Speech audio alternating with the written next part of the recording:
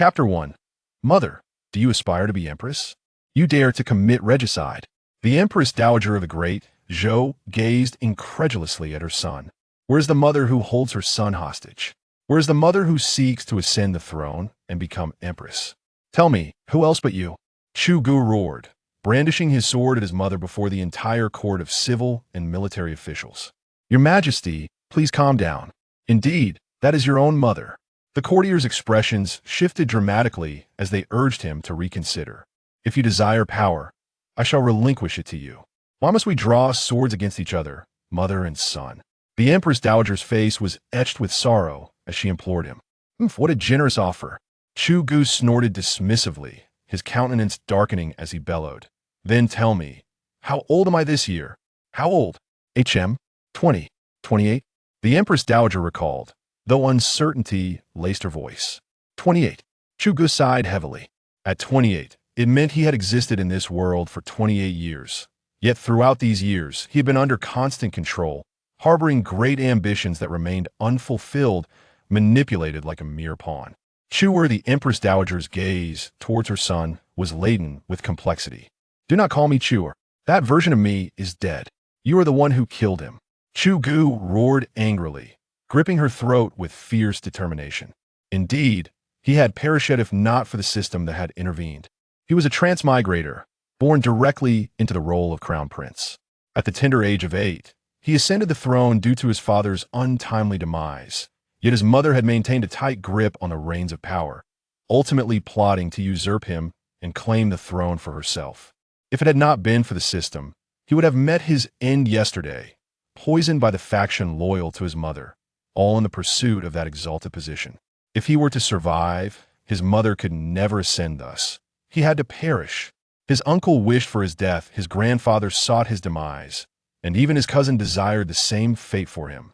Even the Chu clan, his own royal kin, wished him dead, unwilling to acknowledge him as emperor, viewing him as a puppet propped up by external forces, eager to replace him. Not a single soul wished for his continued existence. Release your grip. Such actions are unworthy of an emperor. The prime minister of the great Zhou, Zhao Min, glared fiercely at Chu Gu, pointing an accusatory finger. He was an ally of the Empress Dowager, her maternal uncle. Unworthy? Unworthy? Chu Gu laughed coldly, the laughter abruptly ceasing as his expression hardened. He declared solemnly, "My soldiers, arise." A torrent of yellow sand surged into the palace, engulfing it in a chaotic storm. To their astonishment, the sand began to coalesce, transforming into soldiers clad in golden grains. What? The entire court was gripped by terror, having never witnessed such a phenomenon. My soldiers, advance. With their blood, I shall ascend the throne. Cheer for me. Chu Gu stood upon the dais, arms outstretched. Kill, kill, kill. The sandy soldiers, receiving their command, brandished their spears and advanced relentlessly. What kind of sorcery is this? Exclaimed Chancellor Zhao Min in astonishment. Since the founding of the great Zhou, there had been rumors regarding Taoist magic, yet to his knowledge, these so-called arts were mere tricks designed to deceive. However, what unfolded before his eyes was no illusion, it was strikingly real. Sorcery? Chu Gu sneered, pointing a finger at Zhao Min Pierce. A soldier from a Yellow Sand Brigade, obeying the command, moved like lightning, instantly transforming into a fleeting shadow that lunged at Chancellor Zhao Min. Zhao Min's eyes widened in horror as he looked down at his chest, witnessing the yellow sand spear piercing through his torso, blood gushing forth. Withdraw. Chu Gu waved his arm, and the soldier complied. The spear, equipped with barbs, tore through flesh, dragging out bloody entrails along with the viscera. Thud! Chancellor Zhao Min's eyes bulged as his body collapsed heavily to the ground. This esteemed minister of 3 reigns had met his end. The scene filled everyone with dread. This was no mere illusion. These soldiers were indeed real. Ha! Chu Gu spread his arms wide, laughing maniacally. He had been suppressed for a full 20 years. For 2 decades, this emperor was less than the crown prince. At long last, he had emerged into the light. He is your great uncle. The Empress Dowager cried out hoarsely, her eyes wide with disbelief. Great uncle? Chu Gu laughed, even louder, indulging in his revelry. This man was indeed his great uncle. He had been unaware until now. The very person who had controlled him for 20 years turned out to be his own great-uncle. With a steely gaze, Chugu pivoted and thrust the Emperor's sword into the Empress Dowager's chest, saying, "Thank you for your reminder." Sure. The Empress Dowager lowered her head, gazing at the Emperor's sword embedded in her chest, her face contorted in agony. She had merely wished to reign as Empress for a few years, only for her son to inherit in the end. Was such cruelty truly necessary? Was I truly in the wrong? The Empress Dowager's eyes were clouded with confusion. Chugu leaned closer to her ear, his tone icy. "I will find that wretched offspring of yours. I intend to send her to hell alongside you. Did you ever consult me about your ambition to be Empress? You." The Empress Dowager's eyes widened as she gasped her last breath in torment. "Oof." Chugu coldly scoffed, maintaining an impassive expression as he withdrew the Emperor's sword. His indifference to the Empress Dowager's demise was overshadowed by a sense of satisfaction. This woman had always regarded him as a mere political tool, ultimately treating him as a puppet, summoned at her whim. The only time she required him was during court, forcing him to sit upon the Emperor's dragon throne. But this throne felt more like a bed of nails to Chugu, as he feared the court officials would usurp him, and that the Empress Dowager might depose him. The realm had forgotten that the Great Zhou still had an emperor. The people had neglected the truth that it was the emperor who held the power, not the Empress Dowager. The world had overlooked his existence, and it was time for them to remember that he was indeed the emperor of the Great Zhou. He was the one, now, who dares to say, "I cannot be the sovereign." Chu Ji's eyes, ablaze with fury, glared menacingly at the assembly of incompetents. As he spoke, all the yellow sand soldiers advanced a step forward. "Your Majesty." All the officials chose to recognize the prevailing situation, none daring to oppose Chuj at this moment. Though they acquiesced verbally, their thoughts lingered on calculating their next moves after the court session, for their own safety and lives took precedence above all else. Ding! Congratulations to the host for ascending to the imperial throne, breaking free from the puppet state, and acquiring the War Royal Court. Name: Chuj. Age: 28. Lifespan: unlimited. Imperial might: 20. Ability: the last glory of Shurima, War Royal Court. Title: War Royal Court upgradable. Effect: encompasses the entire palace, maintaining a fixed contingent of 10,000 Imperial Guards, capable of generating 100 selected soldiers from the Xia dynasty to the early Qing dynasty each day. The 10,000 fixed Imperial Guards cannot leave the confines of the capital. Title: the last glory of Shurima. Effect: soldiers arise from the sands. Invulnerable and indomitable one sand soldier is obtained daily, currently possessing 100 sand soldiers. Upon receiving this notification, a faint smile graced Chuj's lips. The rewards were finally in hand, and it was time to put an end to the court's incompetence. "Kill!" Chuj commanded, pointing his sword forward. "Kill!" The sand soldiers brandished their spears, lunging at the officials present.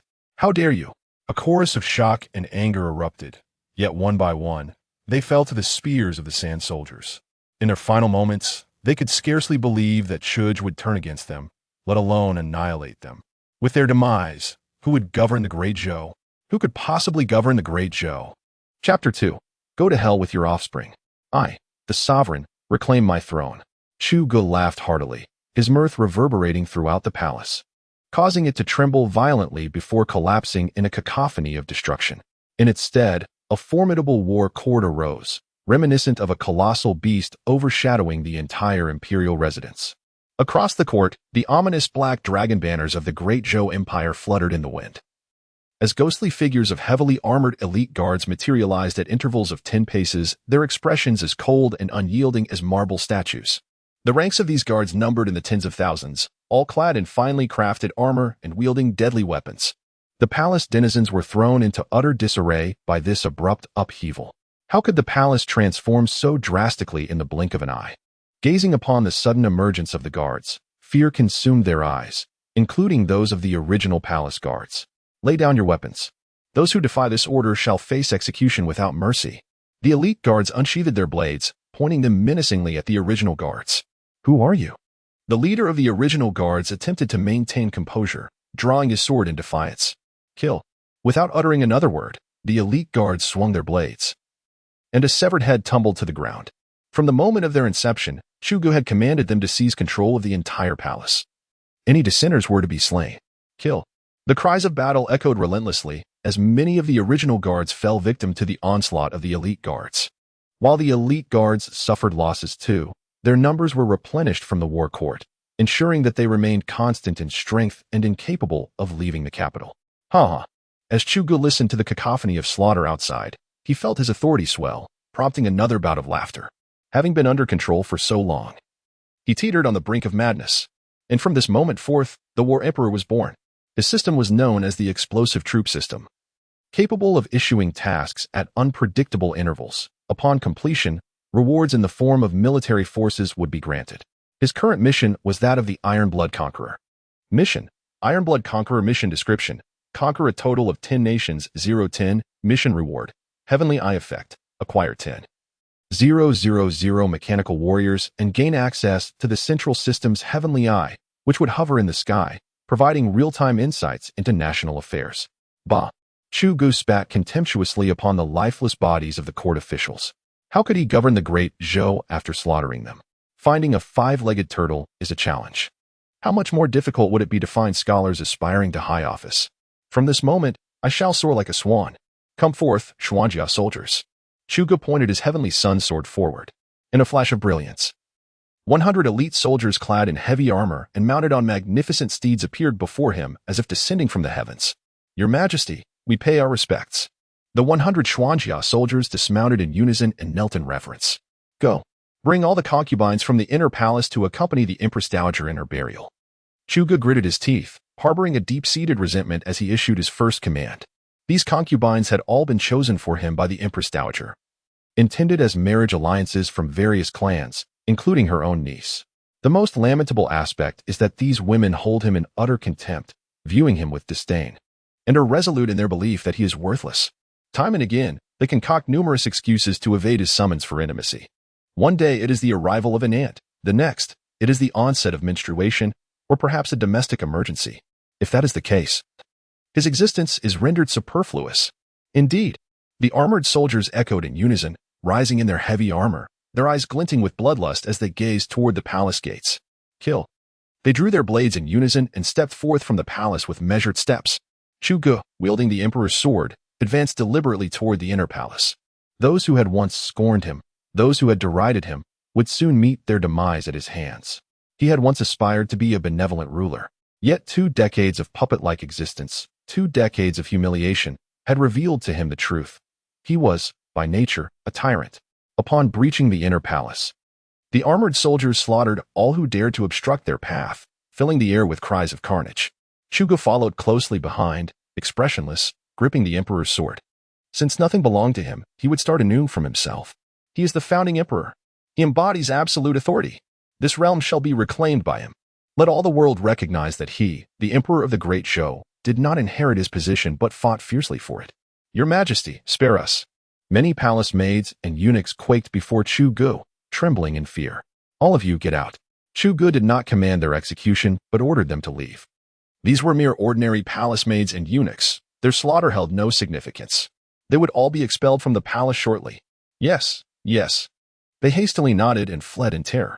Chuji's first destination was his queen's palace, Kuan-Ning Palace. She was his mother's niece and his queen. The queen had never regarded him with respect, her disdain glaringly evident. This was no surprise, for his mother's kin, the Wu family, were not only chancellors of the great Zhou, but also commanded an army of 200,000 at the borders. This was the very reason his mother dared to defy the world and declare herself empress in his stead.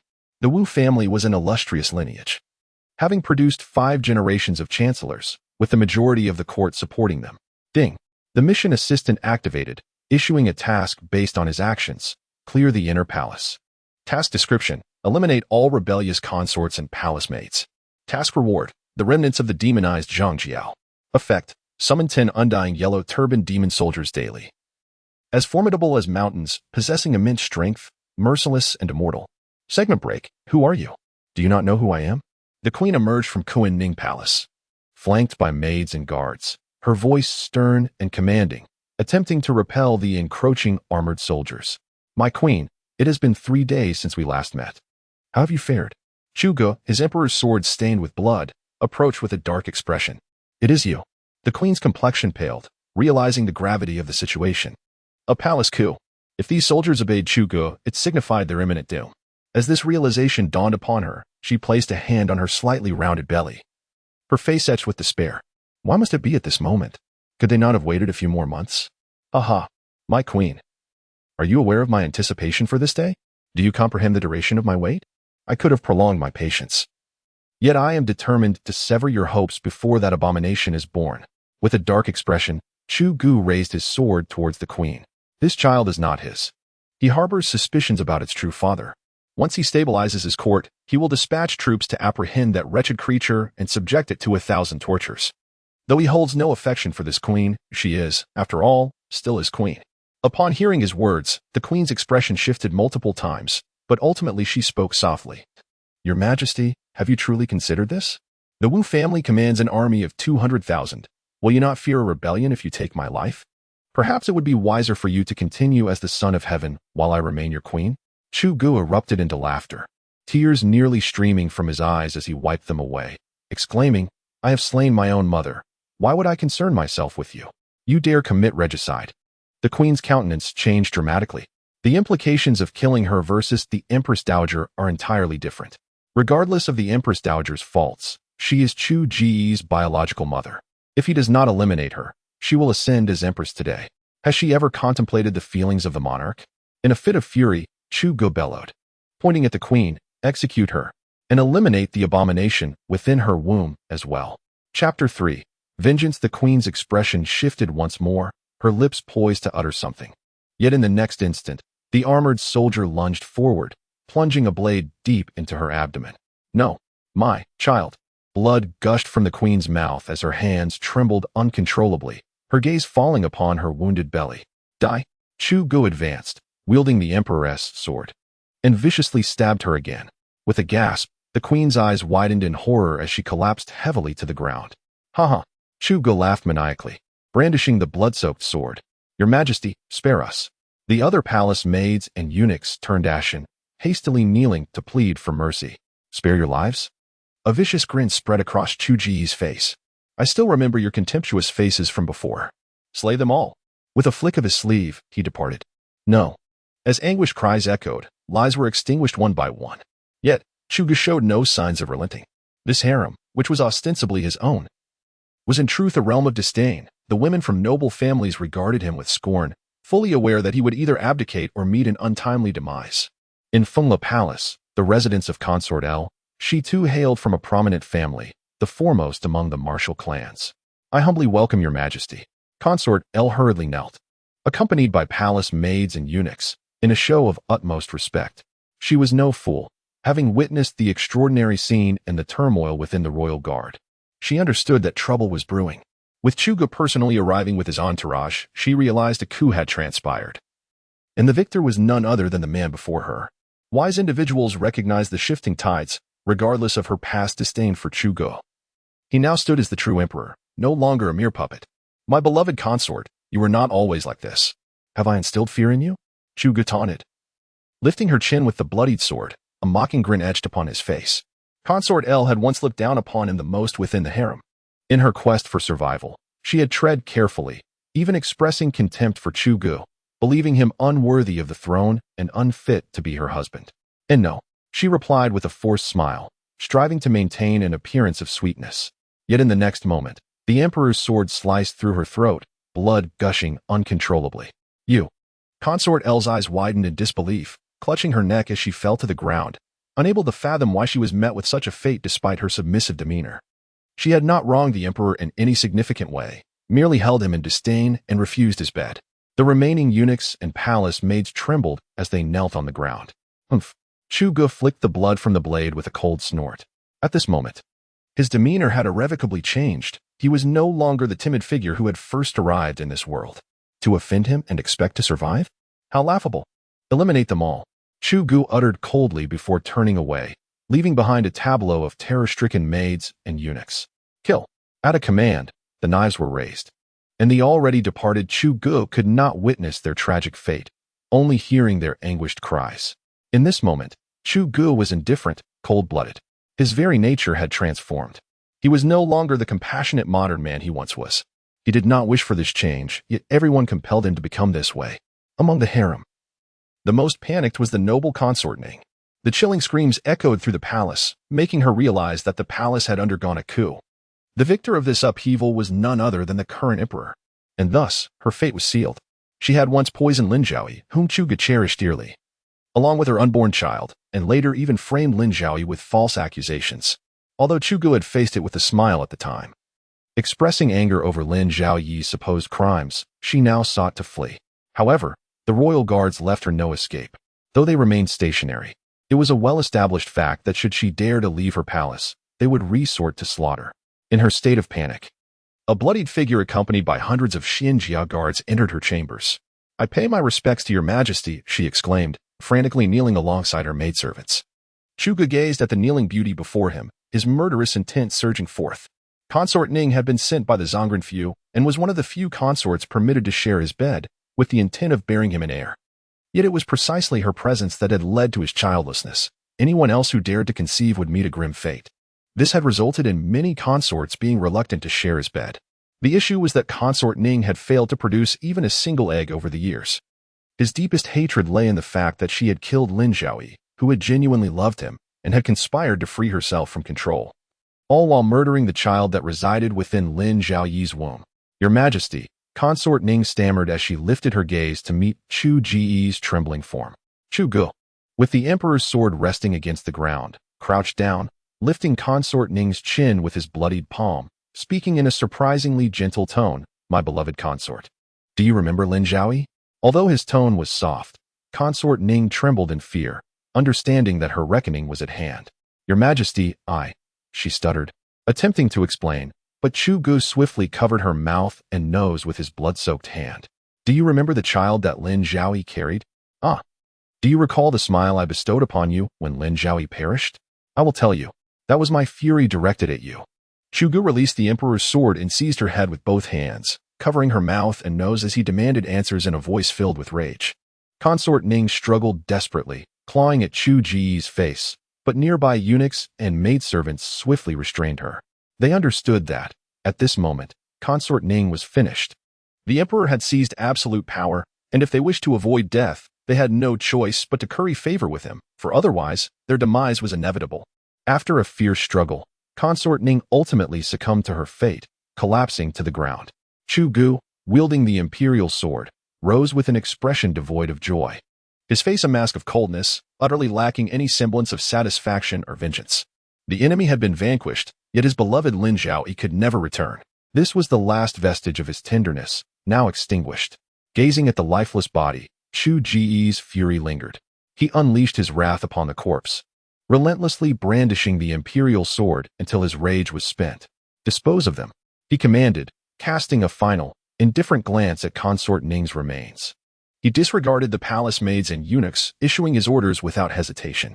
"No, Your Majesty, you cannot," they pleaded in panic. "We can be loyal to you. We can serve you." Yet, what awaited them was the cold steel of his blade. Chu Ji's countenance remained icy as he wielded the bloodied imperial sword, cutting a path through the entire palace, leaving no enemy unscathed. By this point, his body was drenched in blood, the dragon robe nearly stained crimson. How intriguing. So utterly intriguing. Was this the essence of power? Chu Gu produced a handkerchief, attempting to wipe the blood from his hands, but the more he rubbed, the greater the crimson stain became. The handkerchief was soaked in red, mirroring his own sanguine state. Yet, he paid it no mind. This was his hue. This was merely the beginning, just the beginning. Chapter 4. Assault on the Ancestral Hall. This cumbersome dragon robe is utterly vexatious. With a fierce rip, Chu Gu tore apart the hindering garment, discarding the remnants onto the ground. Ding.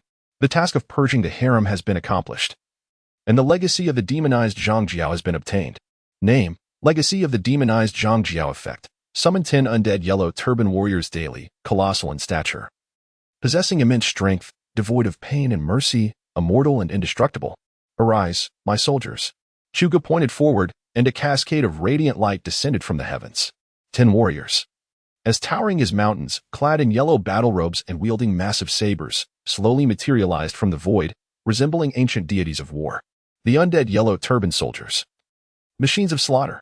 You, the scions of the imperial clan, your time has come. Chuga glared with clenched teeth in the direction of the ancestral hall. Though he held the esteemed title of emperor, he was not supported by the ancestral hall. His ascension was merely orchestrated by his maternal relatives. The ancestral hall held him in contempt, seeking merely to replace him with another emperor or to ensure he produced an heir, rather than solidifying his reign. Noble consort Ning is one of their own. It is precisely for this reason that she has acted with such impunity. This debt must be settled. I shall settle it. Settle, settle, settle. No one shall escape. At this moment, I am a beast of vengeance, disregarding everything, determined to shatter all rules and orders, to re-establish my empire. All remnants of the old era deserve demise. Here I come, do not flee. Chuga menacingly wielded the emperor's sword, advancing step by step. Ding. The task assistant has activated, issuing a new mission, the Soul Royal Family. Mission description: eliminate all imperial signs within the capital to become the Soul Royal Family. Mission reward: I am the Grand General of Heavenly Strategy. Effect: acquire 500 well-equipped Xuanjia soldiers, and when present on the battlefield. Gain martial prowess bonuses akin to Li Shimin, with soldiers' morale peaking. Break line: Ancestral Hall at this moment. The Ancestral Hall had become acutely aware of the upheaval within the palace. Situated adjacent to the royal palace, it too fell within its domain. The sudden appearance of guards and the transformation of the palace prompted a flurry of discussions among them. Could it truly be the will of heaven? Prince Yu pondered, gazing at the ascending royal court.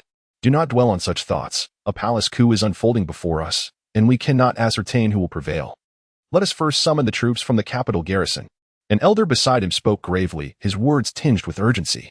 He was Prince Rong, the steward of the Ancestral Hall. At this moment, he was profoundly anxious. If this coup was instigated by the Empress Dowager, it would spell disaster. Regardless of whether this miracle is genuine, the Chu family is finished. Let us not panic. Even if that sorceress declares herself Empress, she would not dare to alter the state title. In a century, it will still belong to the Chu family. Perhaps our sovereign has triumphed? Perhaps this is a divine omen from the heavens? Prince Yu jested lightheartedly. Are you deceiving yourself? That puppet emperor? Prince Rong scoffed disdainfully. Is it truly that puppet emperor? The one who must report every step he takes? The emperor devoid of loyal followers? An emperor incapable of safeguarding his own offspring? How could such an emperor be deemed the mandate of heaven? He has occupied the throne for 2 decades and is now 28 years old. If miracles were to occur, they would have manifested by now. Indeed, a mere puppet emperor? How ludicrous. Ha ha ha. This is the most amusing jest I have ever encountered. The other noble families deliberating strategies here also burst into laughter. It is utterly implausible. I am not that puppet emperor. I am the tyrant who will slay you all. Chuga, clad in blood-stained armor, entered, dragging a corpse behind him, flanked by hundreds of armored soldiers. The path was marked by a long trail of blood. And the body he brought was none other than the left minister of the imperial clan, the Prince of Beha. You. Prince Rong pointed at Chuga, his face a mask of shock and disbelief. The others from the imperial clan were equally astonished. They never anticipated that, amidst this upheaval, Chuga would emerge victorious. With an impassive expression, Chuga cast the corpse at Prince Rong's feet and intoned, "Greetings, my dear uncle." And his gaze slowly shifted to Prince Yu. "My beloved elder brother." Prince Yu remained silent, as did Prince Rong. They fell into silence, but the other noble youths could not contain themselves. A middle-aged man stepped forward, indignantly chastising, "You wretched spawn. Do you comprehend the gravity of your actions? He is your uncle." "Uncle? Ha ha." Chuga laughed heartily before his expression turned cold. With a mere gesture, he commanded, "Dispose of him." An armored soldier rushed forward, executing a swift strike. The victim could hardly react before his head rolled to Chu Ji's feet. This spectacle left the previously boisterous crowd in a state of panic. Their faces drained of color as they bowed their heads in fear. In that moment, they realized that this puppet emperor had transformed. He now possessed the power to determine their fates. "Who am I to you?" Chuga inquired, grinning as he stepped upon the severed head. The crowd, like startled birds, averted their gazes, fearing that the next strike would land upon their own necks. "Does no one know?" Chuga trampled the head beneath his foot, posing a question with every stomp. No one dared to respond. Finally, Prince Rong, witnessing Chu Ji's humiliation of the royal family, could no longer restrain himself. "Enough. Since you have seized power, we shall recognize you as emperor." It was an outcome Chuga neither desired nor anticipated. He believed that if he had indeed taken control, they could have acknowledged him as emperor without such disgrace. "I am the emperor," Chuga retorted with a cold snort, kicking the head towards Prince Rong. "Eliminate them." With a wave of his hand, he turned to leave, offering no further words or intentions of debate. It was futile. Everything was devoid of meaning. When I found myself in the depths of despair, you did not come to my aid. I bear no grudge against you for that. However, your treachery behind my back will be etched in my memory for a lifetime. When I attain success, you will hold no significance, nor any reason to exist. You. The crowd gasped in shock, yet before they could utter a word, they were met with the chill of glistening blades. In an instant, bodies fell one after another, and many fled in desperation, only to find their escape routes blocked. Where could they possibly flee? Attempting to breach the ranks of heavily armored soldiers was but a futile dream. Chugo, do you truly wish to eradicate the entire royal lineage? Without us, who will assist you in governing the realm? Those foreign ministers? The Prince of Rome bellowed his accusations at Chugo. Humph. Chugo paused momentarily, letting out a soft scoff before continuing on his path. As he strode forth, the anguished cries of the crowd fell upon deaf ears. His heart enveloped in a profound chill. This was not yet the conclusion. These were merely the royal relatives from the ancestral hall, and many more had yet to arrive. Furthermore, the entire city was not yet under his control. He needed to eliminate those royal relatives and summon the armored soldiers. Only then could he truly claim dominion over the capital. Chapter 5. General Sun Meikai of Kyoto proceed to seize the city gates. Should you encounter any obstruction, eliminate them without hesitation, commanded Chudge to the soldiers of Hua Sha and the Yellow Turbans. These two groups of warriors were extraordinary, their prowess formidable, even with merely 110 men. They could dominate the entire situation. Let us not speak of anything else. Do the soldiers not tremble at the sight of the sand-formed Hua Sha warriors? Do they not quail before the towering and mighty Yellow Turbans? If they are unafraid, then I shall deem you formidable. With a low murmur of agreement, the two factions set forth in the cardinal directions of southeast, southwest, northeast, and northwest. The capital of the great Zhou kingdom boasted only 4 gates, unlike the 9 found in Beijing. This, of course, is merely a shorthand. The Imperial Guard dispatched half their number to maintain order within the city, leaving 1,000 to continue their duty at the palace, while the remaining soldiers accompanied me. Having allocated his forces, Chudge waved his hand and advanced towards the royal residence. However, as they commenced their march, a commanding officer clad in armor, accompanied by over 1,000 soldiers, obstructed Chudge's path. Chudge recognized this general. He was Sun Meikai, the military commander of the capital. The governance of the great Zhou kingdom's capital adhered to the system of a general rather than the 9 gate supervisors. The general oversaw all city guards, akin to the gate supervisors, yet wielded greater authority. Prepare the troops for battle. Chudge raised his hand, and instantly, all soldiers readied their bows, poised to unleash their arrows at his command. My apologies for arriving late to your rescue, your majesty. Sun Meikai, garbed in armor, knelt on one knee, his soldiers mirroring his gesture of submission. Chudge's icy gaze fixated on the kneeling general. Sun Meikai remained motionless, kneeling in earnest sincerity. This was an investment. Sun Meikai was investing in him. After a prolonged scrutiny, Chudge finally averted his gaze and stated, I recall you hail from the Wu family. Do I not? The Wu family, in their ignorance of the heavenly mandate, sought to wield the emperor's power to command the feudal lords. I have long disdained their actions and have intended to rescue your majesty. Sun Meikai hastily pledged his loyalty. Chudge, however, remained unmoved by these words. How could he be oblivious to their weight? Had the Empress Dowager triumphed, Sun Meikai would have been flattering her, or even the Empress herself. It was implausible that he would genuinely rebel against the Wu family to save him. Now that he had emerged victorious, Sun Meikai sought to ally with him. Noting Chudge's indifference, Sun Meikai pressed on, Your Majesty, in truth, I harbor an irreconcilable enmity with the Wu family. Every word I have spoken is veracious. Oh, is that so? Chudge's demeanor remained frosty. He was indifferent to the truth of the statement and unconcerned whether Sun Meikai was loyal or treacherous. When I require your service, you are loyal. When I do not, you become treacherous. Be it a wastrel or a prodigy, if you are not utilized by me, you shall meet your demise. Conversely, even a fool shall be spared, provided he stands on the right side and obeys diligently. Yet, it was evident that Sun Meikai had not aligned himself with him. These are no idle words. This is the secret missive from Lady Linzhao. Sun Meikai hastily produced a stack of envelopes from his bosom and respectfully presented them to Chugo. Upon receiving them, Chu Ji's expression shifted, signaling the Xuanjia soldiers to retrieve the letters for inspection. Upon examination, it was indeed confirmed that these were the notes of his beloved concubine, complete with secret codes. Sun Meikai had pledged his allegiance, but ironically, just after his promise, Lin Jiaoyi was granted death. Chu Gu closed his eyes and exhaled deeply, gripping the envelopes tightly in his hand. Your Majesty, my soldiers share an intense hatred for our foes and are ready to heed your commands, Sun Meikai added once more. This was his bargaining chip, his sole leverage. Presently, aside from Chu Ji's soldiers and the Imperial Guard, only his troops remained, while the rest were merely minor officials of no consequence. It could be said that with his support, victory was assured. Henceforth, the skies would be high for the dragon to soar. The dream of soaring to the heavens was no longer a fantasy. Chu Gu opened his eyes, dismissively waving his hand. Rise. I shall now pursue the brigands. You shall lead the charge. Are you prepared for this? Rest assured, Your Majesty. My sword shall be your sword.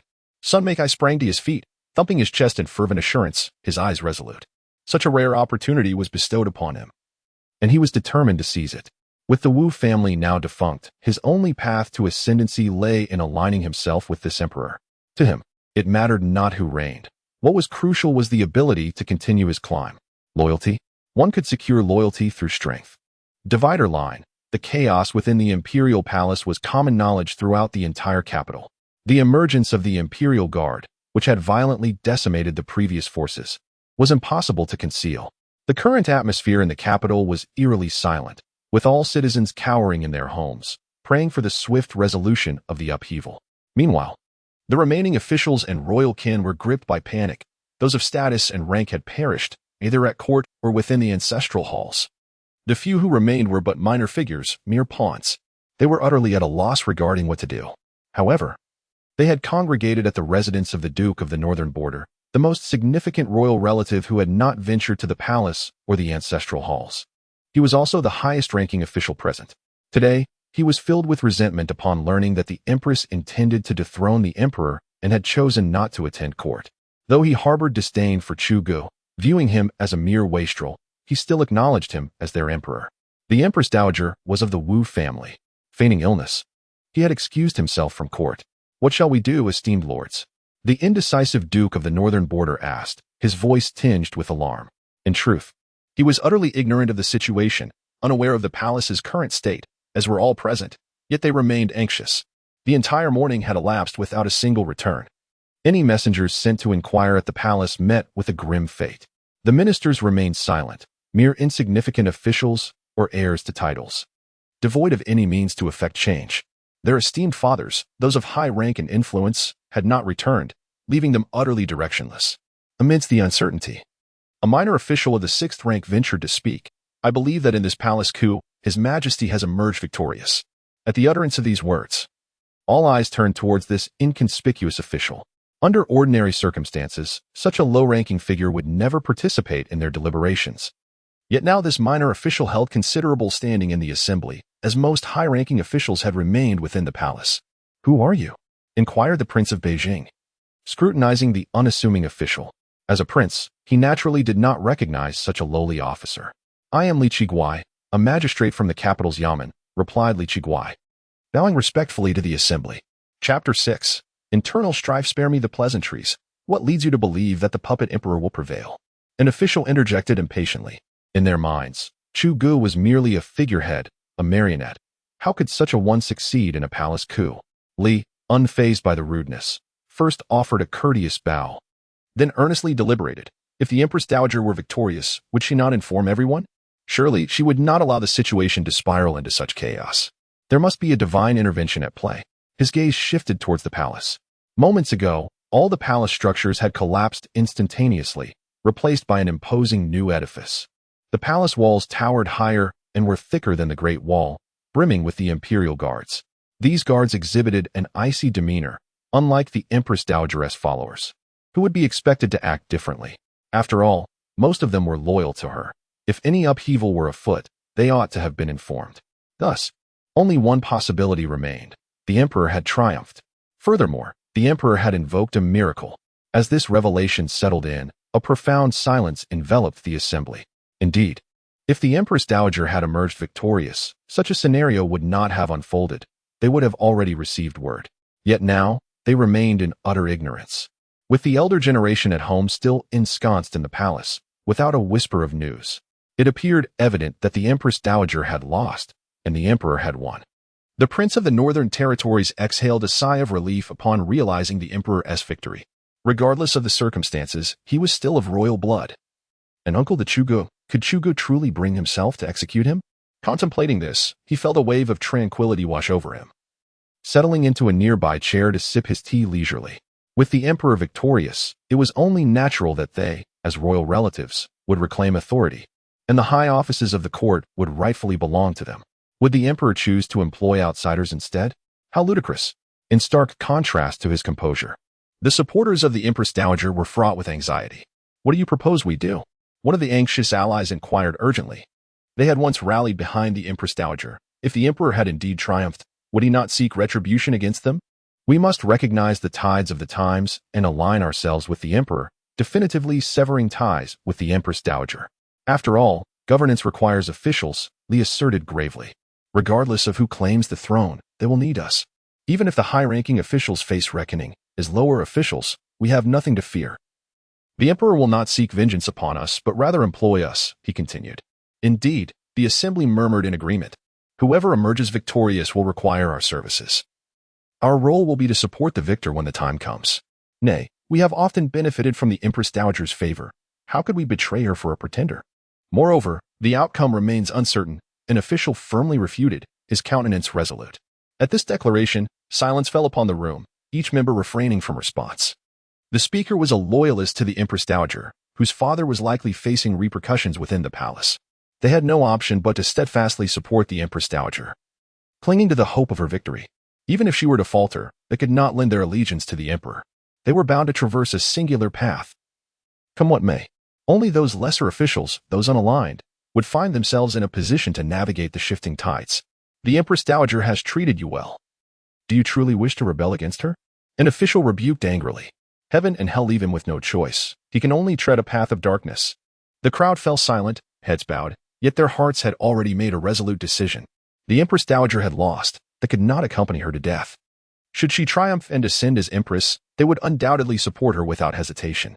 However, it was evident that she had failed. And thus they must now rally behind the Emperor. You traitorous lot. Traitors. The official berated vehemently. Humph.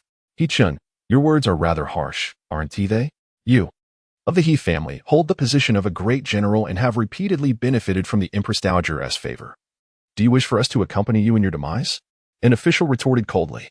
Zhangze, have you not also received the Empress Dowager's grace? He-chun demanded furiously. That is what I am entitled to. Had I not allied with her, my merits would have been claimed by another, Zhangze scoffed. He was indeed capable, and he boldly asserted that his current position was earned through his own merit. Yet, without a powerful patron, in the end, his accolades would belong to others while he alone bore the consequences. He had no choice but to align himself with the Empress Dowager's faction, ensuring that his achievements remained his own. Now that she had fallen, he could not afford to be implicated alongside her. You. He-chun's forehead throbbed with anger, pushing him to the limit as he approached Zhangze, intent on seizing his collar. But Zhangze showed no mercy, delivering a kick to He-chun's abdomen, sending him sprawling to the ground. You dare strike me? You, a mere officer in the Ministry of War, dare to lay a hand on me? He-chun lay on the ground, clutching his stomach, disbelief etched across his face. His father was a general.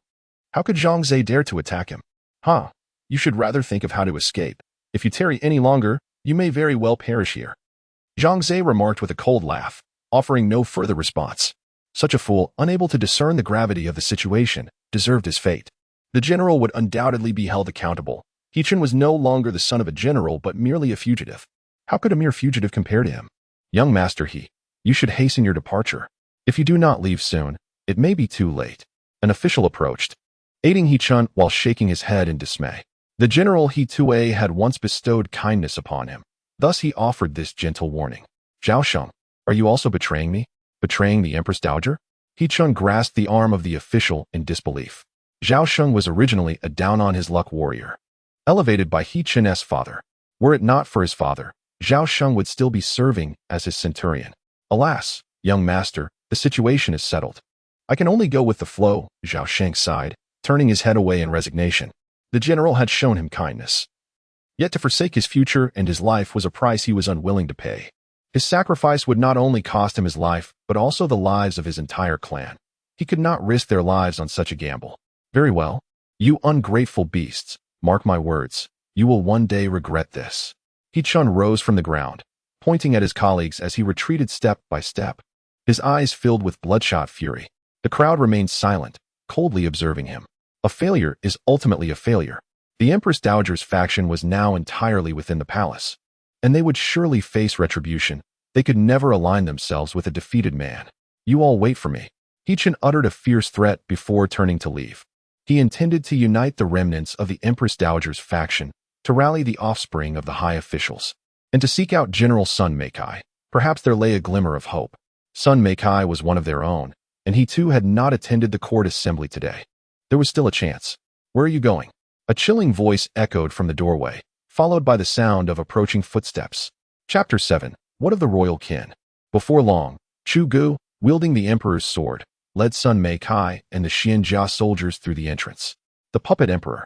He-chun's expression changed dramatically, his heart gripped by despair. It was over. The appearance of Chu Gu signified that all had been settled. The Empress Dowager's faction had been utterly defeated. Others exchanged glances and hurriedly knelt, exclaiming in unison, "We humbly pay our respects to your majesty." Chu Ji's icy gaze scrutinized them, yet he offered no response. Time seemed to freeze at that moment as silence enveloped them. This was a trial, a judgment that determined their very existence. Fear permeated the hearts of all present. An overwhelming dread that Chu Gu might execute them all. Yet, the royal kin of the Northern Territory remained an exception, harboring a subtle thrill. The Chu family had ascended to power. This indicated a possibility for their own rise. Regardless of their past disdain for Chu Gu, whether they had aided him or not, one immutable fact remained. He bore the surname Chu. Sun Meikai? In his fury and despair, He-chun suddenly spotted Sun Meikai, flanked by two Xianjia guards, and his rage ignited. The treacherous Sun Meikai had betrayed them. This was their sole opportunity for a reversal, their only chance. Boldly, "You dare not kneel before his majesty." Sun Meikai cast a glance at Chu Gu, noting his lack of reaction, and with a roar, he drew his sword, striking down towards He-chun. "You dare to kill me?" He-chun bellowed, incredulity etched across his face. Yet, no matter how vehemently he protested, the blade did not falter. And soon a bloodied head rolled to the ground. This scene instilled terror in the hearts of the onlookers, who trembled on their knees. The son of the great general had perished just so. What fate awaited them? Chu Gu observed their quaking forms with indifference. These individuals would be the last batch. Once they were exterminated, the capital would fall under his dominion. Some among them could be spared for tasks, while others were destined for death. The faction of the Empress Dowager must perish. Regardless of their circumstances or motivations, they had to die. As silence lingered, an official cautiously lifted his gaze to Chu Gu. "Your Majesty?" At this, Chu Gu finally reacted, issuing a cold command. "The Empress Dowager's faction shall stand to the right, the other factions to the left, and those without faction shall stand in the center." The assembly dared not disobey. Even knowing they would face retribution, they complied, positioning themselves obediently. This affair would be unraveled with but a cursory investigation. Their attempts at deception would not succeed. Moreover, they did not believe Chu Gu would directly execute them. With the current void in the capital's officials, as long as they demonstrated their utility, they would be spared. Before long, they were segregated into 3 distinct groups, standing together in compliance. No, more accurately, there were 4 groups. Another faction remained, the royal kin, still kneeling in place. They believed that their previous affiliations, or lack thereof, were irrelevant to them. Who were they? They were the royal kin. The path I tread is not shared with these officials. Even if they did not previously support Chu Gu, eliminate them all. Chu Gu coldly commanded Sun Meikai. What? Sun Meikai turned back in astonishment, believing he had misheard. The others also changed their expressions, hurriedly pleading for mercy. "Your Majesty, we are willing to pledge our loyalty to you. We were merely forced into our previous actions. We beseech your Majesty to spare our lives. Indeed, your Majesty, if we do not align ourselves with the Empress Dowager's faction, they will turn against us. We are helpless." "What? Do you require me to repeat myself?" Chu Ji's eyes, devoid of warmth, cast a frigid glance at Sun Meikai. Startled, Sun Meikai immediately shouted, "Did you hear that? All soldiers, execute them." He brandished his sword and stepped forward, understanding that this was a test of loyalty. The previous demonstration was insufficient, and he must eradicate the Empress Dowager's supporters entirely. "Kill." With a wave of his hand, his soldiers surged forward, swords drawn. These officials, accustomed to wielding mere sticks, stood no chance against the armored soldiers. Cries of anguish filled the air as bodies fell one after another. Your Majesty, I am useful. I am useful. Zhangze hastily knelt, shouting loudly. I am also useful. I am also useful. Zhao Sheng echoed in desperation. Humph. Chu Ji's gaze remained icy, devoid of any emotion. Useful? Everyone claims to be useful when facing death, but utility is not for oneself to determine. If I declare you useless, then you are indeed useless. Sun Meikai glanced back at Chu Gu, seeing only endless coldness, no trace of sympathy, and without hesitation, he swung his sword. Hesitation leads to death. Those who hesitate now lie before him. This emperor was unlike any before. He was a tyrant. Ultimately, two heads rolled to the ground. Perhaps they were talented. Perhaps their abilities were formidable, but they had chosen the wrong faction. Yet, Chu Gu demanded their demise, and thus they must die. If it were 10 years prior, their talents might have spared their lives, but this was not a decade ago. From the moment Lin Zhaoyi passed, from the moment his children perished, his heart had turned icy, with only the pursuit of power in his sight. He sought to have the Empress Dowager's faction and the royal clan accompany his wife and children in death. Call him a tyrant, call him mad. In any case, he had already lost his sanity. Your Majesty, all traitors have been eliminated. Sun Meikai knelt before Chu Gu. At that moment, he was drenched in blood. Yet he appeared oblivious, kneeling in front of Chu Gu. What about them? Chu Ji's cold eyes turned toward the royal relatives. This. Sun Meikai was taken aback. Did the emperor mean to execute the royal relatives as well? But they were all the emperor's kin. Your Majesty, what do you mean? The royal relatives were also stunned. Their previously relaxed expressions suddenly transformed into grave concern. What does it mean? Is my intent not abundantly clear? Chu Gu sneered. Their existence obstructed him, indeed. Not for any other reason, but for those 500 armored soldiers, they too must perish. After all, these individuals have never regarded him as significant. They are merely leeches. Draining life? With so many imperial relatives already slaughtered in the imperial clan court and the court, how could these few possibly escape? None can evade their fate. Just as he could not save Lin Zhaoyi when she died. He shall never forget. Never. Noble consort Ning belonged to the imperial clan court. At that time, he made an attempt to rescue her, but it was futile, utterly futile. No one heeded his pleas, and escape was beyond reach. Helplessly witnessing the death of his beloved consort, he can never erase from his memory the look she cast upon him in her final moments. Perhaps from that instant, his heart became devoid of emotion. What remained was merely brutality and hatred. Love had once graced his life, only to wither before his eyes. The desire to save yet unable to do so, a profound sense of powerlessness. It is a deep-seated hatred. Chapter 8. The Chancellor's unyielding will. After all, I am your uncle. The Duke of the Northern Territory gazed incredulously at Chu Gu. Regardless of the circumstances, they were indeed relatives, and he was an elder to Chu Gu. Should Chu Gu proceed to slay them, he would be committing an unparalleled atrocity, even as emperor. The massacre of so many royal kin would earn him the title of tyrant in the eyes of the world. The other royal relatives shared the same disbelief, unable to fathom that Chu Gu truly intended to kill them. They were family. The court and the House of Lords have all been exterminated by me. What do you think? Chu Gu sneered. What? Gasps of shock rippled through the crowd. Not only them, but even the surviving officials nearby were taken aback. The entire court and the House of Lords had been wiped out? This was utterly insane. Fear coursed through them, leaving their hair on end, as a chilling sensation gripped their hearts. At the same time, those officials silently expressed relief for having not aligned themselves with the Empress Dowager. Otherwise, they would have met the same fate. They were equally alarmed by the emperor's ruthlessness and cruelty. To eliminate so many, including numerous relatives, was beyond their comprehension. What kind of cold heart could enact such measures? Is it truly to be this way, even among kin? The Duke of the Northern Territory forced a bitter smile. With a thud, a royal relative fell to his knees, his face ashen and filled with terror as he pleaded, Your Majesty, we were wrong. I shall obey you from now on. Cousin, I too was mistaken. I shall never speak ill of you again. Another young royal, trembling, knelt and repeatedly bowed his head, desperately imploring Chu Gu to spare his life. Almost all the royal relatives sank to their knees, tears and snot streaming down their faces. Yet they dared not cease their supplications, for they knew that Chu Gu was indeed capable of killing them. This was no jest. Do not hesitate.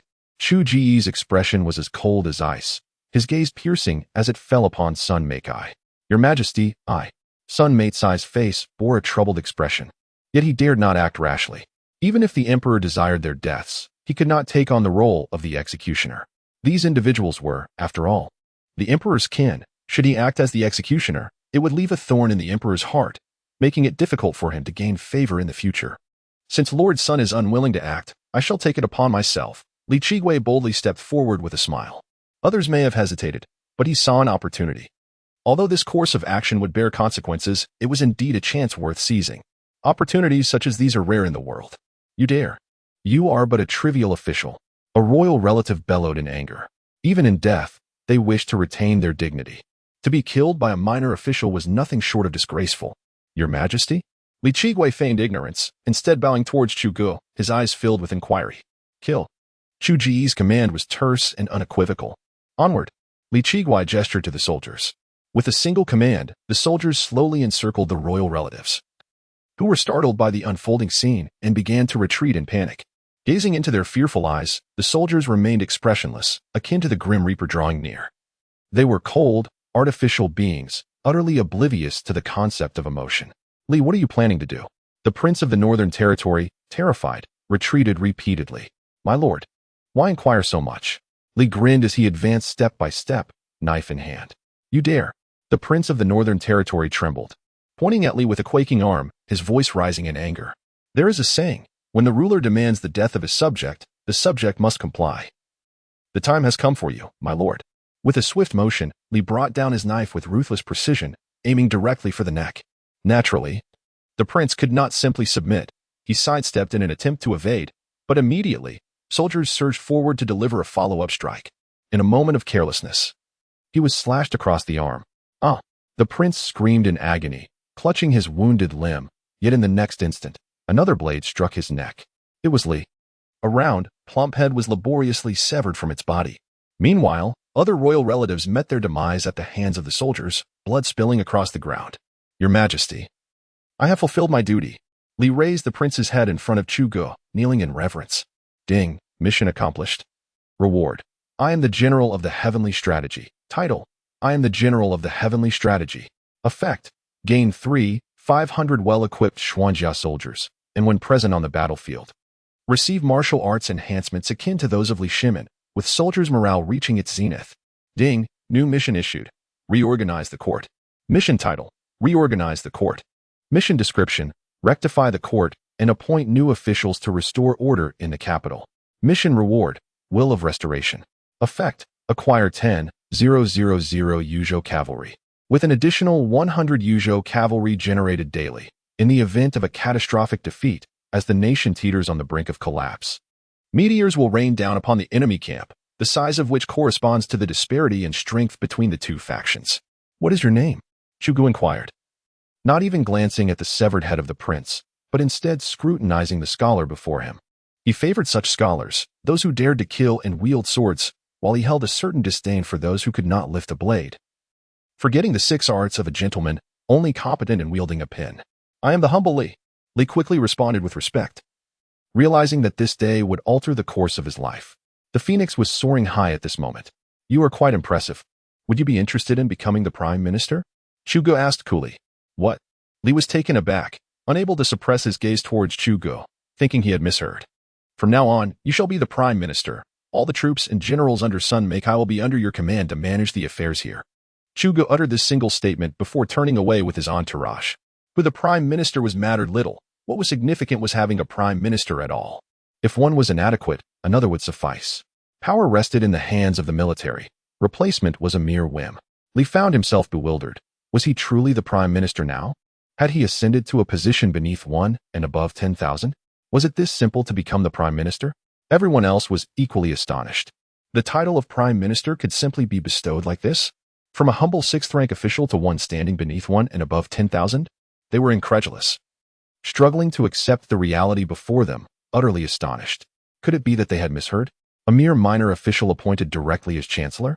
Chu Ge, however, was indifferent to their thoughts. His sole focus was to swiftly restore order to the court and expedite the completion of his tasks. Other matters were of no concern to him. At least for the moment, they were beyond his control. The crisis had not yet abated. The formidable army of 200,000 and the forces scattered throughout the nation remained unresolved. The regional troops were manageable. As long as he refrained from antagonizing the noble families, they would recognize him as their emperor and refrain from rebellion. Yet, the 200,000 frontier soldiers were a different story. They would undoubtedly rise against him. Should any issues arise with the appointed officials, it would be of little consequence. Unsuitable individuals could be replaced without hesitation. There was no scenario in which a replacement could not be found, if necessary. One could simply be executed and another appointed in their stead. The founding emperor embodied such ruthless authority, and he was determined to assume that role. Only a founding emperor possessed absolute power. This nation required a profound transformation, a complete overhaul. Defiance would be met with force, until submission was achieved. At that moment, Sun Meikai felt a twinge of regret, observing Li Qigui with a mix of envy and resentment. Had he known it would come to this, he would have personally taken action. After all, this was the position of chancellor, the esteemed rank of one beneath the emperor yet above all others. Who could have anticipated that his majesty would possess such a disposition? Having been in power for too long, he had become overly politicized, filled with regret that gnawed at him deeply. Just then, Li Qigui regained his composure and hurriedly knelt before Chu Ji's departing figure, expressing his gratitude. "Thank you, your majesty, for your profound favor. I shall serve unto death without hesitation." Chapter 9. The capital garrison. Once Chu Gu had departed, Li's gaze finally lifted to meet the remaining individuals. His eyes ablaze with fervor. It was now his moment to perform. His success or failure hinged upon this very instant. He understood that he was not yet a true prime minister. Only after enduring this trial could he claim the title. To be deemed a genuine prime minister, he must manage the aftermath. Failure to do so would render him a useless minister. He possessed confidence in his ability to rectify the situation. For Chu Gu had left him with 5,000 soldiers. Power is synonymous with authority, a truth he comprehended all too well. After stepping outside, Sun Meikai respectfully inquired, "Your Majesty, where shall we go next?" Chu Gu paused, turned a glance back at him, and replied indifferently, "Do you desire to become the Grand General?" Sun Meicai's pupils contracted, filled with yearning, and he hastily knelt, declaring, "I would never deceive your Majesty. I do wish for it." "Excellent," Chu Gu responded. "I appreciate honest subjects. I hereby command you to seize control of the capital garrison. Should you succeed, you shall henceforth be the Grand General of Dezhou." The capital garrison? Sun Meicai's brow furrowed, his earlier enthusiasm extinguished in an instant. "What? Are you incapable of fulfilling this task?" Chu Ji's gaze bore down on him, an invisible weight pressing heavily upon Sun Meikai. The capital garrison of Dezhou bore similarities to that of the Ming dynasty from the previous life, yet it was distinct. There existed no so-called five armies command, nor did it resemble the 3 great camps of the early Ming or the 12 camps of its later period. In total, there were 10 camps comprising over 50,000 men. These soldiers were managed by a commanding officer, who in turn reported to the general's office. However, the commanding officer had perished during the morning court, leaving these 50,000 men without oversight. "I fear they may not obey your Majesty's edict," Sun Meikai admitted with a bitter smile, grappling with immense pressure. These soldiers were also loyal to the Empress Dowager, and the lower, middle, and even upper-ranking officers were similarly aligned. With the commanding officer now deceased, the possibility of rebellion among these men was not merely a chance, it was highly probable. "Are you suggesting you are incapable?" Chu Ji's tone turned frigid as he scrutinized Sun Meikai, his imposing presence pressing for an answer. The title of Grand General was within his discretion. He could bestow it upon whomever he chose, provided they had the requisite ability. To him, the distinction between treacherous and loyal officials was inconsequential. They were essentially the same. However, those lacking capability belonged only in the refuse, forever denied the chance of redemption. He held no fear of potential rebellion from a Grand General, even if Sun Meikai were to attain that title. The soldiers summoned by the system would only recognize him as their sovereign, granting Sun Meikai merely secondary authority. "Your Majesty, I..." Sun Meikai lowered his head, beads of sweat forming on his brow. He found the emperor's authority overwhelming. Each word felt like a relentless barrage. Yet, he could not accept this task. Should he proceed, he would likely meet his demise at the hands of those within the garrison. This was a perilous mission, one from which few emerged unscathed.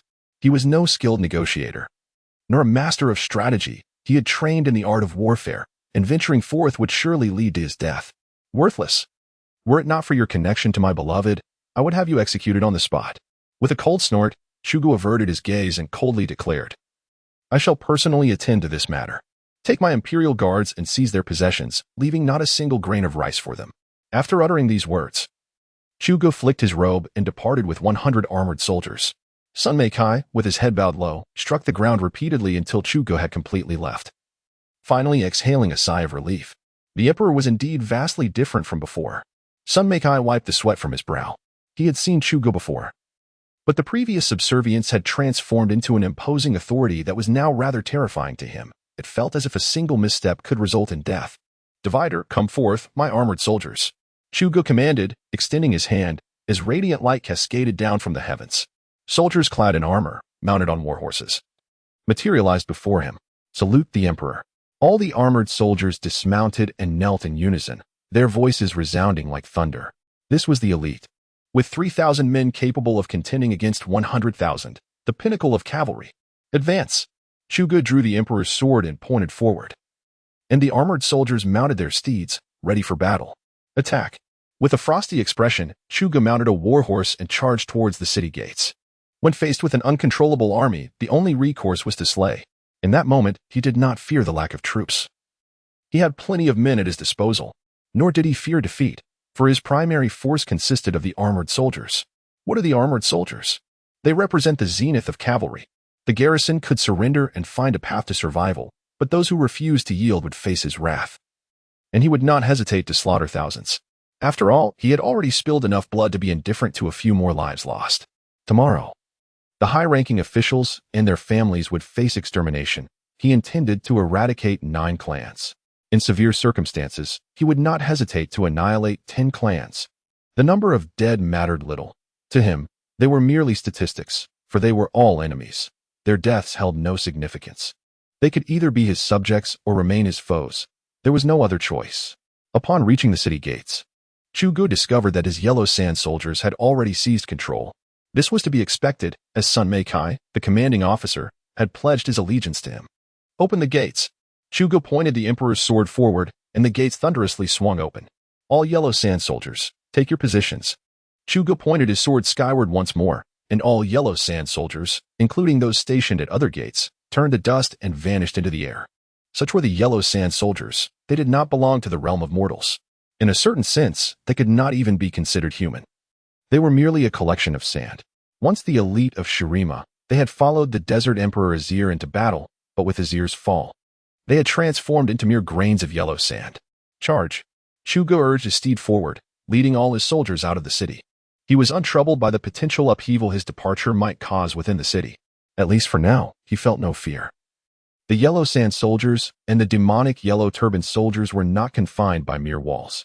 Inside the garrison, the inhabitants remained oblivious to the unfolding events, continuing their drills or slumbering peacefully.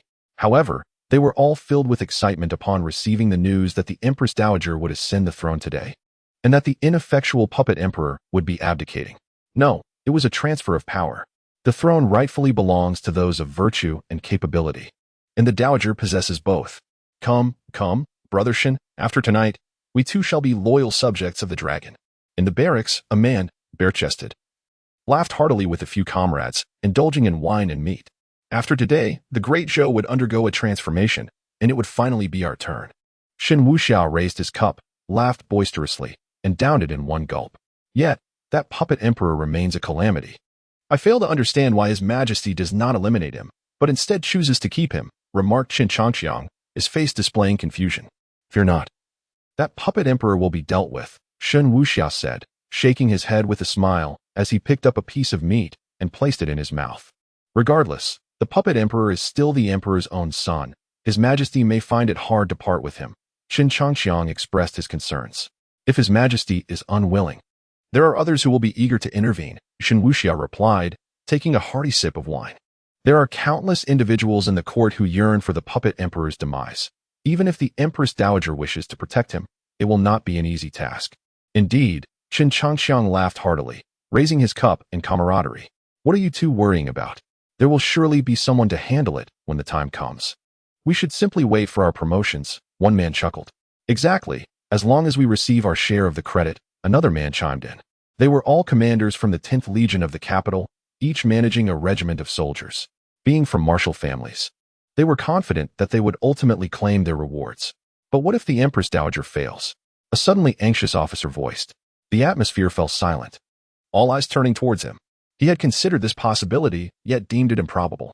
The puppet emperor has no soldiers and not a single ally. How could he possibly prevail?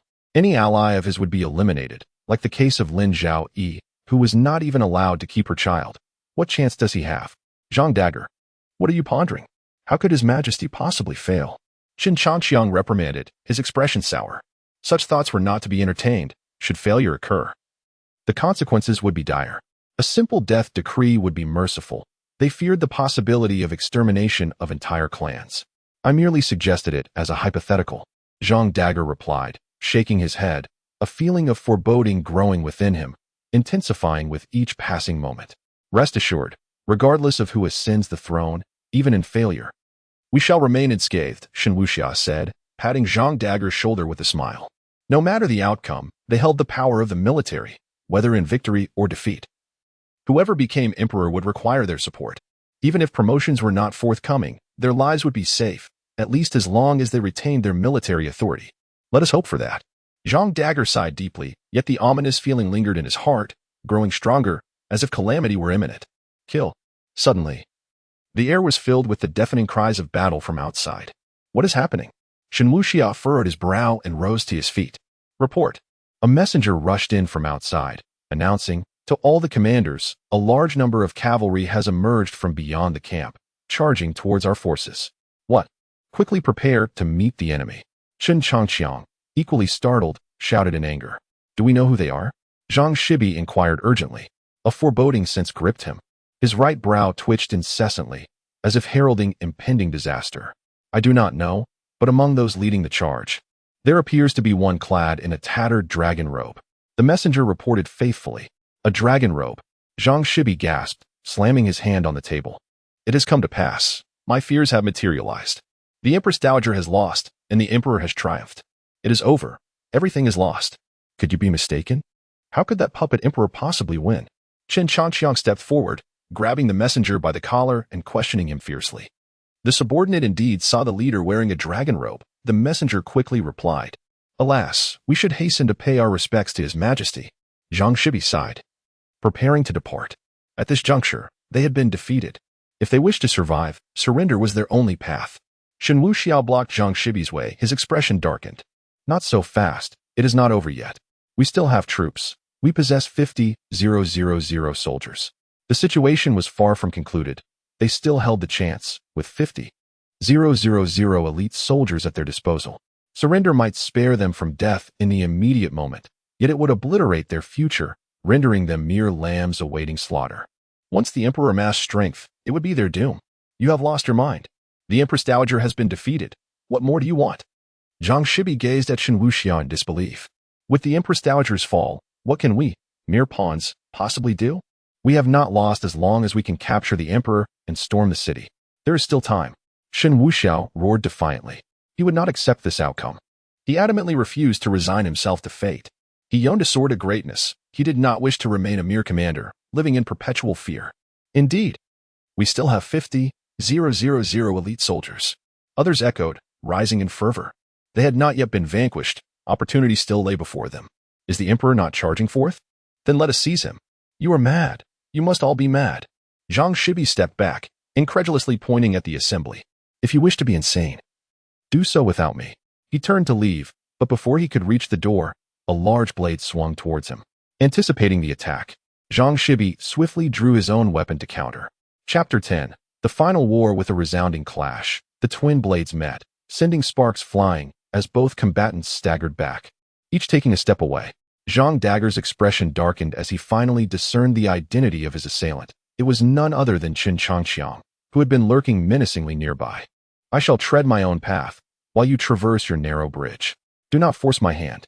Zhang Dagger's gaze was icy, his posture resolute, emanating a palpable aura of lethal intent. Although he could not overpower the throng advancing towards him, he was renowned for his swiftness and retreat. Brother Zhang, why must you persist? Victory is not beyond our grasp. As long as I capture the Emperor, we shall prevail, Shen Wuxiao implored earnestly. There remained a glimmer of hope. The Emperor's audacity to charge into battle suggested that if they could seize him, triumph would be theirs. Foolishness. Zhang Dagger retorted scornfully, gradually stepping backward. The Emperor, if capable of overcoming this palace coup, could not possibly be a fool. His willingness to lead the charge and initiate a direct assault, rather than seek a peaceful resolution, indicated his confidence. The shadows of power and impending defeat had clouded the judgment of these men, rendering them blind to the concept of fear. Their faces betrayed their trepidation. Yet they did not pursue him. After all, we were once brothers. There is no need for such animosity. One less or one more, it matters not. Soon he shall regret his choice. Once we capture the emperor, we shall be hailed as heroes. Shen Wuxia rallied the crowd with fervor. Capture the emperor. Shen Changqiang echoed loudly. Capture the emperor. The chorus of voices rose in unison. At that moment, they had not yet tasted defeat. As long as they could lay hands on the emperor, they could turn the tide in their favor, regardless of the turmoil unfolding within the city or the palace. The capture of the emperor would grant them another chance. Yet, they remained oblivious to the formidable presence they would soon encounter, an elite cadre of soldiers. The Xuanjia army represented the pinnacle of heavy cavalry. Clad in impenetrable Mingguang armor and mounted on battle-hardened steeds, each soldier was a veteran of countless skirmishes. Their combat prowess unparalleled. This was merely the surface. The true terror lay in the Huangsha soldiers. They were but a legion of sand, immortal and elusive, capable of striking with unrelenting force and invincibility. Their only shortcoming was a lack of intellect. They were creatures of command, executing orders without question. Divide or kill. Chuj fought valiantly, brandishing the emperor's sword under the cover of the Huangsha soldiers, leading the charge. His countenance betrayed no fear on the battlefield. He felt invigorated by the blessings of the Tianzi general, as if he had trained for decades, his physical prowess reaching extraordinary heights. Simultaneously, the morale of his troops surged to unprecedented levels in his presence. It was time for them to witness the might of the Tianzi general. I am the emperor of the Great Zhou. Those who surrender shall not be harmed. Chuj bellowed as he fought relentlessly. His target was not the soldiers before him, but their commander. He never contemplated persuading the main generals to surrender peacefully. In fact, from the very beginning, he harbored no intention of allowing them to survive. Even if Sun Meikai truly attempted to convince them to surrender and managed to seize control of the imperial camp, he would still execute these individuals without hesitation. Regardless of their capitulation, their surrender might save him the trouble of engaging in combat, but if they refused to yield, then death awaited them. Thus, he charged his army straight towards the imperial camp from the outset. Your Majesty, it is your Majesty. Upon hearing this, many soldiers of the imperial camp trembled in fear and hastily discarded their weapons. They were merely ordinary soldiers, unaware of the intricacies of the situation, only recognizing that before them stood their sovereign. Aside from the imperial seal and their commanding generals, the emperor represented everything to them. Do not surrender. Do not surrender. He is not his Majesty. He is a rebel. All of you, pick up your weapons and reorganize the formation. A furious roar echoed from afar. It was the voice of Chen Changqiang. At that moment, he had rushed over with his infantry, and upon arrival, he was met with the sight of many laying down their arms in surrender, which ignited his fury. Indeed, he was no emperor. He was a rebel. And that dragon robe was of his own embroidery. Shen Wuxia also arrived with his men, shouting loudly. They recognized Chuj and knew it was genuine, but regardless, they needed to stabilize the morale of the troops first. Am I a false sovereign? Chuj's cold gaze fell upon Shen Wuxia, who felt a chill run through him. As if caught in the depths of winter, he quickly shook his head, drew his sword, and pointed it at Chuj, shouting, Capture the false emperor. A reward of 10,000 taels. Capture the false emperor. A reward of 10,000 taels. The other generals echoed the cry, and the moment these shouts rang out, many soldiers who had already surrendered stood up, their eyes ablaze with determination, fixated on Chuj. Ignorant of their own demise. Those who do not surrender shall be slain without mercy. Chuj scoffed, his hand gesturing decisively as he commanded his troops to launch an all-out assault, transforming into merciless harbingers of death. The cavalry excelled in surprise attacks, and with the imperial camp situated on flat terrain and lacking sufficient cavalry units, the Xuanjia army charged forth, leaving a trail of corpses in their wake. What manner of army is this? Shen Wuxia was taken aback. When had the Great Zhou possessed such a terrifying force? If they did, how could they have been continually bullied by the northern barbarians, forced to pay tribute year after year? This army was the most fearsome he had ever encountered. Although numbering less than 10,000, they shattered the morale of his tens of thousands. What was most alarming was the quality of their equipment and their unwavering spirit. To assemble a cavalry unit of such high caliber would require an astronomical expenditure of resources. How could it have been established right under their noses? Even more terrifying was the morale of this army. Fear seemed foreign to them. Despite the overwhelming odds, they displayed no trepidation, forming ranks and coordinating their charge with remarkable discipline. Charge directly towards the enemy generals. Chuj led the charge at the forefront, his eyes already bloodshot, wielding the emperor's sword and pointing it resolutely at the several generals ahead. Kill! Kill! Kill! The Xuanjia soldiers, upon hearing the voice of Chuj, became extraordinarily invigorated, their blood-red eyes fixed ahead as they charged forward. This is the allure of General Tyance, who leads his troops into battle, never retreating to the rear. As the sovereign, Chuj stands firm, and so shall they, unwavering even if the enemy's numbers swell by dozens. Faced with such a terrifying army, the soldiers of the Jing camp found themselves beset by a wave of deserters, hastily abandoning their weapons and fleeing without a backward glance. Even the presence of the supervisory troops behind them could not stem the tide of their panic. In their eyes, there was only fear of the Xuanjia army. The sight of gleaming armor and the formidable warhorses clad in metal appeared to them as harbingers of death. The supervisory troops, witnessing the retreat of the deserters, rushed forward to stabilize the line, but the sheer number of fleeing soldiers was overwhelming, toppling the supervisory forces like a landslide. In that moment, the only thought that consumed the fleeing soldiers was, if I cannot withstand them, why should I fear you? The supervisory troops were soon engulfed by the vast multitude of deserters, unable to maintain any semblance of control over the chaotic battlefield. The situation spiraled beyond control, utterly unmanageable. Chapter 11. The end. As the formation collapsed, Chugu was left with only the task of reaping the remnants of battle. The soldiers of the capital army were no longer capable of wielding their weapons. They could only flee and dared not charge towards the armored troops. Let us make haste. Chun Changqiang, witnessing the unstoppable advance of the armored army, felt a chill of dread. This army is far too terrifying. If we do not run now, it will be our demise. Curse it. Move. Shen Wuxiao muttered in anger, turning to spur her steed into a frantic escape. The other commanders dared not linger. Swiftly turning away, they had lost this battle, lost it utterly, leaving no possibility for a counterattack. The army was too formidable. If they did not depart soon, they would have no chance to flee at all. Think you can escape?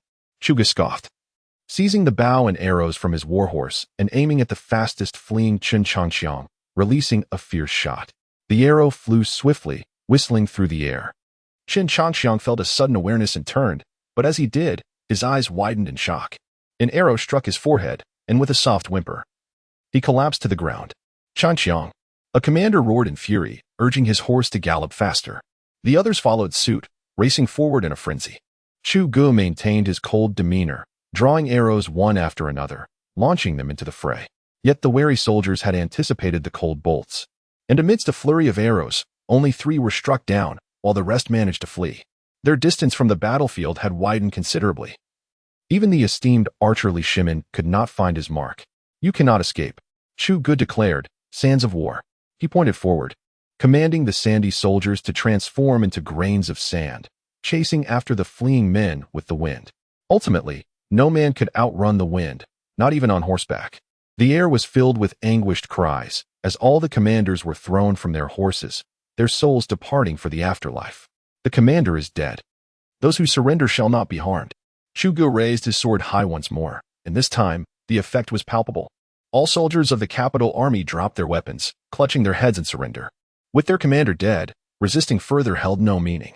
They no longer cared whether this emperor was legitimate or how enticing the offer of 10,000 taels of gold might be. Their sole desire now was to survive, nothing more. Seeing all soldiers surrender, Chu Gu lowered the exalted emperor's sword and coldly commanded the armored troops beside him, secure the battlefield and bring me the corpses of those commanders. I shall have their bodies torn to pieces. A cold glint flashed in Chu Ji's eyes. Fueled by an intense hatred for the 10 rebellious commanders who had dared to claim he was false, refusing to surrender, and instead putting up a futile resistance. Understood, replied an armored soldier, readying to carry out the orders. At that moment, a figure approached from the distance, prompting the armored soldiers to instinctively protect Chu Gu. Stop! Chu Gu waved a hand, halting the soldiers, fixing his gaze on the approaching individual. This was one of the 10 commanders who had not participated in the rebellion. Your servant, Zhang Dagger of the Divine Wind Camp, greets your majesty, Zhang Dagger said, bowing and kneeling on one knee. Why did you not confront me in battle? Only to come forward now? What are your true intentions? Chu Gu questioned coldly. Zhang Dagger sighed and remarked, They are, after all, my brothers. I truly wish to avoid fratricide. He posed a dilemma, loyalty to brothers or fidelity to the sovereign. What would you choose? Chugo once more brandished the emperor's sword, directing it menacingly at Zhang Dagger. The latter felt cold sweat bead on his forehead. Neither option was palatable. To choose the latter would imply treachery, leading to certain death. Opting for the former would signify a lack of loyalty to the monarch, which would also result in demise. Both paths were fatal. Might your majesty grant me a chance for survival? Zhang Dagger lifted his head, a bitter smile etched upon his face. At this moment, he sought neither promotion nor command over troops. He simply yearned to live. Ah, Chuga scoffed. You wish for survival? Sever your hand, and I shall grant you that wish. What do you say? As he spoke, Chuga cast the emperor's sword before him. Your majesty truly intends this? A look of deep bitterness adorned Zhang Dagger's visage. A martial general's prowess resided within his body. Losing an arm would render him incapacitated. After all, you have honed your skills for the imperial family, yet the emperor now refuses to employ you. Why not willingly render yourself powerless? Chuga sneered. Zhang Dagger, upon hearing this, lowered his gaze, contemplating the emperor's sword for an extended moment. Suddenly, he raised his head, grasping the sword and thrusting it upward. Chuga narrowed his eyes and took a step back, as yellow sand soldiers instantaneously formed a barrier before him. Yet, Zhang Dagger did not attack Chuga. Instead, he gritted his teeth and struck his own right arm with the blade, blood gushing forth and splattering the ground. Is your majesty satisfied? Zhang Dagger trembled, collapsing to the ground, a wretched smile gracing his lips as he offered the emperor's sword with his remaining hand. And if I were to express dissatisfaction? Chu Ji's gaze remained icy, devoid of any emotional response, as if the preceding events had not swayed him in the slightest. The emperor's word is as solid as a mountain, Zhang Dagger replied, his complexion pale. Then go home and tend to your fields. Chu Gu accepted the emperor's sword and turned to leave. Thank you, your majesty. Zhang Dagger exhaled in relief, collapsing onto the ground. In that moment, he felt no resentment, only a sense of fortune. He considered himself lucky, having survived when so many others had perished. Was this not a stroke of luck? Political gambits had backfired. None anticipated the emperor's victory, and those who lost would pay the price, with his own cost evidently far less burdensome. Ah, the greed that blinds. Zhang Dagger gazed into the distance at the corpses of his brothers, deeply sighing. He had come to a stark realization: they were but insignificant pawns in a grand game, and self-preservation was paramount. Yet, when would the world see through the veil of power and profit? Your majesty, we have 8 corpses, but one remains missing, however. We have recovered a set of general's armor, reported a soldier clad in dark armor, holding up the armor in his hands. They fled? Chuga furrowed his brow and gestured, summoning the yellow sand soldiers before him. Among the pursued generals, only these 8 remain. The soldier knelt in the yellow sand, his voice low and gravelly as he responded. Inspect all the bodies and review every soldier of the imperial camp. Chuga commanded decisively. The adversary had either fled or was concealed among these soldiers. The armored troops were ordered to begin their verification, yet after a thorough search, they found nothing amiss. However, they did ascertain who had escaped. It was Shen Wuxia of the Divine Archery Camp. Huh, just a lost dog, Chuga scoffed, leaving a few men to manage the imperial camp as he turned back towards the palace. Shen Wuxia would not evade capture. No one could escape. Once his power was consolidated, the entire realm would be unified again. After all, under heaven, all land belongs to the emperor, and even if he fled to another country, he would be brought back by force. Chapter 12. Only the tyrant remains in a dense forest. Shen Wuxia hurriedly ran forward, glancing back anxiously. He understood that escaping the battlefield was a challenge, for the general's attire was too conspicuous. Thus, he shed his clothing and donned that of a lowly soldier, hoping to slip away unnoticed. Yet, despite this disguise, his nerves remained taut, fearing that a soldier of the yellow sand might suddenly emerge behind him. It was terrifying, truly terrifying. Was this even human? It resembled a monstrous apparition. After running for several kilometers, Shen Wuxia finally paused to catch his breath. What should he do next? Seek refuge with the Wu family at the frontier? He sighed deeply. He had no desire to go to the border. But the sight of Chu Ji's formidable army and the dread-inducing yellow sand soldiers haunted him. He could not possibly fight them. They were not mere mortals. They were monsters. And how could an ordinary human contend with such fiends? He resolved to head south to Jingzhou. Jingzhou, a bastion of noble families, might offer him shelter and protection. In the capital, the Wu family, the mightiest clan, had dwindled to a mere shadow of its former self. The once grand lineage now consisted of only a few stragglers, with significant figures fallen in court intrigues or at the northern prince's estate. The inhabitants of the Wu family remained blissfully ignorant of the impending calamity.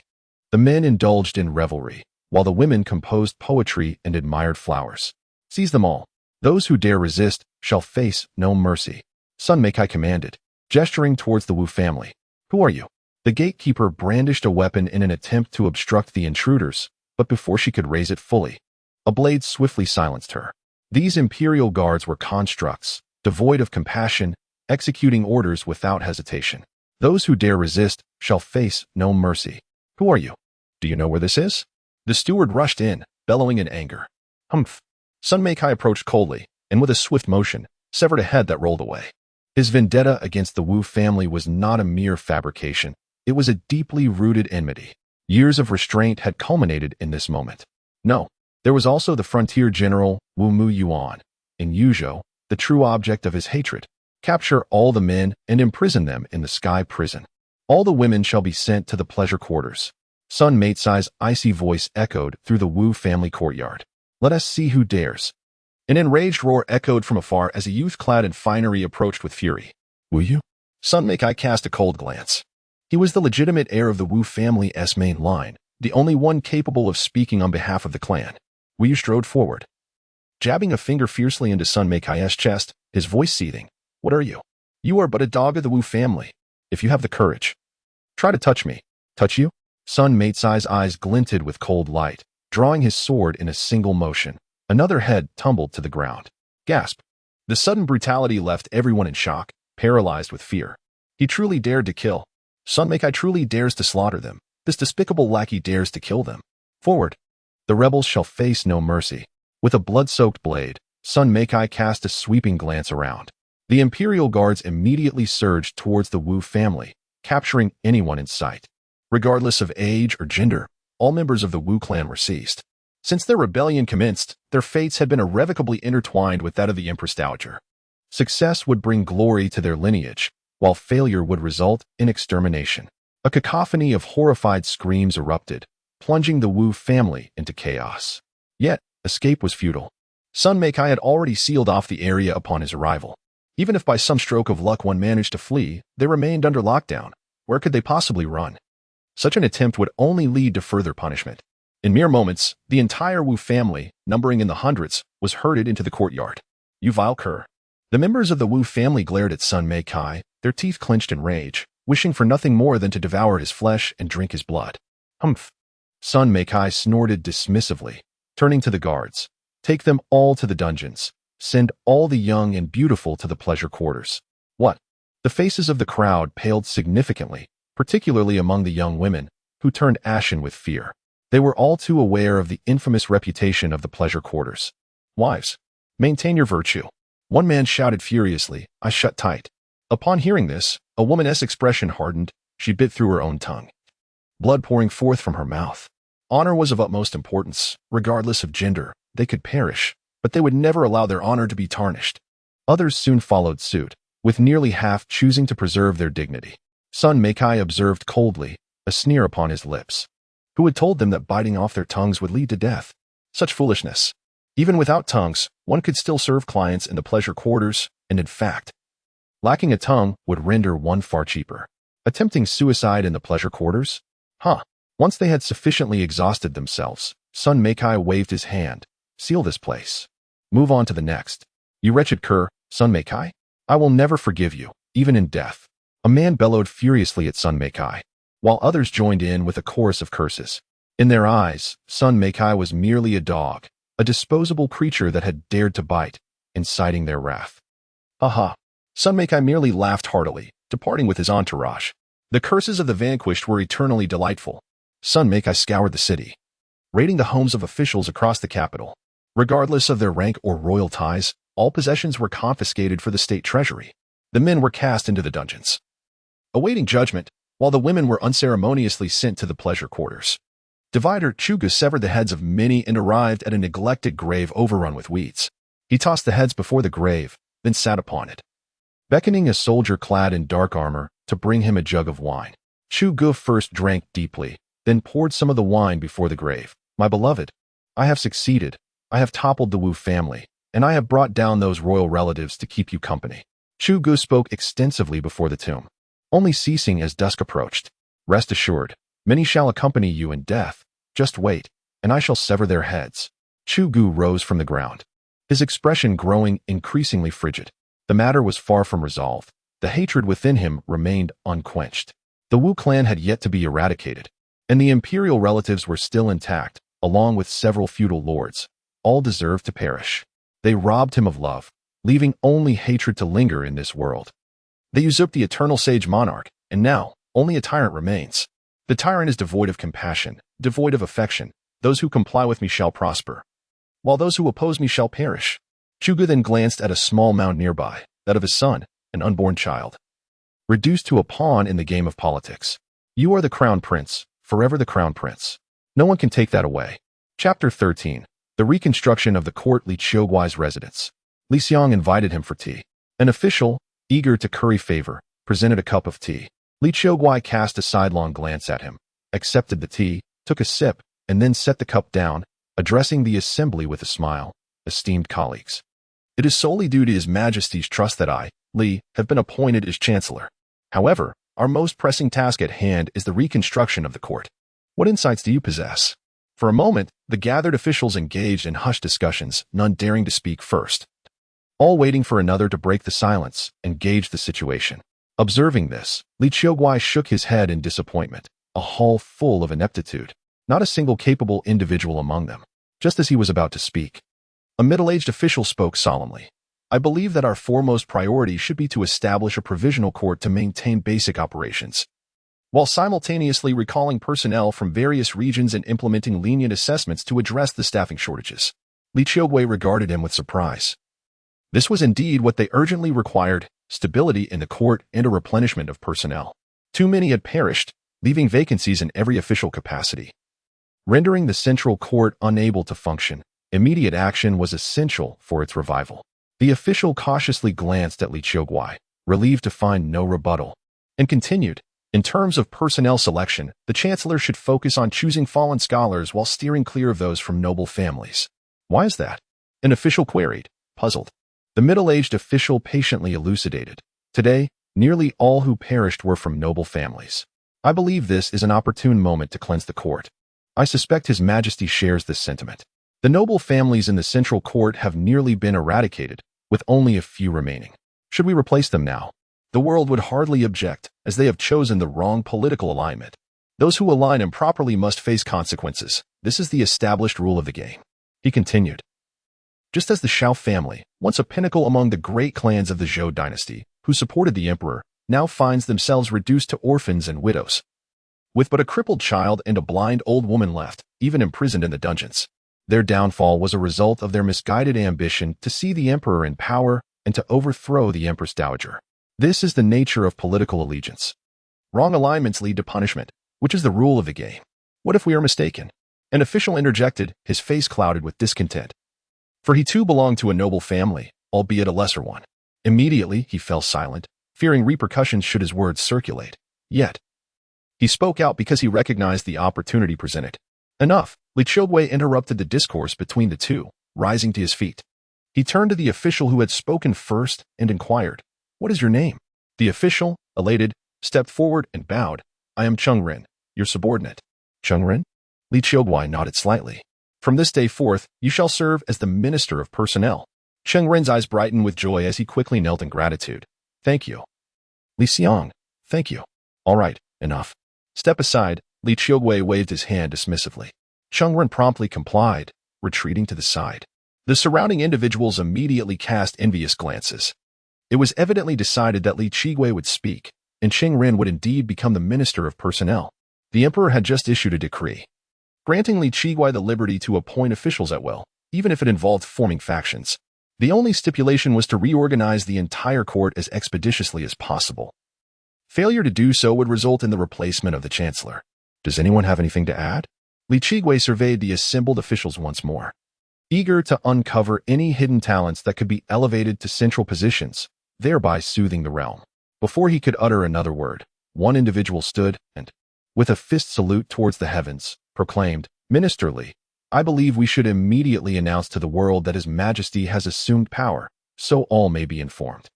However, another voice interjected with a cautionary reminder, "But what shall we do about the Empress Dowager's death?"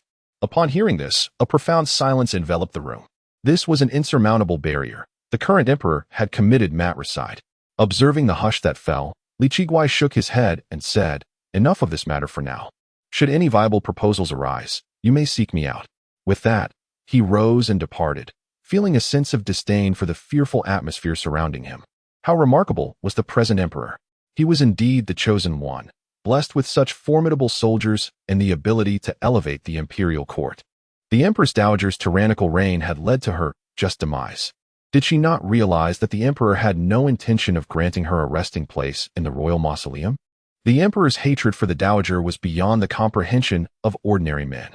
Divider, in the depths of the prison, many souls were confined, with an elderly woman and a child at its farthest end. The aged woman, blind and with hair as white as snow, and the frail, limping child represented the last remnants of the Shao family, the rightful heir, Shao Shu, and his mother, Lady Shao Wang. Initially, in their quest to support Chu Gu in overthrowing the Empress Dowager, the entire Shao clan had paid the ultimate price. Had it not been for public pressure, the Dowager would not have spared this orphan pair.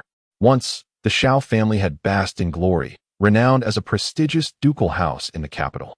Hundreds of family members, including collateral and direct descendants, were executed under the pretext of rebellion, yet none revealed that they acted under the orders of Chu Gu until their last breath. "Auntie, I am hungry," Shao Shu lamented, nestled against Lady Shao Wang. "The mealtime is almost upon us," she gently reassured him. In the dungeon, food was scarce, limited to a single meal of watery porridge each day. Even though half a bowl was reserved for Shao Shu, the growing child found it insufficient. "Auntie, you promised that when His Majesty took power, he would come to rescue us. Why has he not arrived yet?" Shao Shu's voice trembled with grievance. He had endured 8 long years in confinement, unaware of the fates of his relatives. Even when ill, they could only sell Lady Shao Wang's jewelry to summon a physician. Now, stripped of everything, he harbored a growing disdain for the world. In his dreams, he could still hear his father's voice calling him to escape this loathsome existence. Yet, whenever this thought crossed his mind, an opposing notion would always arise, compelling him to desire an audience with their Majesty. "It will come," Lady Shao Wang gently reassured him once more, though as she uttered these words, tears began to flow unbidden down her cheeks. Was she not, in truth, comforting herself? Each day she relied on this to sustain her existence. It was both her motivation and her hope. "Imperial edict has arrived." A resounding cry echoed from outside. Several soldiers clad in dark armor, escorted by prison guards, entered the cell, making their way directly to Lady Shao Wang's confinement. Lady Shao Wang received the edict. The commander of the armored soldiers spoke with a stern expression, slowly unfurling the decree. Lady Shao Wang trembled. Then, overwhelmed with emotion, she grasped Shao Shu's hand and knelt. Bowing her head in submission, the guilty woman, Lady Shao Wang, receives the edict. "By the grace of heaven," the emperor proclaims, "the Shao family has achieved remarkable military feats. Yet 8 years ago, they were wrongfully imprisoned due to the scheming of treacherous individuals. From this day forth, their title of Duke of Yin shall be reinstated, to be inherited by the legitimate heir, Shao Shu, and shall remain unaltered for 3 generations. Lady Shao Wan is granted the title of first-rank Duchess, rewarded with a bounty of gold, and bestowed with 100 maidservants and 100 eunuchs. Thus decreed." Chapter 14. Aftermath. The lady of the Shao family received the imperial decree as the Xuanjia soldiers presented it to her while she knelt on the ground. "I, Shao Wangshi, express my gratitude for your grace." Trembling, she accepted the edict, gently caressing it in her hands. At long last, they had regained the honor of the duke's residence. They had not lost the title, nor had they severed the legacy of the Shao family. In that moment, tears streamed down her cheeks. "Mother, can we leave this place now?" Shao Shu inquired, equally exhilarated. "Yes, my dear, we can leave now and return home," Shao Wangshi replied, embracing her son with fervent joy. Shao Shu was her sole motivation for survival, her only desire being to ensure the continuation of the Shao lineage. Suddenly, a thought struck her. She lifted Shao Shu in excitement, exclaiming, "Quick! We must go express our gratitude." "Madam, this is your bracelet," a jailer approached, bearing a jade bracelet with a sycophantic smile as he presented it to Shao Wangshi. In the past, they could exploit her and seize her wealth. But such times had irrevocably changed. The Shao family had risen to prominence, becoming the sole duke in the capital, while others had been ruthlessly exterminated. A testament to the current emperor's brutality. Who could have anticipated the rise of the emperor? Who could have foreseen the resurgence of the Shao family? Xiao Wangshi graciously accepted the bracelet, a remnant of her dowry that she had once sold to the jailer in desperation to save her ailing son. Her reasoning had been simple. If they survived, they could reclaim it. If they did not, it would be of no use. Divider in the imperial study. Chugo was reviewing memorials when the imperial guards reported that the lady of the Shao family and her son sought an audience. Upon learning it was the Shao mother and son, Chu Gu paused his work. They were his only loyal subjects, the sole ones who had remained steadfast throughout the years. Yet it was also he who had inadvertently caused their tragedy through his own incompetence. He had witnessed the execution of the entire Shao family. Their refusal to betray one another even unto death, while he felt utterly powerless. This had been the extent of his authority at that moment, and from then on. He had lost the right to resist until the arrival of the system. Let them enter, Chugo commanded, placing down his brush, adjusting his attire, and taking his seat upon the dragon throne. Yes, the guards replied, gradually stepping back. Outside the palace, Xiao Wangshi, kneeling on the ground, felt a surge of excitement as she heard the guard's words. She hoisted Xiao Shu onto her back and entered the palace. Along the way, she served as legs while Xiao Shu guided her like eyes. Soon, they arrived at the imperial study. Your Majesty, I pay my respects, Xiao Wangshi declared. Gently placing Xiao Shu down before kneeling, albeit slightly askew. Over here, mother, Xiao Shu urged, tugging at her. Your Majesty, I beg for your pardon, Xiao Wangshi exclaimed, hurriedly correcting her position. Observing the struggling Xiao Shu and the disoriented Xiao Wangshi, Chuga spoke up, there is no need for you to kneel. From now on, you are exempt from such formalities when you present yourselves before me. With that, he gestured to the nearby guards, grant them seats. Thank you, Your Majesty, thank you. The Shao family hurriedly expressed their gratitude, bowing repeatedly. Eventually, with the assistance of the imperial guards, they settled into their seats. Chugo looked at the two seated figures and spoke again. Is there anything you desire? I may grant it to you. Enough, enough, Your Majesty. Your generosity has already overwhelmed us. The Shao matriarch quickly shook her head in refusal. Her greatest wish at present was to preserve the Shao family's nobility and to raise Xiao Shu to adulthood. Beyond that, she harbored no other desires. Her visit to the palace was merely to express her thanks. Chugo remained silent for a moment before turning his gaze to Xiao Shu. Xiao Shu, I recall when we first met, you had just learned to walk. Is there anything you wish for? The young boy, who had been secretly glancing at Chugo while keeping his head bowed, was startled by the question and quickly replied, No, I have nothing I desire. Seeing their lack of requests, Chugo offered a few simple instructions, telling them they could come directly to the palace should they need anything, and then dismissed them. As the Shao matriarch and Xiao Shu exited the palace, she bowed several times in gratitude before leaving. Separation line.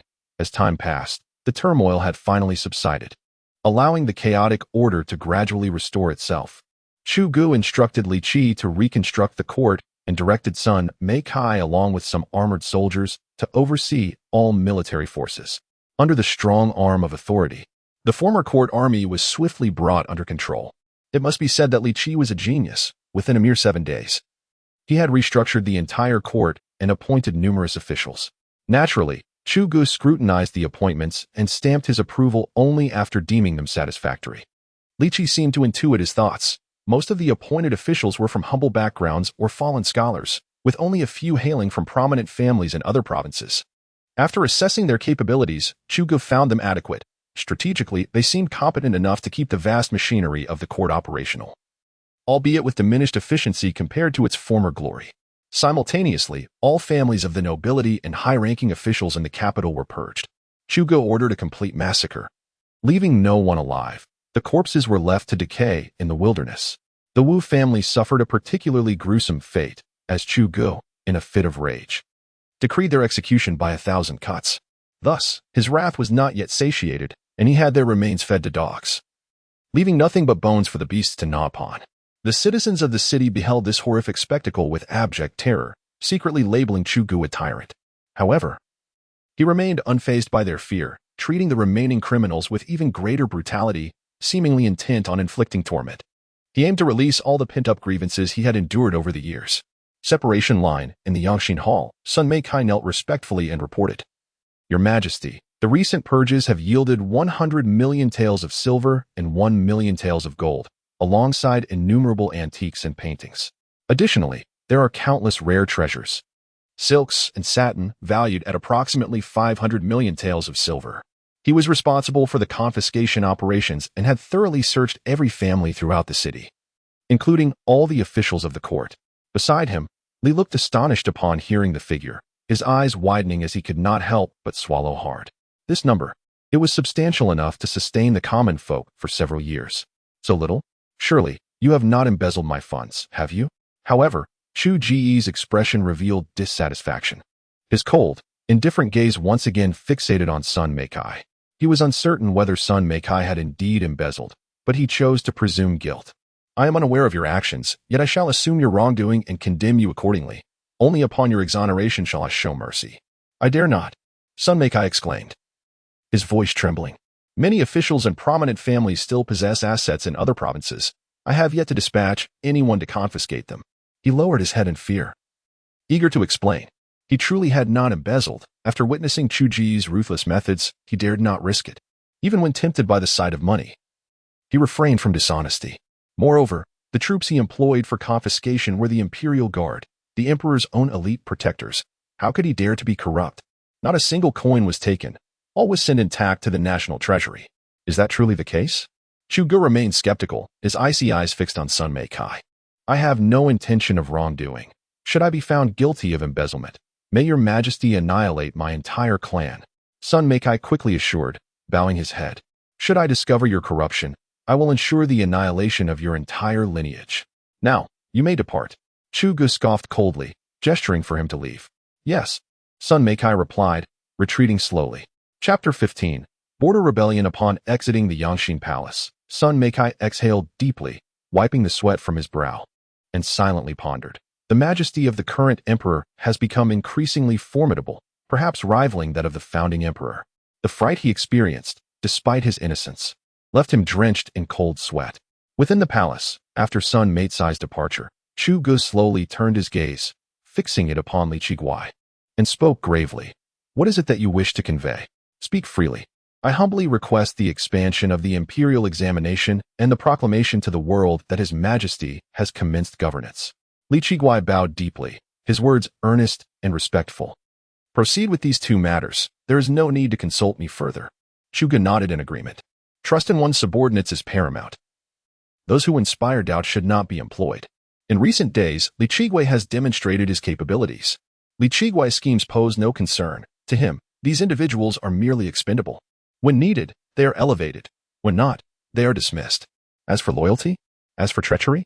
To me, a loyal minister when employed, and a treacherous one when not. I care not for their fidelity. If they serve my purpose, they are worthy subjects. If they do not, they shall perish.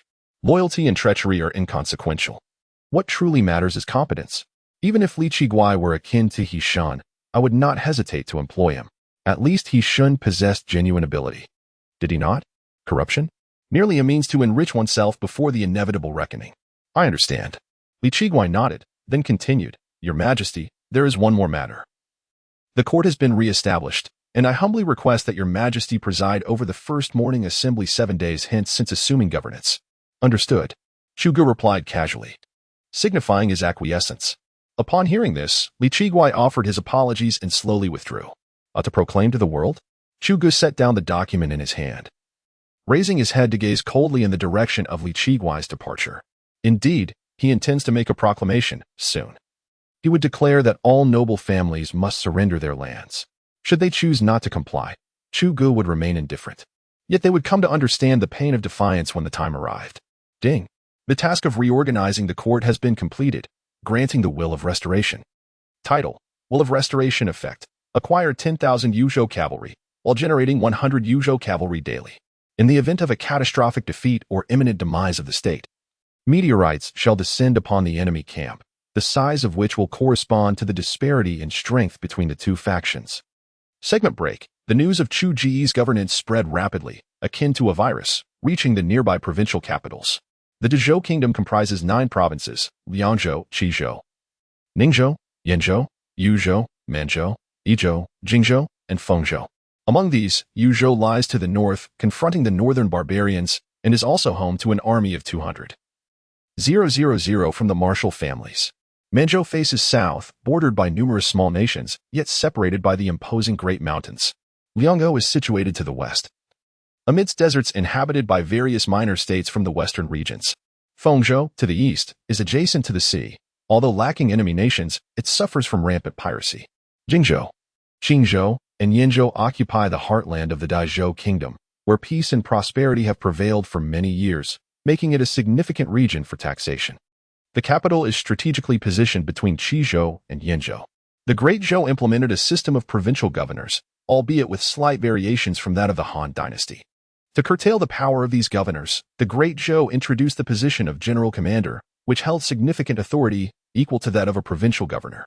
The general commander commanded the military of a province and possessed the right to refuse troop mobilization ordered by the governor unless the nation's survival was at stake. Yuzhou, what? Has that scoundrel Chuj seized power? Exclaimed Wu Muyuan, the border guard of Yuzhou, as he apprehended his son Wuji by the collar, astonished. Indeed, father. Today. The message carried by pigeon confirmed that the emperor has taken control. Wuji nodded. And my daughter? Wu Muyuan hastily inquired. She has been killed, Wuji sighed. What of the Wu family? Wu Muyuan pressed on. They have been exterminated. Wuji's expression darkened. Ah, my head aches terribly. Wu Muyuan cried out in despair. Feeling dizzy and weak, collapsing until he was steadied by Wuji. How infuriating. That wretch Chuj dares to commit such heinous acts. Wu Muyuan roared with rage. Father. What shall we do now? Wuji's face was grave. With the emperor in power, the first strike will surely fall upon them. We must act swiftly, or it will be too late. What should we do? We must rebel. Wu Muyuan's eyes burned with fury, gritting his teeth. But father, the emperor is already in power, and the entire Great Zhou submits to him. If we rebel, the pressure we face will be immense. Wuji expressed his concerns. The difference between an emperor who governs and one who does not is profound. A ruling emperor signifies recognition. All 9 provinces will heed the commands of the Great Zhou Emperor unless they wish to revolt. Although 200,000 troops seem formidable, mobilizing them entails countless logistical challenges. If they cannot breach the capital swiftly, their demise is inevitable. I care not for the consequences. I want that Chuj dead. Wu Muyuan bellowed in fury. Yes. Wuji could only acquiesce, feeling helpless. He reasoned that Wu Muyuan, being Chuj's maternal grandfather, had a familial bond with him. If they were to submit, with 200,000 troops at their disposal, the emperor would likely refrain from taking drastic actions against them. They could bide their time to build strength and forge alliances before retaliating. However, he was not the leader and could not sway the wrathful elder. In Fengzhou, Shangyuan City, Princess, trouble is brewing. A maid rushed into a courtyard where a young girl was practicing swordplay. What a commotion! The girl exclaimed, displeased, as she set down her sword. The maid, despite her fright, managed to stammer, Princess, it's terrible. The Empress Dowager, she has been killed by the puppet emperor. The girl froze in shock. Spinning around to grip the maid's shoulders tightly, her voice rising in anger. Repeat that. What has happened to my mother? Faced with the frenzied girl, the maid trembled but mustered the courage to reiterate. The Empress Dowager has been slain by that puppet emperor Chuj. Ah, Chuj. The young girl gritted her teeth, her eyes ablaze with unquenchable fury.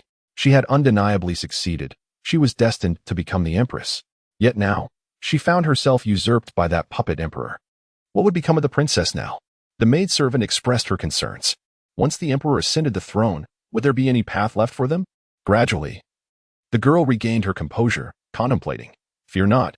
My dear brother may be oblivious to my existence, as long as I remain in my father's court. I shall not come to harm. When the opportunity arises, I will ensure he is reduced to ashes. Divider, on the inaugural day of the Zhou dynasty's court assembly, Chugu ascended towards the majestic dragon throne, supported by the soldiers. There were no eunuchs in sight, nor any palace maids. Apart from a few who remained in the inner palace, the rest had been expelled, leaving only the cold soldiers by Chu Ji's side. They possessed no gentleness and offered no service. Their sole purpose was to take lives. Long live our emperor.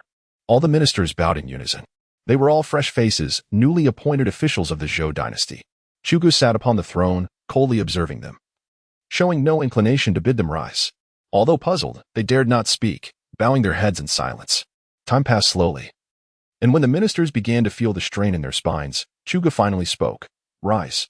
The crowd felt as if they had been granted a reprieve, hastily straightening their backs. However, as they did, a wave of soreness washed over them, and they remained obediently standing, too apprehensive to move. Are your backs weary? Chugu inquired. The ministers found themselves momentarily speechless, unsure how to respond. Chugu surveyed the assembly with a frosty gaze, stating, "My back has often been weary, and the back of the Zhou has always borne the weight of fatigue. Now that I stand, I shall assist the Zhou in rising as well. Most of you have ascended to your positions without having previously aided me. I take no offense. I am one who recognizes and employs talent. If you possess skill, you shall rise to prominence. If you lack it, I shall demote you. Thank you, Your Majesty, for your great benevolence." The ministers promptly expressed their gratitude, affirming their loyalty. "Rise. I am not fond of flowery words. Demonstrate your worth through action. Should you prove incompetent, I shall dismiss each of you without hesitation," Chugu declared. "Rest assured, Your Majesty, I shall not betray your trust." The newly appointed Minister of Rights, Lu Hongzhang, promptly vowed. Chugu, however, felt no joy. Instead, she cast a cold glance at him and replied indifferently, "As I said, I do not appreciate empty platitudes. This is your first warning. Should you err again, you may return to farming." "Understood," Lu Hongzhang responded, startled, and quickly withdrew. He realized Chugu was not jesting. She would indeed send them back to till the fields. They had come to understand the iron-willed nature of this emperor over the past few days. The court had been purged of its former inhabitants, a testament to everything. They dared not defy this iron-fisted ruler. To feign loyalty while secretly conspiring for personal gain is contingent upon the target. Should the emperor display weakness, they would undoubtedly dare to act. However, this iron-willed emperor is clearly not someone they can easily manipulate. Very well, matters of importance may be presented, while trivialities are to be relegated to prime ministerly, for I shall not be troubled by such mundane concerns. Chugu cast a sweeping glance over the assembly of officials and military leaders. Chapter 16. Never compromise, Your Majesty. I have something to report. El Hongzhang was the first to step forward. "I respectfully inform Your Majesty that urgent congratulatory messages have been received from the governors of Qizhou, Ningzhou, Yanzhou, Yizhou, Fengzhou, Liazhou, Manzhou, and Yuzhou, expressing their heartfelt congratulations on Your Majesty's formal assumption of power and presenting gifts." "What of the governor of Jingzhou?" Chugu inquired coldly. El Hongzhang faltered for a moment, then replied, "Perhaps the journey is too distant, and he has yet to arrive. We might as well wait a few more days." "Is Jingzhou so far away?" Chugu scoffed. "It lies to the south of the capital, at the heart of the Central Plains. Less than a state's distance from the capital, even closer than Fengzhou. If even the distant Manzhou has managed to send their congratulations urgently, how can Jingzhou possibly delay?" El Hongzhang fell silent once more, apprehensive. "Perhaps my uncle wishes to eliminate the tyrant?" Chugu continued with a cold smile. El Hongzhang lowered his head, fearful of responding. Deep down, he understood the gravity of the situation but found it difficult to voice his thoughts. The governor of Jingzhou was a royal relative, Chu Ji's uncle. Given the number of royal relatives Chugu had slain, the governor's anger was understandable. It was fortunate he had not yet conspired against the throne. "Send word. Jingzhou is in rebellion. Command the nearby provinces to suppress the insurrection," Chugu declared coldly. "Your Majesty, you must not." El Hongzhang's complexion paled as he hurriedly stepped forward to interject. "Your Majesty, as you have just assumed power, it is imperative to prioritize appeasement." Li Qiguai similarly stepped forward to prevent this course of action. "Your Majesty, you must not." Many courtiers rushed forward to oppose him. Their objections were not against Chugu but rather against what they perceived as a grave error. This matter could indeed be resolved easily with a gentler approach. There was no need for such drastic measures. Foolishness. Sun Meikai cast a cold glance at his colleagues. "Your Majesty is a celestial being. What is there to fear?" He had witnessed the terrifying yellow sand soldiers and the yellow turban soldiers, the endless tide of troops summoned forth. Even the blind could see the peculiarities of this war-torn imperial court. In a single night, the entire palace had been transformed into this new court. "Your Majesty is a celestial being, destined by heaven. How dare these mere brigands conspire against you?" "Silence!" Chugu bellowed, striking his dragon throne. "When I say to strike, we shall strike." At the sound of his roar, everyone bowed their heads like quails, afraid to utter a word. They recalled Chu Ji's terror and cruelty. Realizing he was a tyrant rather than a benevolent ruler, one who did not heed their counsel. "Sun Meikai." Chugu turned to the quietly observing figure of Sun Meikai. "I am here." Sun Meikai stepped forward, cupping his hands respectfully. "I hereby appoint you as the Grand General of the Southern Expedition. In 7 days, lead the army to subdue Jingzhou. Do you dare accept this task? Rest assured, Your Majesty, I shall certainly vanquish the brigands. Sun Meikai replied joyfully, eager to comply. What a remarkable stroke of fortune had befallen him. At that moment, he had been appointed as the commander of the capital's garrison and had now risen to the esteemed rank of Grand General of the Southern Expedition. If you fail, do not return. Chuga nodded, then turned to the hesitant courtiers. Is there anything else? If not, the court is dismissed. I have something to report. Li Qiguai sighed and stood up, saying, Your Majesty, although the turmoil in the capital has been quelled, there still exist 200,000 border soldiers at the Yuzhou frontier. I believe we can pacify and persuade them to surrender. Li Qiguai continued, persuasion? This lonely monarch has never considered such an option. After a while, I shall personally lead an expedition to deal with them. Confronting these relatives is my forte. Chu Gu scoffed. Li Qiguai furrowed his brow. Feeling compelled to urge once more, Your Majesty, we need not confront them head-on. The momentum is in our favor. Should they rebel, they will be deemed traitors, deserving of universal condemnation. If we can stabilize them and proceed with caution, we can resolve the border crisis. I intend to demonstrate to the world that this throne was not inherited but won through struggle. Prepare for battle, Chu Gu declared resolutely. Li Qiguai was about to interject further when a sudden urgent shout echoed from outside. Report. Urgent news from 800 miles. What? The court's officials turned their gazes toward the entrance. A bloodied soldier staggered in, clutching a letter. Urgent news from Yuzhou. The border general, Wu Mu Yuan, has rebelled. The messenger knelt, raising the letter high. What of the Yuzhou governor? Li Qiguai inquired, alarmed. The governor, Lu Rinshi, has perished alongside the enemy, fulfilling his loyalty to the heavens. The messenger produced a jade seal, proclaiming, This is the governor's seal. Lord Lu expressed his regrets to Your Majesty before his demise. Li Qiguai hurried over to seize the letter, opening it to scrutinize its contents. Lord Lu was indeed a man of loyalty, Li Qiguai exclaimed, before promptly presenting it to Chu Gu. Chu Gu took the letter and read aloud, Your Majesty, this is for your eyes. On the 4th day of the 6th month in the 19th year of the Wu De era of the Great Zhou, Wu Mu Yuan colluded with the Northern Wolf Kingdom to raise an army in rebellion. Wu Mu Yuan's forces are formidable, and I know we cannot withstand them.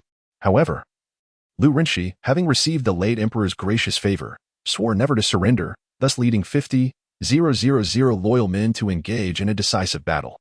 Upon finishing, Chu Gu slammed the letter onto the dragon throne with a resounding thud. Issue my command. Prepare the entire army. I shall personally lead the expedition. Chu Gu declared coldly. That cannot be, Your Majesty. The immediate priority is to issue an imperial edict, commanding the nearby governors to mobilize troops to quell the rebellion while simultaneously postponing the journey to Jingzhou, focusing all efforts against Wu Mu Yuan and the Northern Wolf Kingdom. Li Qiguai urgently interjected. Though Wu Mu Yuan may not be a significant threat, the foreign wolves must be taken seriously. They have revealed their sorts. How can I cower in fear? Chu Gu retorted. Issue my command. Chancellor Li Qiguai shall assist in governance and preside over the court, while Sun Meikai is appointed as general for the northern expedition to accompany me. As for the other governors, let them receive an edict. They may come or go as they please. Chu Gu resolutely dismissed all dissent, rising from the dragon throne with the imperial sword in hand. His word was law, beyond reproach. Yes, Sun Meikai responded eagerly, following Chu Gu out of the court. Sighing, Li Qiguai lamented. The emperor prefers to resolve issues through martial means rather than the wisdom of scholars. Prime Ministerly, what shall we do? His Majesty shows little favor towards us scholars, instead favoring the capricious Sun Meikai, lamented the anxious Minister of Revenue, Elwinzhou. In the Great Zhou, scholars were expected to employ strategies and diplomatic means, believing that the military, as the nation's great instrument, should be utilized sparingly. However, Chu Gu possessed a domineering disposition, favoring martial prowess. Alas, the Confucian approach must evolve. Perhaps it is time to revisit the teachings of the ancients. Li, perplexed, shook his head and sighed deeply, departing the court in despondency. He had anticipated that his lofty position would allow him to showcase the knowledge he had acquired throughout his life. Yet, he abruptly realized that Chu Gu appeared indifferent to his learning, prioritizing a philosophy rooted in military might rather than reason. If a conflict could be resolved through warfare, then warfare it would be, eschewing any fanciful stratagems. The other officials sighed heavily, preparing to return to their studies of ancient texts. The Confucian teachings of yore were not as they had become after a millennium of transformation. They were all carefully selected, disillusioned scholars, filled with ideals and aspirations. The emperor's disregard for them instilled a sense of worry, compelling them to revise their strategies, integrating martial principles into their own beliefs, thereby transforming military doctrine into a form of Confucianism. Ding. The task assistant has been activated, issuing a mission to repel the enemy to the north. Mission brief: drive the adversaries beyond the borders. Mission reward: the unyielding spirit of Zhu Yujian. Effect: gain 50,000 Guanning cavalry, with a daily influx of 100 additional cavalrymen. Upon the fall of the nation, all Guanning cavalry will enter a state of frenzy, losing their rationality and becoming indomitable cavalry in the quest for restoration. Chapter 17. A direct strike on the prairie. The mobilization of troops was swift, particularly that of Chu Gu, whose orders were met with immediate and disciplined readiness. As soon as the commands were issued, all forces stood poised, awaiting further instructions. Beyond the elite troops of the Imperial Guard and the Yellow Sands, there existed a formidable cavalry force of 17,000 men, an apex of cavalry prowess. This elite cavalry was composed of the Yuzhou cavalry and the Xuanjia infantry, each soldier a master of martial skills, clad in complete armor, wielding long spears, with long swords at their waists and bows slung across their backs. Even their steeds were adorned in battle armor. This cavalry unit, upon charging, could easily overwhelm hundreds of thousands of infantry. However, the expedition did not consist solely of these fewer than 20,000 cavalrymen. The capital garrison had recently been actively recruiting soldiers and reinstating the 10 great commanders, now boasting a restored strength of 50,000 troops, comprising cavalry, infantry, and archers alike. Yet, the quality of these soldiers varied significantly, lacking the refinement of the elite. For instance, in troop mobilization, Chu Gu had assigned Sun Meikai to oversee the deployment, which took an entire half-day to reach the assembly point. Useless. Chu Gu scoffed at the capital garrison below, viewing them as a mere rabble, questioning whether they would suffice as cannon fodder. Your Majesty, I trust in my soldiers, and I implore your Majesty to trust in me as well. Sun Meikai stated earnestly, bowing his hand. Chu Gu could deride him, could scold him, but he must not insult his soldiers. To him, they were the finest warriors. Or at least in his eyes, they were. For days, he had mingled among the capital garrison, sharing meals and training alongside them, never absent. His soldiers were not inept. They merely lacked the opportunity for a true battle, and he was resolute that this time they would earn their renown. Then I shall await the outcome. Hoping they are not a mere collection of incompetents, Chu Gu replied coldly, averting his gaze. While he perceived these soldiers as useless, he recognized Sun Meikai as a man of genuine capability. Had Sun Meikai not possessed such skill, he would have perished by now.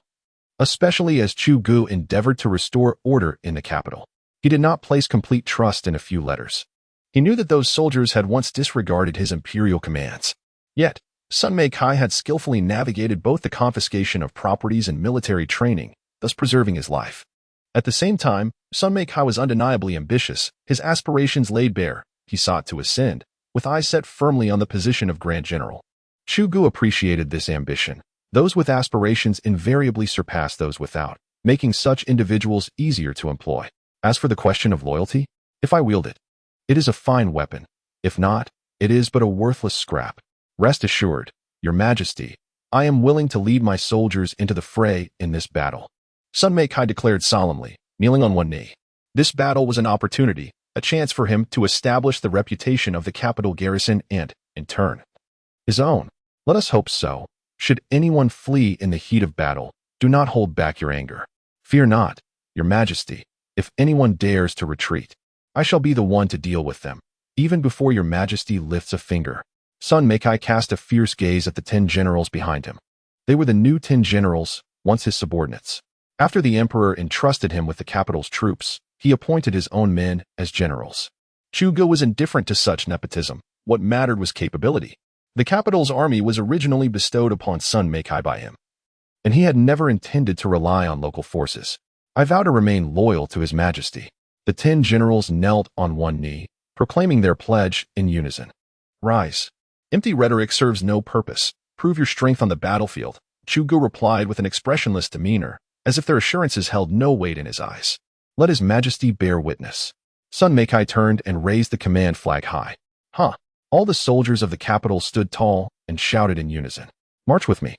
Sun Meikai pointed the command flag forward, and all the soldiers pivoted as one, changing direction. Truly, Sun Meikai was a talent, Zhuge thought with rare admiration. Just half a month ago, he had dismantled the capital S army, diminishing their morale. Yet, in such a brief span, Sun Meikai had revitalized this group of defeated soldiers, igniting their fighting spirit anew, even stronger than before. This was an achievement unattainable by mediocre commanders, including the previous commanding officer. It is time for me to set forth, Zhuge declared, glancing at his cavalry troops. He intended to personally lead the Yuzhou Iron Cavalry and the Xuanjia army, totaling 17,000 horsemen, to launch a surprise attack, circumventing Yuzhou to strike directly at the heart of the enemy on the grasslands. If the Wolf Nation dared to invade his great Zhou, he too would dare to invade the Wolf Nation. Fighting on home soil was disadvantageous. He would first allow Sun Meikai to intercept Wumuyuan's forces, while he advanced directly onto the grasslands to achieve the strategy of surrounding Wei to rescue Zhao. Moreover, as long as the grasslands withdrew, his mission would be accomplished, and he would then have an additional 50,000 cavalry at his disposal, guaranteeing Wumuyuan's certain defeat. He possessed the confidence to act thus, for the soldiers generated by the system would not know hunger. To be precise, they were not incapable of hunger, but rather could consume anything. These soldiers seemed not to be truly human, but rather biotechnologically engineered beings. They possessed rudimentary cognition and absolute obedience. When their bodies were famished, sunlight could be converted into energy. They could indiscriminately devour trees, grass, and roots to transform them into sustenance. Their stomachs could digest everything except stones. Even a handful of soil would provide them with nutrients, which they could extract completely before discarding the remnants. Dividing line, Sun Meikai's army set forth. But their pace was extraordinarily slow.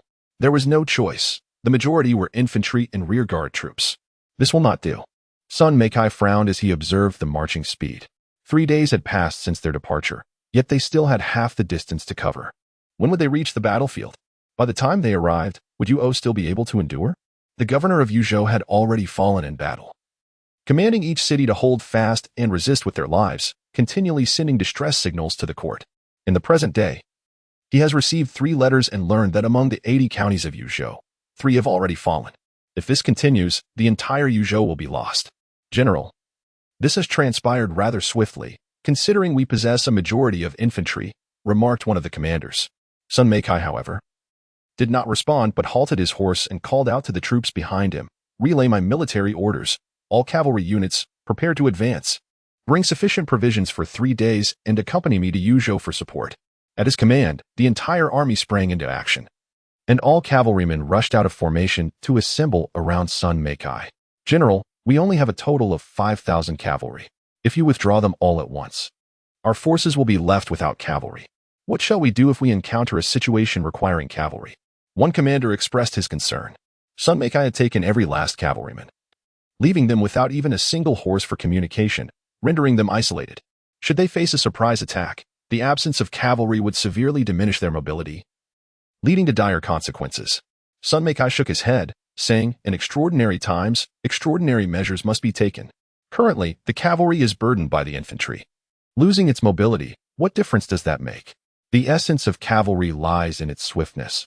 I must hasten to support Yuzhou. This may indeed be a viable strategy." Another commander nodded in agreement. Upon seeing that the troops had assembled, Sun Meikai addressed the commanders. "Very well, I shall take my leave. You continue your advance. There is no need to head towards the heart of Yuzhou.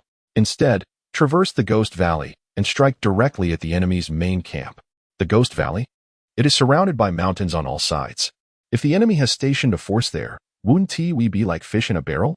Commander Ling furrowed his brow. The Ghost Valley was a unique passageway outside the borders of Yuzhou, belonging to the territory of the Prairie Wolf Kingdom. However, this valley was desolate and close to the border, encircled by barren mountains. Moreover, it served as a crucial route for the Prairie Wolf Kingdom's assaults against the Great Zhou, and troops were always garrisoned there. Sun Meikai scoffed, narrowing his eyes. "I cannot speak for others, but Wumuyuan would never station troops there now. He is likely fully committed to attacking Yuzhou and cannot spare forces for defense. Furthermore, the Ghost Valley leads directly to the foreign grasslands, originally intended to guard against the Prairie Wolf Kingdom. Now, in collusion with them, he would not squander manpower on garrison duties." "General, this seems exceedingly perilous." Lingy still appeared apprehensive. "Is there no risk on the battlefield?"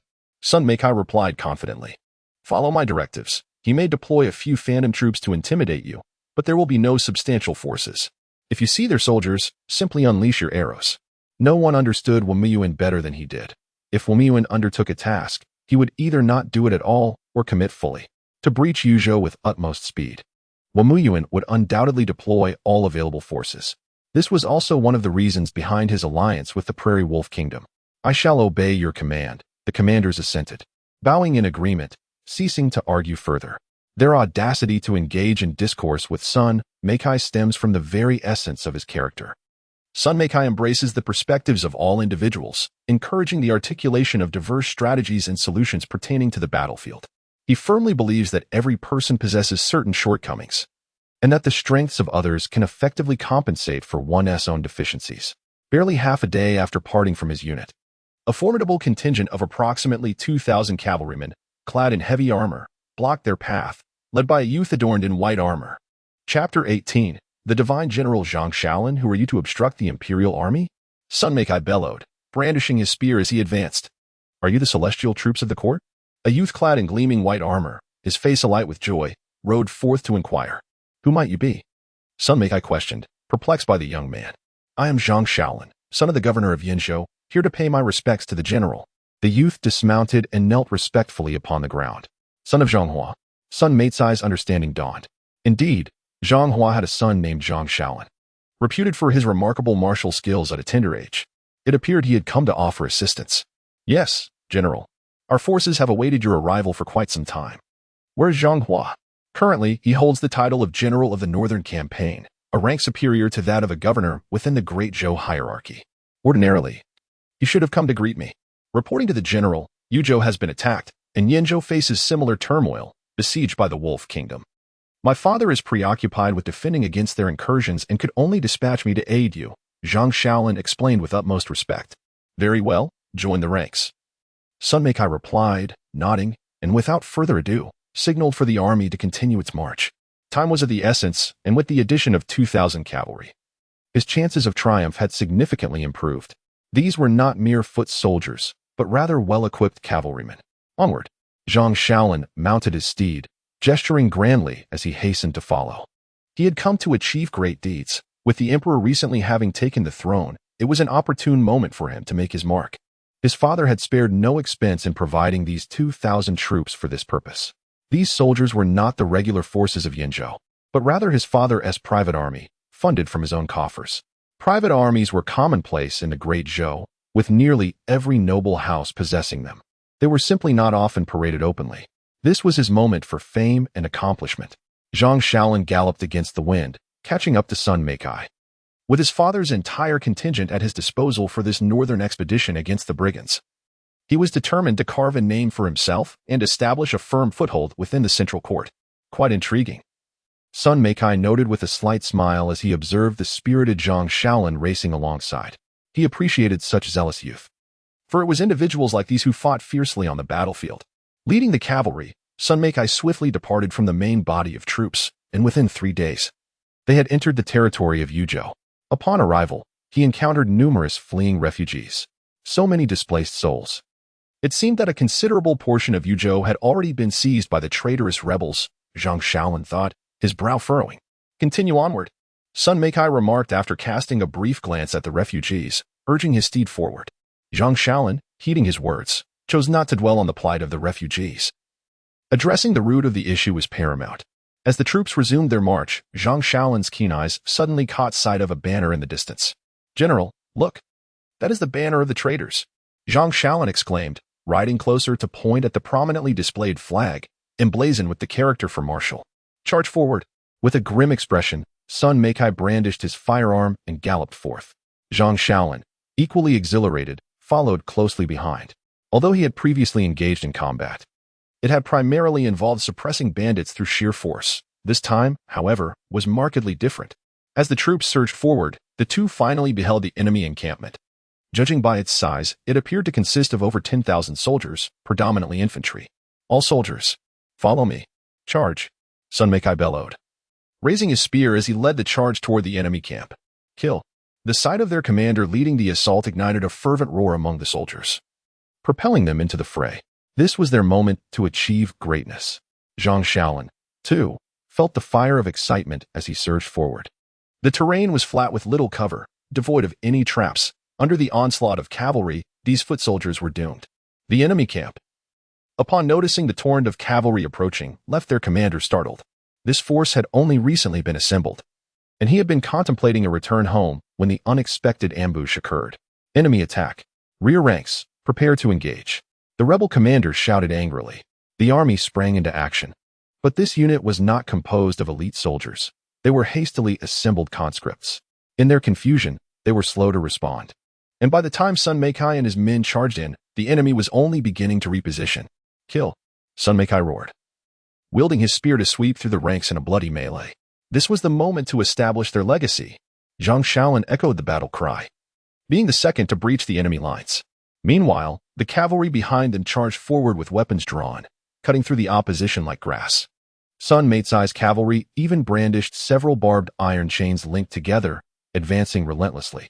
This was a unique tactic employed by Sun Meikai, specifically designed to counter infantry, particularly those lacking armor. In a series of brutal pulls, the enemy fell like wheat before the scythe. The cavalry's charge was terrifying. The newly formed rebel army quickly fell into disarray. As their formation collapsed, the troops scattered, unable to be contained by the discipline enforcers. Do not flee! Do not flee! The commander shouted in fury, executing a soldier attempting to escape. Yet, it was futile. Against the onslaught of cavalry, the infantry could not hold their ground. Curse it! The commander muttered under his breath, lamenting the dissolution of the hard-won army he had painstakingly assembled. He felt a deep sense of resentment. However, no amount of unwillingness could change his fate. If he did not escape, he would surely perish as well. General, we must retreat. As long as the mountains remain, we need not fear the absence of firewood. We can regroup later, one of the vice commanders advised.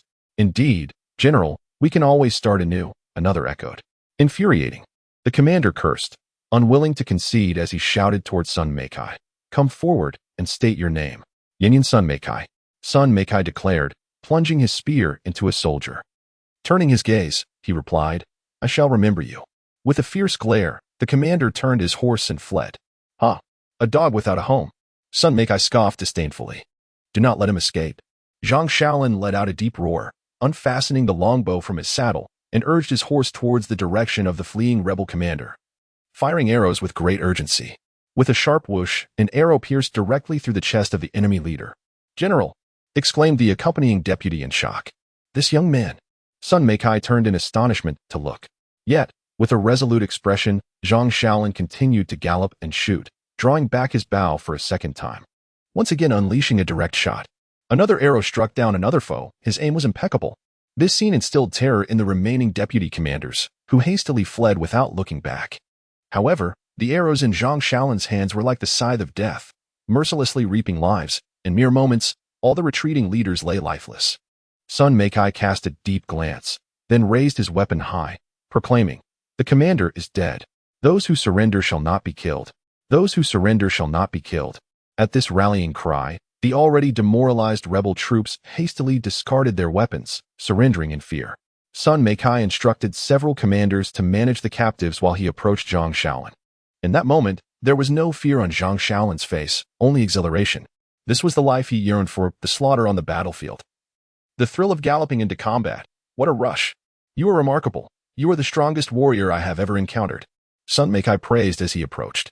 He regarded Zhang Shaolin as the most valiant and formidable warrior he had ever seen. Although he considered himself a top-tier general, he still felt inferior in the presence of Zhang Shaolin. Thank you for the compliment, General. Zhang Shaolin responded with enthusiasm. Sun Meikai nodded in acknowledgement and continued. I will mention you before His Majesty. I am not like those greedy commanders. Your merits shall not be overlooked. Thank you for your support, General. Zhang Shaolin exclaimed, filled with joy as he promptly bowed in gratitude. This is your own strength. There is no need to thank me, Sun Meikai replied, turning to attend to the captives. Zhang Shaolin, feeling grateful, understood the darkness of the political arena all too well as the son of a provincial governor. As a mere junior officer who had joined midway, even his troops were private soldiers. If he were to be deemed without merit, then indeed, he would have none, and no one could contest that. Even his father, the governor, could not alter this reality. The governor was not the supreme authority in the province, as there was also a commander-in-chief. unless one were in a situation like Jingzhou, where the governor also held the position of commander-in-chief. Chapter 19. The will of Emperor Wu swiftly clearing the battlefield. Provisions for 3 days were packed while everything else was cast aside. Sun Meikai approached the soldiers with a commanding air. "General, what of the captives?" inquired a young officer. Sun Meikai hesitated, initially wishing to declare their execution, yet recalling that these were all subjects of the Great Zhou, he refrained from being branded a butcher. After a moment's contemplation, he proclaimed, "They are all subjects of the Great Zhou. Let them go, all of them." "Let them go? Does that not render our efforts futile?" the young officer lamented. "To take nothing but a mere supply of food and depart, would that not mean our struggle was in vain? Just execute the orders." Sun Meikai replied curtly, turning away. The battle could only be fought in vain. They were engaged in domestic warfare, isolated from their main force, unable to consolidate the captives, and had to traverse the various regions of Yuzhou. Releasing these captives was the only feasible option. After all, it would be unconscionable to slaughter the local populace. "General, if you trust me, you may entrust these captives to my care." A young soldier stepped forth, speaking earnestly. "You?" Sun Meikai turned to scrutinize the soldier before him. This young man was unfamiliar to him, appearing merely as an average cavalryman without any notable distinction. "Yes, General, if you place your faith in me. I assure you I can muster a formidable force." Li Keqing's eyes shone with fervor as he gazed at Sun Meikai. Sun Meikai furrowed his brow, caught in a dilemma. This was not a decision to be made lightly. They were not mere bandits or insurgents, but a legitimate army of the court, and his position was that of the supreme commander of this force. To acquiesce would bestow upon the young man a privilege tantamount to official endorsement, granting legitimacy to his command, enabling him to recruit soldiers to confront the rebels. Should he later harbor treasonous intentions, it would spawn yet another faction of insurgents. In dire circumstances, such an agreement might be warranted, yet they were not presently in such a predicament. Though officials across the 9 provinces harbored grievances against the court, they remained willing to heed its commands, wary of defiance. "General, I perceive a certain confidence in him. Perhaps it would be wise to grant him this opportunity."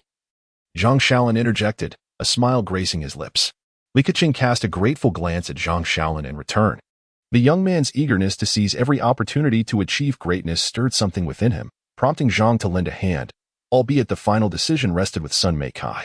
After a moment's silence, Sun Meikai regarded Zhang Shaolin and then nodded, saying, "Very well, I shall grant you this authority, but should you fail to achieve success, you must surrender command to the main force behind us."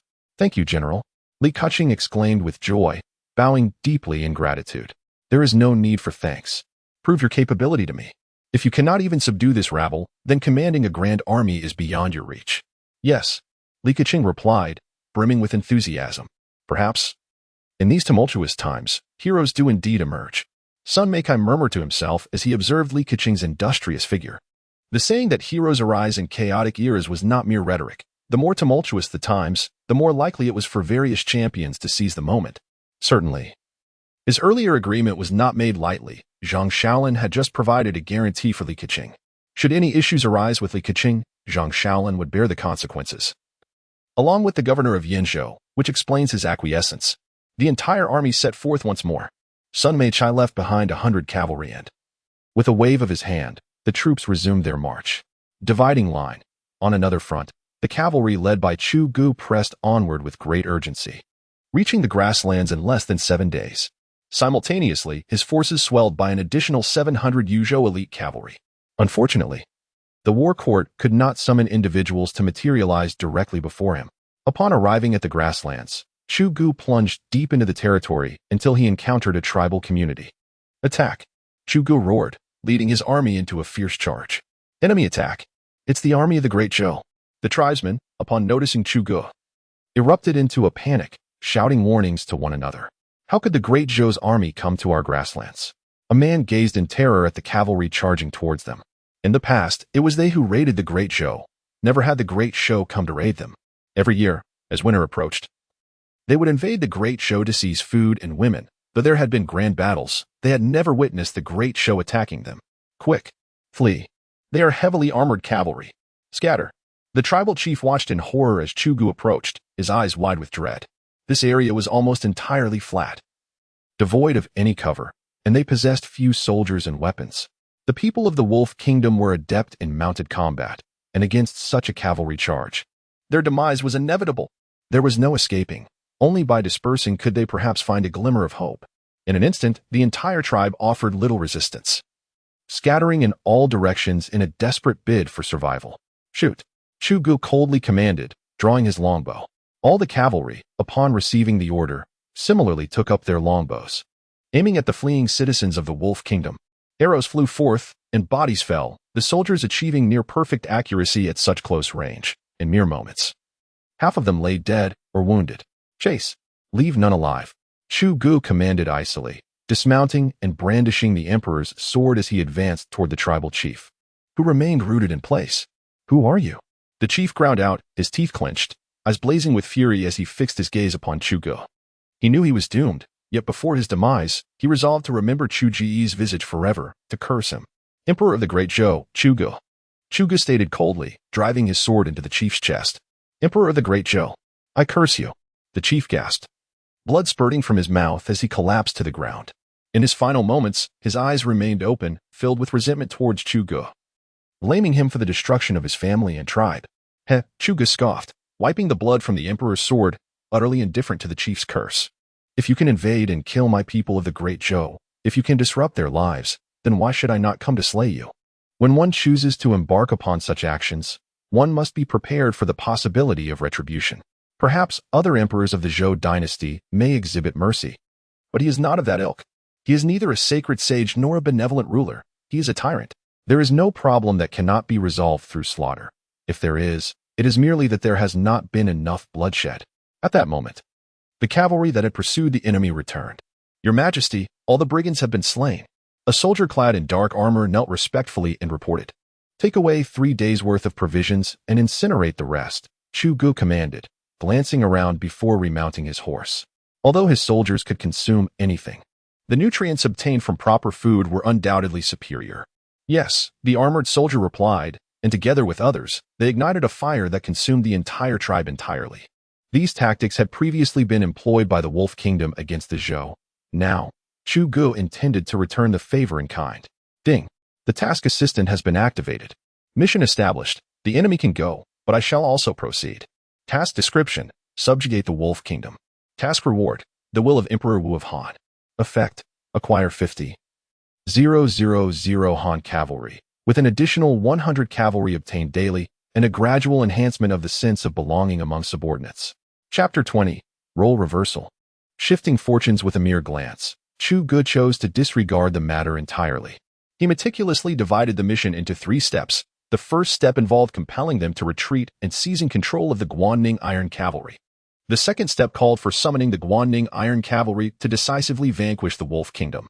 The third step anticipated the submission of the Wolf Kingdom, followed by the deployment of 50,000 elite cavalry from the Han dynasty to inflict severe damage upon it, should circumstances permit. He intended to annex the Wolf Kingdom as the 10th province. "I am not a benevolent ruler. I have never promised that your submission would ensure your release. My journey here, far from my homeland, is not solely for conquest, but primarily for annexation." Chu Gu dismissed the mission description and mounted his steed, embarking on a journey without a destination, devoid of any objective.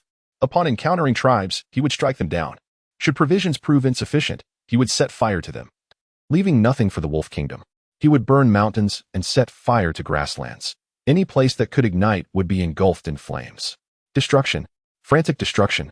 He aimed to force the Wolf Kingdom to withdraw its troops from Yuzhou. Naturally, the sovereign of the Wolf Kingdom soon discerned the presence of Chu Gu's cavalry. He promptly dispatched forces to encircle them. However, Chu Gu's lack of a specific target rendered the Wolf Kingdom incapable of ascertaining his whereabouts. Furthermore, Chu Gu commanded a significantly large army, composed entirely of cavalry. If the Wolf Kingdom dispatched too few troops, they would be unable to impede him. Too many, and they would be detected. Moreover, the Wolf Kingdom's main forces were currently stationed in Yuzhou, leaving no elite troops available to confront Chu Gu. While they still possessed a considerable number of infantry, such forces were utterly inadequate against cavalry, unable even to pursue them. Encirclement on the plains was simply impossible. The Wolf Kingdom boasted fewer than 10,000 cavalry, and a mere contingent of light cavalry could not effectively encircle a fully armed heavy cavalry. In the Wolf Kingdom's royal tent, the sovereign seated, "How dare the Zhou Kingdom send troops to invade us?" He slammed his hand upon the table in fury. Traditionally, they were the ones who raided and slaughtered the Zhou kingdom. How could the Zhou kingdom dare to reverse roles and assault them? Come yourself, Khan. A man clad in deerskin advised. We must address this army. Otherwise, as they rampage across the plains, countless tribes could be obliterated. The Wolf Kingdom lacked fortifications. Relying solely on tribal formations and being situated on the plains, this cavalry unit faced almost no obstacles. In less than 3 days, they had already suffered losses exceeding 100,000 men. If not curtailed, they might very well reach the royal encampment. I am well aware of our predicament. But how do we resolve it? Our infantry cannot keep pace, and a smaller force is of no use. Our main forces remain in Yuzhou, the sovereign lamented. He was acutely aware of the current dilemma, yet felt powerless to remedy it. Then we must recall the troops from Yuzhou, the deerskin-clad man suggested. Are you asking me to violate our treaty? The sovereign furrowed his brow. They had entered into an alliance with Wumuyuan, agreeing that should they assist in breaching the great Zhou capital, Yuzhou would be ceded to them, along with a doubling of annual tributes. This treaty had been accepted without hesitation, and he had dispatched the nation's elite forces without a second thought. At present, the state of Yuzhou is on the verge of conquest. Should they return to their homeland, Wumuyuan would find himself isolated, besieged by the forces of the great Zhou. In such urgent circumstances, we cannot spare any resources to assist him, as we are preoccupied with our own survival. The man clad in deer hide shook his head in agreement. I concur with this sentiment, voiced another armored figure nearby. What are your thoughts? The ruler of the Wolf Kingdom inquired of the others. The priority must be the homeland of the Wolf Kingdom. I advocate for a counter-assistance, proclaimed another individual. Witnessing the support of 3 members, the others quickly raised their hands in agreement. Very well. Relay my orders. We shall provide assistance. The ruler of the Wolf Kingdom resolutely issued his command. Dividing line, unbeknownst to Chu Gu, the ruler of the Wolf Kingdom had declared the troops to return for assistance. Even if he were aware, he would not withdraw. His purpose for coming was to inflict severe pain upon the Wolf Kingdom, to instill a lasting fear, and, if possible, to completely annex the territory. Otherwise, his journey would be in vain. Merely disrupting the Wolf Kingdom and slaying a portion of its populace would not suffice to settle the scores.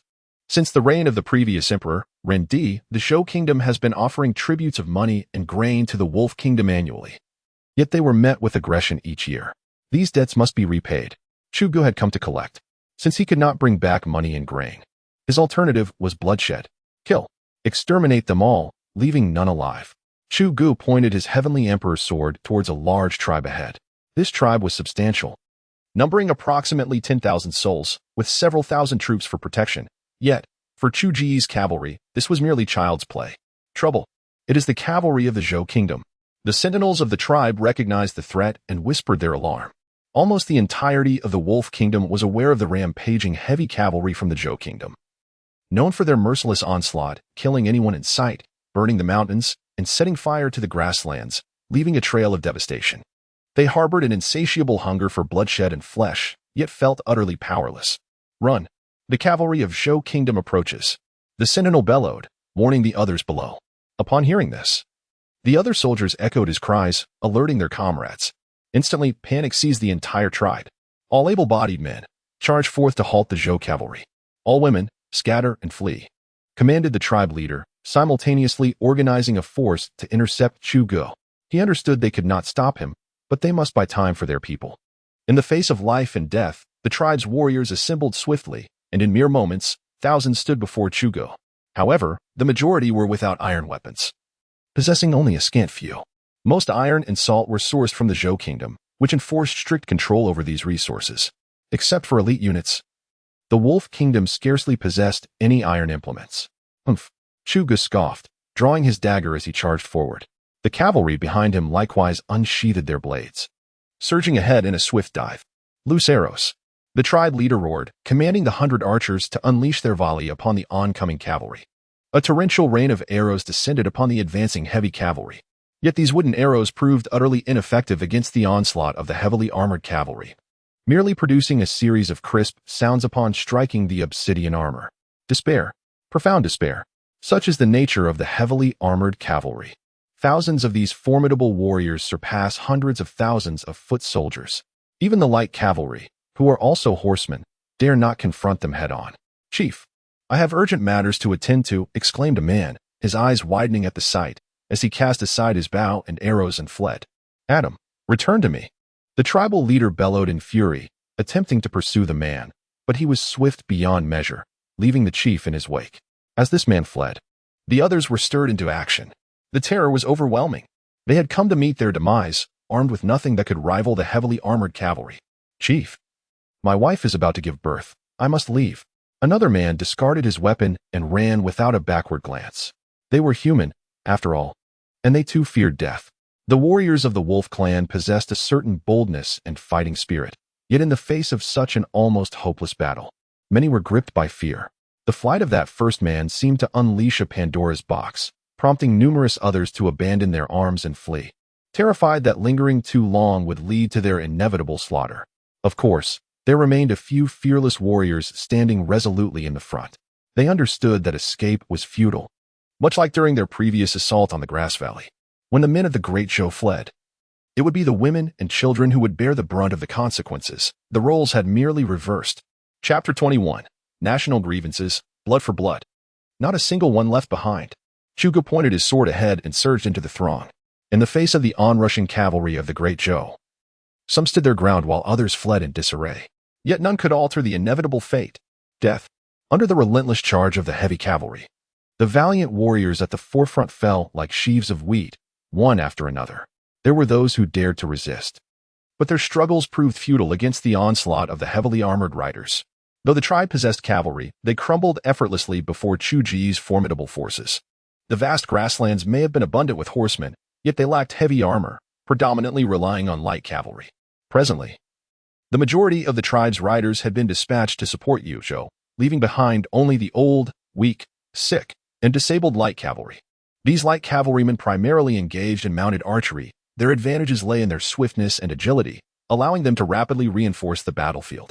Their combat relied chiefly on ranged attacks, resorting to charges only when confronting infantry or fellow light cavalry. Against the heavily armored cavalry, the light riders stood powerless to resist. Their sole advantage might have been their ability to flee, yet they did not escape, leaving them with only the prospect of demise. Brandishing his halberd, Chugo plunged into the crowd, slashing at all who crossed his path, his body drenched in blood yet undeterred. His hands moved with mechanical precision, incessantly swinging. Though he had endured wounds from blades, the heavy armor absorbed them all. Counterattack. Chuga charged onward and commanded his troops to continue their assault. At this moment, only half of the tribe remained. The rest lay lifeless upon the ground. This exemplified the advantage of heavy cavalry. Relentless charges until the enemy was entirely obliterated. Kill. The air rang with furious shouts as the troops surged forward once more. Faced with the oncoming heavy cavalry, some roared defiantly onward, while others had surrendered to despair. And many lay feigning death upon the ground. Chugo led his heavy cavalry in repeated onslaughts, and by the end, only an elderly man remained, sword in hand, staring blankly at the carnage.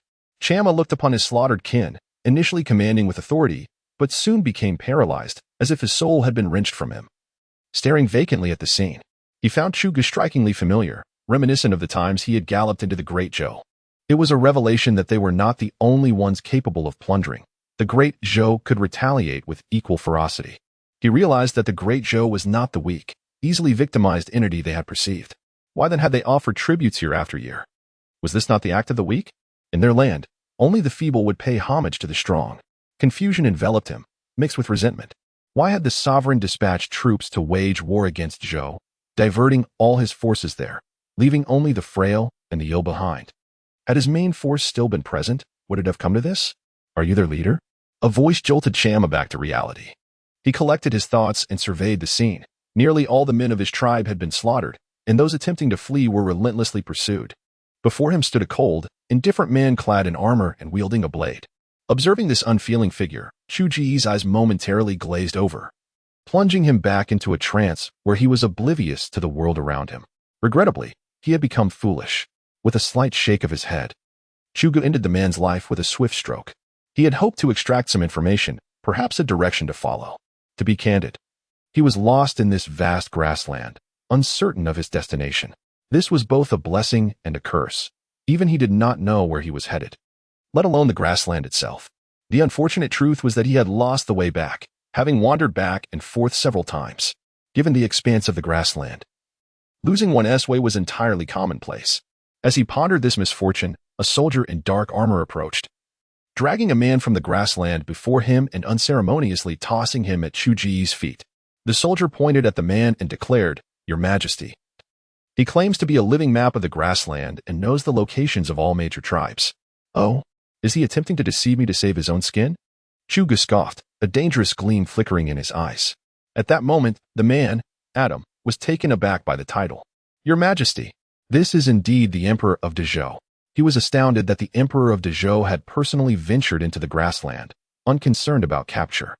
Upon hearing Chu Ji's voice, he was gripped by fear, desperately exclaiming, "Respected Emperor of Dezhou, I truly know the locations of the tribes in the grassland. I can guide you, and I can even tell you where the royal camp is." "Really? Are you not fabricating this to save your own life?" Chu crouched down, seizing Adam by the throat and pressing his blade against his chest, his gaze piercing into Adam's very soul. Under the intensity of Chu Ji's stare, Adam felt a wave of pressure wash over him, causing him to sweat profusely. He hastily insisted, "Respected Emperor, every word I speak is the truth. If I deceive you, may the wolf god forsake me." The wolf god was a deity revered by the people of the wolf nation, rumored to be a fearsome giant wolf, of which the citizens claimed to be descendants. "Adam, is it? Lead the way. Should I discover that you are deceiving me, I shall devour you alive." Chu rarely displayed a smile, releasing his grip and patting Adam's face before rising. With a sigh of relief, Adam collapsed onto the ground, utterly drained. The pressure emanating from the Emperor was overwhelming. "Your Majesty, we have discovered a dungeon," one of the dark-armored soldiers suddenly reported. "Just set it ablaze," Chu replied nonchalantly. "Whatever it is, we cannot carry it with us. Only our steeds shall bear our burdens." His unit consisted of heavy cavalry, inherently weighed down, and carrying additional items would hinder their progress. Thus, he had annihilated numerous tribes, but everything collected was reduced to ashes. Otherwise, even the finest steeds would struggle under the load. "They are holding Dezhou's subjects inside," the soldier added. Chu turned his gaze toward him. "Are there many?" As they journeyed forth, they encountered the captured subjects of the Great Zhou, yet they permitted them to return unaccompanied, reporting back to their own ranks. This was either due to peculiar circumstances or a considerable number involved. Indeed, there were many, but all were women, and they were devoid of clothing. The armored soldier reported with an impassive countenance. Chu Ji's fierce gaze immediately shifted to the side, locking onto Adam, his eyes brimming with lethal intent. "This must pertain to last year's raid on the Great Zhou by the chieftain. This incident bears no connection to me. I merely delivered a message to the tribe." Adam stammered, a hint of guilt evident in his voice. "Haha." Chu Ji's laughter echoed, a sound that instilled fear and unease. "It truly has nothing to do with me," Adam insisted, his anxiety palpable. Indeed, Chu replied, nodding with a smile, while simultaneously patting Adam's shoulder. With a sigh of relief, Adam felt a moment of respite, only to be suddenly gripped by a sharp pain in his abdomen. Looking down, he discovered a large blade had pierced through his body without his notice. Chapter 22. The Dungeon, Your Majesty. "It cannot be." Adam raised his head in astonishment, blood continuously flowing from his mouth. "Indeed, you are correct," Chu replied with a smile as he slowly pushed him to the ground, his expression suddenly turning cold. "You waste my emotions." He flicked the blood from his blade and sheathed it. The tyrant was ever capricious, and he was no exception. Perhaps when you see him smile, he is, in fact, seething with anger, and when you observe his fury, he is still enveloped in wrath. One moment he might converse with you amiably, and the next, he would plunge a dagger into your flesh. Turning towards the cavern described by the armored soldiers, Chu arrived to find a multitude of women from the Great Zhou, bound and exposed. Their eyes were vacant, as if stripped of thought, and they seemed oblivious to his presence. They could no longer be referred to as human. To label them as such felt profoundly inappropriate. After merely a glance, Chu withdrew his indifferent gaze and turned to leave. There was no reason to linger. They were beyond the realm of humanity. "Wait, are you the army of the Great Zhou?" A woman rose, her voice laced with hatred. Chu turned back, scrutinizing her from head to toe. The woman, heedless of her vulnerability, fixed her gaze upon him, her eyes mingled with loathing, hatred for herself and for the Wolf Kingdom. Chu met her stare, and she did not flinch, holding his gaze resolutely. Perhaps for her, there was nothing left to fear, nor anything to revere. She had lost everything. The only remnant was her hatred, a hatred that could never be erased. Moved by the intensity of her gaze, Chu felt a pang of recognition. This hatred was all too familiar, for he had once harbored such feelings. Are you part of the Great Zhou army? She asked again, her animosity undiminished. Meeting her piercing gaze, he nodded and declared, Yes, I am Chu Gu, the current emperor of the Great Zhou. You may voice your requests, and I will do my utmost to accommodate them. However, my army is currently engaged in battle and cannot escort you home. Upon learning he was the emperor, a flicker of surprise crossed her features. The exalted sovereign, seemingly oblivious to the suffering of mortals, fought on the plains clad in armor. Though her heart brimmed with questions, she quelled them and inquired, May I join your ranks? At her words, the eyes of all the women sparkled with renewed hope. They raised their heads, their gazes aflame with a singular hatred for the Wolf Kingdom. Many had once known the joys of family, with children and loving homes, but now they possessed nothing. Life had gifted them only with hatred, and reality had offered them naught but bitterness. Can you ride? Chu Gu asked, his brow furrowed. If they were adept at riding, he could provide them with captured steeds, allowing them to accompany him in battle. Of course, no special treatment would be afforded. Their survival and ability to slay enemies would depend solely on their own adaptability. We can learn, the woman exclaimed, her voice brimming with fervent hatred. The sovereign declared, I do not require you to learn. I demand your proficiency. I shall not permit you to hinder the pace of our forces. With a cold voice, Chu Gu turned on her heel and departed. You are unfit for the army. Return home. In that moment, all the women silently rose, trailing behind Chu Gu. Even if they did not possess the skills at that instant, they were determined to acquire them. Regardless of their current abilities, they vowed to master them. To return home? They had no homes left. They had become feral beasts, intent on devouring the Wolf Kingdom, leaving nothing but desolation in their wake. They were willing to pay any price, sacrificing everything, even their very bodies, if necessary. Conventions of morality and shame could no longer restrain them. Their animosity fueled their will to survive until the Wolf Kingdom was utterly vanquished. Upon hearing footsteps behind her, Chu Gu hesitated momentarily but did not halt her advance. Whether they could succeed mattered little to her. The war horses awaited outside. Those who could ride would accompany them, while those who could not would see the horses slain. Never to be left for the enemy. To grasp a sword was to embrace camaraderie. To mount a steed was to join the ranks. If they could harness them, then so be it. To Chu Gu's astonishment, the women emerged, donning armor and wielding weapons, truly mounting the horses. Despite numerous falls, they rose once more, as if some unseen force compelled them onward. This indomitable spirit would not allow them to yield or falter. It was their singular obsession. Black Rose. The term surged into Chu Gu's mind. In a previous life, she had encountered a tale that depicted the essence of black roses. It spoke of a band of forlorn women, driven by the fervor of vengeance. They would stop at nothing to eliminate their foes. Women bereft of everything are indeed terrifying. This was their sole conviction for survival. And thus, their code name emerged, Black Rose. The rose, tainted by darkness, lost its beauty and became lethally exquisite. How intriguing. Chu Gu regarded this assembly of women with a profound gaze, drawing the emperor's sword and pointing it forward. Advance, all troops. At the command, every cavalryman mounted their steeds, poised for departure. The women, too, were no exception. Though some lacked the skill to ride, they clambered onto their mounts, battered yet resolute. The means of their ascent a mystery. Chu Gu cast a glance back at them, unconcerned about their pace, and commanded the army to press on. Embarking on a relentless assault, some women fell behind, while others managed to keep up. Chu Gu remained indifferent to their fates. Wherever she tread, chaos erupted. Flames reaching for the heavens. Any place that could ignite was set ablaze. After all, it was not his domain. He cared not for the morality of it, as long as it did not harm him or the Great Zhou. As for extinguishing the flames, that was of no concern to him. A strong wind would be most welcome, allowing the fire to rage even more fiercely. Amidst the onslaught, Chu Gu recognized the formidable nature of these women's ranks, not due to their combat prowess, but rather their sheer ferocity. These women, though not clad in armor, exhibit a remarkable fearlessness in the face of death, embodying a philosophy of exchanging one life for another without hesitation.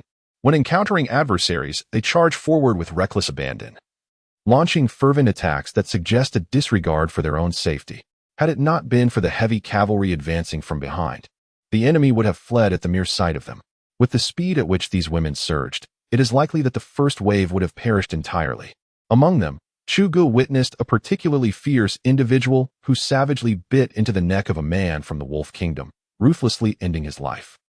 She consumed the blood with an insatiable hunger, showing no intent to spit it out, her visage smeared with crimson as she returned to the fray. A true embodiment of madness among the mad. Having survived, Chu Ge granted them the formation they sought, permitting them to continue alongside the army.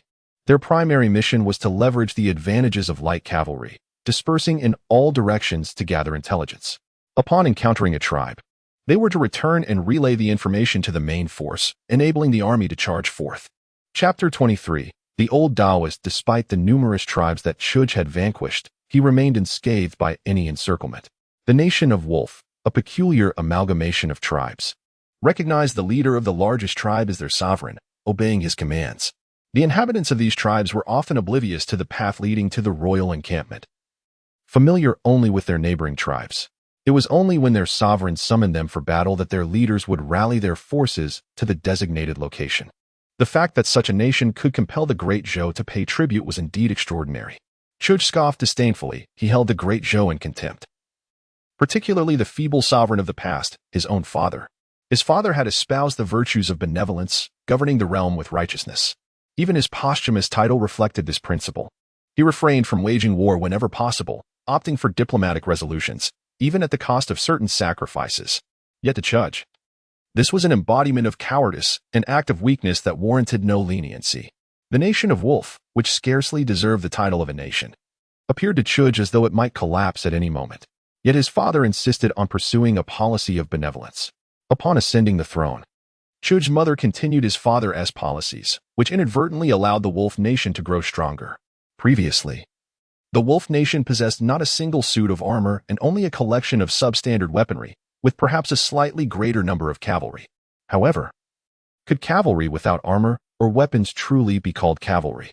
They were devoid of salt, relying solely on trade with the Great Zhou for sustenance. Should the Great Zhou impose a blockade, it could easily resolve this predicament. Yet his father's excessive compassion, unable to bear the sight of the Wolf nation as suffering, fostered trade between the two nations. While the Great Zhou also reaped benefits from this trade, notably an increase in the production of war horses. Chuj deemed this entirely misguided, an egregious error. "Your Majesty, a skirmish has erupted ahead," reported a returning scout cavalryman. "Simply execute them all. Why even inquire further?" Chuj replied with a frown. "Your Majesty, one faction belongs to the Great Zhou. Then eliminate the faction of the Wolf Nation," he asserted. "The opposing side has refused our assistance." The scout cavalryman shook his head, explaining that they had attempted to offer help, only to be instructed to withdraw. "Oh." Chuj's interest was piqued. "Let us go and see." Chuj spurred his horse, leading his troops forthwith. On a desolate expanse of grassland, an elderly Taoist, with white hair and the appearance of someone in his 70s or 80s, was encircled by a group of robust men. "We have never wronged you. Let us cease hostilities," proposed a scarred man, his urgency evident in his tone. If he was not mistaken, the cavalry scouts they had recently encountered belonged to the formidable heavy cavalry of the Great Zhou. They had already heard rumors of a significant force from the Great Zhou entering their grasslands, comprised entirely of well-equipped heavy cavalry. Most alarming was the fact that this cavalry marched without a rear guard, advancing swiftly and striking wherever they went. With their sparse communication channels, they were utterly incapable of mounting an effective encirclement. It was merely a matter of misfortune for whoever crossed paths with them. Now he yearned to extricate himself from the fray swiftly. Otherwise, with the arrival of the main forces, their demise would be inevitable. Had he not wronged the old priest? How then did the old priest's 108 disciples meet their end? How was the old priest's temple reduced to ashes? The old priest scoffed coldly. He had originally set out to traverse the world, but upon his return, he was met with the grim sight of scattered corpses and a ravaged temple. Upon inquiry, he learned that it had been ravaged by the Wolf Kingdom. Witnessing the skeletal remains of his disciples ignited a fury that clouded his reason, shattering his resolve. He set fire to the temple, relinquished his past, seized a sword, and ventured alone into the grasslands. "We did not slay your disciples." What relevance does this hold for us? There is an ancient saying in the Great Zhou, "When grievances are returned, when will they cease?" "Allow me to offer my apologies and consider this matter resolved," the scarred man urged anxiously, glancing back. The sound of galloping hooves reached his ears. The expressions of the other Wolf Kingdom men changed abruptly. Should the heavy cavalry of the Great Zhou arrive, their chances of survival would dwindle to nothing. And even if they managed to slay the old priest, it would serve no purpose. Words were futile. Today would see either the old priest's downfall or their own demise. The old priest's countenance was frigid as he declared. Since stepping onto the grasslands, he had not anticipated survival. He merely wished to exact vengeance, at the very least. To take the lives of 108. Who wishes to fight with you? The scarred man, hearing the increasingly thunderous sound of hooves, discarded his weapon in a panic and fled. A blade in hand only added weight to his escape, and he deemed it unworthy to carry it. He did not believe that his blade could withstand the might of heavy cavalry, let alone tens of thousands of them. He wished desperately that his parents had bestowed upon him swifter legs, for he needed to flee with utmost speed. As the heavy cavalry of the great Zhou approached, his life would be forfeit. The others hastily abandoned their weapons and turned to flee as well. If not now, then when? Would they await their deaths at the hands of the cavalry? Where do you think you're going? The old priest shouted, pursuing them like the wind. Madman! Zhou could not help but curse as he turned back. He felt utterly unfortunate. Having ventured out to tend to sheep, he encountered such a lunatic. And to make matters worse, the heavy cavalry of the great Zhou. The sound of hooves grew ever closer, instilling dread in the hearts of the crowd. Scatter and run. Zhou bellowed. Everyone immediately understood and dispersed in all directions. Draw your bows and shoot, came Chu Ji's commanding voice from afar. The moment they heard this, the faces of all shifted. They were within the vast grasslands, a plain devoid of cover. In such a place, being targeted by archers meant no chance of survival. A torrential rain of arrows filled the sky, blotting out the sun. Many fleeing souls were pierced through, collapsing heavily to the ground, with only the area near the old priest remaining untouched by the archer's fire. After Chu Gu had slain those who fled, he did not command his soldiers to charge but instead observed the distant scene with keen interest. He beheld an old priest engaged in combat, his strikes fierce and his eyes brimming with murderous intent. Utilizing the tiger claw technique and executing the Bagua steps, each move was a pinnacle of mastery. At least from his perspective, he had inherited Li Shimin's martial arts comprehension and physical prowess. Li Shimin was a master of martial arts, and given his own strength, he believed he could not defeat the Taoist before him. Intriguing. The corners of Chu Ji's mouth curled slightly upwards. Stop, Zhou. Witnessing the demise of his kin one by one, hastily reached out in an attempt to halt the confrontation. If this continued, regardless of victory or defeat, his demise was inevitable. Yet, the old Taoist showed no intention of relenting, his claw-like hands continuing to attack with ferocity. Madman! Zhou cursed under his breath, swiftly employing a peculiar footwork, darting left and right, embodying the principles of Taoism. This footwork, it belongs to the Tian gang step of my Xiao family. The old Taoist, recognizing the familiar movements, was momentarily taken aback and ceased his onslaught. Whom did you learn this from? The old Taoist inquired with palpable excitement. Zhou, sensing the old man's fervor, hesitated before replying. This footwork was to be taught to me by my father. Your father? What is his name? The old Taoist pressed eagerly. I do not know, Zhou replied, shaking his head. You do not know? The old Taoist furrowed his brow. I have never met my father. This footwork was taught to my mother by him, and my mother passed it on to me. The old Taoist fell silent for a moment before asking again. But has he harmed the people of the Great Zhou? No, my mother forbade me from doing so, Zhou replied honestly, shaking his head. He longed to join the others of his tribe, yet his mother would not allow him, despite his exceptional skills. Go, I shall not harm you. The old Taoist sighed, waving his hand dismissively. Thank you, Zhou exclaimed joyfully, eager to express his gratitude.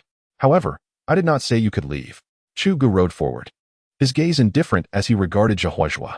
Chapter 24. The Harmony of Nations, Your Majesty? Zhou and the old Taoist were both taken aback. Who could be addressed as Your Majesty other than the Emperor of the Great Zhou? The Emperor of the Great Zhou had personally led his troops into battle on the grasslands. Kill.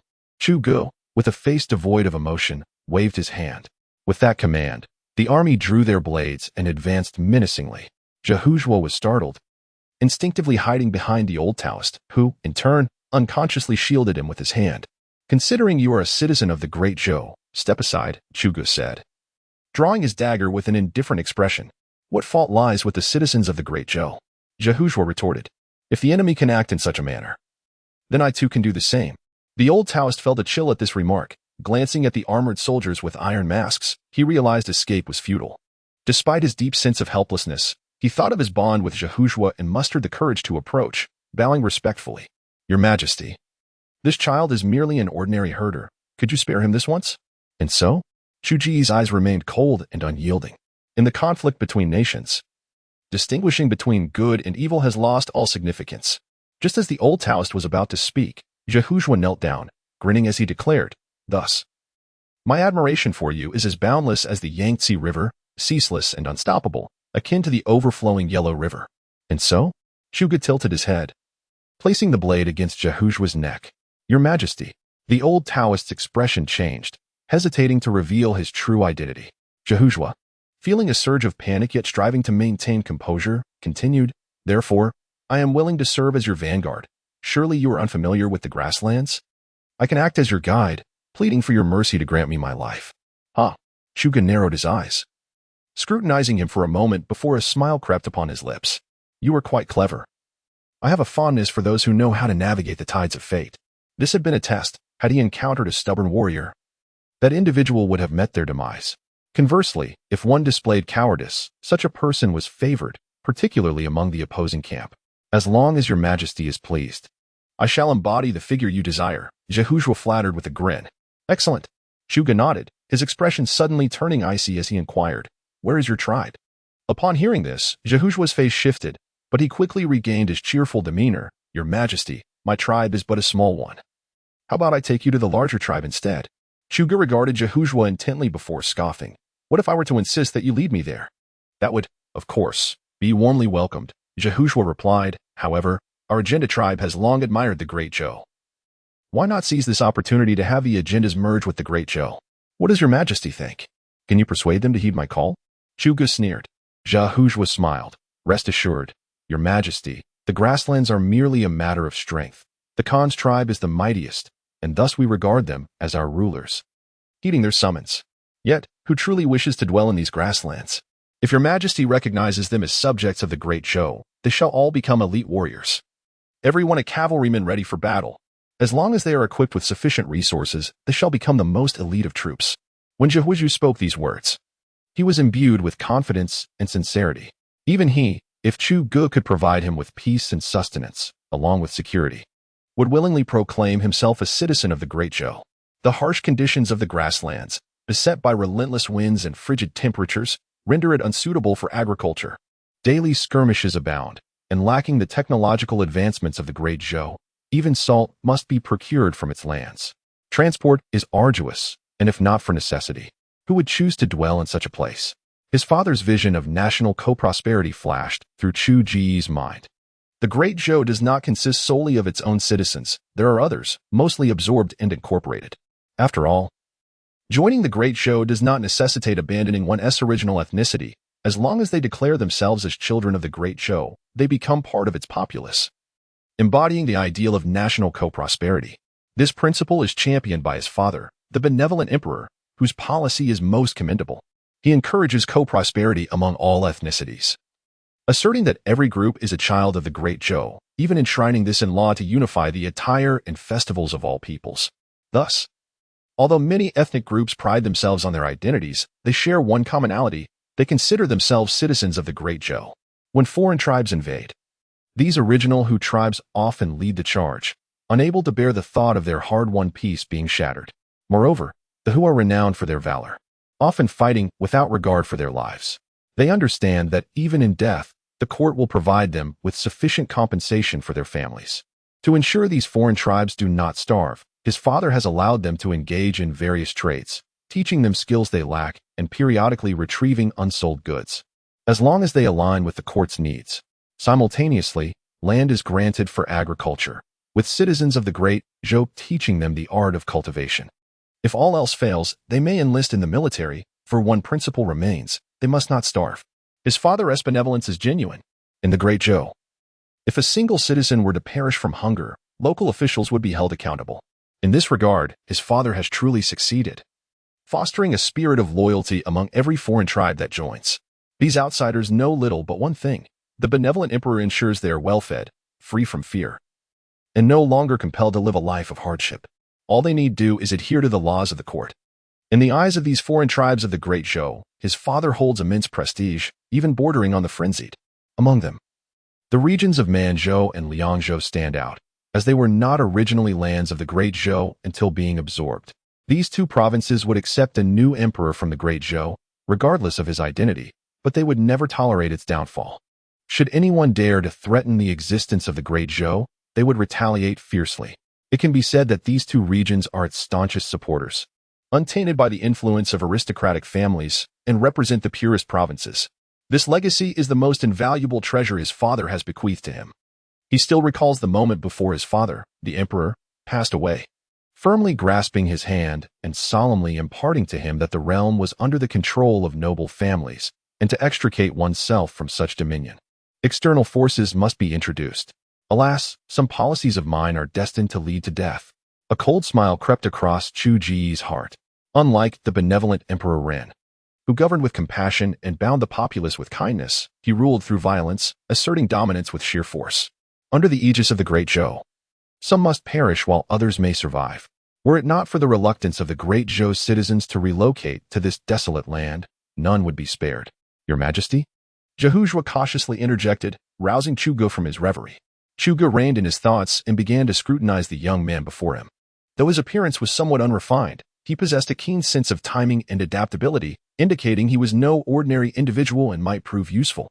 He contemplated making him a guide, only to dispose of him later. Such a talent deserved to be eliminated by his own hand.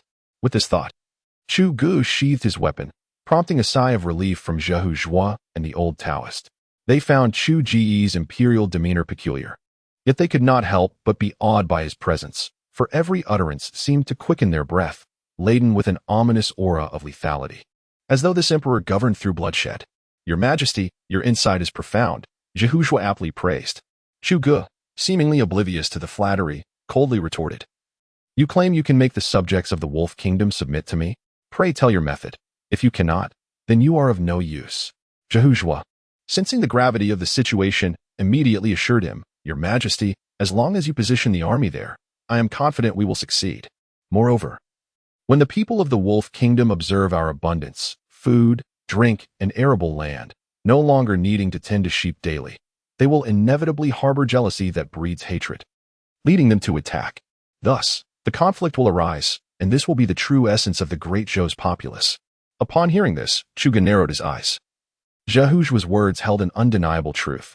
Such was the situation in Liangzhou of the western regions. Liangzhou had been annexed into the Great Zhou from the western regions. And now, the various states of the west harbored deep resentment towards the people of Liangzhou, who in turn looked down upon the west, deeming them mere barbarians. Devoid of decorum, the western states, while referred to as nations, were nothing more than a collection of bandit tribes. This contrasted sharply with the western regions of his past life, where vast deserts rendered the land barren, unsuitable for livestock or agriculture. Liangzhou thrived solely due to the continuous subsidies from the Great Zhou, with merchants trading and peddling artisanal goods. The policy of Emperor Ren was that no territory could be relinquished. Liangzhou was indispensable, even if it was a barren wasteland. Once it was annexed by the Great Zhou, it became an integral part of it.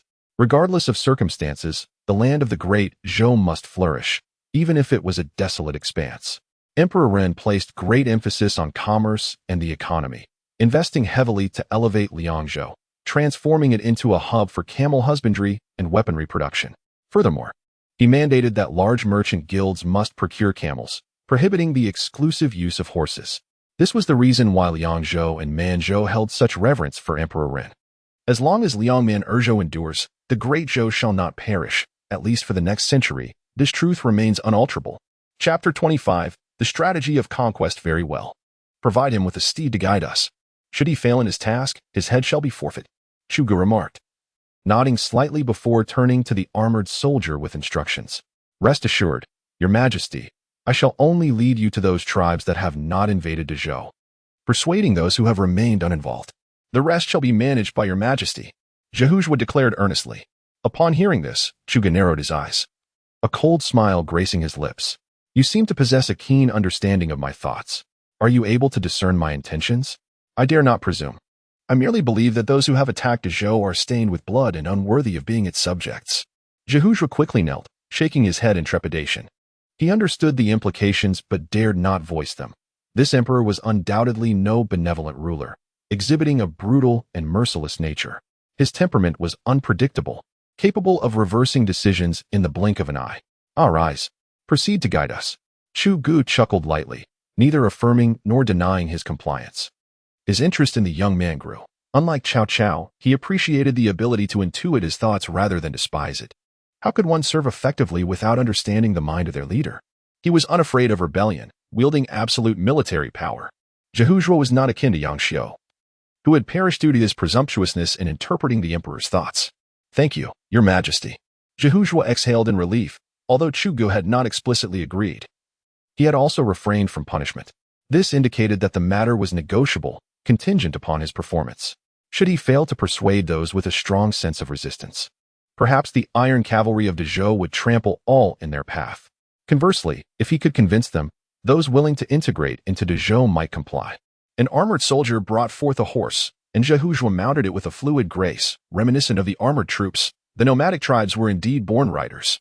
At that moment, the old Taoist approached, whispering a warning to Zhehuzhuo, "Do not entertain thoughts of escape. These heavy cavalrymen are each armed with bows and arrows, demonstrating exceptional archery skills.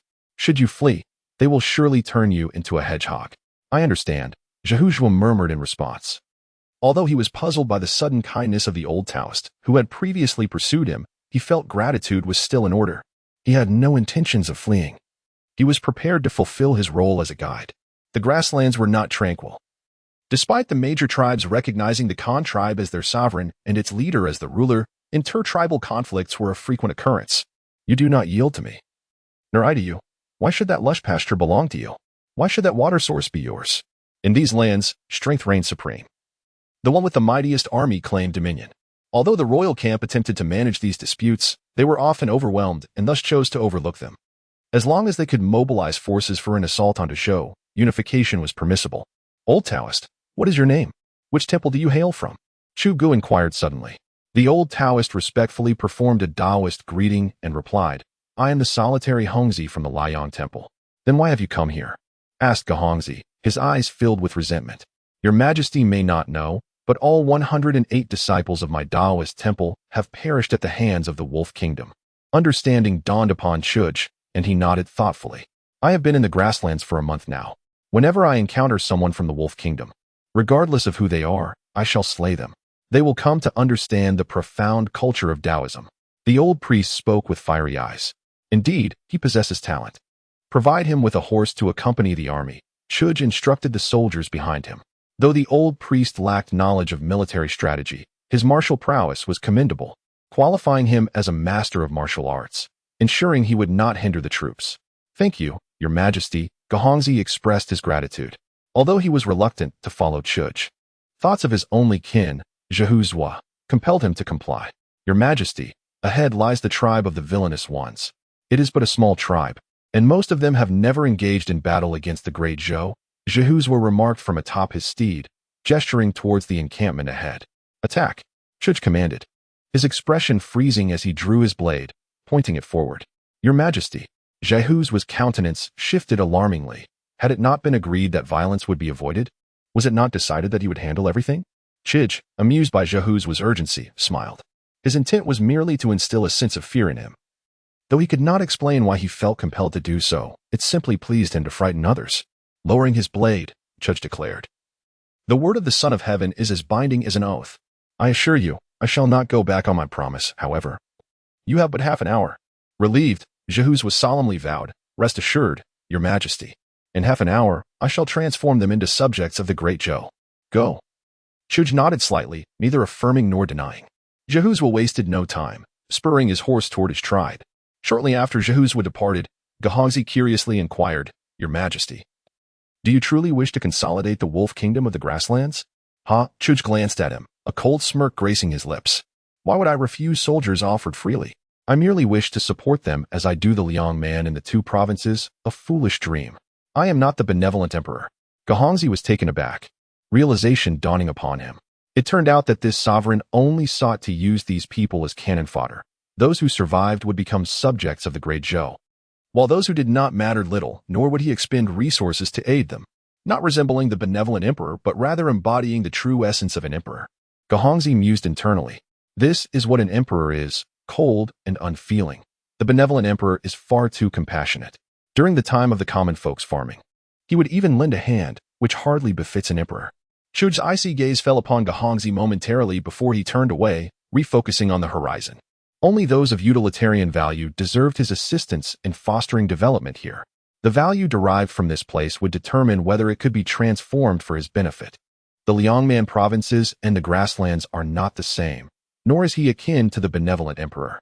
Manzhou is characterized by a subtropical climate, rendering it a fertile land where virtually any crop thrives, with fruit trees adorning the hillsides. However, due to a lack of agricultural expertise, Manzhou has now evolved into a granary for the Great Zhou. Liangzhou engages in trade with various western territories, and its warriors are renowned for their valor and fearlessness in battle, making it a significant gathering place for the troops of the Great Zhou. The potential for developing the grasslands hinges on what benefits it can bring to the realm.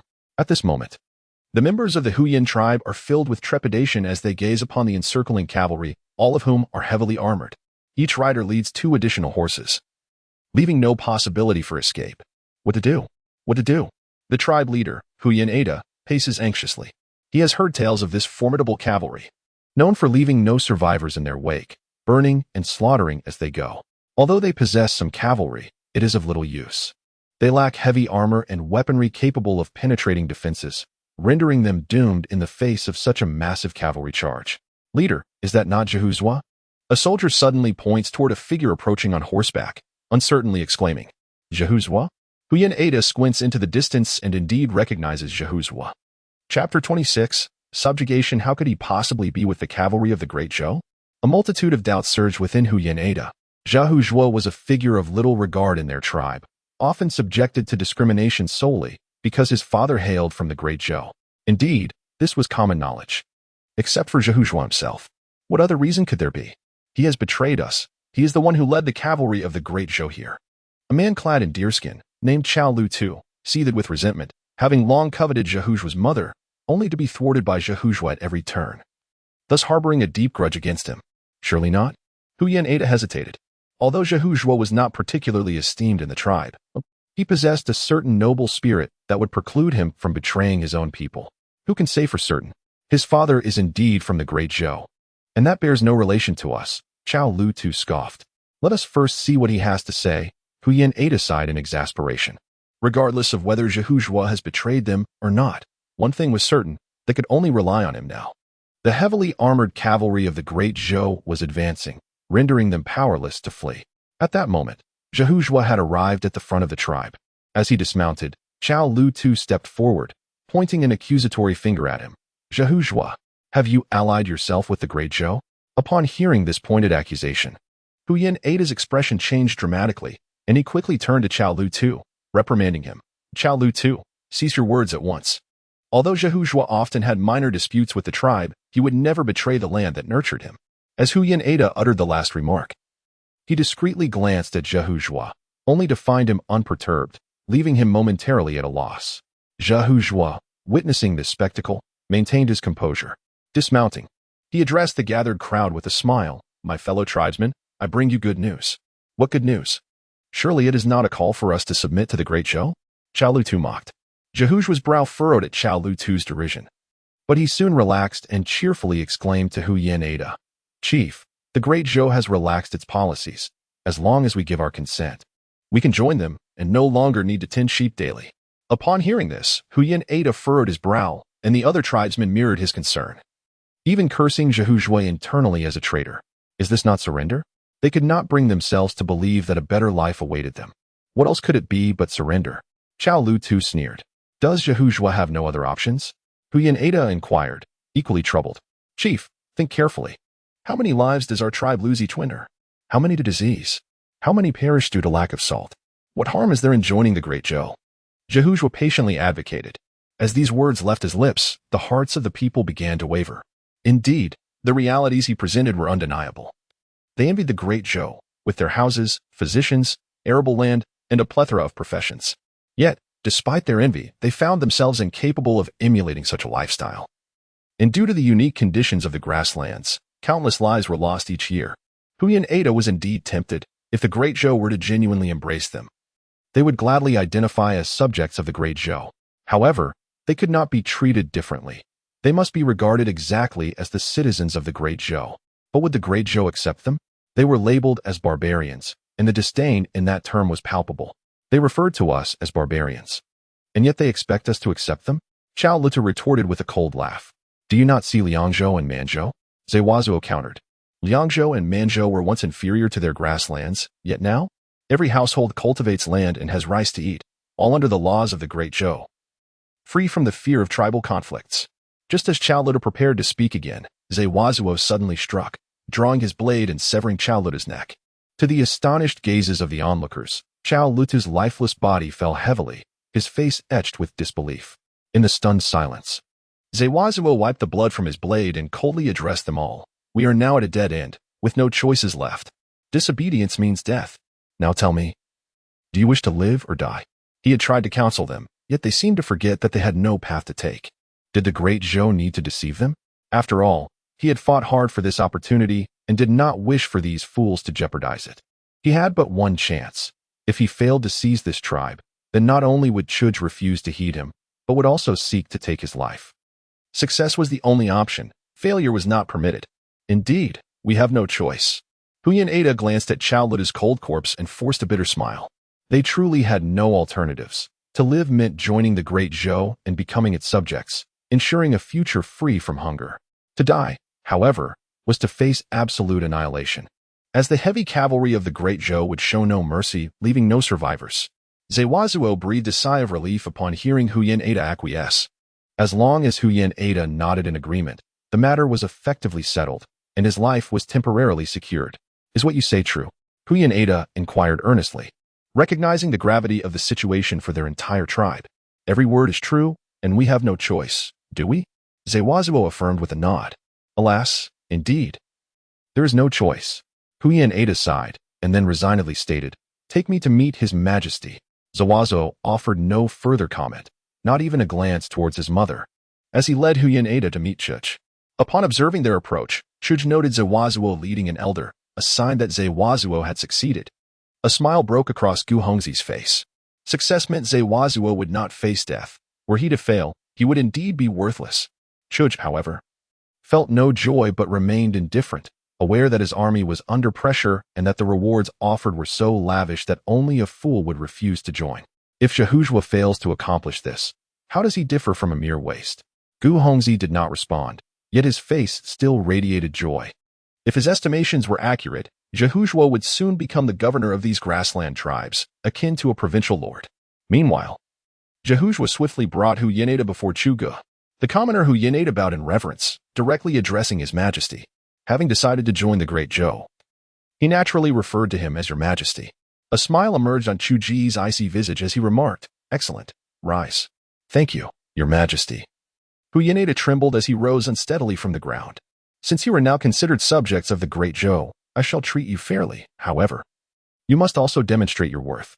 Do you understand what I mean? Chuji's piercing gaze fixed intently on Huyan Ada. Being astute with age, Huyan Ada grasped the underlying implications of the words without difficulty. He promptly reassured, Rest assured, Your Majesty, I am well acquainted with all the tribes of this grassland. I can guide Your Majesty to them, and moreover, the warriors of my tribe are skilled in battle and fully capable of fighting alongside Your Majesty. And what of the cavalry that has already been dispatched? Chuge inquired, referring to the troops that had set forth for the Great Zhou. Please be assured. They are now Your Majesty's cavalry. Their families are all subjects of the Great Zhou. They are indeed subjects of the Great Zhou. And such subjects shall not turn against one another, Huyan Ada replied. Very well.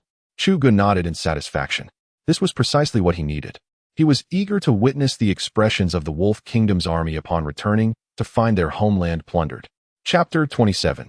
The Battlefield of Yuzhou. On the battlefield of Yuzhou, Sun Meikai roamed, encountering skirmishes at regular intervals. However, he never clashed directly with the main forces of Wu Mu Yuan. Instead, he employed the high mobility of cavalry to outmaneuver the enemy, disrupting their rear lines while perpetually launching attacks against infantry-led troops.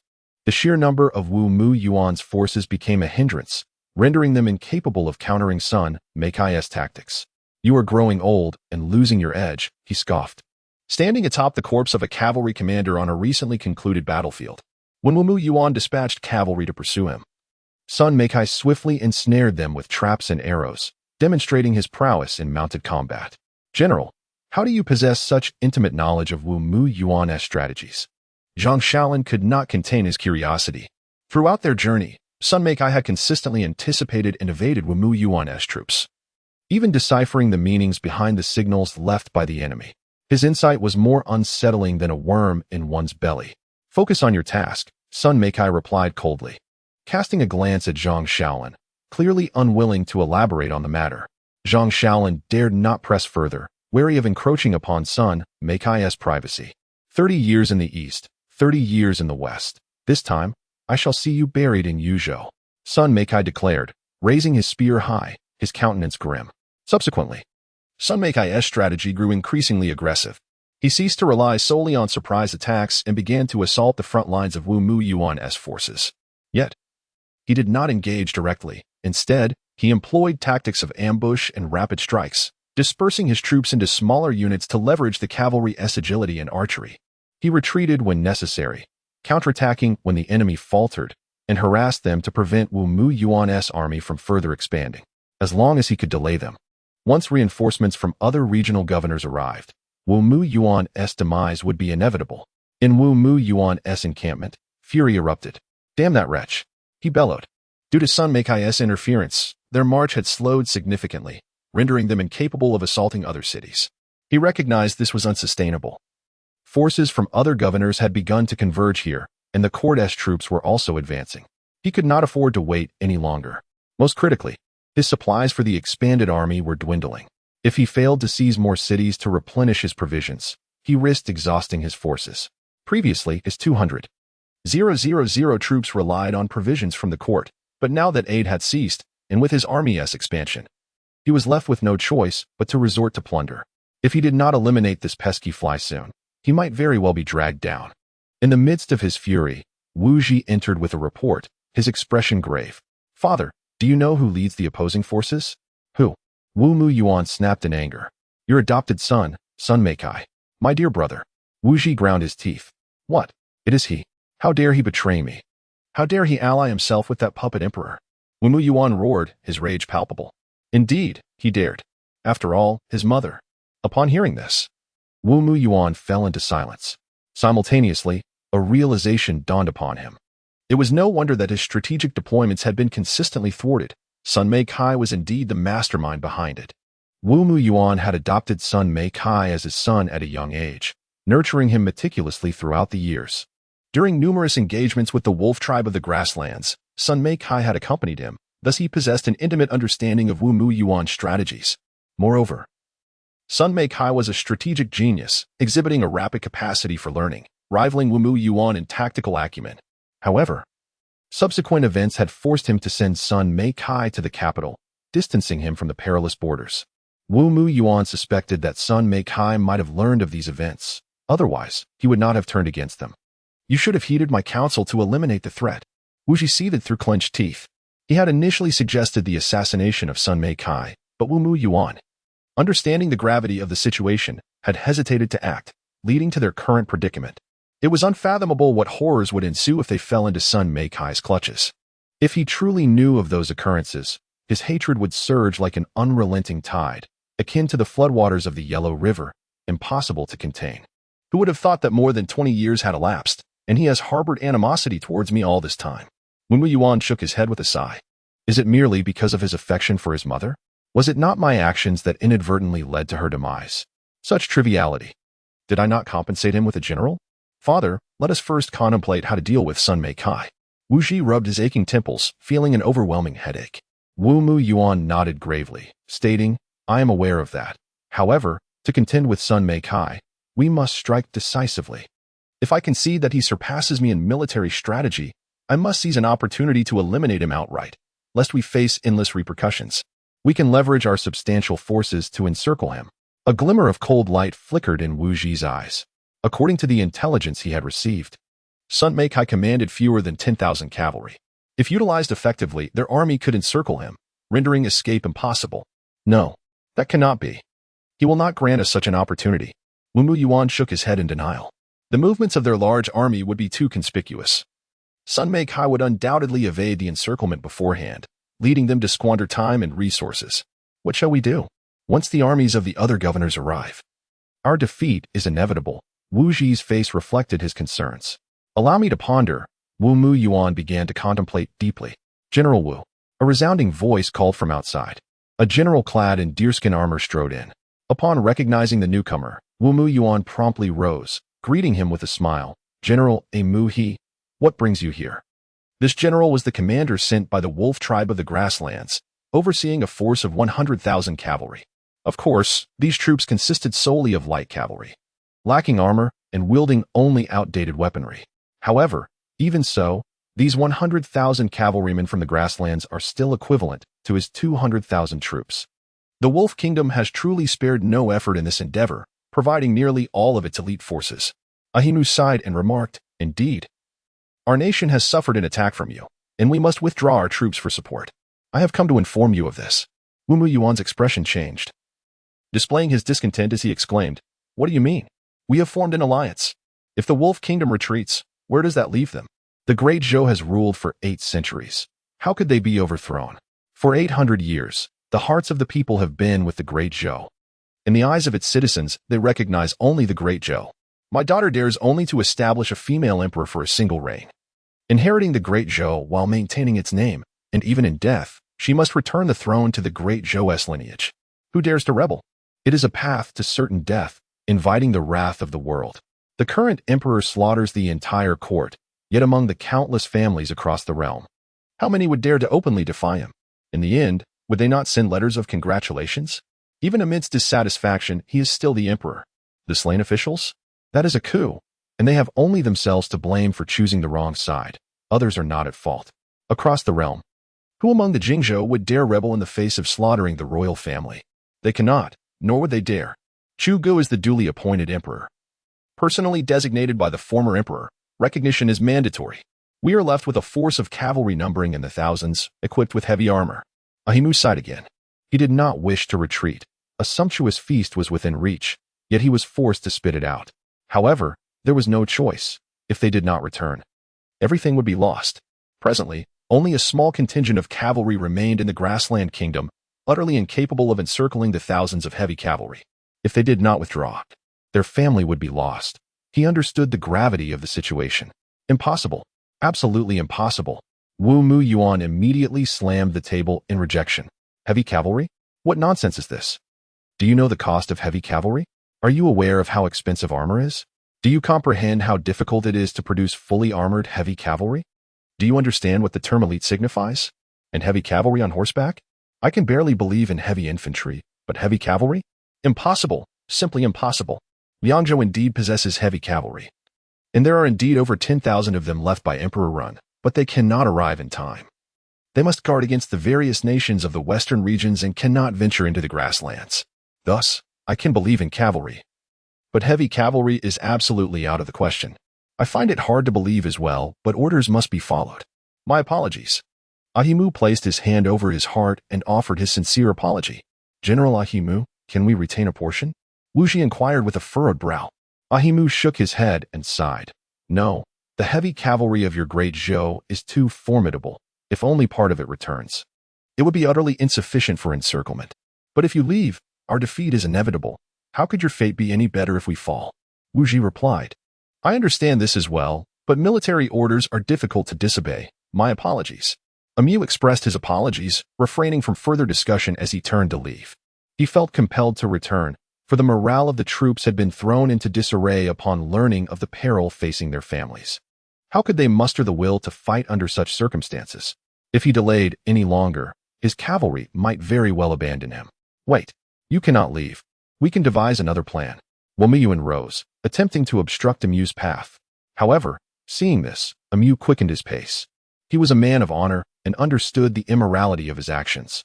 Should they depart, Womiyuan would face certain doom, with little hope of salvation. Yet, bound by orders, he could not linger. If he did, his home would be plundered.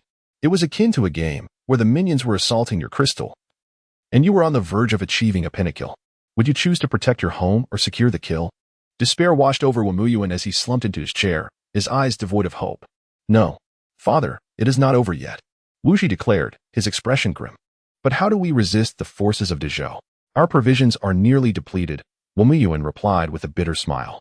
He had yet to confront De Zhou's direct forces, and already he faced the prospect of being overwhelmed. He felt an overwhelming sense of frustration. If he were to suffer defeat on the battlefield, he could accept it. But this kind of failure was intolerable. Wu Ji pointed to Yuzhou on the map, his face darkening. We can seize Yuzhou to impede the advance of De Zhou's army. With our backs against the Wolf Kingdom, we could establish a stronghold. At that moment, he no longer aspired to overthrow Chuj and install a new emperor. His sole desire was to carve out a territory for themselves, to avoid being consumed by the imperial forces. But Sun Meikai, that ungrateful son, is delaying us. We have no opportunity, Wu Muyuan frowned. Years of warfare had imparted wisdom upon him, yet he felt powerless. Then we must force him into a decisive battle. Wu Ji said darkly. How do we force him? Wu Muyuan inquired, puzzled. By slaughtering the populace. Wu Ji replied coldly. What? Are you jesting, Jia? Wu Muyuan exclaimed, taken aback by Wu Ji's shocking proposition. Slaughtering the populace? If word of this spreads, what then? Wu Ji shook his head earnestly. Father, we have no other recourse. Sun Meikai is the commander of the court this time. If he disregards the fate of the people, even if he wins, his reputation will suffer, and his prospects for advancement will be dimmed. I cannot agree. If we are to triumph, it must be through honorable means on the battlefield. Slaughtering innocents? How could you even conceive of such a thing? Do you wish for father to be vilified? Wu Muyuan resolutely refused. Father, we have already been condemned for inviting the wolf into our midst. Why not now? Wu Ji pleaded desperately. No means no. Wu Muyuan retorted angrily, slamming his hand on the table before storming out. The Wolf Kingdom might kill civilians in exceptional circumstances during a siege, but he would never issue an order to massacre innocents. Father, since you refuse, do not blame your son, Wu Ji said, his expression chilling as he watched Wu Muyuan's departing figure. He did not wish to perish. He had not yet lived enough. In the present circumstances, prolonging the situation will lead to a dead end. Sun Meikai will certainly not engage in battle with them. Thus, we must compel Sun Meikai to confront them. Currently, not everyone in the army heeds his father's commands. There remains a faction that follows him. Regardless of the outcome, it is imperative to eliminate them first. Chapter 28. Guess what? Your Majesty succeeded? On a high ridge. Sun Meikai observed the surprise etched on the faces of the retreating troops of the Wolf Kingdom. What does this have to do with His Majesty? Zhang Shaolin, listening nearby, appeared utterly bewildered. His Majesty has led over 10,000 cavalry to the prairie. How can you say this is unrelated to him? Sun Meikai replied with a smile, his spirits soaring, and felt inclined to elucidate further.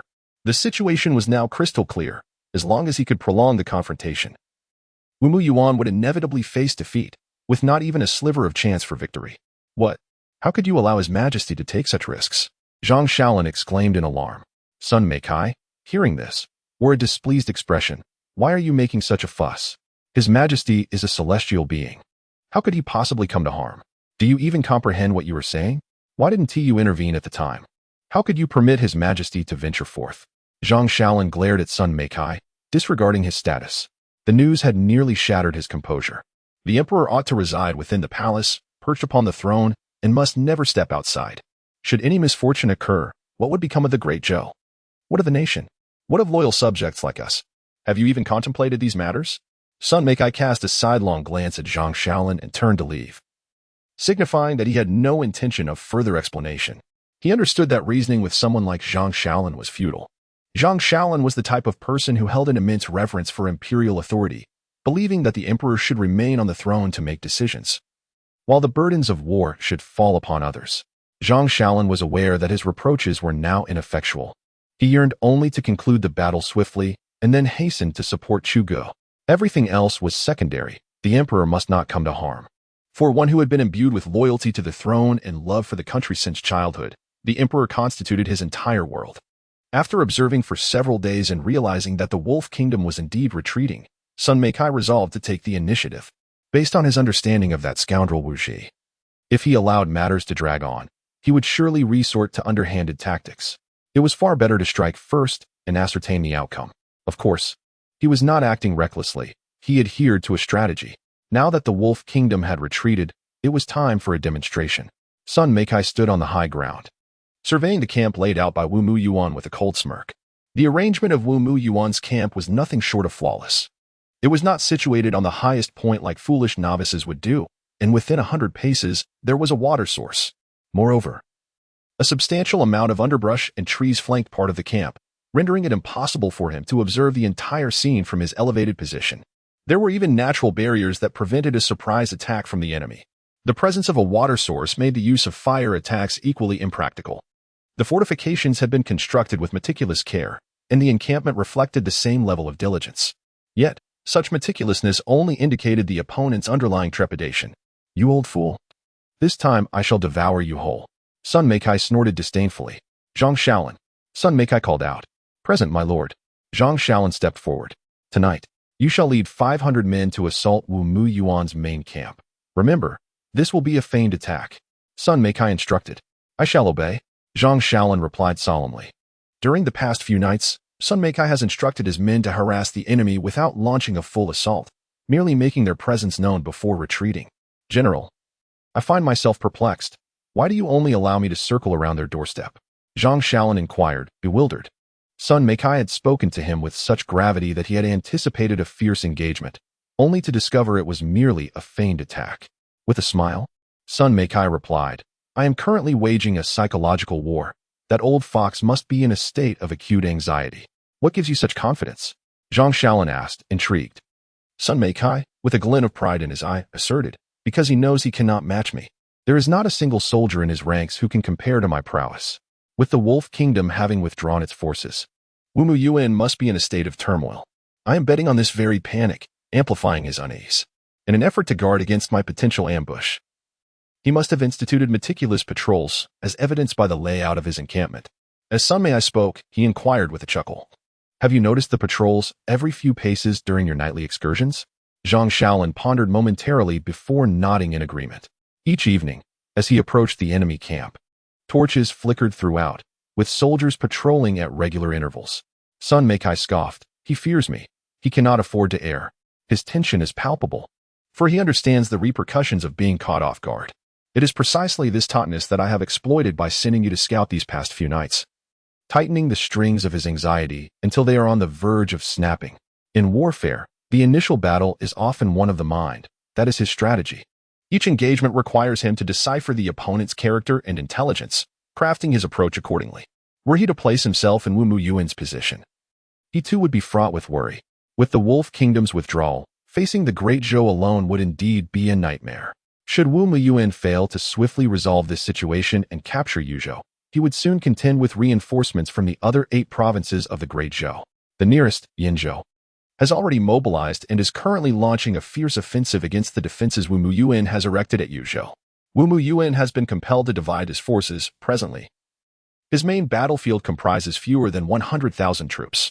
His total of 200,000 soldiers has been split into 3 contingents, 20,000 at his homeland, 50,000 guarding against Yuzhou, 30,000 scattered across various cities in Yuzhou, and the remaining 100,000 engaged in the primary theater of war. As for the hastily conscripted soldiers, he has not accounted for them at all. They are hardly worth considering as a viable fighting force. Moreover, Yuzhou is not easily subdued. The cities within are continuously resisting. If Yuzhou is not swiftly captured, the consequences could be dire. While assistance from the Wolf Kingdom would have been advantageous, it is now merely a matter of relying on his own resources. This indicates that the 30,000 troops remaining are insufficient to maintain control over the cities already seized in Yuzhou. Wu Mu Yuan must either rapidly eliminate this threat and utilize his available forces to seize Yuzhou or face the daunting task of transforming those conscripted soldiers into a combat-ready unit, which is exceedingly challenging. How could the common people possibly rise against their oppressors? The Great Zhou has endured for 8 centuries without jest. The forcibly recruited men, lacking training and adequate weaponry, possess virtually no combat capability, and upon reaching the battlefield, they would likely disintegrate or even incite rebellion. In essence, from the moment the troops withdrew from the Wolf Kingdom, Wu Mu Yuan became but a desolate relic, a lamb poised for slaughter. As long as he maintained his composure, once the armies of the other provincial governors arrived, victory would be within his grasp. Yet, he yearned to vanquish Wu Mu Yuan decisively and was reluctant to share the glory with anyone. He aspired to conclude Wu Mu Yuan's fate before the other forces could arrive. He sought to be the foremost, to stand as the great general. "When shall we commence our offensive?" inquired Zhang Shaolin, perplexed. His martial prowess had inflated, yet his strategic acumen was lacking. he struggled to comprehend and could only pose the question. Aware of his own limitations and strategy, he consistently adopted a humble and eager-to-learn demeanor. Before his departure, his father had imparted similar wisdom: to observe diligently, to inquire without shame, and to embrace the opportunity for growth, thus enriching his own strategies and compensating for his deficiencies. Chapter 29. The entangled battle tomorrow. It will be nearly time. Our grand army should reach his stronghold. We must thwart their retreat. His forces are stealthily assaulting Wu Mu Yuan's headquarters, and if all goes as planned, they should have arrived by now.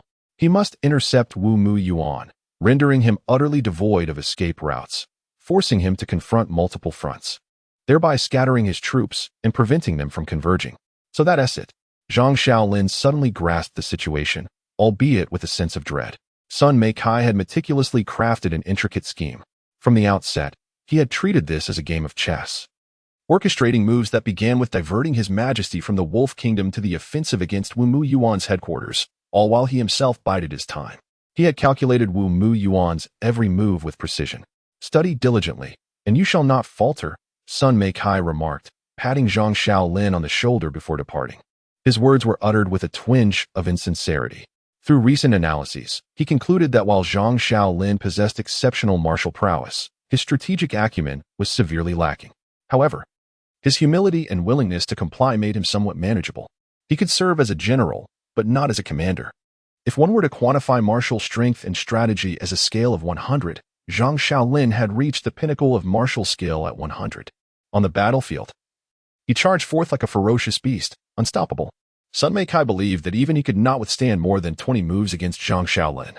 Yet, in terms of strategy, he barely scored 10, rendering him a fool, best suited to executing the commands of a superior without the ability to adapt spontaneously.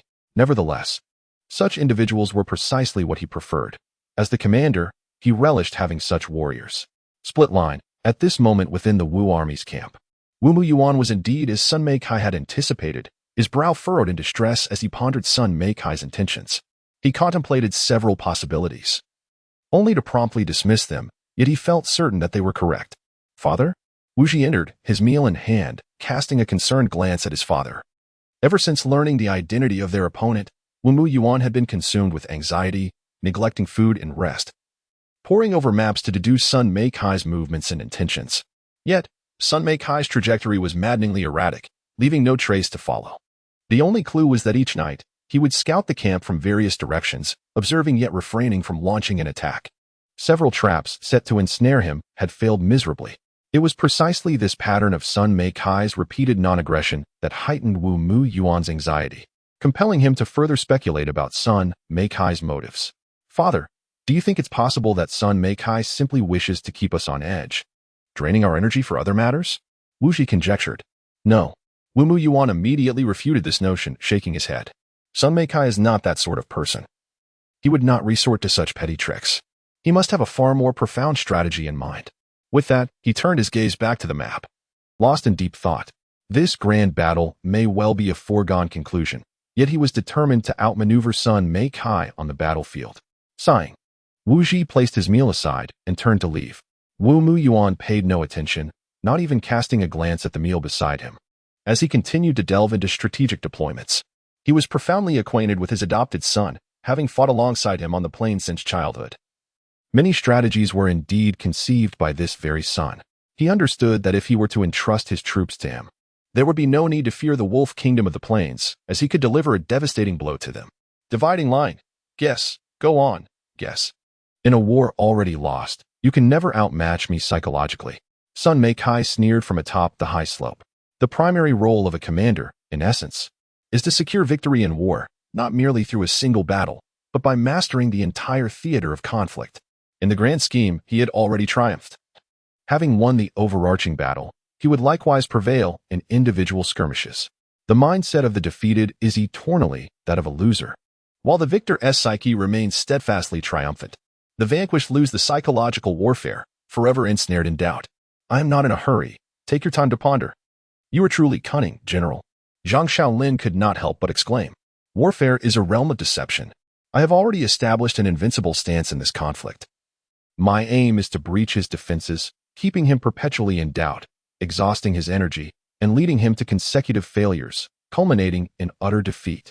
Must invincibility lead to victory? Zhang Shaolin pondered thoughtfully. Do not dwell on it. With your limited intellect, you cannot comprehend such matters, Sun Meikai jested, patting his shoulder. He had indeed contemplated nurturing Zhang Shaolin during these days, yet it proved fruitless. His mind was as dense as wood, utterly lacking in strategic insight. Learning may not guarantee understanding, but without learning, comprehension is impossible. Zhang Shaolin replied earnestly. Sun Meikai was taken aback, surprised that Zhang Shaolin could articulate such thoughts. He collected his thoughts and praised, "You are quite perceptive. Learning is beneficial. But do not presume to employ your own cunning in military affairs. Study is encouraged, but do not act on your own intelligence recklessly." "I understand. For I am the general, and you are the marshal." Zhang Shaolin laughed, recognizing his own prowess and martial strength, yet willingly submitting to Sun Meikai. No matter how formidable one's martial skills, they remain merely a general. To aspire to be a marshal requires strategy, foresight, and the ability to command the entire battlefield. Over these days, he had begun to discern certain truths. Since arriving in Yuzhou, Sun Meikai had maintained complete control over the battlefield. Not only had he restrained Wu Mu Yuan, but he also dispatched troops to various regions of Yuzhou to inform them of the support from the Great Zhou, soothing their hearts and instructing the remaining garrison to fortify their defenses. Additionally, he commanded some soldiers to disengage from the cavalry units to gather scattered troops and launch surprise attacks on Wu Mu Yuan's various outposts. The outcome of these raids was inconsequential. What mattered was the chaos they instigated, diverting Wu Mu Yuan's attention. Meanwhile, his cavalry would hold Wu Mu Yuan's main forces in check, awaiting reinforcements. This was a war of attrition. As the disadvantaged party, they required such a strategy to bide their time for support. The longer the delay, the more urgency Wu Mu Yuan would feel. To possess a clear self-awareness is already a remarkable feat. Many cannot achieve such clarity. Sun Meikai could not help but express his admiration. Few possess a clear understanding of themselves. Many individuals consider themselves remarkable. Yet it is only when faced with the crucible of real combat that they come to realize their insignificance. They may articulate a plethora of theories, but when the time comes for action, they falter. While strategic geniuses do exist, the majority must undergo the trials of battlefield experience to truly develop their prowess, often having endured countless conflicts along the way. "Let us surprise that old fool," Sun Meikai scoffed, striding toward his troops. Chapter 30. The Legion's decisive battle at this moment. Sun Meikai's troops stood ready, awaiting his command. He gazed at the ranks of cavalry before him, his countenance stern as he bellowed, "Do you know why we fight? We fight for the common people of the Great Zhou, for our homeland." The cavalry responded in unison, their spirits soaring high into the heavens. Sun Meikai drew his sword and pointed skyward, shouting with fervor, "Indeed, we fight for those who cannot fight. We are the vanguard, the bravest of warriors. In the past, we engaged in small skirmishes. This time, our foes outnumber us significantly. Are you afraid?" "Not afraid." The cavalry roared in chorus. This army had triumphed in numerous battles, having undergone a remarkable transformation.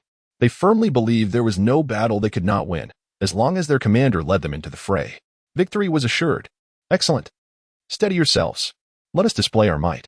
Our moment to achieve greatness is now. For our ancestors, let us bury the traitorous rebels who have incited this rebellion in Yuzhou." Sun Meikai shouted with intensity. "Bury them." A soldier cried out, his voice filled with rage. "Bury them," echoed the others, their shouts resounding with fervor. "Very good." A slight smile graced Sun Meikai's lips, satisfied by the soldiers' fervent response.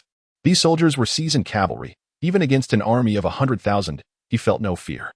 He was confident in leading his force of fewer than 10,000 to charge against the encampment of the larger army. From the very beginning, he had instilled a belief in victory within this cavalry unit. He had only engaged in battles that resulted in triumph, avoiding any that posed a risk of defeat. The strategy was to create an unwavering conviction of victory among his troops. One victory led to another, and then more. "Zhang Shaolin, heed my command," Sun Meikai called out, his expression resolute. "At your service." Zhang Shaolin stepped forward, clasping his hands in respect.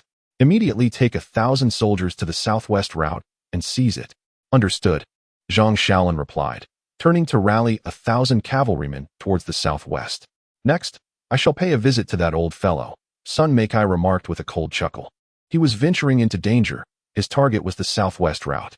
The cautious Wu Mu Yuan, facing Sun Meikai leading troops into battle, would surely divert all forces from the southern Xishan route to confront him.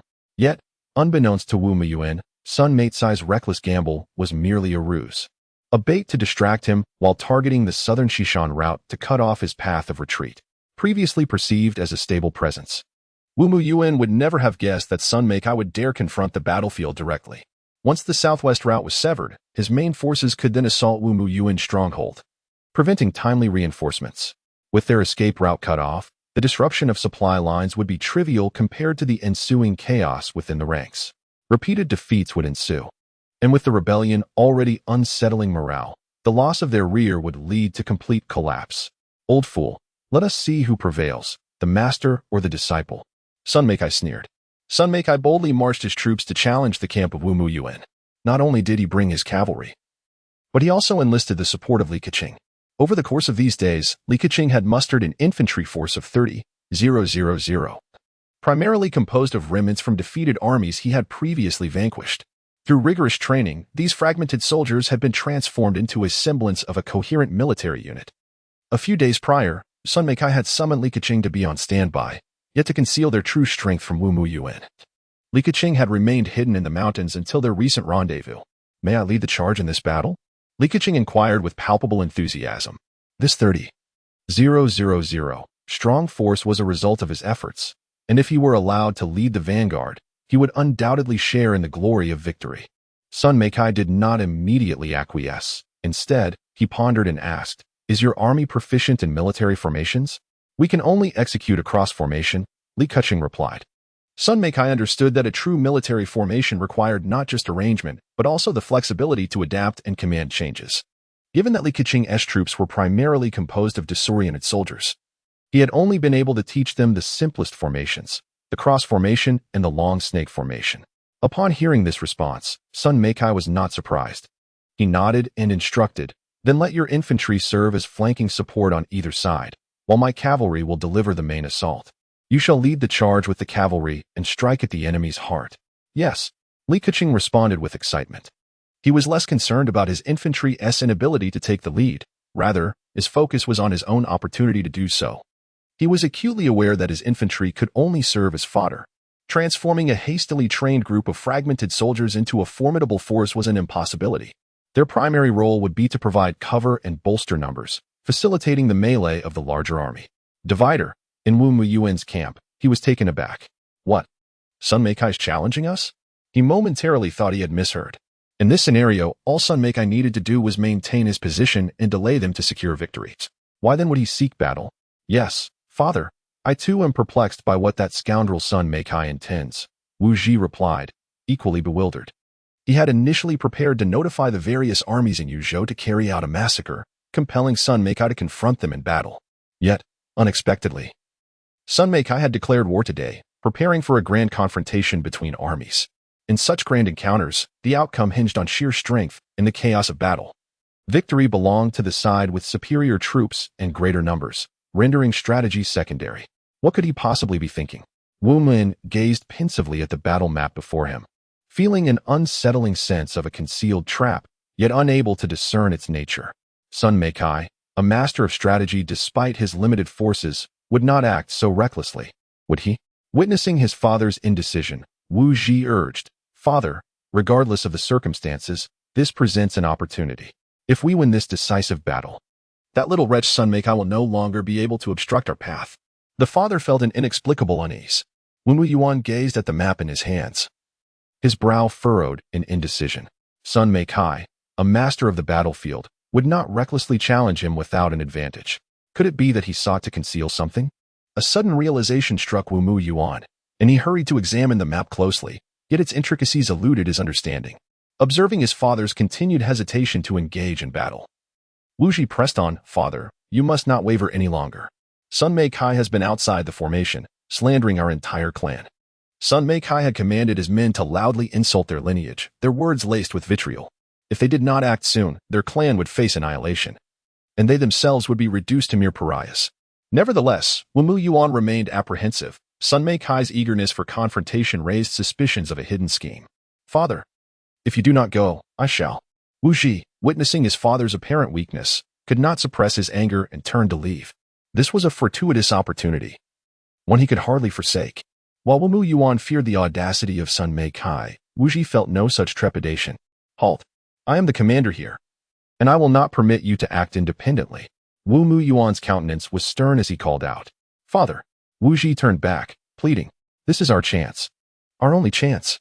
If we continue to delay, defeat is inevitable. Given the certainty of failure, why not seize the opportunity for a desperate gamble? Regardless of the potential plots at play, this was indeed a chance, was it not? Wu Mu Yuan fell into a contemplative silence, and finally, with a deep sigh, he conceded, very well. Command the army to assemble. Wu Ji's heart soared with joy as he exclaimed, Your insight is commendable. If I possessed such insight, we would not find ourselves in this predicament. Wu Mu Yuan replied with self-deprecating irony, rising to his feet. Let us go and see my adopted son. Chapter 31. The 4 strategies of warfare before the 2 armies. General, do you think they are frightened? Li Keqing furrowed his brow as he gazed at the main camp of Wu Mu Yuan ahead. They had been hurling insults for quite some time. Yet the enemy remained utterly unresponsive. Were they truly considering a direct assault on the enemy's stronghold? Such a decision would be exceedingly foolish. Their numbers were already inferior to those of the enemy. A surprise raid might be feasible, but a bold charge? Who could predict what the outcome would be? There could be hidden snares or traps within. Furthermore, Wu Mu Yuan had chosen a particularly treacherous location for his camp. One that was utterly unsuitable for cavalry to charge through recklessly. Lookouts and arrow towers were scattered everywhere. Should the archers above unleash their arrows, they would undoubtedly suffer severe losses. It could be said that Wu Mu Yuan had demonstrated remarkable acumen in selecting his encampment. The main force could not penetrate it and would have to resort to a grand battle on the field. Sun Mei Kai also frowned, speculating that perhaps Wu Mu Yuan was hesitant to deploy his troops out of fear of deception, and he was desperately searching the map for a strategy. If that were indeed the case, it would be dire. The longer he studied the map, the more likely Wu Mu Yuan's strategic mind would conjure something. At that point, he would have to share the glory with the armies from various states, a prospect Sun Mei Kai loathed. Contemplating this, he turned to Li Keqing and said, Bring 2 strong men here. For every word I utter, let them echo it. Understood, Li Keqing replied, turning to carry out the task. Wait, Sun Mei Kai called out, halting him. He tossed down 2 iron trumpets from his mount and instructed, Take these and shout. What are these? They resemble Swana instruments. Li Keqing remarked, catching the trumpets and examining them with curiosity. They appeared to be mere iron trinkets without any notable features. I am unsure. It is a contraption devised by His Majesty, referred to as a trumpet. I once saw him use it to communicate with the soldiers, Sun Mei Kai explained. When Shugu had just reclaimed the capital's garrison, he had utilized this device to address the troops, amplifying his voice significantly. He believed that it might prove effective in the campaign and thus brought it along. A marvelous item. Li Keqing's eyes lit up as he instantly recognized its strategic value. Normally, they relied on strong men to project their voices. If this device could amplify sound, its strategic implications would be immense. He quickly arranged for a line of strong men to stand at the front of the formation. Upon seeing them in position, Sun Mei Kai immediately shouted to the treasonous rebels across the field, Do you know whom you are fighting? I am the Grand Marshal of the Great Zhou, leading the campaign to the north. Are you aware that you are now labeled as traitors? Do you wish to face the annihilation of your kin? The 2 strong men immediately echoed his words. This proclamation incited a commotion within the camp, and a flurry of discussions ensued, most of which were filled with trepidation. One of the commanding officers, witnessing the turmoil, rushed forward and bellowed at Sun Mei Kai. Sun Mei Kai, cease your deceitful words that mislead the masses. The emperor is not unworthy. He did not slay the Empress Dowager. We march to restore order. We are the righteous army. Deceitful words? Are the rebels themselves unaware? Is the conquest of Yuzhou in collusion with the Wolf Kingdom considered a righteous cause? You are now trapped like fish in a barrel. It would be wise to surrender, lest the armies of the 9 provinces arrive and ensure your complete annihilation. Sun Mei Kai sneered. As for the claim that the emperor had murdered the Empress Dowager, he did not elaborate, for it was indeed true and utterly indefensible. Regardless of the Empress Dowager's intentions to undermine the emperor, she remained his biological mother. And even if she sought to usurp his power, the emperor should never have resorted to her assassination. Such an act would forever stain his name. Imprisonment and other measures might have been acceptable, but murder was beyond the pale. Yet, the emperor had undeniably crossed that line, and Sun Mei Kai chose to focus on their collusion with the Wolf Kingdom and their precarious position. Upon hearing Sun Mei Kai's words, the army of Wu Muyin erupted into a frenzy. A military campaign must be justified by a noble cause. Wu Miyuan's forces had mobilized under the pretense of the emperor's tyranny and the murder of the Empress Dowager. While this rationale held some weight, given that the emperor had indeed committed this act, causing widespread outrage among the populace, their forces now found themselves at a disadvantage on the battlefield.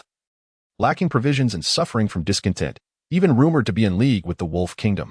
Sun Meicai's proclamation of their treachery sent shivers down their spines as they contemplated the dire consequences of a potential defeat. Were they not now vulnerable to the might of the 9 provinces? Could they withstand such an onslaught? His words sowed seeds of doubt within their ranks. Alarmed, the commanding general observed the turmoil unfolding before him. In mere moments, Sun Meicai had incited chaos among the troops. He yearned to quell their fears, but his voice lacked the strength to reach the ears of the assembled soldiers, especially amid the rising clamor of unrest. At that moment, as the general grappled with the situation, Wu Miyuan emerged from the ranks, fixing his gaze on Sun Meicai and declaring loudly, "Sun Meicai, why engage in such theatrics? If you desire battle, then let us engage." "Old fool," Sun Meicai chuckled. The old man had fallen into his trap. Segregation line, the 2 armies assembled on a level plain, neither side holding the advantage. What lay ahead was merely a clash of colossal forces, where strategy held little significance. Success now hinged on genuine skill, formations, and the capacity for warfare. Strategy alone does not encapsulate the essence of a commander. One must be adept at orchestrating the battlefield, understanding troop deployment, and rapidly adjusting formations. Military theory encompasses the realms of power and strategy, the interplay of yin and yang, technical prowess, and situational dynamics. The first aspect, power and strategy, centers on overarching plans, excelling in premeditated assaults. The second, yin and yang, harmonizes the elements of time and place, analyzing the broader context, often assisted by divination. The third, technical prowess, emphasizes military innovation, improving weaponry, and ensuring logistical support and specialized training. The fourth aspect, situational dynamics, prioritizes tactical adaptability and the seizing of opportunities on the battlefield, marked by swiftness and precision.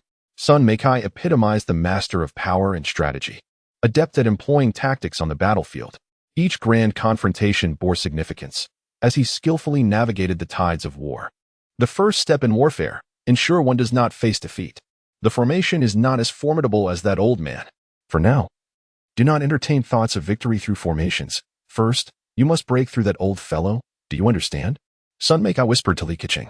Wu Miyuan excels in military formations, and our infantry consists of inexperienced recruits, utterly incomparable to Wu Miyuan's troops. I fear that a reckless charge will lead us to be encircled by their formations. Li Keqing expressed his concerns. Fear not, just listen to my commands. I shall lead you through his pitiful formation, Sun Meicai declared with disdain. Once a military formation is seen through, it becomes ineffective. Ironically, Wu Mian knows all the same techniques, though his application may not be as adept. Wherever the commander goes, I shall follow, Li Keqing asserted, his expression turning serious. Just as Sun Meicai was about to respond, Wu Miyuan called out to him loudly. Sun Meicai, do you dare to speak before the formation? Sun Meicai paused, somewhat taken aback, but he replied boldly, what is there to fear? I only worry that you, old wretch, might be too afraid. Humph. Wu Miyuan scoffed heavily, stepping out of the military formation and advancing to the center. After all, we share a bond as father and son. Let us converse. This old man truly dares. Sun Meicai's expression shifted to one of astonishment, and after a moment's thought, he turned to Li Keqing and whispered, I shall see what this old fellow wishes to convey. You instruct all archers to fall back and prepare to shoot. When I return, immediately unleash your arrows, targeting that old bastard Wu Miyuan. Once he is dead, his son poses no threat, and victory shall be ours. General, this. Li Keqing gazed incredulously at Sun Meicai. The two commanding generals were acquaintances. What scheme could our own general possibly be concocting in such a moment? Just follow my orders, Sun Meicai retorted, rolling his eyes in exasperation before spurring his horse forward. Soon, Sun Meicai rode to the center of the two armies, and upon his arrival, he greeted with a smile. Commander Wu, it has been a while. How fares your health? Chapter 32, Is Reconciliation Possible? Fortunately, I shall not perish, Wu Miyuan remarked with a cold smile. Sun Meicai nodded in agreement, stating, As long as you are well, once we engage in battle, I shall show no mercy. I am eager to measure your progress over the years. Wu Miyuan scoffed again. He acknowledged that in terms of grand strategy on the battlefield, he was inferior to this adopted son. However, in the great clash of legions. He did not consider himself weaker than Sun Meikai. In such monumental confrontations, strategy is nearly irrelevant. What truly matters are formations, the art of warfare, and the caliber of troops. Most of his soldiers were seasoned veterans from the border, harmoniously coordinating within their formations. A stark contrast to Sun Meikai's mere 30,000 fresh recruits. Yet, it was precisely this confidence that made him feel somewhat uneasy. Knowing this, why would Sun Meikai still wish to engage in such a contest? You will discover my progress shortly. However, you did not summon me merely to exchange these words. Did you? Sun Meikai reined in his horse, scrutinizing the visage of his long-absent adoptive father. Suppressing his anger, Wu Mu Yuan replied darkly, I am, after all, the emperor's grandfather. In the future, I shall safeguard the borders. Is reconciliation truly out of the question? Sun Meikai was momentarily taken aback, then incredulously responded, Are you jesting? Do you truly believe such a thing is feasible? Even if I were to consent, would the emperor agree? Given his temperament, to speak bluntly. Should he allow you to escape today, tomorrow his head would be at risk of becoming a football, kicked back and forth. He is a tyrant whose word cannot be contradicted, not a benevolent ruler with whom one can negotiate. Must it come to mutual destruction? Wu Mu Yuan's gaze dimmed. He was aware of the impossibility of reconciliation, yet felt compelled to inquire. He found himself at a dead end, even if he were to win this battle. Defeat was inevitable. He had received news yesterday that the coalition forces from the 9 provinces were nearing Yuzhou, with Liangzhou being particularly ferocious. Having dispatched over 10,000 heavy cavalry and 30,000 light cavalry, threatening to tear him apart. The far-off Manzhou had similarly sent 5,000 battle-hardened elite soldiers, hastening their journey to devour him alive. For these 2 provinces, anyone daring to rebel would be met with their full might. Regardless of the emperor's missteps or the Great Zhou's transgressions, any act of rebellion would be met with unyielding repression. As for those who did not rebel, they were all subjects of the Great Zhou. The identity of the emperor was of little consequence, even if he were a woman, as long as they acknowledged the banner of the Great Zhou. Other provinces, while not as fervent as these 2, had also dispatched troops, including Jingzhou. Should these forces unite against him, his defeat would be assured. Wu Mu Yuan, it seems you have misunderstood something. What mutual destruction? Have I ever suggested such a thing? Sun Meikai retorted with a cold laugh. Are you truly that confident? Wu Mu Yuan furrowed his brow, his heart growing increasingly agitated, though his expression remained unchanged. In our strategic confrontations, have you ever triumphed? Sun Meikai scoffed again. The so-called strategic contests were merely simulations, and he had emerged victorious every time. Are you truly prepared to go that far? Reflect upon the origins of your knowledge, Wu Mu Yuan admonished with a fierce tone. All of Sun Meikai's abilities can be attributed to my teachings. Without my guidance, the current Sun Meikai would not exist, no matter how talented one may be. Without a place to learn or to demonstrate their skills, they will inevitably fade into obscurity. It was I who recognized Sun Meikai's strengths and nurtured them closely until he surpassed his mentor. Sun Meikai's expression turned equally cold as he replied, I shall never forget your kindness, yet I will also never forget my enmity. Kindness is one thing, but vengeance cannot be overlooked. The grudge against my mother is irreconcilable. No matter how great your benevolence, it is of no consequence. Unfilial son. Wu Mu Yuan fumed, his face contorted with rage. Humph. Sun Meikai scoffed, his demeanor icy. You had better hold on for a while longer. Should I seize you, I shall devour you whole. Then even in defeat, I shall take you with me. Wu Mu Yuan glared intently at Sun Meikai, as Sun Meikai showed no intention of allowing him to survive or escape. Wu Mu Yuan resolved to fight back with all his might, determined to take a piece of Sun Meikai with him. Victory on the battlefield. Sun Meikai snorted, turning his horse around. Victory on the battlefield. Wu Mu Yuan also turned back, his face set in grim determination. However, midway through his retreat, Sun Meikai lowered his head and galloped away with fervor. Wu Mu Yuan, puzzled by the sound of thundering hooves, turned back, only to be left in shock as a rain of arrows descended upon him. Sun Meikai had no qualms about launching a surprise attack on the elderly man. Sun Meikai, you disgrace the principles of martial conduct. Wu Mu Yuan roared in anger, simultaneously crouching down to flee. Old fool, the battle has already commenced. Who wishes to reminisce with you? Is this not what you taught me? That in war, one must employ cunning? Sun Meikai retorted with a cold laugh as he ran back. Wu Mu Yuan's eyes reddened at this remark, but before he could unleash a tirade, an arrow struck his arm. Ah!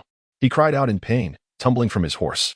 Joy surged through Sun Meikai as he dashed back to his troops, shouting, Fire! Shoot with all your might. Eliminate that old scoundrel. Father. Wu Ji gasped, quickly drawing his sword and pointing forward. Charge with me, troops. Rescue our commander. Charge. For the peace of the great Zhou, we shall crush these rebels. Sun Meikai, brandishing his spear, echoed the call, leading the charge ahead of his troops. The rallying cry was resounding, and the morale was high. In the name of the great Zhou. Sun Meikai had not only injured Wu Mu Yuan but also bolstered the spirits of his army. In stark contrast, Wu Mu Yuan's forces faltered. With their leader wounded and as rebels themselves, they faced potential annihilation, their morale plummeting. Break the enemy's formation. Sun Meikai commanded as he and his cavalry met Wu Mu Yuan's legion head-on. Kill. The cavalry, undaunted, swung their blades with fervor, emboldened by their unassailable belief in their invincibility, having triumphed in countless battles. The soldiers of Wu Muyuan felt a flicker of trepidation upon seeing their former general, Sun Meikai. Yet they resolutely raised their shields to form the Binding Dragon formation, intent on dismantling Sun Meikai's crusader array and decisively annihilating his cavalry. Sun Meikai, fully aware of the enemy's intentions, was intimately familiar with this formation. All soldiers, follow me, he bellowed, targeting the weak point of the Binding Dragon formation with fierce determination. His cavalry promptly followed suit, overwhelming the enemy's formation and causing significant casualties among the heavy infantry. Change formation. Do not concern yourselves with the cavalry. First, ensnare their horsemen and eliminate their infantry. Wu Muyuan, enduring excruciating pain, commanded his men to wave their banners. Upon receiving the orders, the soldiers swiftly brandished their flags atop their steeds. The distant troops, perceiving the direction indicated by the banners, immediately understood and began to adapt their formations. Re-encircling Sun Meikai's cavalry. That old fox is indeed a formidable opponent. Sun Meikai muttered under his breath as he prepared to breach the enemy's lines, recognizing the brilliance of Wu Muyuan as a tactician on the battlefield. Frankly, had it not been for the need to stall for time and deceive the enemy, he would never have dared to confront Wu Muyuan's legion under such circumstances. The primary objective of this formation was to trap his cavalry while systematically annihilating their infantry. Evidently, Wu Muyuan understood that Sun Meikai was well versed in their strategies and formations, making it impossible to eliminate him directly. Thus, he resolved to first eliminate Sun Meikai's infantry. Sun Meikai shouted loudly, but the cacophony of battle drowned out his voice, the tumult of shouts and clashes overwhelming his commands. He gestured for his troops to wave their banners, attempting to signal a change in formation, yet the inexperienced soldiers failed to comprehend his intentions. Chapter 33, Zhang Shaolin's counterattack. Cursed old ding. To capture the thief, one must first seize the king. Sun Meikai spat, aiming his gun directly at Wu Mu Yuan. Arrest Wu Mu Yuan. A reward of 1,000 gold coins and a general's title awaits. Turning back now to rescue the infantry would be a grievous mistake. It would be far better to press forward with unyielding vigor and strike at the enemy's heart. Wu Mu Yuan was taken aback. He's coming for me? Father. Quickly mount your horse and depart. Wu Ji, equally alarmed, assisted Wu Mu Yuan onto his steed. Given Wu Mu Yuan's injury, their distance from Sun Meikai was not far. Sun Meikai, a martial artist of exceptional prowess, led a fearsome cavalry that could very well overwhelm them. Nowhere to flee. Sun Meikai bellowed, charging forward on horseback. Stop him. Wu Ji forced himself to remain composed, commanding his soldiers to intercept Sun Meikai. In an instant, numerous soldiers brandished their weapons and shields to block Sun Meikai's advance. Break from the cross formation. Employ the primary battle tactic. Sun Meikai shouted, prompting a nearby cavalryman to swiftly wave a flag in a rhythmic manner. The cavalry, upon seeing this banner, promptly disengaged from the infantry ranks and reformed their lines, 2 horsemen connecting with a barbed chain as they surged forward. In the face of the cavalry's charge, Wu Mu Yuan's blocking forces suffered significant casualties. However, the losses were mutual, as the cavalry abandoned the cross formation. They lost their cover, and Wu Mu Yuan's infantry faced a devastating onslaught from the cavalry. The battlefield echoed with anguished cries as bodies fell one after another. Meanwhile, Sun Meikai, in the midst of the fray, found his path obstructed by hundreds of cavalrymen. Damn it! Sun Meikai tightened the reins. Realizing that his decapitation plan was no longer feasible, he would have to confront the enemy head-on, inflicting damage as best he could, though a collision of forces was imminent. He was unafraid. While the infantry might suffer heavy losses, his cavalry were seasoned warriors, capable of inflicting substantial damage upon the enemy in return. Ahead, Wu Mu Yuan. Having retreated to a safer position, grimly covered his pierced arm and commanded, "Surround and annihilate his infantry. Do not concern yourselves with his cavalry for the moment." "Why not deal with his cavalry first, father?" Wu Ji questioned, perplexed. Wu Muyuan, his expression grave, explained, "His infantry are all fresh recruits. They can be dispatched swiftly. Yet his cavalry are seasoned veterans, each equipped with superior weaponry, and their combat tactics rival ours. Moreover, our troops' morale is waning while theirs remains high. They cannot be easily subdued." Having finished his explanation, Wu Muyuan issued further orders. "All cavalry, unite to eliminate Sun Mate-size infantry. Heavy shield bearers, go forth to obstruct Sun Mate-size cavalry. We do not seek to kill, but merely to hinder." "Understood," Wu Ji replied, hastily signaling the troops with the standard. Wu Muyuan's soldiers, renowned for their strength along the borders, quickly adapted their formation at the moment the command was given. Redirecting all cavalry away from combat with Sun Mate to assault his infantry, aiming to eradicate Sun Mate-size forces first. Simultaneously, all heavy shield bearers moved to block Sun Mate-size path, preventing his cavalry from maneuvering freely across the battlefield. With Wu Muyuan's command, the tide of battle shifted dramatically. Even though Sun Mate-size troops were buoyed by high morale, they had no choice but to halt their advance in response to the onslaught. This old fox was indeed a formidable opponent, Sun Mate cursed under his breath.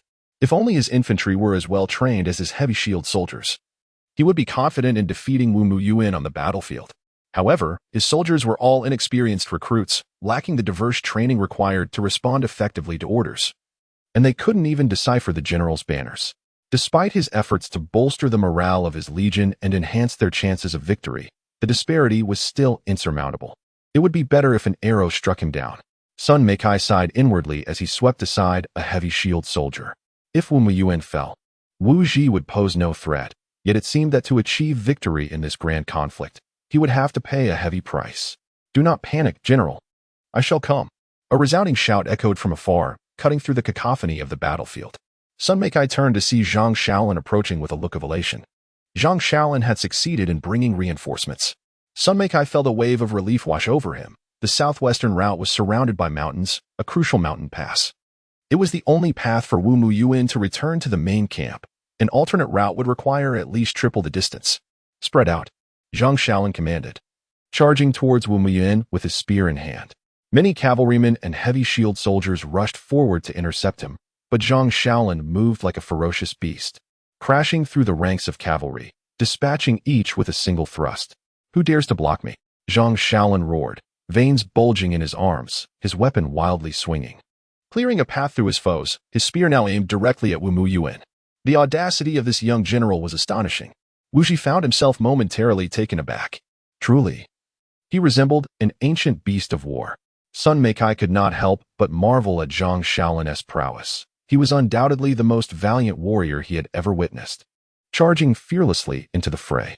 "Stop him," Wu Ji commanded in a panic, while simultaneously shielding Wu Muyuan as they retreated toward the rear. "Traitor, where do you think you're going? Take this." Zhang Shaolin swept his spear, vanquishing the nearby enemy troops, then rose on his horse to draw his bow, aiming at Wu Muyuan. The soldiers beside him, witnessing this, hastily raised their shields in defense. With a cold smirk, Zhang Shaolin found his mark, targeting the gap between the shields, and released the arrow. The iron-tipped shaft flew forth, piercing through the shield's crevice and striking true. With a sickening thud, the arrow embedded itself into Wu Muyuan's shoulder, tearing through flesh and blood spilling forth. "Father," Wu Ji gasped, staring in shock at the arrow protruding from Wu Muyuan's shoulder. "Stay calm. I am fine. Do not raise the alarm.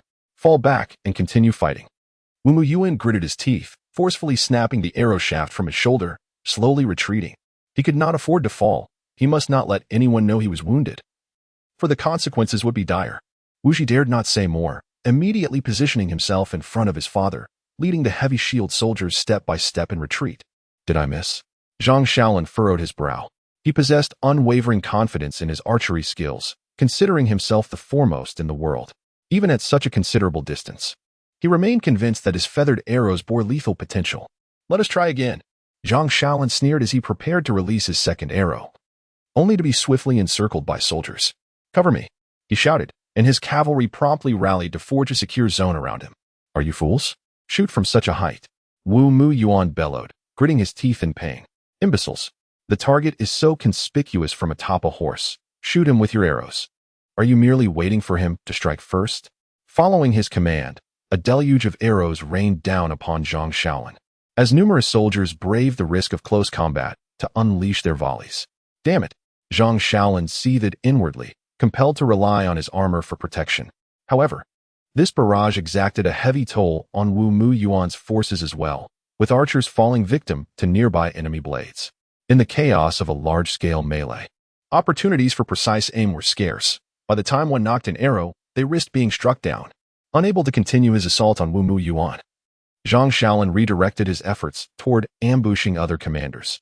Under his leadership, his 500 iron cavalry surged forth, cutting through the battlefield with unstoppable momentum. Observing the tide of battle shifting, Sun Meikai began to concentrate on directing the conflict, entrusting the front line to Zhang Shaolin. Under his strategic guidance, no formation Wu Mu Yuan employed could withstand his onslaught. Unfortunately, the foundation of his infantry was woefully inadequate, rendering them difficult to command and resulting in heavy casualties. Wu Mu Yuan was acutely aware of this and relentlessly targeted the infantry, intent on eliminating the largest contingent. In response to this tactic, Sun Meikai opted not for defense, but issued orders for an offensive, shifting from a direct confrontation of strength to exploiting weaknesses. You seek to engage my weaker infantry? I shall do the same. The soldiers fared reasonably well, yet the generals faced overwhelming odds. As Zhang Shaolin single-handedly obliterated any attempts by Wu Mu Yuan's commanders to surround him, each foe fell before his unparalleled martial prowess, demonstrating the pinnacle of weaponry and physicality, the finest in the realm. This realization jolted Wu Mu Yuan, conceding that Zhang Shaolin was indeed the most formidable warrior in the land. Consequently, he resorted to employing encirclement tactics to ensnare Zhang. However, with Sun Meikai present, Wu Mu Yuan struggled to gain a significant advantage in formations, as each attempt was met with countermeasures, allowing Zhang to break free from every trap. Chapter 34. Victory. Cursed be that wretched old turtle. Cursed be that ungrateful son. Sun Meikai and Wu Mian simultaneously cursed inwardly, wishing they could rend each other apart. They were all too familiar with one another, each possessing their own advantages, yet neither could prevail over the other. The battle raged on, enduring for a full hour before Wu Mu Yuan finally ordered the trumpets to signal retreat. Retreat was inevitable. He could no longer withstand the clash. Continuing the fight without his command would surely lead to Wu's defeat. The battlefield was a scene of utter devastation, a thick miasma of blood permeating the air, littered with corpses. Nevertheless, every battlefield ultimately has its victor, and this one belonged to Sun Meikai. The morale of Wu Mu Yuan's troops had plummeted to disheartening lows. They fought without purpose, their desire for battle dwindling, with instances of desertion becoming evident. Were it not for the presence of the disciplinary unit, the entire regiment may have disbanded in chaos. In stark contrast, although Sun Meikai's forces were outnumbered, each soldier brimmed with fervor and high spirits, fully aware of their cause. Even in the face of death, the promise of compensation spurred their unprecedented zeal for combat. Furthermore, Sun Meikai's cavalry were seasoned warriors, having triumphed in numerous skirmishes. Their confidence unparalleled and their coordination impeccable. Yet, despite this, Sun Meikai's victory was merely a Pyrrhic one. Wu Mu Yuan's tactical prowess in military command proved formidable, preventing Sun Meikai from gaining substantial advantage. Both sides suffered losses in this confrontation, but Sun Meikai achieved his strategic objectives. After the battle, Sun Meikai surveyed the field of corpses and inquired of Li Keqing, who was busy tallying the casualties. What were the losses on your side? Li Keqing, his voice heavy with sorrow, replied, "We lost 10,000 men, another 10,000 were injured, leaving us with a mere 10,000 who were barely able to fight." "That is acceptable," Sun Meikai nodded. This level of loss was anticipated. No matter how elevated their spirits, facing a greater enemy force would inevitably incur casualties. And the cavalry? Sun Meikai pressed further.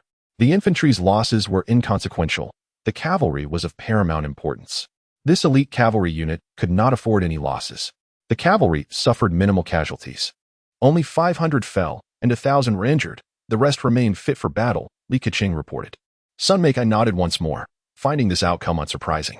His cavalry were seasoned veterans, and after so many days of campaigning, having fought victorious battles, their spirits soared and their cooperation had reached an extraordinary level. Under his personal command, such losses were to be expected. What of the enemy? Sun Meikai inquired. Li Keqing furrowed his brow. It is difficult to ascertain precisely. but I have made an approximate count. They likely lost 15,000, with another 15,000 injured, and 10,000 fled during the chaos. The figures for the dead are accurate, but the numbers for the injured and deserters are less certain. The casualties are verifiable through the bodies that can be accounted for. Yet the numbers regarding the wounded and the fleeing are elusive and challenging to quantify. Sun Meikai nodded in acknowledgement. This was within his expectations. Despite the low morale of the Wumyuan army, it remained a formidable presence at the border, well versed in the art of battle, and thus would not incur significant losses in a confrontation. His strategy was to create a diversion, providing Zhang Shaolin with the opportunity to seize the pivotal southwestern route and sever Wumyuan's chances of retreat and reinforcement. Otherwise, even if the Jiuzhou allied forces arrived, Wumyuan could still fall back to the border for defense or retreat to the grasslands, leaving them without recourse. The losses incurred in this grand confrontation were justifiable, as the primary objective was to cut off Wumyuan's escape route while dealing a heavy blow to that old adversary. It now appeared the plan had succeeded. With Wumyuan sustaining grave injuries, his survival remained uncertain. Should he succumb, victory could be unequivocally declared. Sun Meikai held little regard for Wuji.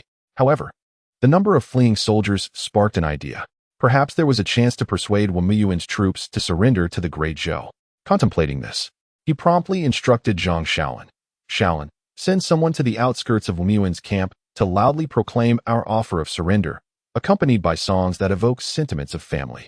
Why this peculiar request, Commander? Zhang Shaolin inquired, perplexed. Why the singing in conjunction with the surrender call? Because the soldiers of Wumyuan are all subjects of the Great Zhou. Do you not see the rationale? Sun Meikai rolled his eyes. Zhang Shaolin's eagerness to learn was commendable, yet his thought process seemed rigid. Exhibiting brute strength while yearning to embody the virtues of a cultured general, what a contradiction. Indeed, Zhang Shaolin still did not grasp the concept fully but nodded and departed. Commander, what shall we do about the wounded soldiers left behind by Wumyuan? We cannot afford to care for them. Li Keqing expressed his concerns. There were over 10,000 injured soldiers remaining on the battlefield. Sustaining such a multitude posed a significant burden. But what choice do we have? Ultimately, they are subjects of the Great Zhou. We cannot resort to slaughtering them. Killing on the battlefield is one thing, but executing surrendering captives would draw the ire of the literati wielding their pens against us. I cannot bear that pressure. Nor do I have the heart to slay so many prisoners. This is indeed a dilemma. Sun Meikai furrowed his brow. These individuals possessed no combat capability, could not be integrated into the ranks, and would require medical attention and sustenance, becoming a considerable liability. Would it be feasible to transfer them to various cities in Yuzhou? Li Keqing suggested. There remained many cities in Yuzhou that Wumyuan had not yet besieged, and they could relocate these individuals there for the time being. Upon hearing this proposal, Sun Meikai shook his head. I fear that would not work. The populace of Yuzhou would eagerly seek vengeance upon them. Once they entered the cities, chaos would likely ensue. The turmoil these soldiers have caused has engendered profound animosity among the citizens of Yuzhou, making it unlikely they would welcome them. Commander, why not return them to Wumyuan? They are merely wounded soldiers, and sending them back would only add to his burden. Li Keqing proposed once more. It is not feasible. They are subjects of the Great Zhou. If we send them back, my next scheme will be rendered ineffective. Sun Meikai reiterated with firm resolve. This matter was crucial to his forthcoming strategy, and he could not allow any missteps. Marshal, that is not my intention. What I propose is to send them back and have them persuade their people to align with our forces, Li Keqing elucidated. Sun Meikai paused for a moment, then, regaining his composure, jested, How is it that you possess such a plethora of cunning ideas? Li Keqing chuckled softly in response. This stratagem had occurred to him spontaneously, inspired by Sun Meikai's earlier remarks. Proceed with it. I believe it to be feasible. Sun Meikai nodded in agreement. This plan might indeed hold merit. For these soldiers would surely be reluctant to perish alongside Wumyuan in a battle they were destined to lose. Chapter 35. The grand scheme is set under the command of Sun Meikai. Voices urging surrender echoed around the camp of Wumyuan, who had just suffered a defeat today. Wu Ji, upon hearing this, was consumed by rage yet felt utterly powerless. This led to a surge of deserters from the camp, whom they could not deter. And if this continued, their doom was inevitable. Swift action was required. However, this was not the gravest concern. The most troubling matter was that Sun Meikai had returned all the injured soldiers, placing Wumyuan in a precarious position. It was imperative to accept them, otherwise, the remaining soldiers would flee. In Wumyuan's tent, he lay in bed, violently coughing, his face ashen. We have lost in the field. Let us retreat to the city and seek an opportunity to cross the plains to the north. He grasped Wu Ji's hand tightly. The army they had brought could no longer continue their campaign in Yuzhou. They had lost and must return to the city to regroup the remnants. For survival was their only hope. Father, we have not yet lost. We can retreat to the city and amass our forces for a final gamble. Wu Ji declared with fervor. Foolish. We can barely withstand one Sun Mei Kai. By the time reinforcements from the 9 provinces arrive, what chance will we have? Wu Mu Yuan scolded, followed by another fit of coughing. In truth, these concerns were secondary. The primary issue was his inability to endure any longer. An arrow from Zhang Shaolin had pierced his shoulder, and having sustained another wound, he had forced himself to endure on the battlefield, delaying his treatment and worsening his condition. He must think of his son. At this moment, there was no future for the great Zhou, and they could only flee to the plains. I refuse. It was you who insisted on rebellion. Now that we are cornered, you advise me to escape to the plains? Yes, you can abandon everything, but what of me? What of me? Wu Ji roared in anger. It was Wu Mu Yuan who had once insisted on rebellion, yet now, faced with failure, he could escape while Wu Ji could not. You, wretched fool! Wu Mu Yuan shouted, attempting to rise and strike Wu Ji awake, but he lacked the strength to stand. Report. Urgent news from the border. A frantic shout rang from outside the tent, followed by a bloodied soldier rushing in, clearly alarmed. Commander, urgent news from the border. Yinmen Pass has been attacked by the Great Zhou army and has now fallen. The soldier knelt to report. What? Wu Ji was taken aback, rising in shock. Quick! Return to the army. Wu Mian, equally stunned, struggled to sit up despite the pain coursing through him. If Yinmen Pass fell, they would have no escape route left and would be trapped in Yuzhou. Report. A low cry followed, as another figure hurriedly entered from outside. Commander, the southwest route has been attacked and has now fallen. The soldier knelt, his expression grave as he delivered the news.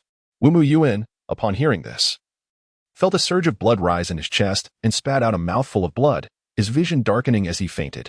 Father, Wu Ji exclaimed, hastily supporting Wu Mu Yuan. Report. Another messenger rushed in from outside, breathless and urgent. What is it now? Wu Ji asked, cradling his head in frustration. Report, General. The cities of Yuzhou have begun a fierce assault on our already occupied territories. The soldier replied hastily. Damn it! Damn it! Wu Ji ground his teeth, striking the nearby table with force. The once favorable situation had suddenly reversed, transforming this place into their graveyard. Kill. Outside. A cacophony of battle cries and the clashing of swords erupted. What is happening? Wu Ji quickly composed himself and stepped out of the tent. Upon exiting, he was met with the chaos of shouting and the flickering flames that lit up the surroundings. Kill. Slay the traitorous Wu family and redeem yourselves. A chorus of such identical shouts resonated throughout the camp. Wu Ji's expression shifted. Even in his confusion, he understood that their chances were fading. Sun Mei Kai, through a costly victory, had utterly shattered their morale. They were finished. Wu Ji, suppressing his rage, promptly summoned his trusted soldiers, donned disguises, and stealthily departed the military camp with Wu Mu Yuan. They had not yet been defeated. They still held cities under their control. As long as they could reach those cities and recruit new soldiers, there remained a glimmer of hope. He could not allow himself to fail. Failure meant death. What they were undertaking was a monumental rebellion, and there was no room for defeat. Separator. The grand scheme had been set in motion, and the enemy's morale lay in ruins. Sun Mei Kai beamed at the disarray of Wu Mu Yuan's forces. Wu Mu Yuan's spirit had been thoroughly crushed. Their collapse was now inevitable. Though he could not match Wu Mu Yuan in military formations, in battlefield strategy, Wu Mu Yuan fell far short of him. The general is truly remarkable, Li Keqing praised. Remarkable is an understatement. I come bearing the weight of destiny, and his defeat is assured, Sun Mei Kai chuckled lightly, shaking his head. From beginning to end, this war was not one Wu Mu Yuan could win. Perhaps it was too soon for the Great Zhou to fall. Wu Mu Yuan's initial spark would not ignite a conflagration. The Great Zhou's 800 years of might still lingered. Who dared to rebel? Who would be the first? They came with the momentum of fate, and Wu Mu Yuan was inherently at a disadvantage. This great battle could have been won by anyone other than the foolish Zhang Shaolin. It was merely a matter of speed and method. What should we do next, Marshal? Li Keqing inquired. What to do? Naturally, we will accept the remnants of their forces, Sun Mei Kai replied with a smile. This battle had concluded. From the moment his strategy succeeded, it was over. Over? Li Keqing was momentarily taken aback. The grand rebellion had ended so abruptly. and he had anticipated several bloody conflicts. It is over. Issue orders to reclaim lost territories across the states and counties. Sun Meikai glanced into the distance before turning away. Is it truly over? I wonder if there will be a place for me in this world henceforth? Li Keqing murmured, gazing at the camp of Wumu Yuan. Though he had contributed to this momentous clash, it was not as significant as he had envisioned. He had hoped to emerge as a renowned general amidst this storm. However, the brilliance emanating from Sun, Mei, and Zhang Shaolin overshadowed him entirely. The world is filled with heroes from our generation. I am determined to make a name for myself. Xiaomei, await my return. Li Keqing clenched his fists, his gaze resolute. Chapter 36. The Flight to Goryeo in the Dongfeng Valley. Upon learning that the Yanmen Pass and the southwestern thoroughfare had been seized, Wu Zhi's initial impulse was to venture towards the occupied cities. However, to his astonishment, he discovered that all had surrendered, leaving only their faction to stubbornly resist. Given the circumstances, he chose not to return to Yanmen Pass or seek another route to the grasslands, but instead resolved to escape to the small nation of Goryeo through the concealed Dongfeng Valley. Aware that their cause was lost and the path to the grasslands surely barred, he deemed it prudent to forsake everything and quietly await the opportune moment to re-enter the central plains. Rebels, where do you think you're going? A thunderous roar echoed around the valley. Wu Zhi was taken aback and hastily commanded his guards to protect him. The commander had indeed foreseen that he would attempt to traverse this route to Goryeo. Zhang Shaolin emerged from above the valley, laughing heartily as he beheld Wu Zhi and his men below. It's you. Wu Zhi gritted his teeth as he recognized his adversary. He had not forgotten that it was Zhang Shaolin's arrival that had dealt a severe blow to their morale, decimating countless officers, and leaving his father grievously injured by an arrow, still in a state of unconsciousness. Indeed, it is I. Today, your head shall be my military accolade. Noble titles and commendations await, Zhang Shaolin declared, his spear pointed directly at Wu Zhi. It won't be so easy to exchange your life for glory. Wu Zhi clenched his teeth and ordered his loyal soldiers, leave the old man and charge through the valley with me. Haha, such bravado. Shoot him down. Zhang Shaolin laughed heartily. Then his expression turned cold as he commanded his troops to release their arrows. Feathers filled the sky, and with the high ground in his favor and no cover below, Wu Zhi found himself unable to shield against the barrage, forcing him to gallop forward relentlessly. Thinking of escaping? Ha! Zhang Shaolin sneered, drawing his formidable bow and aiming it at Wu Zhi's chest. As Wu Zhi ran, he glanced back and was gripped by terror upon seeing Zhang Shaolin draw his bow. He recalled the latter's formidable archery skills. One arrow could not be dismissed lightly. He had to assume this shot would indeed find its mark. Adrenaline surged through Wu Zhi as he instinctively ducked down on his horse, just as Zhang Shaolin released the arrow. With a swift whoosh, the arrow grazed his back before embedding itself into the ground. Exhaling heavily, Wu Zhi felt the sting of pain but also relief. He had anticipated the shot correctly. Damn it! Zhang Shaolin cursed, drawing his bow once more. Throughout his life, he had never missed a shot and would not allow himself to falter. Yet, by the time he readied his bow again, Wu Zhi had already escaped his range, with no steed nearby to pursue him. So you run swiftly. But do you believe this will allow you to slip away? Zhang Shaolin scoffed, lowering his bow. It wasn't over yet. Interceptors awaited ahead, and there was no way Wu Zhi could escape the valley. First, take that old fool Wumu Yuan back to the commander. Zhang Shaolin instructed a nearby soldier before leading his men toward the valley's end.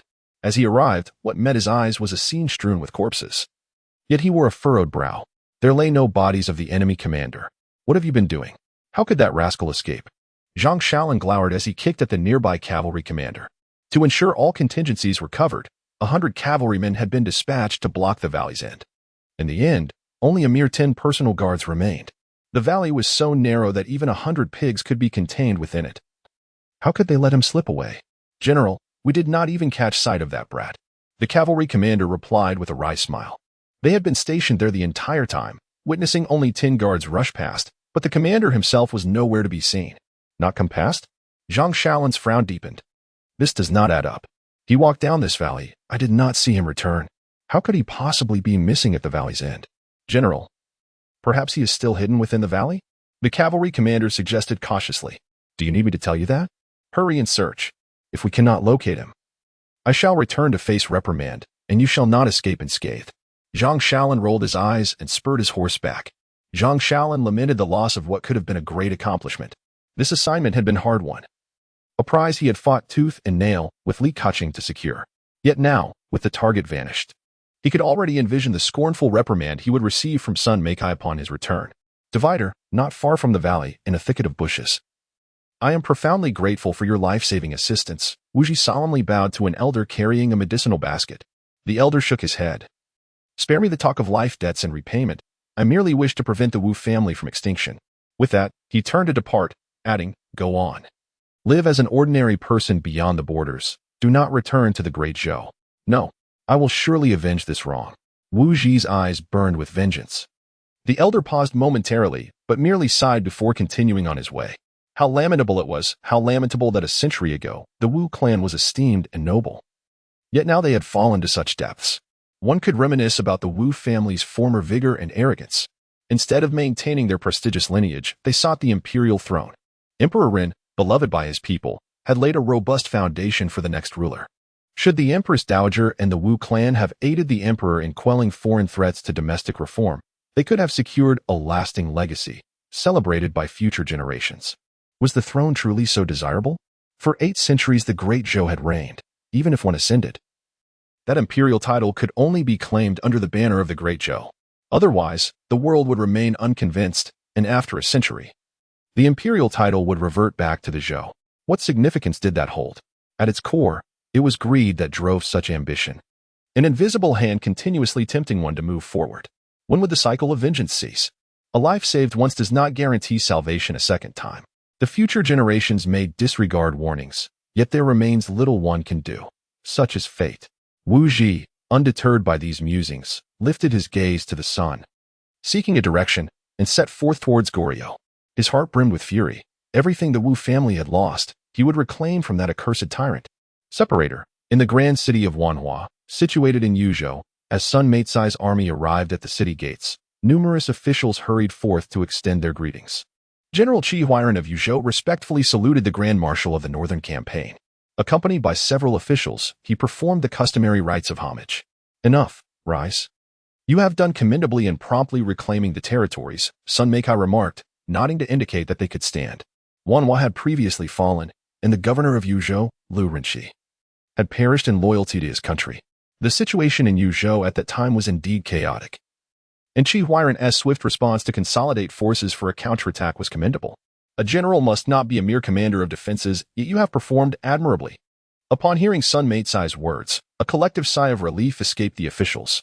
They had lost half of Yuzhou, and if the court were to investigate, the consequences would be dire.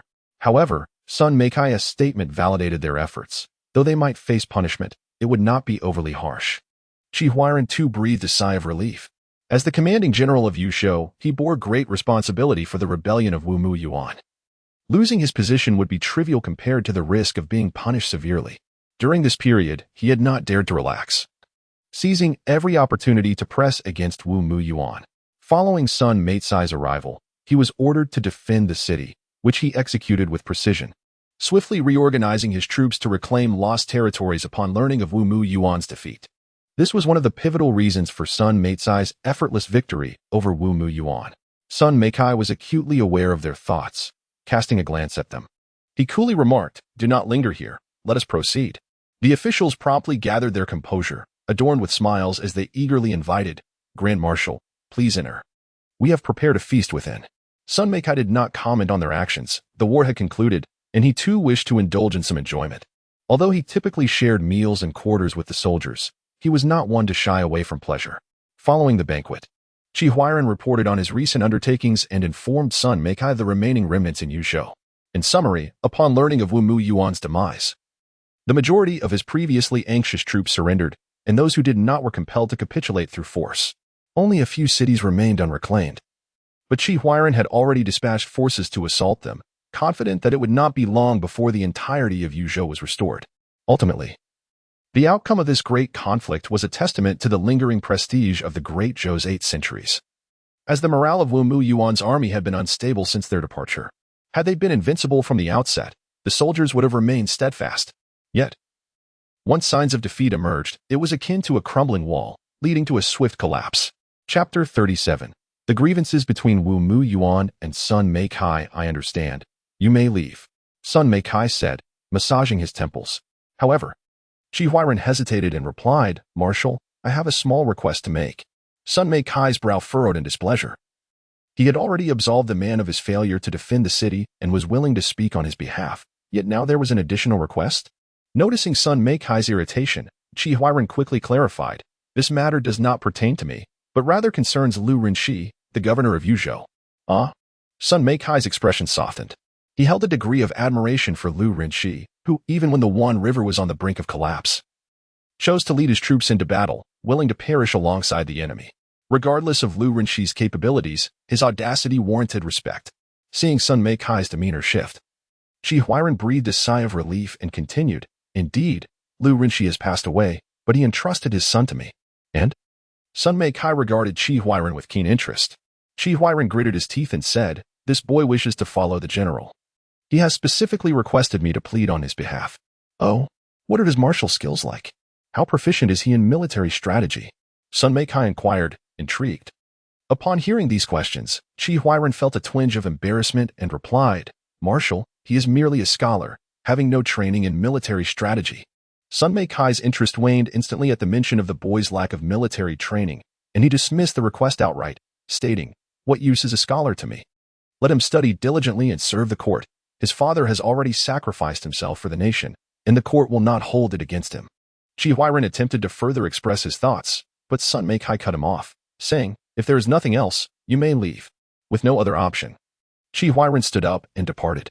No sooner had he exited the room than a young man approached eagerly, asking, "Uncle Qi, what happened? Did the marshal agree?" Qi Huairen shook his head and smiled wryly. "The marshal refused without hesitation upon learning you have no military training and are merely a scholar." The boy's face fell in disappointment. "Well, studying is still a viable path. Like your father, governing through knowledge is no less commendable than martial prowess." Qi Huairen consoled him. Yet the youth remained dejected, replying, "Uncle Qi, you do not understand. Emperor Ren laid the groundwork, emphasizing agriculture and commerce, constructing the Grand Canal, promoting the Silk Road, establishing academies, instituting the imperial examination, and advancing papermaking and printing techniques. Scholars are abundant in this realm. However, under the current emperor, the focus is solely on military might. It must be military might. There is no future in scholarship. The emperor can dismiss it with a mere word. Surely it cannot be as dire as you described?" Qi Huairen questioned. "How could scholars be so easily cast aside? The aristocracy would never consent." "Uncle Qi, you do not comprehend. Emperor Ren has fortified the political foundation, and the emperor's next move will be to strike at the aristocracy," the boy said, shaking his head as he turned to walk back. "Will the emperor truly turn against the aristocracy?" Qi Huairen pondered with a furrowed brow. How could this be possible? The aristocracy controlled more than half of the economic lifeblood and officials of the entire Great Zhou. Any action against them could lead to unimaginable consequences. It is rather unflattering to say that the Great Zhou exists in tandem with the aristocratic families. The aristocracy ensures the survival of the Great Zhou, just as the Great Zhou guarantees the existence of the aristocratic families. If these families were to remain faultless and aligned with the right factions, how could the emperor ever turn against them? With this thought, his furrowed brow relaxed, and he shook his head in disbelief, murmuring, "It is merely the foolish prattle of a child. I cannot believe I fell for it. The emperor taking action against the aristocracy? Impossible, absolutely impossible." Meanwhile, Sun Mei Kai, having just perused the military documents handed to him by Qi Huairen, was on the brink of slumber when he received word that Wu Muyuan had been captured. The old man, a glint of cold light flashed in Sun Mei Cai's eyes, and he decided against sleep. In a nearby chamber, Wu Muyuan lay on the bed, unconscious and racked with pain, while two soldiers stood guard. At that moment, the doors swung open, and Sun Mei Kai entered. "Marshal," the soldiers greeted respectfully. "Yes, you may leave now.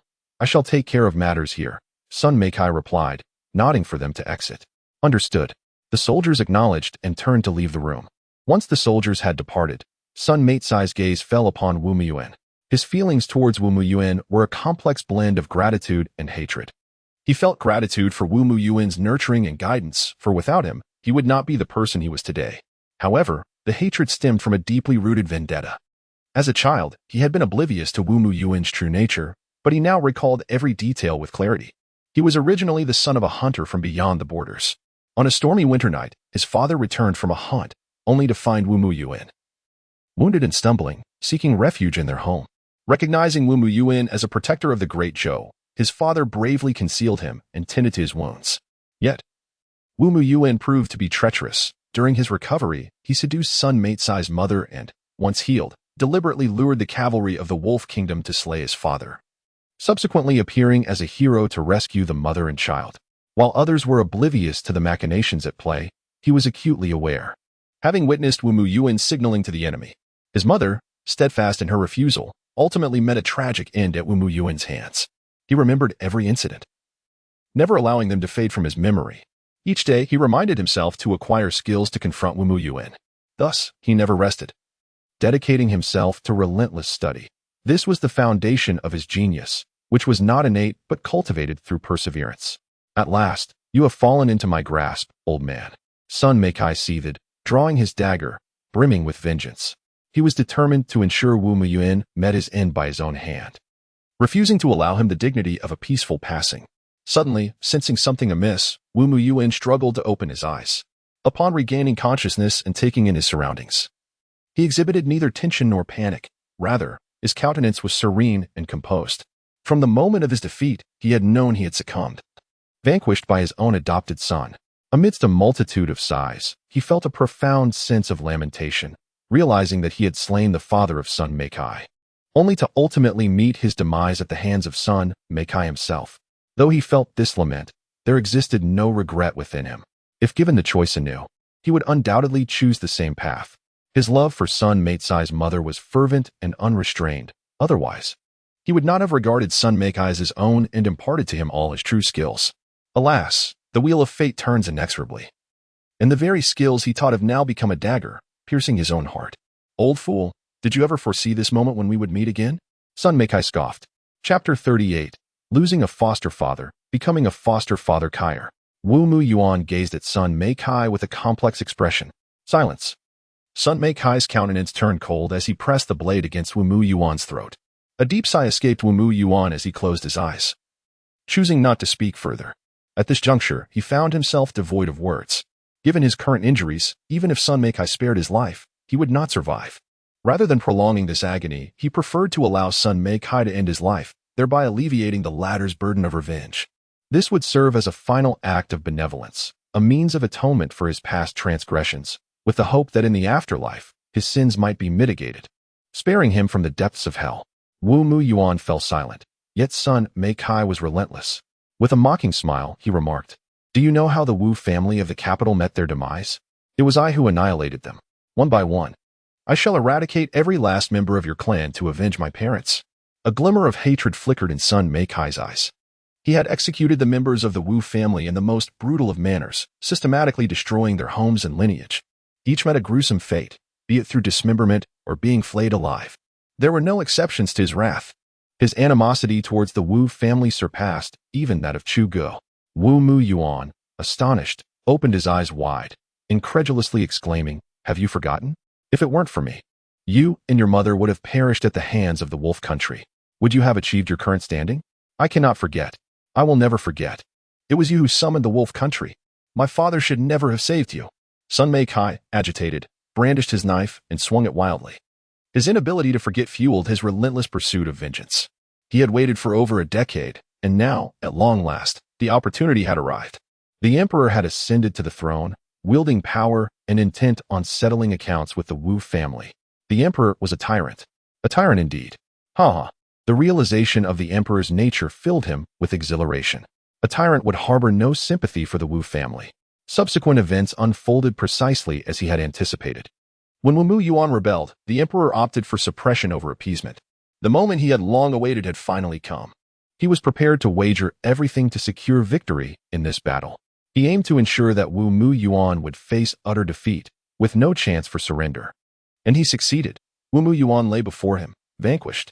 The long-awaited vengeance was within reach. You knew everything. Wu Muyuan stared at Sun Meicai in disbelief. You had been concealing your intentions all along, waiting for the right moment to exact your revenge. Do I merely know? Sun Meicai, with reddened eyes and gritted teeth, declared, I yearn to slay you every single day. The proximity of his enemy only intensified his anguish. After his mother's death, he had been transferred to the capital, denying him the opportunity to take action, rendering him powerless even to fight for his life. Wu Mu Yuan gazed at Sun Meikai with a complex expression for a prolonged moment, ultimately sighing and asking, "Can you grant me a swift end? Consider it the tuition for all these years." At this juncture, he had little time left. Rather than succumbing to illness in bed in the coming days, he preferred Sun Meikai to provide him with a decisive conclusion. Sun Meikai nodded and replied, "You have imparted your skills to me. This tuition is indeed worth it." With a sudden focus, Sun Meikai swung his blade, and a fountain of blood erupted as a head rolled off the bed. "Ha ha!" Sun Meikai laughed heartily, covering his face, tears streaming down as he reveled in the culmination of decades of plotting and waiting. Just as he lost himself in the moment, a knock echoed from outside. "Who is it?" Sun Meikai's cold gaze snapped toward the door. "It's me, Marshal." Zhang Shaolin's voice filtered in from beyond. Upon recognizing the voice, Sun Meikai's expression softened. He tidied his attire and stepped to the door, opening it to reveal Zhang Shaolin, who stood with his head bowed, visibly anxious. Sun Meikai furrowed his brow and inquired, "What is the matter? Why do you appear so timid? Why have you returned so late? Where is Wu Ji?" Zhang Shaolin stammered, at a loss for words. Sun Meikai had provided him with specific details, yet he had allowed the person to escape. After searching the valley, it was apparent that Wu Ji had vanished without a trace. Seeing Zhang Shaolin's demeanor, Sun Meikai's frown deepened, and he couldn't help but chastise. "What's wrong? Lost your tongue? Did you not hear my question?" Zhang Shaolin continued to mumble, not daring to meet Sun Meikai's gaze. "Did he escape?" Sun Meikai tentatively asked.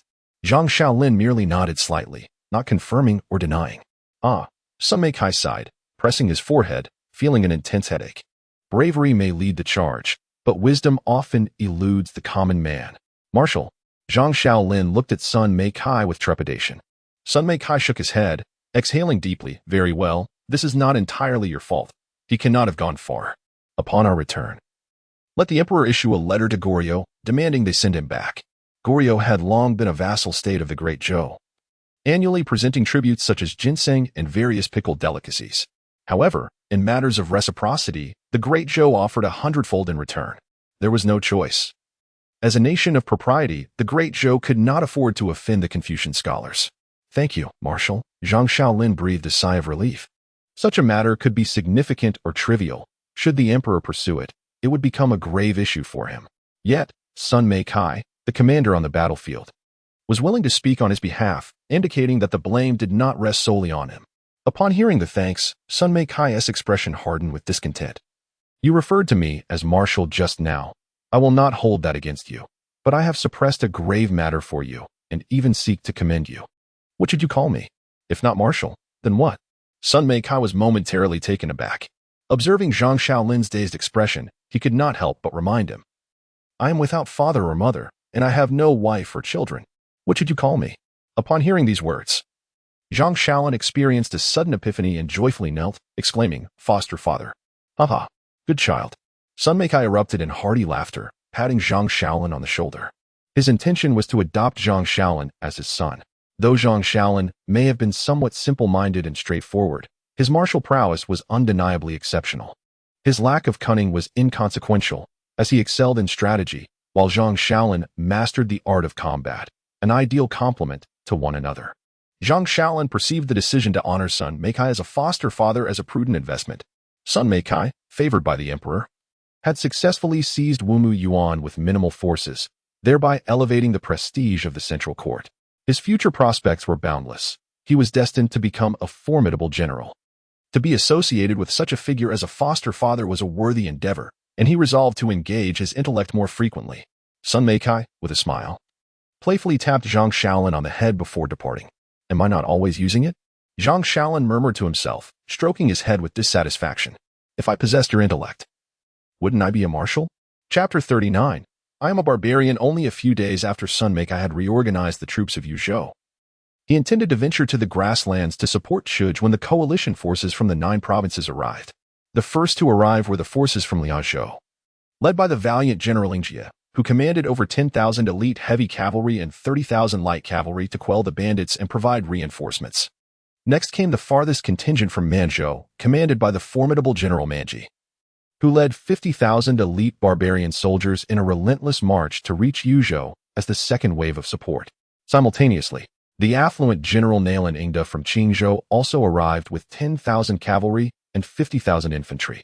Other provinces dispatched their generals as well, but their numbers were significantly fewer compared to the three aforementioned leaders, predominantly consisting of infantry with only a handful of cavalry. The most substantial force among them was Zhaozhen from Yanzhou, who brought 40,000 infantry. This was understandable, as Yanzhou had suffered an offensive from the Wolf Kingdom in the early stages of the conflict, and though the Wolf Kingdom had retreated, the losses were severe. The least represented was Zhang Ruozhan from Fengzhou, who only brought along 10,000 naval troops. Indeed, the naval forces were deployed for land combat, rendering them to serve as infantry, a necessity given Fengzhou's coastal proximity and the prevalence of pirates, necessitating the training of naval personnel. Jingzhou, the wealthiest province, managed to send only 10,000 infantry, and its general did not even come in person. The officer dispatched returned as soon as he learned the battle had concluded, offering not even a word of acknowledgement. The remaining reinforcements came from El Daji of Ningzhou and Ma Yuquan of Yizhou, each leading 20,000 infantry. In the conference hall, Manji's expression darkened as he slammed his hand on the table, rising in displeasure to address Sun Meikai. Are you implying my efforts were in vain? I traversed from the south to the north with 50,000 barbarian soldiers, only to be told the battle has ended? Have I gained no merit? Calm yourself, Sun Meikai admonished, furrowing his brow. But Manji, seething with anger, retorted, calm? How can I be calm? Sun Meikai, do not presume that your position as the Grand Marshal of the North allows you to claim all the glory for yourself. I endured great hardships to bring my brothers here, and my kin await my return with tales of valor and honor. I demand my share of the credit. Ma Yuquan also rose in agreement, exclaiming, General Manji speaks the truth. You had the opportunity to hold the enemy back until we arrived to mount a counterattack. Yet you resolved the matter without us. Have we come here for naught? They had come, believing they would achieve remarkable feats in this battle, elevating their family status and perhaps even earning titles of nobility. Yet now, it appeared Sun Meikai would claim all accolades, leaving them dissatisfied. Eldaji stood as well, asserting, if you do not delineate our share of the spoils today, I shall not leave. With my thousands of men, I shall make you rue the day. Sun Meikai, as the Grand Marshal of the North, bore the responsibility for their provisions. In their haste to arrive, they had brought little food. If Sun Meikai did not allocate some supplies to them, they would refuse to depart. The coalition forces, numbering over 100,000, could indeed starve him out. The silence of the others indicated they shared the same sentiment. We toiled and hurried here, only to leave empty-handed? The imperial decree clearly states a joint effort to eradicate the bandits. You have resolved the matter, but what about us? I command tens of thousands of troops at will. Yet after all is said and done, we return with nothing? As the Grand Marshal of the North, do you not grasp even this basic political nuance? Amidst the clamor, Sun Meikai rose abruptly, casting a cold glance at the assembly. The great battle is not yet concluded. Do you seek to claim credit already? Manji scoffed, you fool. The old Rechwamu Yuan is dead, and you dare say the battle isn't finished? The others remained silent, their gazes fixed on Sun Meikai, evidently curious to hear his response. With their statements made, they were resolute in their unwillingness to depart without reward or recognition. Sun Meikai surveyed the group, his disdain palpable. The skirmish here may have ended, yet His Majesty still fights on the grasslands, and you think of claiming merit? What? What did you say? The crowd gasped, rising from their seats in alarm. His Majesty is still on the grasslands? In a fit of rage, Manji's eyes turned crimson, and without uttering a word, he lunged forward. Stop. Zhang Shaolin raised his weapon to block Manji's advance. You little brat, step aside. I shall deal with this incompetent leader who sends His Majesty to the battlefield. Manji attempted to shove Zhang Shaolin aside, but found himself unable to budge him. Stepping back, he sized Zhang Shaolin up and rolled up his sleeves. You possess some strength. How about we toss aside our weapons and have a proper contest? Zhang Shaolin, with a cold snort, drove his weapon fiercely into the ground. A collective gasp arose from the onlookers. The ground was not mere wood but solid blue stone. The fact that a spear could stand upright without shattering the stone indicated the prowess of its wielder. Manji's expression sharpened, his demeanor growing serious. Come. Let me witness your skill. He beckoned Zhang Shaolin. With a light chuckle, Zhang Shaolin cracked his neck and charged forward. He had never lost in a contest of strength. Unfazed, Manji extended his hands to meet Zhang Shaolin's palms. Their contest was not one of combat, but of sheer power. This was a unique trial for Manzhou, and Zhang Shaolin clearly understood the stakes. Whoever prevailed would dictate the terms. To Zhang Shaolin's astonishment, he found that Manji's strength was hardly inferior to his own. Conversely, Manji was taken aback, veins bulged on his forehead, and yet he could not overpower this young man. Who was he? The strongest of Manzhou. Only the mightiest merited the title of general. His rank was bestowed upon him by Emperor Rin through martial prowess, not political maneuvering. Yet here he was, struggling against this mere youth. Not bad at all, you young rascal, Manji gritted through clenched teeth. You are quite impressive, the first to match my abilities. Zhang Shaolin coldly remarked. His tone, however, was considerably more relaxed, devoid of any significant pressure. Don't get too cocky, you brat. I shall overturn you shortly. Manji roared, exerting force beneath his feet to launch himself forward, intending to pounce on Zhang Shaolin. Yet, Zhang Shaolin also bellowed in response, propelling Manji forward with a sudden burst of strength, causing him to tumble to the ground. Instead of cursing Zhang Shaolin, Manji, now on the ground, pointed an accusing finger at Sun Meikai, exclaiming, Sun Meikai, I curse your ancestors for 8 generations. Such insolence. The onlookers from the other 6 states frowned in disapproval. In the Great Show, decorum governed the realm, and Manji's brazen words were undeniably disrespectful. Sun Meikai was momentarily taken aback, pondering why he was being blamed when it was clearly Zhang Shaolin who had pushed him. What are you staring at? Manji retorted, rising to adjust his attire and coldly stating, what of it if I am rude? I am a barbarian. This declaration made even the heroes from Liangzhou furrow their brows. While they once embraced such a title, their departure from barbarism to join the Great Zhou had led them to disdain their past and reject their identity as barbarians. To be labeled as such was an affront they would not tolerate.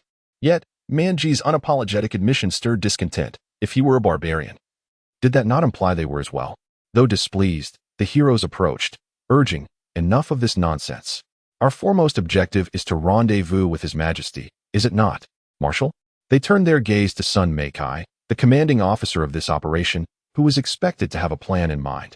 Sun Meikai nodded in affirmation, declaring, this is precisely the strategy one intends to pursue. Our elite forces have converged.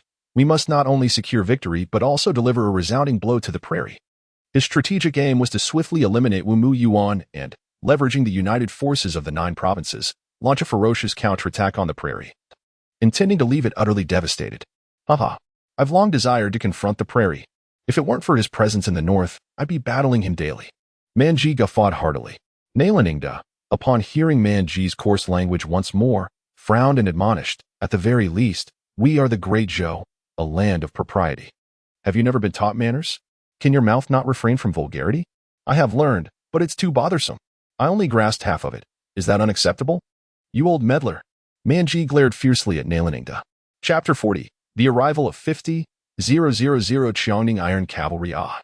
Ingjie could not help but let out a deep sigh, his eyes unable to bear the sight before him. Unlike Manji, he had completed his studies in etiquette and considered himself a true citizen of the Great Zhou. Similarly, he held a significant fondness for Manji and others like him, who had been naturalized. However, upon witnessing the current scene, his expectations were utterly shattered. Was this truly not a tribe of savages? Was this not a dwelling of cave dwellers? Barbarians! Nalaningda let out a disdainful snort. You label me as a barbarian, but I care not. I embrace that identity. Yet, what is with your tone? Do you look down upon me? Manji stepped forward defiantly. Do you think I fear you? Nalaningda retorted, advancing to confront Manji. Indeed, while he acknowledged the fierce combat prowess of the people from Manzhou, he too possessed strength. Sun Meikai, witnessing the escalating tension, could no longer restrain himself and shouted, enough. Cease this commotion, or I shall have you both thrown out. At his proclamation, both men huffed indignantly and resumed their seats. Sun Meikai was the Grand General of the Northern Expedition and the supreme commander of this war. Regardless of their personal grievances, they were obliged to heed his authority. Ultimately, the assembly reached a consensus. The army would engage in 3 days of revelry and rest before launching an assault on the Wolf Kingdom to support His Majesty. Agreed. Let it be so. Let us proceed with vigor. Manji declared, slamming his hand on the table with enthusiasm. This would mark an entry into the Wolf Kingdom, securing his name in the annals of history.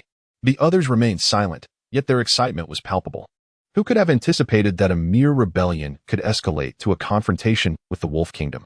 Now, esteemed colleagues, you have journeyed far and must be weary. Take some time to rest, Sun Meikai suggested with a smile. Indeed, the Grand General speaks wisely. After such a long trek, My old bones can hardly withstand it. Nalan Ingda replied, also rising with a grin. If you cannot endure, then stay at home instead of gallivanting about. Manji muttered under his breath. Nalan Ingda recalled Manji's earlier insult, feeling it weigh heavily upon his heart. Though he feigned indifference, his feelings were unashamedly sincere. I have shed blood for the great Zhou, contributed to its glory, yet you still refer to me as a barbarian? What of it? Am I not the first to charge at the enemy when they attack? Yes. I may lack education and disdain study, but this is who I am. Who understands? Who understands your grand ideals? Manji's words went unnoticed, as the others exchanged farewells and exited the hall. Yet, as they departed, Manji stealthily shoved Nalan Ingda from behind, nearly causing him to stumble. You. Nalan Ingda exploded in fury, turning to confront Manji. What of it? Can't you even walk properly? Manji mocked as he picked his nose, flicking the contents toward Nalan Ingda. This was intolerable. Nalan Ingda trembled with rage, having reached his breaking point. Seeing Nalan Ingda about to explode with anger, Zhang Ruotzan quickly pulled him back, saying, all right. General Nalan, why engage with a barbarian like him? Indeed, why should I lower myself to the level of a barbarian? Manji chuckled as he sauntered past Nalan Ingda, wiping his hands on Nalan's clothing as he departed.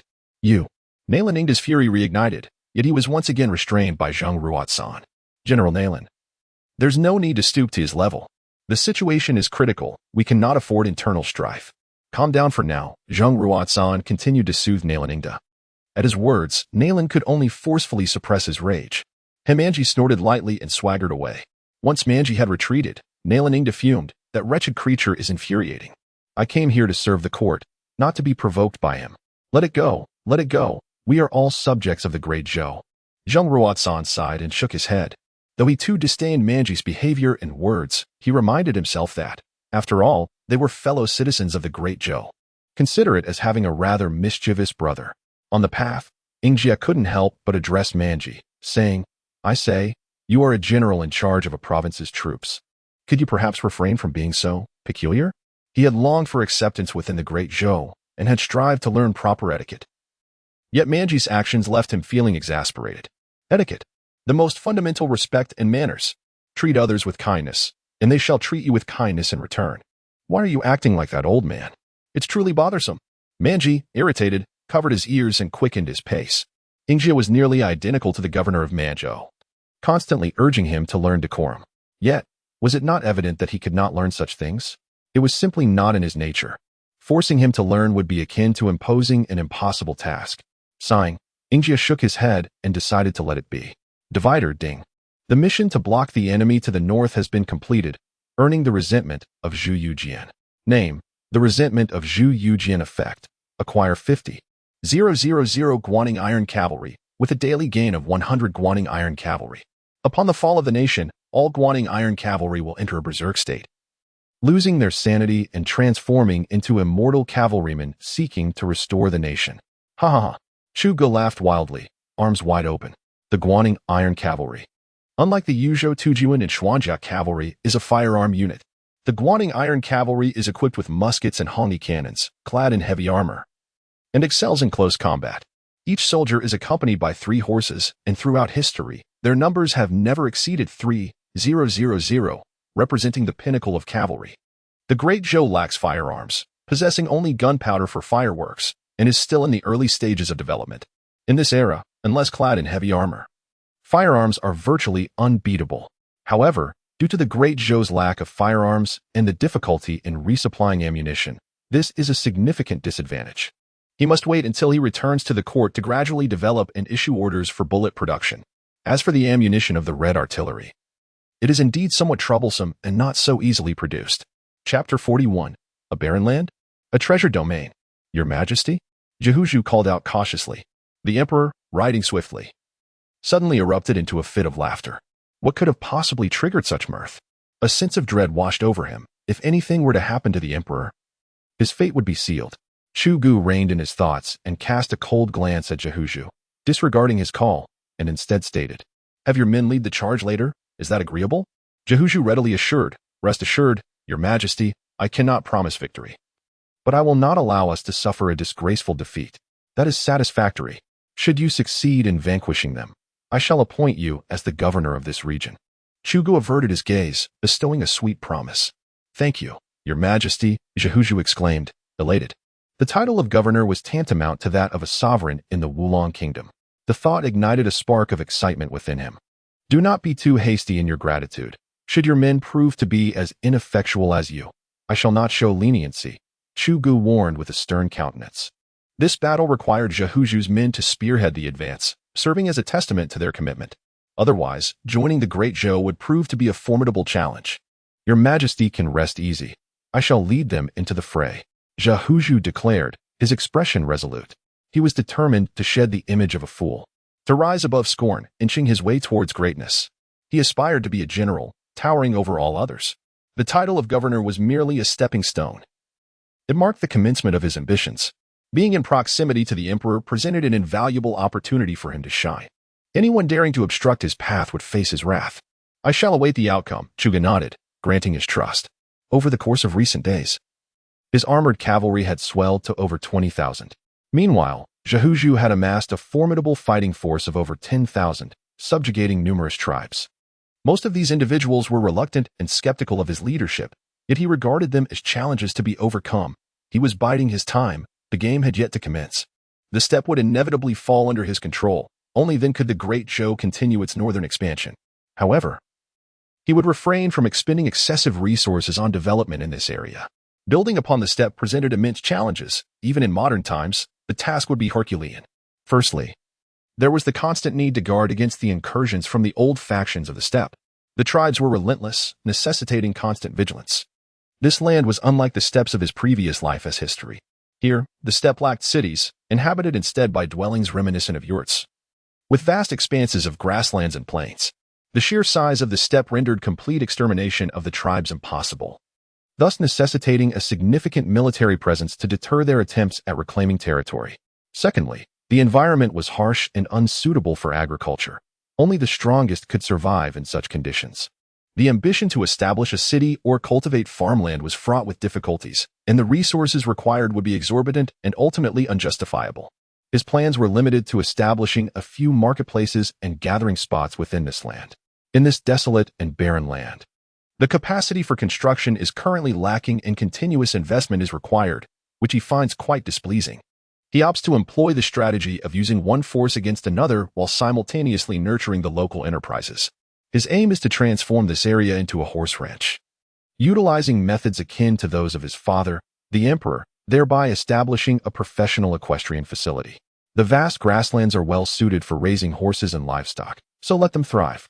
Cattle, horses, sheep, and various other livestock shall be raised here, facilitating the trade of rare goods with the Great Zhou through the tea-horse exchange. Concurrently, he intends for the local populace to serve as his soldiers, acting as the vanguard of the Great Zhou. However, prior to this, it is imperative to instill fear, inflict pain, and ensure that rebellion is unthinkable. The blood of the Great Zhou must be avenged, and he is determined to shed rivers of blood in this endeavor. Once he has purged those who have plundered the Great Zhou, he can gradually assimilate the local people. The challenge lies in how to convince the citizens of the Great Zhou to migrate to this desolate area. This vexes him greatly, as the land of the Great Zhou is already vast due to the existence of Liangzhou and Manzhou, but the population is sparse. If the citizens of the Great Zhou cannot be relocated, the significance of conquering this territory appears diminished. To entice the populace to migrate, substantial funds must be continually sent to this region. To achieve prosperity, one must first construct roads. After the roads, build cities. Once the cities are established, develop enterprises.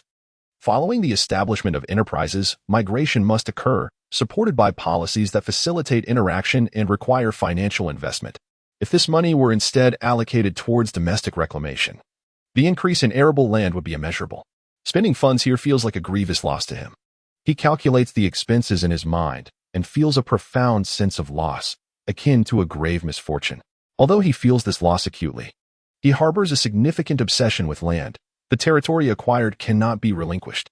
The foremost dilemma lies in the benevolent governance of Emperor Ren, the reclamation system, the land distribution system, and the taxation of grains under benevolent rule, which has resulted in every household possessing land and sustenance, rendering them disinclined to immigrate. Under the reclamation system, any commoner, apart from the wealthy landowners, can claim land as their own if they are willing to cultivate it, provided they pay taxes to the court annually.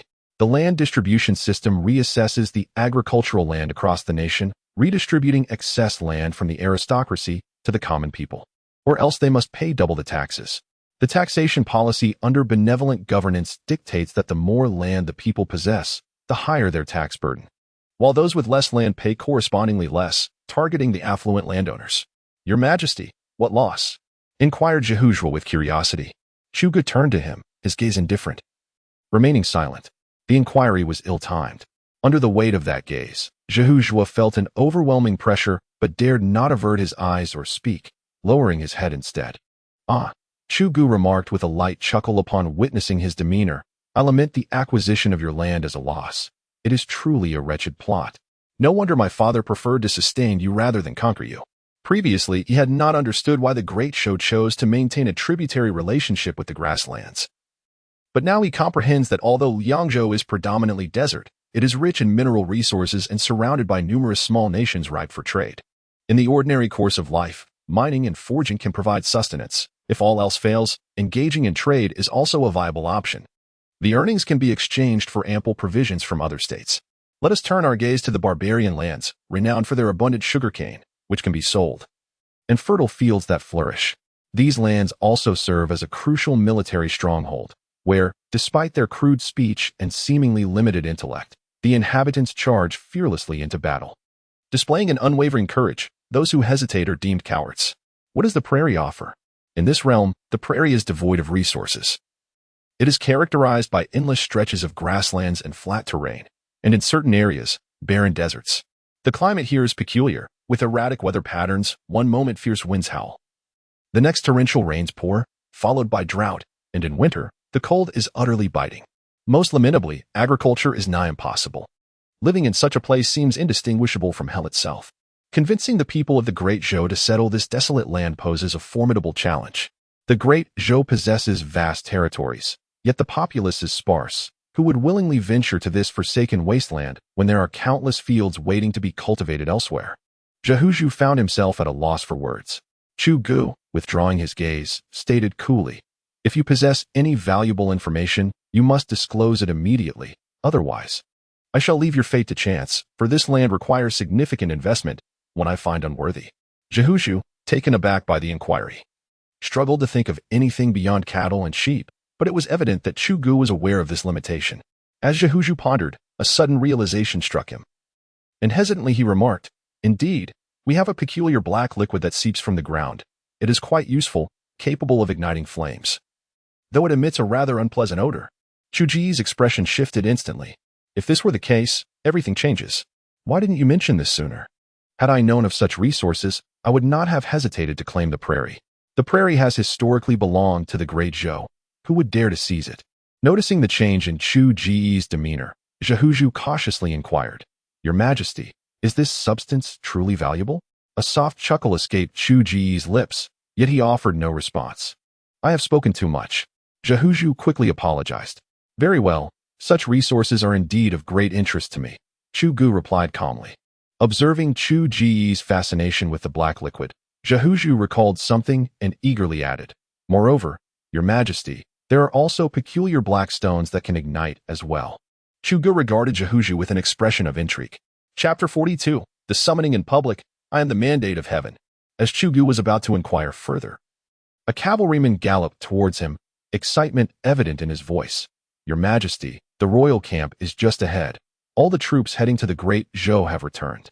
Chuji's expression remained devoid of enthusiasm. He merely cast a detached glance at the cavalryman and replied, "Are you certain that the cavalrymen heading to the Great Zhou have returned to the royal camp?" This battle was not merely a small-scale conflict or guerrilla warfare. It was a decisive confrontation against the Wolf Kingdom, aiming to annihilate all of its elite forces in one fell swoop. The cavalryman nodded with certainty, declaring, "Indeed. I received reports of their return yesterday." His name was Taimaza, the chief of a tribe. Upon learning that Chugu was willing to welcome them into the Great Zhou, where they could enjoy a life of abundance, he immediately felt as if he had entered paradise on earth, swiftly pledging his entire clan's allegiance. "Just look at the lives the people of the Great Zhou lead. And then look at us. What loyalty have I shown? I shall indulge in the luxurious life, while you continue to endure the harsh winds here. Now it is up to you. I hope you do not disappoint me." Chu Gu said coldly. In this battle, Zhe and his men would serve as the vanguard, simultaneously inciting the cavalry of the Wolf Kingdom to defect. Joining the Great Zhou was not an easy endeavor. Those without value did not deserve to be part of it. As Zhe was about to speak, Taimiza quickly assured, Your Majesty, rest assured, I cannot speak for the other wolf cavalry, but the cavalry from our tribe will undoubtedly remain loyal to you. Chu Gu responded with a noncommittal smile, for he held no illusions about their loyalty. Rebellion would only lead to further bloodshed. Could they withstand firearms? He was doubtful. Meanwhile, Zhe cast a resentful glance at Taimiza. I am the foremost man beside His Majesty. What are you to dare contest with me? Taimiza noticed the change in Zhehuaju's expression, but pretended not to see it. It was evident to any astute observer that pleasing the emperor would lead to commanding the entire prairie state in the future. He was determined to secure either the state governor's or the general's position. Chu Gu disowned their rivalry, but welcomed it. Competition was acceptable, as long as they possessed the capability. Their loyalty mattered little. Disloyalty would simply lead to execution. As Chu Gu led his army forward, the enemy had long since prepared a formidable defense ahead, clearly having received intelligence. The means by which this information was acquired was self-evident. Chu Gu surveyed the enemy forces' countless cavalrymen, all of whom belonged to the formidable Prairie Wolf Riders. The Prairie Wolf Riders were not to be trifled with. They were elite cavalry, their only disadvantage being their lack of heavy armor. In a straightforward confrontation devoid of formations, the cavalry of the Great Zhou would indeed struggle to compete. Evidently, Emperor Ren understood this well. Imposing strict limitations on the ironworking technology and cultural knowledge pertaining to the prairie. Is that the Emperor of the Great Zhou? Chu Gu called out to Lu Khan, the ruler of the Wolf Kingdom, as he rode at the forefront, his voice ringing out loudly. With a light chuckle, Chu Gu disregarded the situation and turned to the tribal leaders beside him, saying, Now, it is your turn. As you command. The tribal leaders responded with solemn expressions, leading their people to the front lines. Your Majesty, I sense something amiss, Gu Hongzi suddenly remarked, his face grave. Chu Gu cast a surprised glance at Gu Hongzi before turning to the advancing troops with a cold smile, saying, What is there to feel amiss? They are merely a group of fools courting death. As soon as Chu Ji's words fell, the troops that had been advancing suddenly turned their blades upon each other, drawing their swords and charging towards Chu Ji's forces. Ha! Chu Gu, you wish for my wolf clan to turn against one another. Yet you are unaware that we have never trusted your Great Zhou. Tu Lihan laughed heartily, his face radiating triumph. He was already aware of Chu Ji's machinations, yet he chose to remain passive. His initial intention was to incite these infiltrators to strike against Chu Ji's cavalry, but Chu Gu, ever cunning, had split the two forces apart, rendering his plan unfeasible. What is happening? Zhe exclaimed in alarm. Taimiza shared the same shock. Not only they, but nearly half of the onlookers were taken aback by this sudden turn of events. As they grappled with the unexpected change, the traitors charged at them with weapons drawn.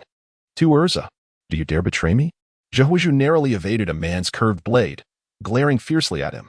This was his childhood friend, and he could hardly believe that he had turned traitor. You are the one who has betrayed the steppe. The man sneered, brandishing his knife menacingly. Betrayed the steppe? Do you wish to remain here, starving in the cold winds? Is following Great Zhou not a better path? Zhe roared in fury while defending himself. Had he truly betrayed the steppe? He believed he was leading it toward a brighter future. Was that truly a sin? Day after day, enduring hunger, and in winter, either the elderly or the children perish. Is this truly the life you wish to lead? What is wrong with joining Great Zhou? At least we wouldn't have to worry about food, would we? At least we wouldn't have to fear freezing to death in winter, would we? Great Zhou may have its merits, but it is not the steppe. Tu Erza retorted, attacking fiercely yet laughing coldly. Very well. Ha ha ha. Zhe laughed heartily.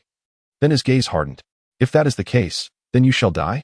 He bellowed, no longer dodging, as he wielded his knife with deadly intent, aiming to tear Tu Erza apart. Kill. Chu Gu commanded coldly, his eyes fixed on the approaching traitors. In an instant, the heavy cavalry behind him charged forward into battle. Kill. Tu Lihan similarly issued a frosty command. With that, his 100,000 Wolf Riders and 200,000 infantry surged forth, the fierce Wolf Riders of the steppe. Undaunted even when faced with heavily armored cavalry, charged without fear. Chu Gu remained calm amidst the turmoil, raising his hand with composure.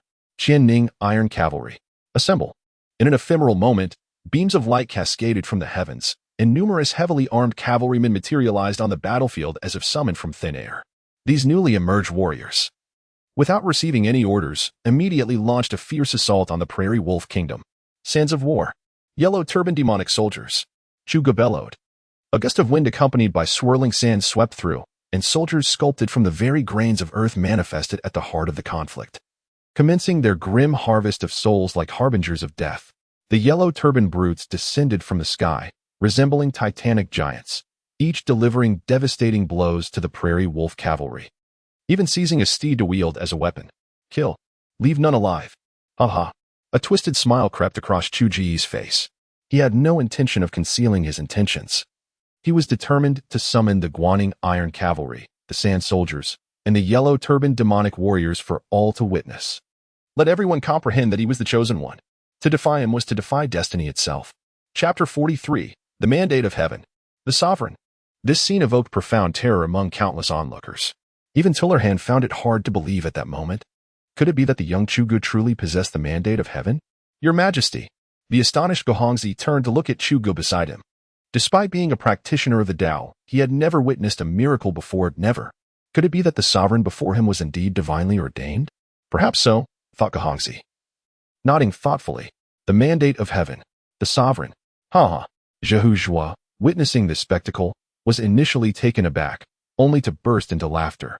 He was now aligned with Chu Gu, and the stronger Chu Gu became, the more exhilarated he felt. Such a miracle, the Mandate of Heaven. The numerous cavalrymen of the grasslands pulled their reins, their faces etched with fear. It was only natural for them to be terrified. This was indeed a divine sign. They worshipped the wolf god. Yet the wolf god had not bestowed any miracles. The emperor of the Great Zhou had truly manifested a miracle. Could it genuinely be the Mandate of Heaven? Alarm spread among many ministers of the grassland wolf kingdom. This miracle had shaken their morale, and the prospect of losing the battle loomed large. Initially, the sudden appearance of 50,000 heavy cavalry had already diminished their chances of victory by 50%, but with morale now in disarray, the outcome was all too predictable. What terrified them further were the Yellow Sand Soldiers and the Yellow Turban Giants. The 50,000 heavily armored cavalry were within their realm of comprehension. But what were the Yellow Sand Soldiers and the Yellow Turban Giants? Were they even human? The Yellow Sand Soldiers were formless and intangible. They could not be attacked. The sand danced in the wind, leaving a trail of corpses in its wake. The Yellow Turban Giants were even more terrifying, tearing their soldiers apart with ease, capable of obliterating both man and horse with a single blow. How could they withstand such formidable power? Should we withdraw? A commander in the midst of a charge quietly suggested to a fellow officer. They were unaware if the common soldiers' morale was shaken, but it was clear that their own spirits were faltering. How could they contend with the sudden emergence of 50,000 heavy cavalry? And what of the monstrous Yellow Sand and the Giants? Firstly, with their morale in disarray, they were incapable of fighting. Secondly, these 50,000 unexpectedly arrived heavy cavalry were all exceptionally skilled and coordinated, coupled with the monstrous Yellow Sand and the Giants. The probability of defeat in this battle soared to a staggering 99%. Should they be captured? Given the tyrannical nature of this great Zhou despot during his time on the grasslands, they would surely face a grim fate. Tullerhan, witnessing this scene, was equally panicked, his earlier ambitions evaporating. Quickly, hold the line. Tullerhan shouted furiously, urging his steed to retreat swiftly. If not now, when? This situation was beyond explanation. How could one rationalize the sudden appearance of heavy cavalry right before them?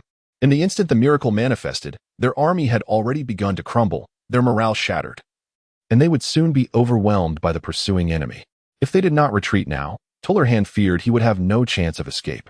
The ensuing situation unfolded exactly as he had anticipated. The morale of the Wolf Nation's army crumbled in an instant, as numerous cavalrymen fled the battlefield without hesitation, while the infantry raised their hands in surrender. Yet, to their horror, they realized that their capitulation was in vain. Chugu had no intention of sparing them. Flee? Chugu scoffed.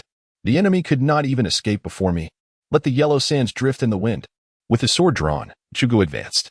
Suddenly, a soldier fighting amidst the yellow sands transformed into dust and was swept away towards Tullerhan. How was this possible? Tuerza gazed in shock at the scene before him. In the blink of an eye, hundreds of thousands of troops disintegrated, stepping into defeat. Die. Just as Tuerza was momentarily stunned, Zhehu Zhu, with wide eyes, slashed down fiercely. By the time Tuerza regained his senses, His head had already fallen to the ground. You are doomed. Jehuju relentlessly stomped onto Erza's head. The stronger Chugo became, the more infuriated Erza felt. Anyone could betray him, but Erza, his childhood friend, must never do so. How could he hold his head high before Chugo after this? How could he face Chugo? How could he continue to rise? Enough. Taimuza approached and restrained Jehuju. As Jehuju was subdued, his emotions finally calmed, though he continued to glare at Erza's corpse, wishing to devour his flesh and drink his blood. Your Majesty, spare us. The traitors, in their panic, hurried back and knelt in the direction of Chugo. Seeing their actions, the soldiers of the great Zhou halted and turned to Chugo. Chugo's expression remained impassive, his face cold as he clapped his hands, beckoning them forward. The messenger nodded and waved the command flag. As the flag waved, a throng of people was driven forth by a contingent of heavy cavalry. The kneeling crowd gazed in astonishment, realizing that these were all their kin. They looked at Chugo in disbelief. Did you think I was unaware? Chugo chuckled coldly. I knew about this group reaching out to Tulahan long ago. Tulahan had even specifically commanded the tribes to surrender to him, seeking to turn against us at the last moment. Little did they know, while you have spies, I possess my own. Some people no longer wish to endure such a life of poverty, while others have chosen to align with him. What can Tulahan offer them? Nothing at all. Whereas I can provide them with much, a life of tranquility. Is there any need for comparison in choosing whom to follow? Your Majesty, you cannot do this.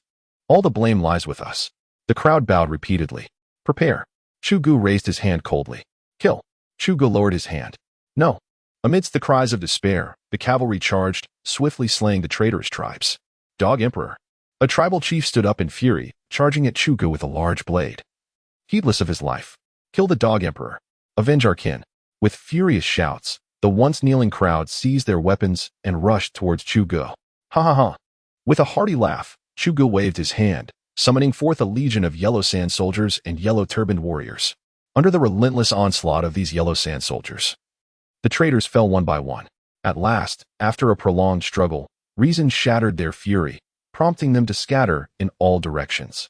Despite their overwhelming numbers, escaping in such a manner would prove no easy task for the great Zhou, akin to capturing countless swine. Where do you think you're going? Stay here. Jehuju bellowed through gritted teeth, spurring his horse into pursuit. These scoundrels had brought him disgrace before the emperor. His prospects for advancement now seemed bleak. This enmity was irreconcilable. You have severed my future. I shall sever your lives. Child. Seeing this scene, Gu Hongzi, alarmed for Jehuju's safety, hastily rode forth. Chugo, observing the retreating enemy, drew the emperor's sword from his waist and raised it skyward, proclaiming, Firearms, advance. Cavalry, pursue. Annihilate the enemy without exception.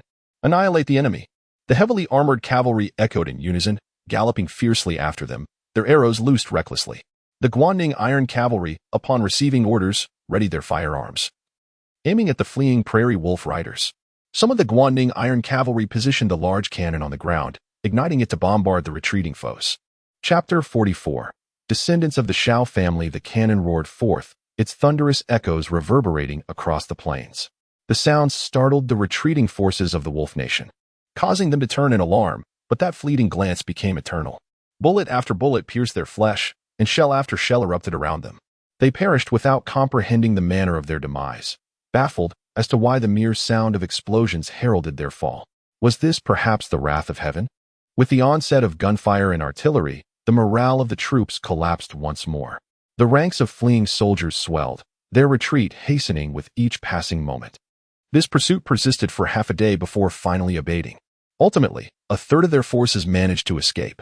Although this figure dismayed Chugo, it was not entirely unexpected. The vast expanse of the prairie was devoid of obstructions, and the wolf cavalry, unencumbered by heavy armor, moved with remarkable swiftness. Coupled with their desperate flight from death, it was impossible to keep pace. The enemy's numbers were still overwhelming, and the heavy cavalry remained regrettably few. Infuriating. They have eluded us. Jehuju returned, cursing under his breath. Chugo cast a dispassionate gaze in his direction. I have failed your majesty. Jehuju dismounted. Shame etched across his features as he knelt in submission. This strategy had been his suggestion, yet it had now gone awry. Chugo remained unresponsive. Rebellion and loyalty were but a fleeting thought. He had never believed in absolute fidelity. As time passed slowly, Chugo did not permit Jehuju to rise. Zhao knelt for what felt like an eternity, sweat beading on his brow, yet he dared not move, maintaining his half-kneeling posture. Eventually, after an indeterminate stretch of time, Chu Gu finally inquired, "How many have escaped?" "3 tribes leaders fled," Zhao replied, his head bowed and voice strained. These 3 had taken flight from the outset, moving too swiftly for his men to pursue. Did this imply there were stragglers? Chu Ji's gaze turned frigid in an instant. Yes, Zhao managed, facing the mounting pressure. Ha! Chu Gu dismounted and approached, squatting down to peer at Zhao with a cold, tilted head. Repeat that. Zhao felt an immense pressure envelop him, beads of sweat cascading from his forehead. As he pondered his response, Chu Gu suddenly grasped his throat, asking, "If they have fled, why have you returned?" Chu Ji's eyes were devoid of warmth. Loyalty and treachery held no significance for him. He could not assure himself of Zhao fidelity. Loyalty was of no consequence. Those who could be utilized, regardless of their loyalty, would be. Those who could not would meet their end. Struggling to speak as his throat was constricted, Zhao implored, "Your Majesty, grant me one more chance." Chu Gu remained silent, his cold gaze fixed upon him, his grip tightening. He had no need for the inept.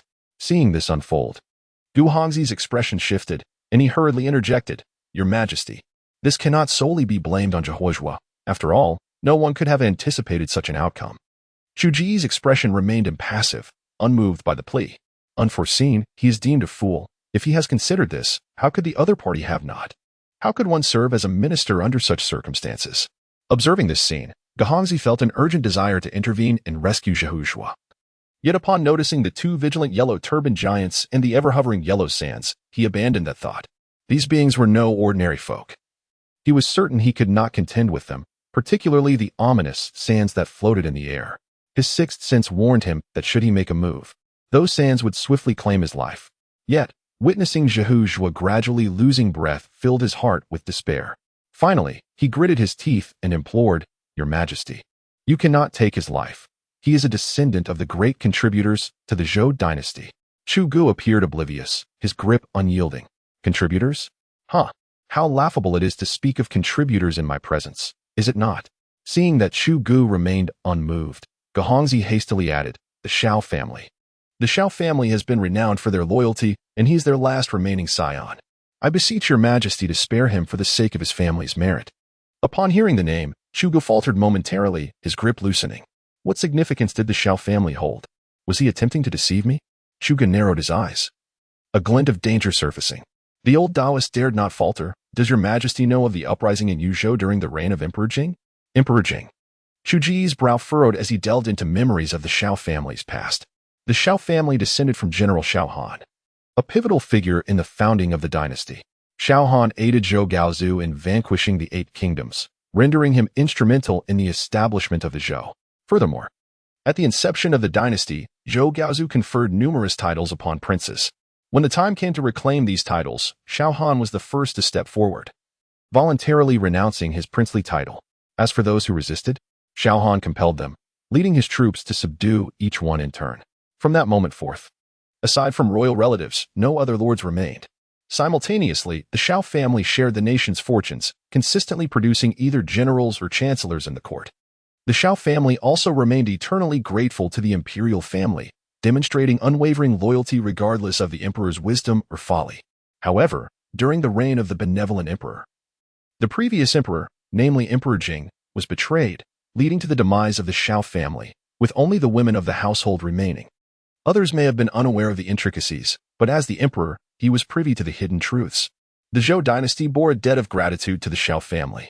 This entire episode traces back to the time preceding Emperor Jing, during the reign of Emperor Ing. At that time, Yuzhou faced rebellion, and despite opposition from the court, Emperor Ing stubbornly insisted on leading the charge himself, resulting in the loss of 200,000 troops and his own capture by the rebels.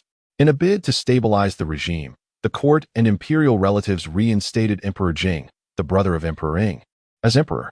Just as the new emperor ascended the throne, the eager General Shao implored to lead troops to rescue Emperor Ing. However, what position would Emperor Jing find himself in if Emperor Ing were saved so soon after his ascension? This matter could not be dismissed. How would the world perceive a refusal? Emperor Jing subtly hinted to the Shao family multiple times, yet they either did not comprehend or were unwilling to acknowledge it. After much insistence, Emperor Jing ultimately consented to allow General Xiao to lead troops to rescue Emperor Ying. At that time, the entire Xiao family mobilized, except for the women. In the end, however, Emperor Zhou Jing betrayed the Xiao family's trust for the sake of solidifying his power, leading to the demise of the entire clan on the battlefield, leaving only the women who remained at home. In this affair, everyone bore some culpability. Yet the Xiao family should not have misjudged the political landscape in their attempt to rescue Emperor Zhou Ying. Ultimately, the great Zhou owes a debt of gratitude to the Xiao family. Even later, when recovering Yuzhou, it was still the Xiao army that was employed. However, after this, Emperor Ren instituted a system of overall military command, abolishing all military structures across the realm, which resulted in the disbandment of the Xiao army. It was not Emperor Ren's intention to dismantle the Xiao army. Rather, the Xiao forces had become somewhat uncontrollable, advocating for the offspring of Emperor Zhou Ying born in Yuzhou to ascend the throne. The direct lineage of the Xiao family had long been extinguished. What legacy could remain? Chu Ge furrowed his brow, lost in thought. To be precise, the Xiao family currently in the capital is actually of collateral descent. The main lineage perished entirely in that war. Alas, the solitary Hongzi sighed deeply. His expression complex. Your Majesty may not be aware that one individual from the Xiao family escaped that battle. However, this person saw through the court and its politics and ultimately chose to renounce the world, seeking solace in the mountains. Chu Ji's eyes widened in surprise as he scrutinized Hongzi closely. Could this old Taoist be a descendant of the Xiao family?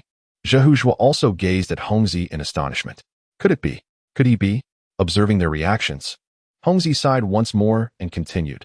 To ensure the continuation of the Xiao bloodline, that individual fathered a son before renouncing the world, and after the boy grew up, he too vanished without a trace, leaving behind only the last remnant of their lineage on the grasslands. Chapter 45. The sixth son of the Xiao family. The child is indeed you. Gu Hongzi gazed at Zhehuzhua with a complex expression. He was uncertain of his son's fate. Perhaps he had perished, and this was his only grandson. Initially, he had no intention of revealing his true identity to Chu Ge. As the influence of the Xiao family loomed too large, his sole desire was to ensure Zhehuzhua's survival amidst the chaos of war. Yet, fate had other plans, compelling him to disclose his lineage in hopes of securing a flicker of hope for Zhehuzhua. At this juncture, Chu Ge gradually loosened his grip on Zhehuzhua. If Zhehuzhua were indeed the last descendant of the Xiao family, he would have to extend a favor. The Xiao family had once aided him, albeit unsuccessfully. Here, the Xiao family referred to the esteemed clan in the capital, upheld by the strength of its women. Although the main lineage had been extinguished, there remained collateral branches, which could inherit the main line through adoption. When he had seized power, he had sought to rectify the injustices done to the Xiao family, yet all that remained were a blind old woman and a 10-year-old boy with crippled legs. He felt a profound sense of remorse towards the Xiao family. How can you be certain? Chu Ge inquired, his expression cold. This matter required clarity. The Xiao family's favors were not to be bestowed lightly. Gu Hongzi shook his head and approached Zhehuzhua, tearing away his clothing. As the fabric fell away, a magnificent tiger symbol was revealed, emblazoned upon his back, a mark that signified the Xiao family's lineage, seared into his skin from a young age. Upon seeing the mark, Chu Ge was assured of its authenticity. This jade pendant should validate my identity. Gu Hongzi carefully produced a beautifully crafted jade pendant from his bosom and offered it to Chu Ge. This was a symbol of his lineage. You are Xiao Lulang? Chu Ge exclaimed in surprise. Xiao Lulang, the sixth son of the Xiao family, known as Xiao Zian, was renowned for his martial prowess and once hailed as the greatest general of the great Zhou dynasty. He was well versed in various martial arts. Yet when reports of battle had returned, he was the first to fall. Who would have thought he still lived? Indeed, Gu Hongzi nodded, then sighed deeply. Years ago, I fell into a ravine and miraculously survived. By the time I had healed and returned, the war had already concluded. I had intended to seek justice in the capital, but ultimately could not forget the tenets of loyalty. When the sovereign demands the death of his subjects, they must comply. I could only retreat to the wilderness and live in seclusion. A hint of sadness flickered in Gu Hongzi's eyes. It was Emperor Jing who had betrayed them. He had originally sought to reclaim justice, but halfway through, he recalled the ancestral teachings and abandoned that course. You truly are my grandfather. Zhehuzhua stared at Gu Hongzi in shock. He had long sensed a connection between them, yet never anticipated it to be of such significance. Gu Hongzi, with a complex expression, nodded in acknowledgement. And my father? Zhehuzhua's face contorted with hatred. He loathed his father for abandoning him and his mother to suffer in this desolate land, neglected and unprotected. Over the years, they had endured countless hardships, all because of his father's absence. He resented his father for forsaking them. Perhaps he is dead, Gu Hongzi sighed, shaking his head. In the past, he merely sought to preserve the legacy of the Xiao family, paying little heed to his son. As his son matured, he became increasingly elusive, eventually vanishing entirely, and now, even he is unable to locate him. Should he still be alive, I hope he possesses the formidable skills his mother spoke of, and that he has not neglected his martial arts over the years. Zhihuju's face contorted with a fierce hatred, his teeth clenched in fury. At this moment, upon discovering the identity of his father, he felt no excitement, only a profound sense of animosity. Gahongzi remained silent, choosing not to respond. For he too was of a similar disposition. He had raised his own son in much the same manner, providing a sum of money at birth to establish his lineage before retreating to a temple. At most, he would visit annually to offer some martial training. Chuch, observing from the side, discerned that this family was filled with talents, each a master of abandonment. He decided to disengage from their troubles, turning to mount his horse, declaring, "Very well, since you are of the Xiao lineage, let this matter rest. My gratitude to your majesty." Zhihuju, with a complex expression, expressed his thanks, reluctant to acknowledge this debt of gratitude. Chuj did not respond but rode towards the heart of the battlefield. Halfway through, he reined in his horse and coolly remarked, "Xiaolu Lang, perhaps you should visit the Xiao family when you have the chance." With that, Chuj continued onward, his words merely a reflection of the moment he recalled when that orphan mother came to express her gratitude, a scene imbued with sorrow. An elderly blind man carried a young cripple, guided by the latter, as they rushed into the palace to thank him, even with his heart encased in ice. Chuj could not help but be moved by such a sight. Indeed, both Gahongzi and Zhihuju responded in unison, though it was uncertain whether they truly embraced the sentiment. After Chuj departed, the silent observer, Taimiza, delivered a playful punch to Zhihuju's chest, exclaiming, "You've struck it rich, haven to you? To think you are a descendant of the Xiao family." His tone was laced with astonishment, tinged with envy and resentment. The Xiao family, both in its historical and present context, epitomized loyalty and patriotism. Its remaining bloodline was destined for greatness. Who could forget that during the most perilous times of the current emperor, it was the Xiao family that stood by his side, despite the eventual failure? Yet now, is not the current emperor in power? Has he not vindicated the Xiao family? With the backing of the Xiao lineage, Zhihuju is bound to soar to great heights. The positions of provincial governor and general would merely serve as shackles for him. The central court is his ultimate sanctuary. Zhihuju is no longer on the same starting line as others. The ancestors of the Xiao family have propelled him to the finish line. He must now strive for that goal, ensuring that his future generations stand at a loftier starting point, rather than languishing on the grasslands, worrying daily over trivial matters. Zhihuju's expression was complex, and he remained unresponsive. Taimiza, noticing Zhihuju's conflicted demeanor, could not help but roll his eyes. "You've been handed a golden opportunity, and you're still dissatisfied? Even if I don't mention the Xiao family, one should celebrate being a descendant of the common folk of the Great Zhou." Suddenly, Taimiza recalled that he too had moved here. Although his parents were alive and were indeed people of the grasslands, who could truly ascertain such matters? He resolved that upon his return, he would inquire with his parents. Perhaps he was indeed a descendant of a great hero, and in that case, he could soar to success without the need to painstakingly accumulate merit. Chuckling to himself at this prospect, he felt a sense of mischievous delight. Chapter 46. The Great Han's cavalry. The battlefield was swiftly cleared, littered predominantly with the lifeless bodies of the enemy. Following the miraculous eruption of the Chugu, the cavalry of the Wolf Nation fled in haste, utterly disengaged from combat. Moreover, the troops of the Great Zhou, composed entirely of heavy cavalry and exceptional warriors, such as the Yellow Sand Soldiers and Yellow Turbans, suffered negligible casualties. However, the shortcomings of the heavy cavalry became apparent as they were unable to capture the swiftly retreating wolf riders. Once the wolf riders evaded the range of fire, the cumbersome heavy cavalry could not keep pace. "What shall we do with the captives, your majesty?" inquired a soldier clad in black armor. "We have captured quite a number this time. Is it necessary for me to instruct you?" Chu Gu replied coldly. He had never understood the concept of mercy towards enemies. That was a trait of his father. For him, mercy towards foes equated to absolute cruelty towards oneself. Should he falter today, his fate would be dire, perhaps even worse. "Understood," the soldier acknowledged, retreating slowly. "Wait, Chugu suddenly called out to the armored soldier, a cold smile forming on his lips. Let Taimu Jia and the others take action. Yes, the soldier responded once more, having given his orders. Chugu coldly observed Taimu Jia and his comrades as they faced their choice. They could either embrace the identity of the Great Zhou's subjects or remain as citizens of the Wolf Nation. They could choose only one. Wavering between the two would lead to certain death. When Taimu Jia and the others realized the gravity of their decision, they unsheathed their blades without hesitation to deal with the captives. From the moment the battle commenced, they had ceased to be citizens of the Wolf Nation. Having already committed murder, they had no reason to hesitate now. They understood this was the Emperor's test. Passing it would grant them the status of subjects of the Great Zhou, with no further distinction made. In that moment, the air filled with continuous screams of agony. Yet Chugu remained unresponsive. Screams were commonplace, merely unheard and unseen. Previously, when the Great Zhou was weak, they had been like sheep awaiting slaughter. Now, the roles had merely reversed. Chugu cast a few glances before following his soldiers to the royal camp of the Wolf Nation. True to its name, the royal camp held significant stature.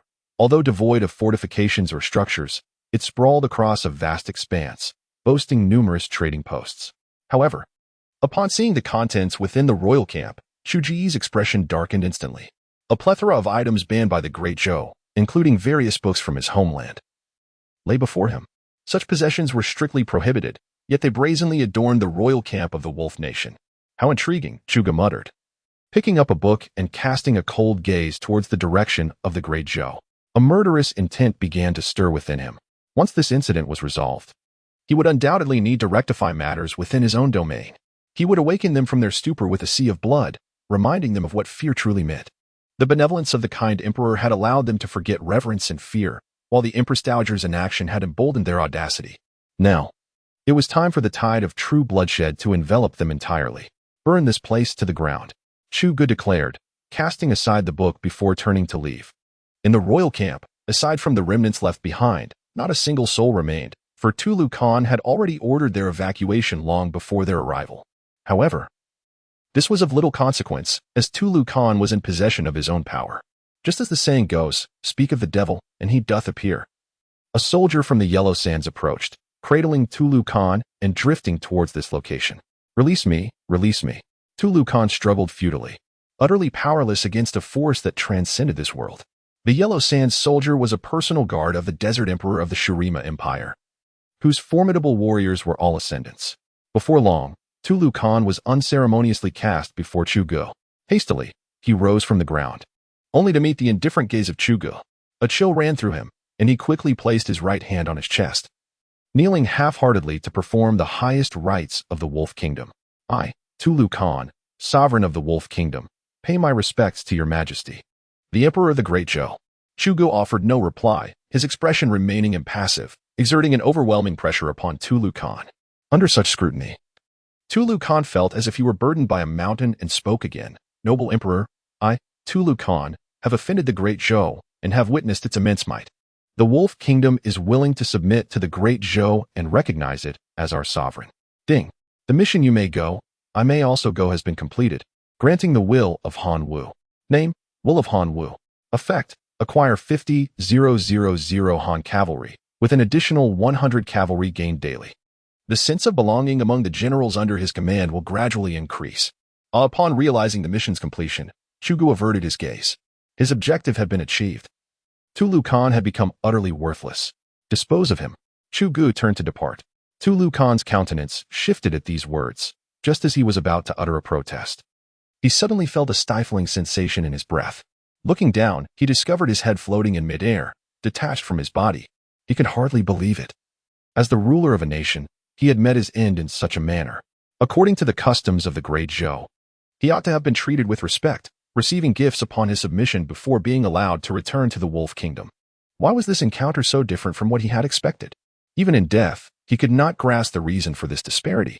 As the Yellow Sands soldier vanished into dust after severing Tulu Khan's head, Chugu promptly commanded his army to scour the battlefield, intent on pursuing the Prairie Wolf Kingdom and delivering a decisive blow. This territory would henceforth belong to the Great Zhou. If a city could not be established, then all potential dangers must be eradicated. Standing nearby, Taimiza hesitated as he witnessed the royal camp on the verge of being set ablaze.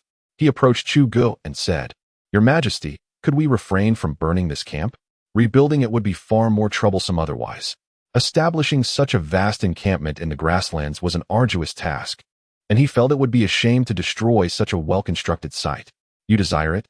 Chu Gu glanced at him, casually inquiring. "I do," Taimaza replied without hesitation.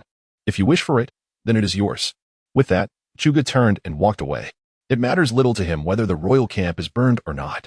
If his subordinates request something, he simply grants it. Chapter 47. Encounter with the Great Army. After issuing orders to his troops to thoroughly eliminate and pursue the enemy, Chu Gu chose not to continue the chase. Instead, he commanded his forces to return along the established route to Yuzhou. He had been away long enough, as emperor. He could not linger any longer and had to entrust the pursuit to others. He delegated full authority over the 50,000 troops of the Guanning Iron Cavalry to Zhahuzhua, directing him to continue the pursuit of the Prairie Wolf Kingdom and secure a definitive victory over the grasslands. Chu Gu was untroubled by the notion of Zhahuzhua staging a rebellion with his troops. His soldiers were loyal solely to him and paid no heed to the commands of any talismans, should his authority or the interests of the Great Zhou be compromised. His men would swiftly put an end to Zhahuzhua. Of course, upon his return, Chu Gu planned to replace Zhahuzhua with someone more suitable, sending him to the central court.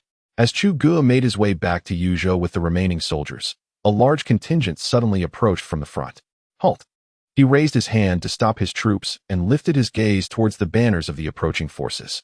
The flags bore the insignia of the Great Zhou, although their material and design were distinct, indicating they belonged to the armies of various provinces. It seemed the conflict in Yuzhou had reached its conclusion. "Your Majesty," Ingjia, upon sighting the banner of Chu Gu's forces, was elated and swiftly broke from his unit, galloping toward him. The honor of escorting the emperor was a priority. Second place was for the unworthy. "You big oaf. Why are you galloping so fast?" Manji muttered under his breath, hastily mounting his horse to join the fray. The remaining soldiers exchanged glances, then mounted their horses as well. Why had they come? Naturally to protect the emperor and, if fortune allowed, to garner a bit of credit. If not now, then when? Father, Zhang Shaolin looked nervously at son Mei Kai, having been instilled with a deep sense of loyalty to the emperor since childhood. The prospect of meeting him filled his heart with apprehension. Son Mei Kai, noticing Zhang Shaolin's unease, teased, "What is this? The invincible General Zhang is feeling nervous?" Zhang Shaolin had never exhibited such a demeanor before. On the battlefield, he was a force to be reckoned with, yet now he appeared so flustered. "Father," Zhang Shaolin exclaimed, his face flushed with embarrassment. "All right, no need to be anxious. Follow your father. I shall ensure your safety. Let us proceed," son Mei Kai said with a smile. Spurring his horse onward, Zhang Shaolin hurriedly followed, his mind preoccupied with how to present himself to Chu Gu in a manner that showcased his vigor and spirit. He instinctively adjusted his attire, smoothing his disheveled hair. "I, Ingjia, the commander of Lianshu, pay my respects to your Majesty." Dismounting, Ingjia bowed respectfully. Ingjia?" Chu Gu scrutinized him closely. Ingjia had been appointed commander when Chu Ji's father bestowed the throne upon him. His father had informed him of Ingjia's loyalty, his passion for military texts and rites, and his desire to fully integrate into the Great Zhou, assuring that he would never betray him and could be trusted for significant responsibilities. When Chu Gu was under duress, he had contemplated bringing Ingjia to the capital to assist him against the Empress Dowager, but alas, his plans had been thwarted by her awareness. In order to prevent unforeseen circumstances, the Empress Dowager issued a decree in his name, stipulating that all local generals must not enter the capital without urgent matters or explicit orders. The general of Manzhou Manji respectfully dismounted from his horse and bowed to Chu Gu in a voice that boomed with ruggedness. At this moment, his manners were impeccable, exhibiting no signs of impropriety. This was the only formality he had mastered. Manji. Chu Gu scrutinized the imposing figure of this man. Manji was also a trusted minister appointed by his father. His father had informed him that Manji possessed formidable martial prowess, and few within the entire Great Zhou could rival him. He was the youngest son of the former Man King. After the Man King submitted to the Great Zhou, he was appointed as a provincial governor, and following the Man King's death, Manji was designated as the general of Manzhou. His father had advised him that Manzhou was ruled by strength, with Manji as its most powerful warrior. Furthermore, he was simple-minded yet loyal, making him a reliable warrior for the charge. "We pay our respects to your Majesty." At this moment, the crowd collectively knelt in reverence. The unified gesture of reverence differed from individual salutations, thus they refrained from announcing their names and identities. For to do so would lead to chaos. Chu Gu observed their arrival with indifference. According to his father's last words, these individuals were useful, yet not entirely trustworthy. In ordinary circumstances, they were loyal and would staunchly support the great Zhou. However, when it came to dealing with noble families, they required careful consideration before being employed. Rise. Chu Gu raised his hand. Thank you, Your Majesty. The crowd expressed their gratitude and promptly stood.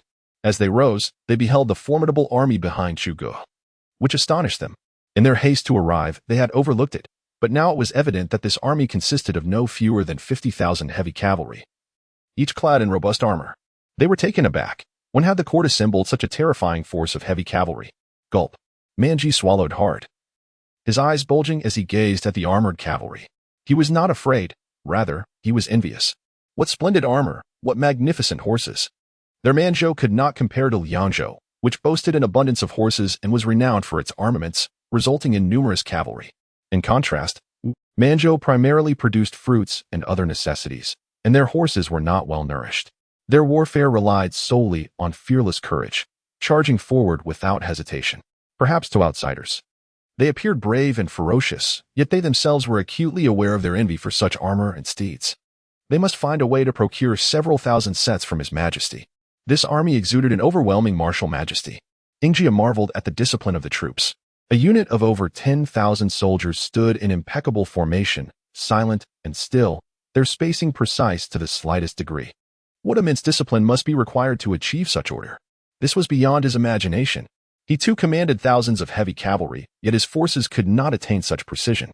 Others also discerned the significance of this, and were equally astonished. When had His Majesty acquired such an army? If such a force existed, how could the Empress Dowager still hold sway? Could it be that His Majesty relied on this army to turn the tables on the Empress Dowager? It is quite possible. Their reverence towards this force has only intensified. This current emperor is indeed a ruthless individual who dared to slay his own mother and boldly ventured into the steppe with his troops. Faced with such a formidable character, they cannot afford to be complacent. In contrast, Sun Meikai appears considerably more rational. He understands that the current emperor is the embodiment of destiny, unlike their mere mortal selves, and that these soldiers are conjured directly from the heavens. These troops are celestial warriors, incomparable to them. When hunger strikes, even a handful of grass can satiate their needs. They cannot be compared in any regard. In Zhang Shaolin's eyes, there was no shock, only an overwhelming fervor, boundless zeal. Is this truly the current emperor? Indeed. He deserves his title. Clad in battle armor, wielding a treasured sword, commanding thousands. Observing the astonished expressions of the crowd, Chu Gu secretly nodded. This is precisely what he wished to witness. He desired to intimidate these generals without incurring unnecessary complications. The generals of the great Zhou govern the troops of an entire province. If he can instill fear in them, he will avoid a great deal of trouble. Sun Meikai. Chu Gu turned his gaze towards Sun Meikai. What news from Yuzhou? Were the Wu father and son captured? Reporting to Your Majesty, the situation in Yuzhou has concluded. The general of Yuzhou is currently managing provincial affairs, and the leader of the Wu family is deceased. His son has fled to Goryeo and is untraceable. Sun Meikai recounted the events in a succinct manner. Dead. What a pity, yet there is still the sun. Chu Ji's gaze turned icy. The Wu clan in the capital had been utterly annihilated, all met with a myriad of torturous fates at his hands. The demise of Wu Mu Yuan was indeed a fitting end for him. Chu Gu had already envisioned the tortures he would inflict upon Wu Mu Yuan. Now, it seems he must derive his satisfaction from Wu Ji instead. Chu Gu does not believe that capturing Wu Ji will be an issue if Goryeo wishes to avoid annihilation. They can simply refuse his orders. Your Majesty, may I inquire about the situation on the steppe? Sun Meikai asked cautiously. Numerous generals turned their attention towards him, having come to assist Chu Gu, and if the matter were resolved, would they not leave empty-handed? Have you all resolved the issues? Or do you think I am but a fool? Chu Gu cast a cold stare their way. Not at all. Sun Meitsai's expression shifted, and he lowered his head. Seeing his demeanor, Chu Gu stated, the conflict here has been settled. The Wolf Kingdom shall henceforth belong to the Great Zhou. And yet, they had gained nothing. The crowd clenched their teeth in frustration.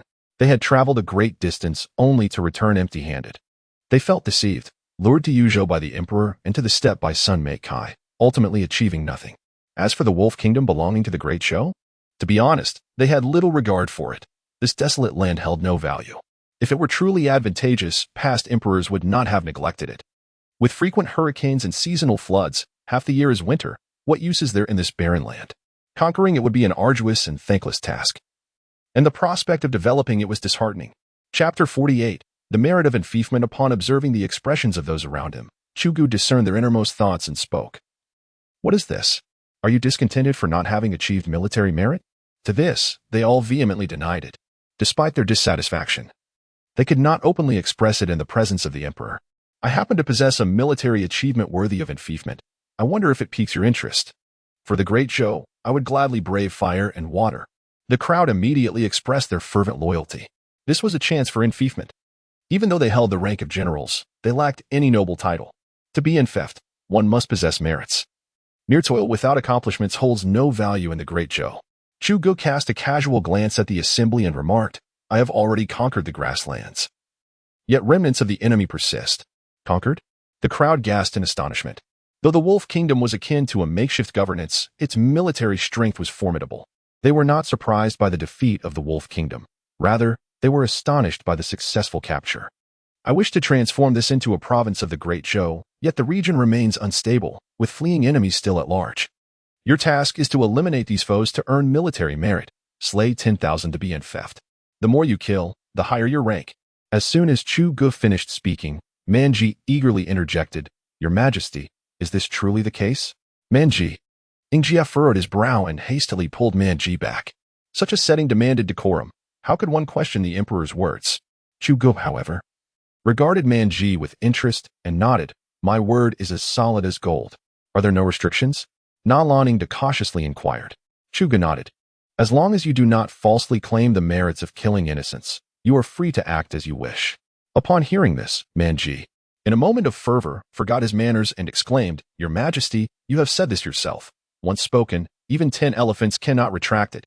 Chu Gu, far from being angered by his impudence, nodded in agreement. Indeed, I have proclaimed it. 10,000 shall be enfeoffed. At this declaration, excitement erupted among the crowd. Though Ingjia solemnly assured, Rest assured, Your Majesty, since this land shall henceforth belong to the great Zhou, I shall ensure the eradication of the bandit threat. He was a man of great ambition. Regardless of the merits, he would diligently fulfill the task entrusted to him by Chu Gu. Moreover, if he could leverage this achievement to enter the central court, it would be a remarkable boon. A local general, after all, is merely a local general. To leave a mark in history, one must ascend to the central court. He did not aspire to be a treacherous minister or a power broker, but rather a loyal servant whose name would be revered by future generations, eliciting admiration whenever mentioned. This was the reason behind his constant self-discipline and adherence to propriety. Your loyalty has not gone unnoticed, Chu Gu acknowledged with a nod. Yes, Ingjia replied, turning to confer with the other generals, only to realize that he was now alone. Fool. Aha. Manji's laughter echoed mockingly from afar. With so many to divide the spoils, why delay? The best positions will be taken, and in the end, you will earn nothing. Ingjia was momentarily taken aback, and upon regaining his composure, he could only shake his head with a wry smile. Your Majesty, I take my leave. Ingjia first performed a respectful bow before gradually retreating. It was essential to observe proper etiquette. Without decorum, loyalty is rendered meaningless. Across the vast expanse of the 9 provinces, save for Manzhou, people referred to Liangzhou as barbaric. Yet, unbeknownst to them, Ingjia had diligently studied the protocols far more than most. To fully integrate into the Great Zhou, one must first master the rites and culture, completely shedding the identity of a barbarian. Ingjia possessed a certain profundity, albeit a touch too pedantic, as noted by Chuj. Through his recent observations, he discerned that his father had indeed appointed capable individuals. Regrettably, he found himself in need of them no longer. Ingjia was excessively loyal, perhaps to the point of being somewhat antiquated in Chuj's eyes. His father might have favored such a minister, yet Chuj perceived him as rather old-fashioned. Presently, it seemed that Ingjia was competent in morality and loyalty, though his prowess in martial skill and wisdom remained uncertain. Sun Meikai nodded in agreement, remarking, Ingjia is indeed remarkable. Not only does he possess profound military strategy, but he also excels in the literary arts, embodying the ideal of both civil and martial prowess. In his time spent with the various generals, Sun Meikai discovered that while Ingjia may not surpass him in military tactics, the difference was negligible. If one were to delineate a gap, it would be that Ing Jie was less adept at understanding the grand strategy of the battlefield. Nonetheless, although Sun Meikai held a slight advantage in military strategy, Ing Jie surpassed him in political and cultural matters, albeit with somewhat lacking martial capabilities. His martial skills are rather weak, Sun Meikai added, merely qualifying him as a third-rate general. It is hard to fathom that in Liangzhou, one could find a scholar general. Chuj remained silent, merely commanding the troops to continue their return. Sun Meikai also directed his forces to head back. His achievements in this significant battle were already substantial, and he saw no need to contend with the other generals further, lest he offend them. Zhang Shaolin felt a pang of disappointment after preparing for a long time. Chuj had not cast a single glance in his direction, nor had his adoptive father mentioned him at all. Observing Zhang's dejected expression, Sun Meikai chuckled and asked, "What troubles you? Are you disheartened?" "Yes," Zhang Shaolin replied candidly, nodding in acknowledgement. He harbored no ulterior motives. He was simply unhappy. Sun Meikai, seeing this, offered a gentle reminder. "You hold no official title, nor are you directly under my command. Your forces are private troops. In the presence of numerous generals, it would be imprudent for your adoptive father to mention you. However, your contributions in this battle are undeniable." Zhang Shaolin lacked an actual position within the court, and since he commanded private troops, his actions were in violation of Great Zhou's laws. In such a context, to bring attention to Zhang Shaolin, who held neither title nor rank, could easily incite displeasure among the many generals who had not distinguished themselves. Moreover, it would breach the norms of propriety. Most crucially, Zhang Shaolin led private soldiers. Should this be scrutinized and voiced by dissatisfied generals, the consequences could be dire. Not only would Zhang Shaolin face repercussions, but Zhang Hua would also suffer the fallout. Thus, it was prudent to remain silent on the matter, while simultaneously ensuring that Zhang Shaolin's contributions would not be overlooked. He would duly report the accolades he deserved. "Thus, my dear foster father is protecting you. Your contributions, I shall naturally carry forth upon my return to the capital," Sun Meikai remarked, gently patting Zhang Shaolin's shoulder. "Now I understand," Zhang Shaolin replied, enlightenment dawning upon him. Sun Meikai chuckled. "It's good that you've grasped this. Such is the realm of politics. In my earlier days, I was oblivious and suffered greatly as a result. However, you are fortunate to have a foster father by your side. It is precisely because I have weathered storms that I am able to shield you from them." He had once been politically naive, unknowingly offending countless individuals, but gradually he came to comprehend the complexities of it all. "Foster father," Zhang Shaolin said, gazing at Sun Meikai, deeply moved. "Work diligently, and I assure you, your foster father will not let you suffer," Sun Meikai replied, smiling as he patted Zhang Shaolin's shoulder before mounting his horse and advancing to join the front lines. Chapter 49. The rewards and punishments of the officials in Yuzhou. Chuj returned with his grand army, taking the opportunity to observe the situation in Yuzhou. Upon arriving, Qi Huairan approached with Lu Wu, the son of Lu Rinqi, and several officials from Yuzhou to pay their respects. "We humbly greet your majesty." The officials knelt in unison. "You are the sole son of Lu Rinqi?" Chuj's piercing gaze fixed upon the kneeling Lu Wu. The merits of Lu Rinqi remain uncertain, yet his sacrifice for the nation undeniably marks him as a hero. "I am Lu Wu, a humble subject, paying my respects to your majesty." Lu Wu bowed again. Chuj nodded. "Though your father may lack notable achievements, he has perished for the nation. What is it that you desire? If your request is modest, I shall grant it." Lu Wu's heart soared with joy, and he quickly knelt again. "Your majesty, I wish to follow General Sun Meikai." Chuj's eyes narrowed as he turned to Sun Meikai. He intended to bestow favor upon Lu Wu in hopes that he might serve him, with the possibility of a capable successor to the governorship of Yuzhou. Yet, this young man was under Sun Meikai's command. Sun Meikai felt a pang of anxiety and swiftly explained, "Your majesty, this matter has nothing to do with me. It is entirely this young man's own aspiration." Lu Wu hurried to clarify, "Your majesty, it is because I admire General Sun's valor on the battlefield that I wish to follow him." Chuj contemplated the two for a moment before asking Lu Wu, "Are you knowledgeable in military strategy?" Lu Wu's expression faltered, and he lowered his head. "I have a slight understanding." "And your martial prowess?" "I am still able to wield a sword." "Then pursue a position as a civil official," Chuj declared, dismissing Lu Wu and turning his attention to Qi Huairan. "Why should you aspire to be a military officer? Do you intend to merely gild your status within the army?" Lu Wu let out a bitter laugh, refraining from rebuttal. He wished to express that he could learn, that he could train in martial skills, yet after much contemplation, he found himself unable to voice his thoughts. Before Sun Meikai, he felt emboldened to argue, but before Chuj, a suffocating sense of dread stifled his words. Sighing, Sun Meikai observed the scene and pleaded with Chij, "Your Majesty, I believe he possesses talent. Why not allow him to accompany me as a clerk?" Hearing this, Lu Wu's heart leaped with joy. Recognizing this as his opportunity to join Sun Meicai's ranks, and he gazed eagerly at Chij.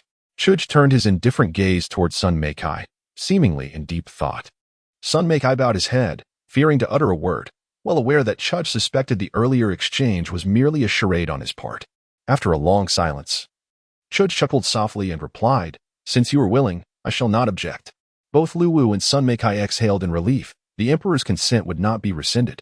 "Qi Huairan, do you acknowledge your guilt?" Chij's expression was once again devoid of warmth as he directed his gaze at Qi Huairan. This subject acknowledges his guilt. Qi Huairan dared not contest, bowing his head in acceptance.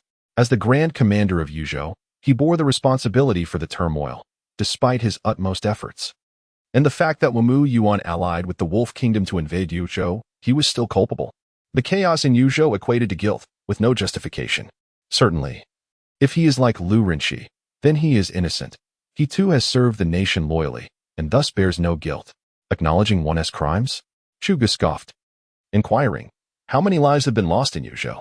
"Approximately 200,000, Qi Huairan replied honestly, unable to fabricate a lie.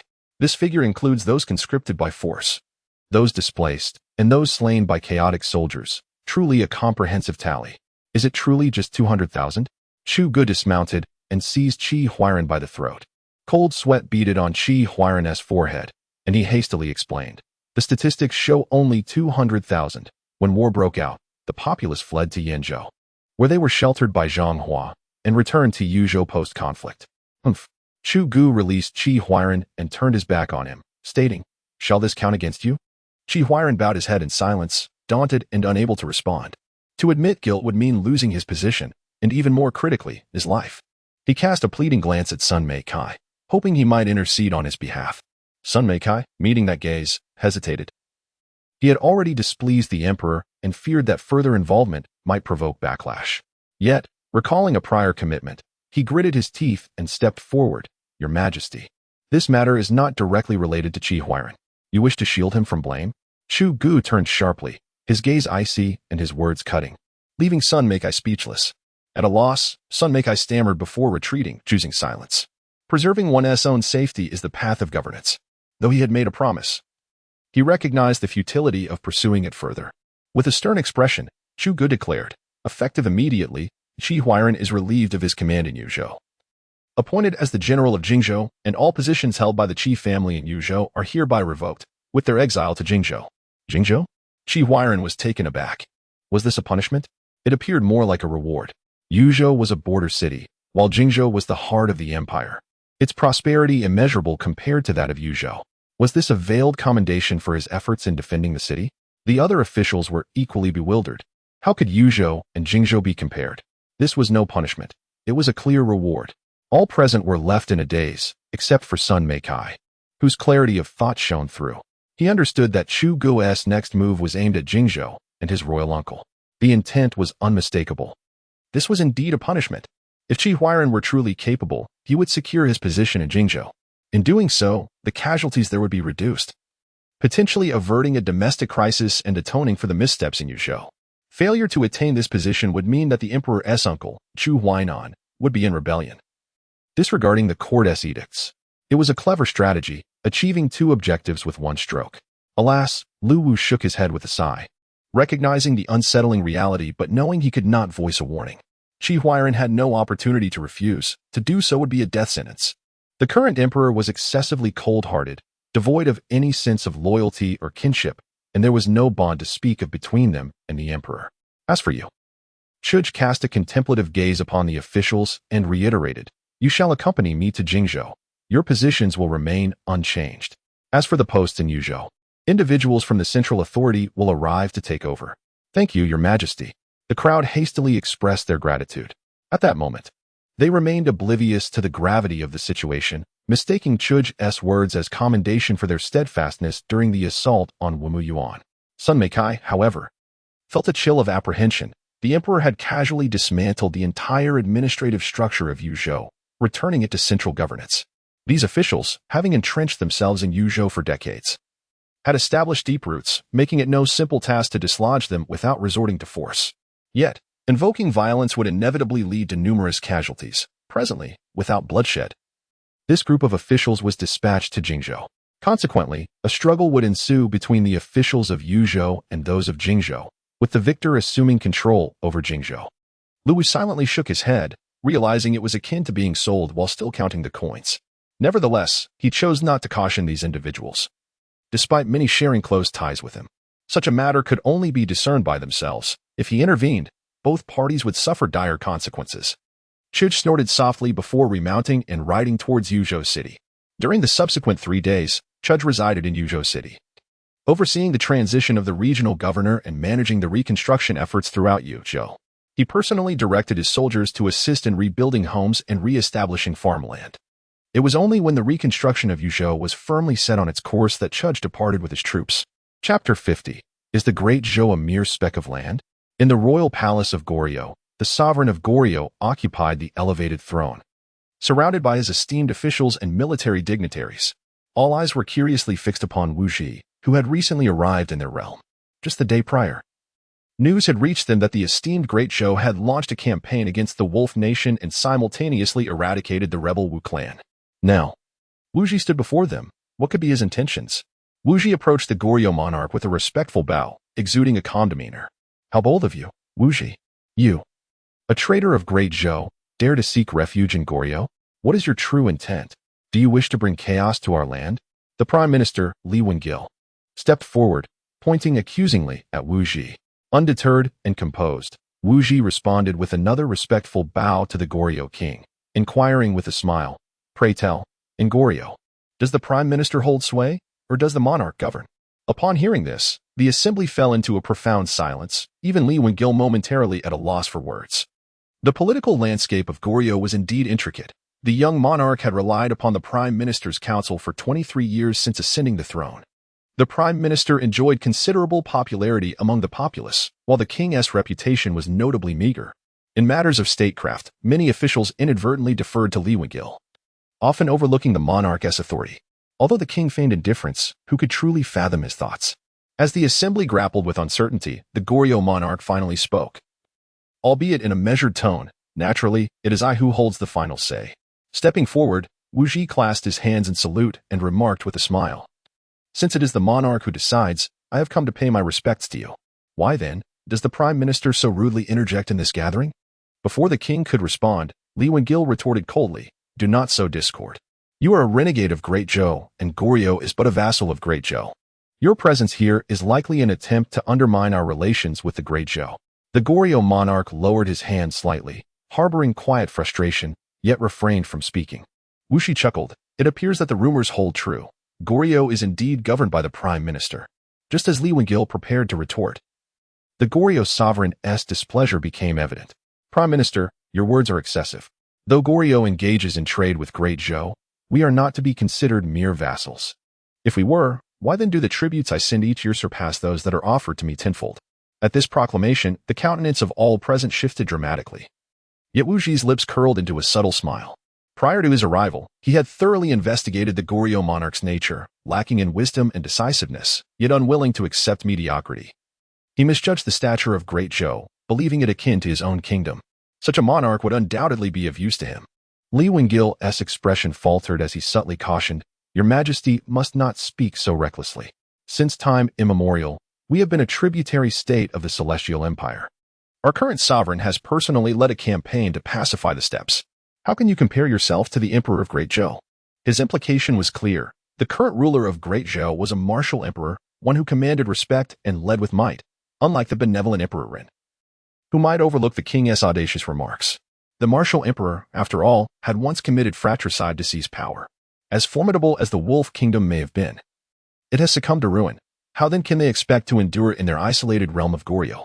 Should such nonsensical words reach the ears of the martial emperor of the Great Zhou, inciting his displeasure, his troops would march forth, leaving them no avenue for survival. Indeed, it would suffice not even to deploy a grand army. Merely obstructing their trade would compel their surrender. Since the ascension of Emperor Ren, their nation has ceased to produce grain and essential goods, relying entirely on imports from the Great Zhou, while devoting themselves to crafting various artifacts, mining diverse minerals, and cultivating medicinal herbs for the Zhou. The Great Zhou, with its vast resources, could thrive without them, whereas their existence hinges on the Zhou's benevolence. The king mused that it was not beyond him to mount a steed and engage in battle, just as the Great Zhou's sovereign did. The ruler of Goryeo wore a frown of discontent. Having mastered martial arts from a young age, he regarded himself as invincible within Goryeo. Believing himself to be equally adept in both civil and military affairs, the Great Zhou's emperor might ride into battle, yet he too could do so. Wuji immediately concurred with a grin. Indeed, both are youthful sovereigns. Yet, while Chu Gu is but a puppet emperor, you wield the true power. Unencumbered by external forces, how could the child of Chu Gu possibly compare to you? Aha, I rather like you. The ruler of Goryeo laughed heartily, reveling in the flattery that Wuji bestowed upon him. Your Majesty, Li Wenji called out anxiously. How can Goryeo possibly rival the Great Zhou? Why do the officials not seize power? Why do you not claim it for yourself? It is because of Emperor Ren. The ruler of Goryeo was appointed by the very hands of Emperor Ren, and none dared to challenge or alter this decree. Upon hearing Li Wenji's renewed objections, the ruler's displeasure became evident. Enough, Minister Li, I am aware. Why not allow Mr. Wu, who has journeyed from afar, to share his thoughts? Li Wenji felt a throbbing headache yet persisted in earnest entreaty, saying, Your Majesty, Wu Ji is a rebel from the Great Zhou. We must capture him and deliver him to the Great Zhou. This is the truth that will secure a century of prosperity for Goryeo. Enough, Li Wenji. If you speak again, you shall take your leave. The ruler of Goryeo snapped impatiently. Li Wenji's continuous belittling of Goryeo while extolling the Great Zhou naturally irked the king. In his eyes, the Great Zhou was merely a petty nation, with 10,000 troops at his command. He could easily sweep through the Great Zhou and restore Goryeo's former glory.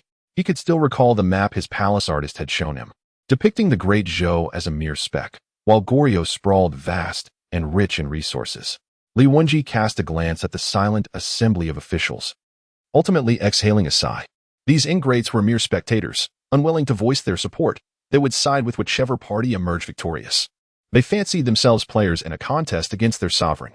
Seeing that Li Wenji had fallen silent, the ruler of Goryeo smirked and turned to Wu Ji, saying, Mr. Wu, please proceed, I am all ears. Wu Ji bowed respectfully and replied, Esteemed sovereign, I have a plan to propose. Oh, what plan? The ruler's interest was piqued. Wu Ji grinned. The Great Zhou has been embroiled in unrelenting warfare of late, its troops preoccupied with conflict. If the sovereign could seize this opportunity to ally with the pirates, launching an assault on the Great Zhou, victory would surely be within your grasp. The ruler of Goryeo fell into deep contemplation, refraining from an immediate response. Li Wenji, positioned below, displayed a troubled expression, yearning to speak yet hesitating in fear. Should he voice his thoughts, the world might perceive him as coveting the throne. There existed a genuine possibility that the ruler might acquiesce to his words, particularly since their earlier dialogue had been contrary. In retrospect, he discerned the root of the dilemma. He could not speak out and could only hope for another to do so. However, as he surveyed the surrounding ministers, a wave of despair washed over him. His reluctance to form alliances had led to this predicament, leaving him in utter hopelessness. Your Majesty, this is a once-in-a-lifetime opportunity. Is there still a need for deliberation? Wu Ji urged with a smile. The ruler of Goryeo furrowed his brow and replied, What purpose does it serve for me to engage with that trifling land of the Great Zhou? Ah? Wu Ji was taken aback. Chapter 51. The ultimate assassin King Wu Ji was bewildered. How had the Great Zhou become a mere trivial state? He was not alone in his confusion. Li Wenji shared the same sentiment. A surge of anger welled within him as he pondered who the fool was that had conveyed such information to his Majesty. Casting a glance over the officials, he sought to identify that imbecile. Yet, many officials immediately averted their gazes, unwilling to meet Li Wenji's eyes. A bunch of fools. Li Wenji seethed inwardly. Goryeo, being less than 1/10 the size of Great Zhou, dares to disdain it as a petty nation? After a moment of shock, Wu Ji quickly regained his composure and remarked with a smile, Your Majesty, although Great Zhou may be a diminutive realm, how can one allow another to slumber peacefully beside them?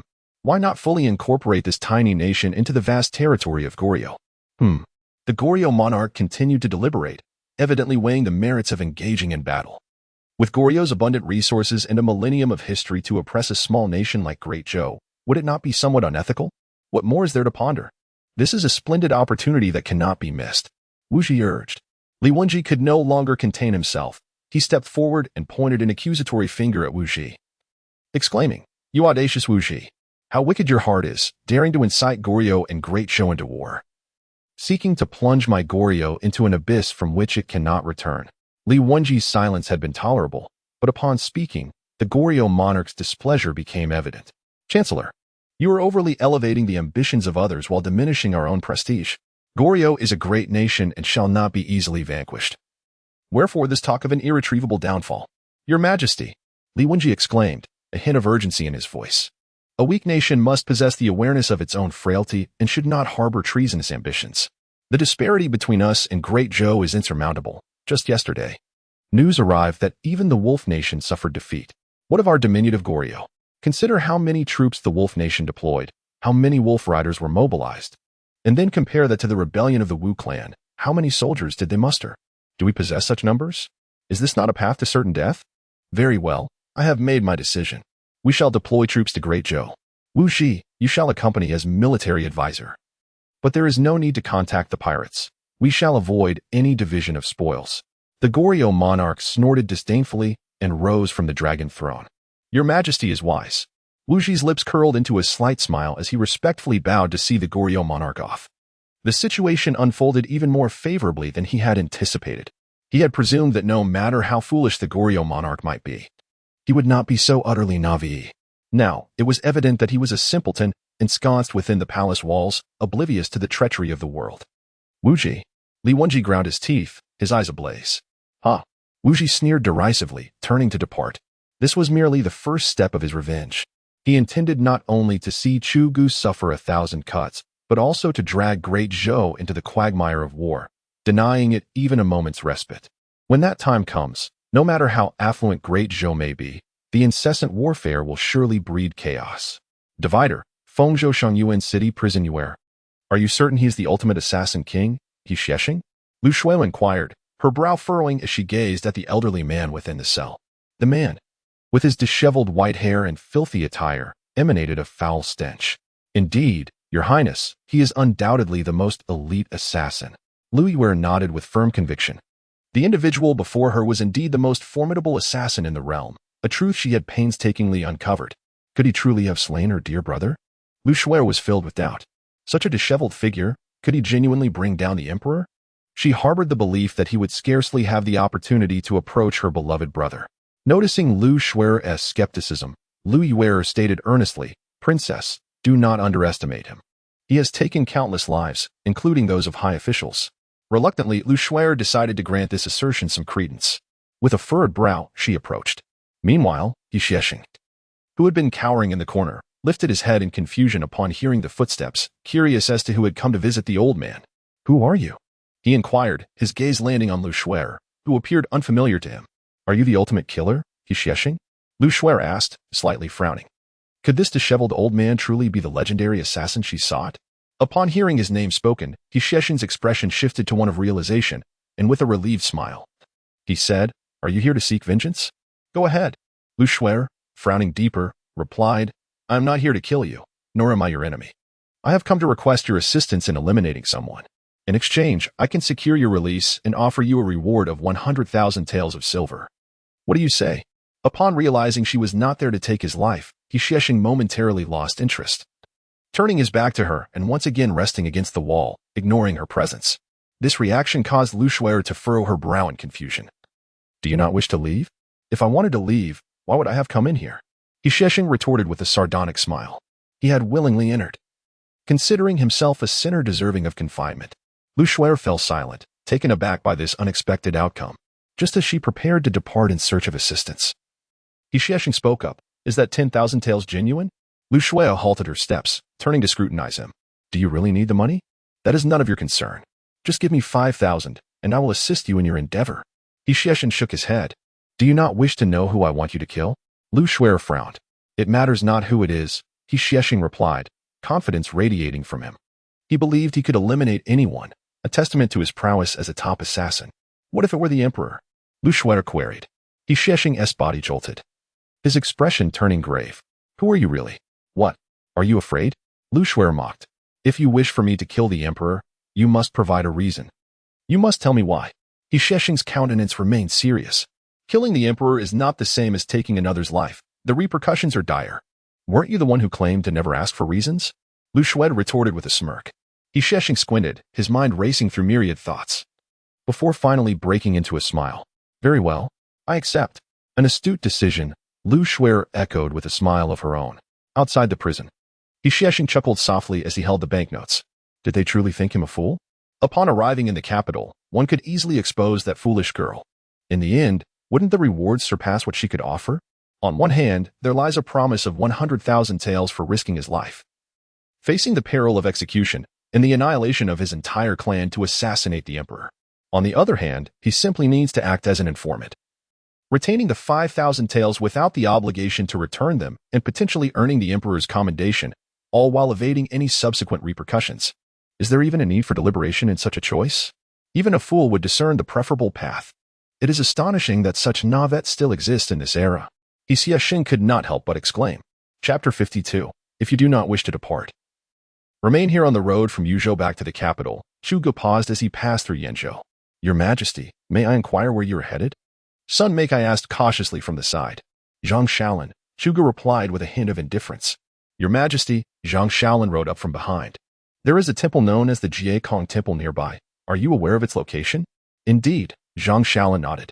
Jiekong Temple is the largest temple in this region, having received continuous support from the court over the years, with countless lands under its purview and a ceaseless stream of visitors.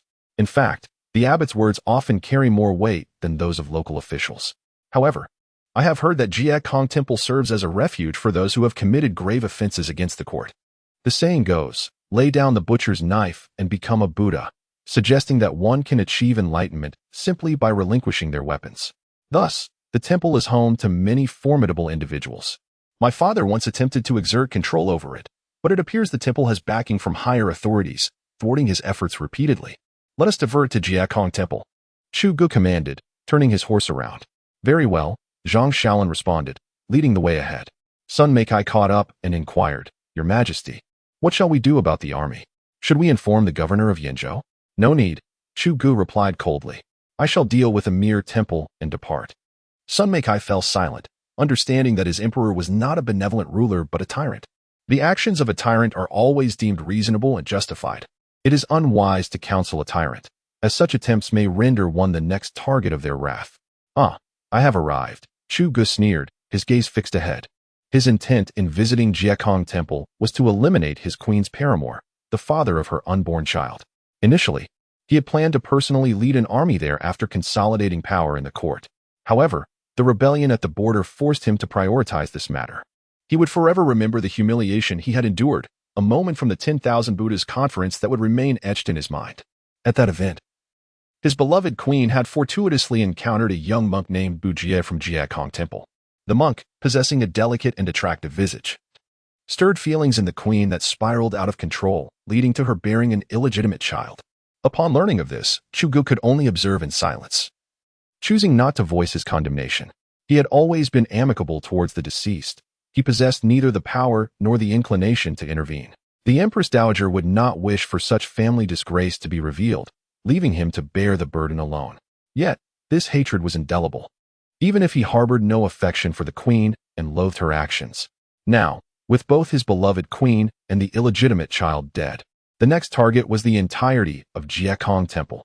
He preferred not to kill in isolation. He relished in the notion of collective retribution. The eradication of 9 clans was but a modest gift. Soon, the army entered Yinzhou's territory, and upon their arrival, local officials hurriedly approached to pay their respects. Your Majesty, I am Ma Guocheng, the governor of Yun County, accompanied by my fellow officials, to greet you. Ma Guocheng dismounted and bowed deeply. Rise, Chu Gu instructed with a faint air of indifference. Thank you, Your Majesty, Ma Guocheng responded as he stood up, having expressed his gratitude. He stood up and hurried over to personally lead the horse for Chu Gu, while smilingly saying, Your Majesty, the city has prepared a feast, and the daughters of the prominent families in Yun County, renowned for their dancing skills, are eager to perform for you. I humbly request that you move to the city. Chu Gu did not respond, turning to glance at him with indifference, and commanded, I give you 1 hour to clear the surrounding populace of the empty. Yes. I will ensure the task is completed, Ma Guocheng replied, not daring to inquire further. nodding vigorously and hastening to comply. He could not afford to be casual with Chu Gu. This emperor was unlike any other. He was a tyrant, and more terrifyingly, a tyrant with absolute military power. As soon as Ma Guocheng departed, another official approached, ingratiatingly suggesting, "Your Majesty, there is a melon shed up ahead where we can wait." Chu Gu appeared oblivious. Slowly directing his horse toward the empty divider line, at the foot of the empty, everyone halted their work, all following Ma Guocheng's orders. "Master Ma, where are we heading?" the village chief inquired, puzzled. "Do not question why, just follow swiftly, or I shall not be courteous," Ma Guocheng retorted coldly. He would not reveal the emperor's whereabouts. Should anything go awry, he would bear the brunt of the blame. He had to execute the emperor's command flawlessly, which was to clear the local populace. However, he opted to gather the citizens in a secure location first, to safeguard himself against any repercussions. "I may not achieve merit, but I cannot afford to err. My lord, today is an auspicious day for farming. Half the fields have already been sown. Could we please plant the wheat first?" The village chief attempted to negotiate. "Spare me your words. The court will compensate your losses. If you do not leave immediately, I shall have you all imprisoned," Ma Guocheng said, visibly impatient. "This." Sigh, the village chief finally sighed and departed. "I just borrowed oxen. You expect me to leave without a word? What about the money I owe for the oxen?" A burly man complained. "Indeed, I have just sown my fields. If they are not watered soon, it will be too late." Another villager voiced his discontent.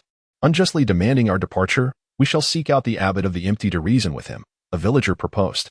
"Yes, let us go to the abbot of the empty." Many echoed in agreement. "Do you seek death?" Ma Guocheng's expression darkened. What would happen if the emperor learned of this situation? The populace trusted the monks over him, their official? Is there not reason in your actions? You must inform us why we are to leave. If you do not provide an explanation, we shall not depart." A villager shouted loudly. "You!" Ma Guocheng's fury rose, just as the village chief approached with a monk. Upon recognizing who it was, Ma Guocheng immediately suppressed his rage. "Master Ma, what is the meaning of this?" the monk asked, frowning. He was the abbot of the empty, perplexed by Ma Guocheng's intentions.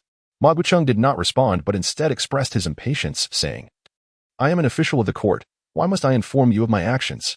Under ordinary circumstances, he would have engaged in mutual flattery, but the situation had changed. His political instincts were keen, and he discerned that the emperor seemed poised to take action against the Jiekong temple. Although the reason eluded him, severing ties with the temple had become paramount.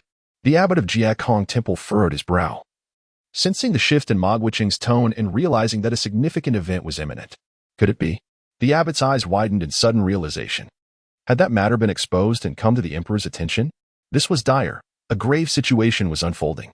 The abbot thought to flee up the mountain in a panic. However, just as he turned, a sharp arrow suddenly shot toward his temple. Before he could react, it pierced through his skull. With a gasp, the abbot managed to turn his head, only to see a formidable army advancing towards him, with a figure at the forefront brandishing a bow aimed directly at him. It was over. The abbot's expression turned grim as he collapsed heavily to the ground, reaching out toward Jiekong temple in his final moments. "Humph," Chu Gu scoffed, lowering his bow. "In half a stick of incense, if you do not leave, you shall all remain here." Chapter 53. The army approaches. Surrender or perish. Who are you to dare slay the archmage? The villagers, filled with rage and fearlessness, confronted the military forces behind Chu Gu. They could hardly believe that the imperial army would openly massacre the common folk. With their numbers, they dared the soldiers to try. Chu Gu remained silent, merely observing them. His inaction only emboldened the villagers further, who began to hurl insults at him, unleashing a torrent of vile language that nearly encompassed his ancestors. Chu Gu, unperturbed, continued to watch with a cold indifference. Beside him, Ma Guocheng and Sun Meikai trembled in fear, yet dared not speak. Especially Sun Meikai, who understood his sovereign's intentions all too well. This was no sign of weakness. Rather, it was a countdown. Once the time elapsed, none present would survive. His Majesty was no benevolent ruler. He was capable of anything. He feared not the quills of Confucian scholars, should they dare to write. He would not hesitate to break them. As the moment arrived, Chu Gu unsheathed the emperor's sword. The cavalry behind him, in perfect unison, drew their weapons and donned iron masks. This sight made the villagers swallow hard. Did these horsemen truly intend to slay them? Were they unafraid of the scorn from the populace, or the condemnation from countless scholars? Did they not fear being remembered with infamy for 1,000 years? They wouldn't dare harm us. The villagers attempted to maintain their composure, yet their trembling legs betrayed their terror. Kill. Chuga pointed the Emperor's sword forward. The rebellious must die. Those who defy the authority must perish. These people were no longer his subjects. They belonged to the Jiekong Temple, draining the blood of the great Zhou while being subjects of the temple. Such beings were the most detestable. In disbelief, the villagers processed this revelation. Could the imperial forces truly be so audacious as to slay them in broad daylight? Panic set in. A voice cried out, "Run!" And the villagers fled in desperation. However, no matter how swiftly they ran, they could never outpace the horses or the advancing army. The military charged, and within moments, the casualties were staggering, with fewer than half remaining unscathed. The fortunate survivors fled to the Jiekong Temple, believing it would shelter them, convinced that their Buddha would save them. Here, they cast aside thoughts of the imperial authority and revered the Buddha. They still clung to the hope that faith could deliver them from peril. This could be seen as foolishness, or perhaps as devotion. Faith transforms many. It is a powerful force. The Buddha? Chu Gu cast a cold gaze upon the Jiekong Temple atop the hill. In the annals of his previous life, the Tang dynasty had launched a grand campaign against Buddhism. It seemed he would initiate a similar endeavor. The Buddhist temples of the great Zhou outnumbered those of the Tang, and most served as dens of corruption. Due to certain political legacies, the monks are exempt from taxation, which has led to an increase in their audacity. Of course, true masters are not entirely absent, but they are exceedingly rare. Your Majesty, shall we ascend the mountain? Sun Meikai inquired cautiously as he approached. Chu Gu remained silent, dismounting his horse to ascend to the Jiekong Temple. Follow me. Sun Meikai gestured for the troops behind him to proceed. Shaolin, you are to protect His Majesty. He commanded Zhang Shaolin. He understood that Chu Gu had the yellow sand soldiers ever at his side and did not require a guard. Yet he still dispatched his adopted son.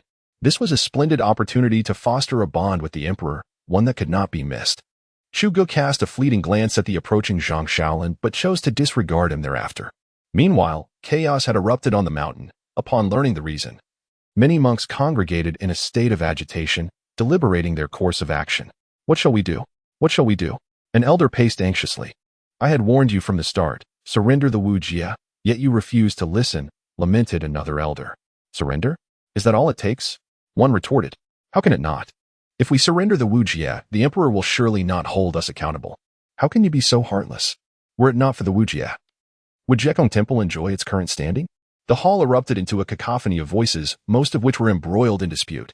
Enough. An elder could no longer contain his fury and bellowed. This outcry silenced the assembly, all eyes turning to the elder.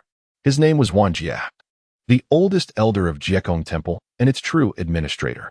Elder Wan Jie, what do you propose we do? The army below is poised to invade. A middle-aged monk remarked with a bitter smile. Wan Jie remained silent, surveying the crowd before finally addressing the young monk, Wu Jie, who had been lost in thought. Do you have anything to say? I. Wu Jie lifted his head, unsure of how to articulate his thoughts. Upon discovering that the Empress and his child had been slain by Chu Gu, he had been consumed by rage, even contemplating a reckless confrontation with him. However, after being confined, he had regained a measure of composure. Yet now, with Chu Gu leading an army against them, he found himself increasingly anxious, especially upon hearing that his elders were considering surrendering him. He was at a loss, for he did not wish to meet his end. Sighing, Wan Jie shook his head. He had initially hoped for Wu Jie to take the moral high ground and accept all blame before the Emperor, sacrificing himself to preserve Jiekong Temple. But that seemed implausible now. Yet, doing nothing was equally untenable. The army was closing in, and they had to take action. With this thought, he gently addressed Wu Jie once more. Wu Jie, you have transgressed the precepts. From henceforth, you shall be known as Jie Se, renouncing your five senses and forgetting the troubles of the mortal world. Do you consent? I. Wu Jie's expression was one of deep conflict. He too was reluctant to acquiesce. Yet, it appeared to be the sole recourse available. Observing Wu Jie's indecision, Wan Jie urged, Wu Jie, time is of the essence. Have you made your decision? I refuse. Wu Jie's knees hit the ground with a thud, his eyes brimming with tears. He was unwilling. He could not bear to be a flawed being. Had he not tasted the bitterness of this experience, he might have resolutely made his decision. Yet, having savored its essence, he found himself unable to extricate himself from it. How foolish. Wan Jie lamented the unyielding nature of iron not turning to steel. This was the best solution he could conceive. Wu Jie did not wish to perish, nor did he desire to submit. Could he truly depend on them to confront the vast army outside? Elder Wan Jie, surely, there must be another way, right? Wu Jie, filled with fervor. Knelt before Wang Jie. Make your decision swiftly. Wang Jie sighed deeply, closing his eyes and falling silent. The solution had already been presented. This was the sole path to survival. If they could not seize it, then death awaited, and it would drag the entire Jie Kong temple down with it. Chapter 54. A difficult choice. Why should it be him? Wasn't he the one in the wrong? What has he lost? I have lost my wife and children. Bu Jian rose in fury, his voice a thunderous roar. He had lost his wife and children. He was the one entitled to rage. The crowd fell silent, perplexed. At first glance, his words seemed to bear some weight, but this was someone else's wife. How could he possibly have a valid point, morally and legally? It appeared that the other party had committed no wrongdoing. How could he still feel aggrieved? Wang Jian also found himself at a loss for words and said gravely, "What you are saying is futile. I am willing to listen, but the army outside does not heed your words. Who is wrong and who is right is of little consequence now. Why should it be so? Just because one has soldiers. Does that grant them the freedom to act as they please?" Bu Jian, infuriated, raised his hands to the heavens, shouting in anger. An excellent question. Having soldiers does mean one can act with impunity. A loud laugh echoed from outside. They have arrived. The crowd turned in fear. Shuge entered the grand hall, flanked by guards, each carrying a corpse. These guards were none other than the monks stationed outside the hall. Upon entering, the guards carelessly discarded the bodies before the throne. Shuji's gaze was icy as he fixed his eyes on Bu Jian. Terrified, Bu Jian hastily knelt, trembling uncontrollably. He had envisioned this moment, imagining himself boldly confronting Shuge. Yet, now that he stood before him, he felt his legs weaken, lacking the courage to confront Shuge about life and death. Wang Jian took a deep breath, ignoring the two corpses on the ground, and approached respectfully with the assembled monks, bowing deeply.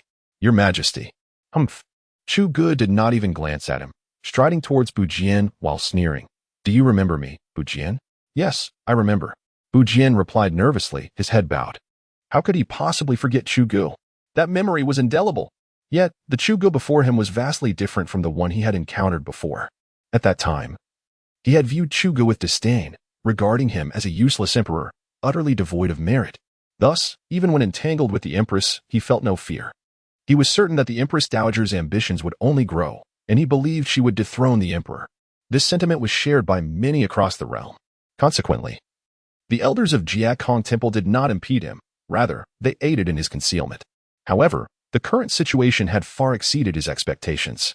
The Empress Dowager had indeed sought to seize power, yet she had failed. The worst part was that the entire Wu family had been slaughtered, including the Empress and their child, who had met a tragic fate. He harbored a deep hatred for Shuge, yet he dared not express it in person. "As long as you remember." Shuge smiled, raising his hand towards the back. Sun Meikai immediately understood, signaling behind him, prompting a large group of people to be pushed forward. These individuals were all bound and gagged, their faces reflecting sheer terror. Upon seeing Bu Jian, they became agitated, struggling desperately. "Be quiet," Sun Meikai snorted. "Father, mother, uncle, auntie." Bu Jian's complexion changed dramatically. All of them are his family. All are his relatives. All belong to his lineage. He even sees a few of his closest friends at this moment. These dear friends gaze at him with excitement, seemingly wanting to speak. Yet their mouths are sealed shut, rendering them utterly voiceless. At this juncture, these friends harbor a profound hatred for Bu Jie. What grave sin have you committed? How could your entire clan be annihilated, dragging us down with you? They yearn to explain, to defend themselves, but are unable to utter a word. These individuals do not grant them the opportunity for explanation. They have been stripped of even the chance to speak. Regret washes over them for not heeding their teacher's admonitions. For the wisdom of cautious friendships, as a moment's carelessness could plunge them into the abyss. But to know them? Shuge scoffs. These people were summoned by local officials during his journey, and they were most reluctant to do so. What do you intend to achieve? What concern is this to my family? Once I have renounced my family, I possess no home. They are innocent. Bu Jie screams in desperation. Shuge may pursue his desires, and he may remain powerless to resist, but why must his family be involved? He does not feel he is at fault. Although he has engaged in unsavory acts with the queen, he has also killed her and their child, has he not? Is that not sufficient? What more do you wish from me? What have you lost? You have lost nothing. You have gained everything, yet I have lost my wife and child. Our love was genuine. You are the true outsider. What is he saying to me? Shuge places his hand on Zhang Shaolin's shoulder, laughing heartily. Zhang Shaolin joins in the laughter. Others, witnessing this, quickly laugh along, even if they do not find it amusing. You truly aim to amuse me. Chugo laughs until tears nearly spill from his eyes. Having committed the grave sin of annihilating an entire clan, now you claim your family is innocent? When you were in the wrong, it had nothing to do with your family, yet in times of enjoyment, it suddenly pertains to them. Bujie's previous kin were merely ordinary farmers, yet since aligning with the queen, they have acquired the title of the foremost family in Yun County. Now you speak of innocence? What exactly do you wish to achieve? Bujie feels utterly powerless. He understands he cannot best Chugo. Whatever he says is futile. In this moment, he prays only for Chugo to spare his family. Beyond that, he desires nothing more. His demands have been gradually diminished. He had wished to survive, even to maintain his status, yet now he only seeks to protect his family. Very well. I shall not make things difficult for you. Chugo burst into laughter, drawing forth the Emperor's sword and offering it to Bujie with a face full of sincerity. Kill one, and I shall spare another. What do you say? Bujie trembles at the sight of the Emperor's sword before him. Why do you hesitate? Chugo stands coldly, sword in hand, advancing toward Bujie's parents. You dare not act. I shall assist you. Which one shall you spare? Chuji's face twists in a grimace as he raises the Emperor's sword. Simultaneously, soldiers forcefully pin Bujie's parents to the ground, making them kneel. Panic immediately seizes Bujie's parents as they turn to him in alarm. Bujie's gaze swiftly turned towards Wanjie, hoping to seek his assistance in speaking out. He had previously aided the empty, and it was only fitting that the temple now extend its support to him. However, Wanjie merely closed his eyes in silence, refraining from uttering a word. The choice had already been made, and there were no further options available. To speak again might very well lead to their own demise at the hands of this tyrant, resulting in the annihilation of the entire empty. He was unwilling to wager the temple's fate.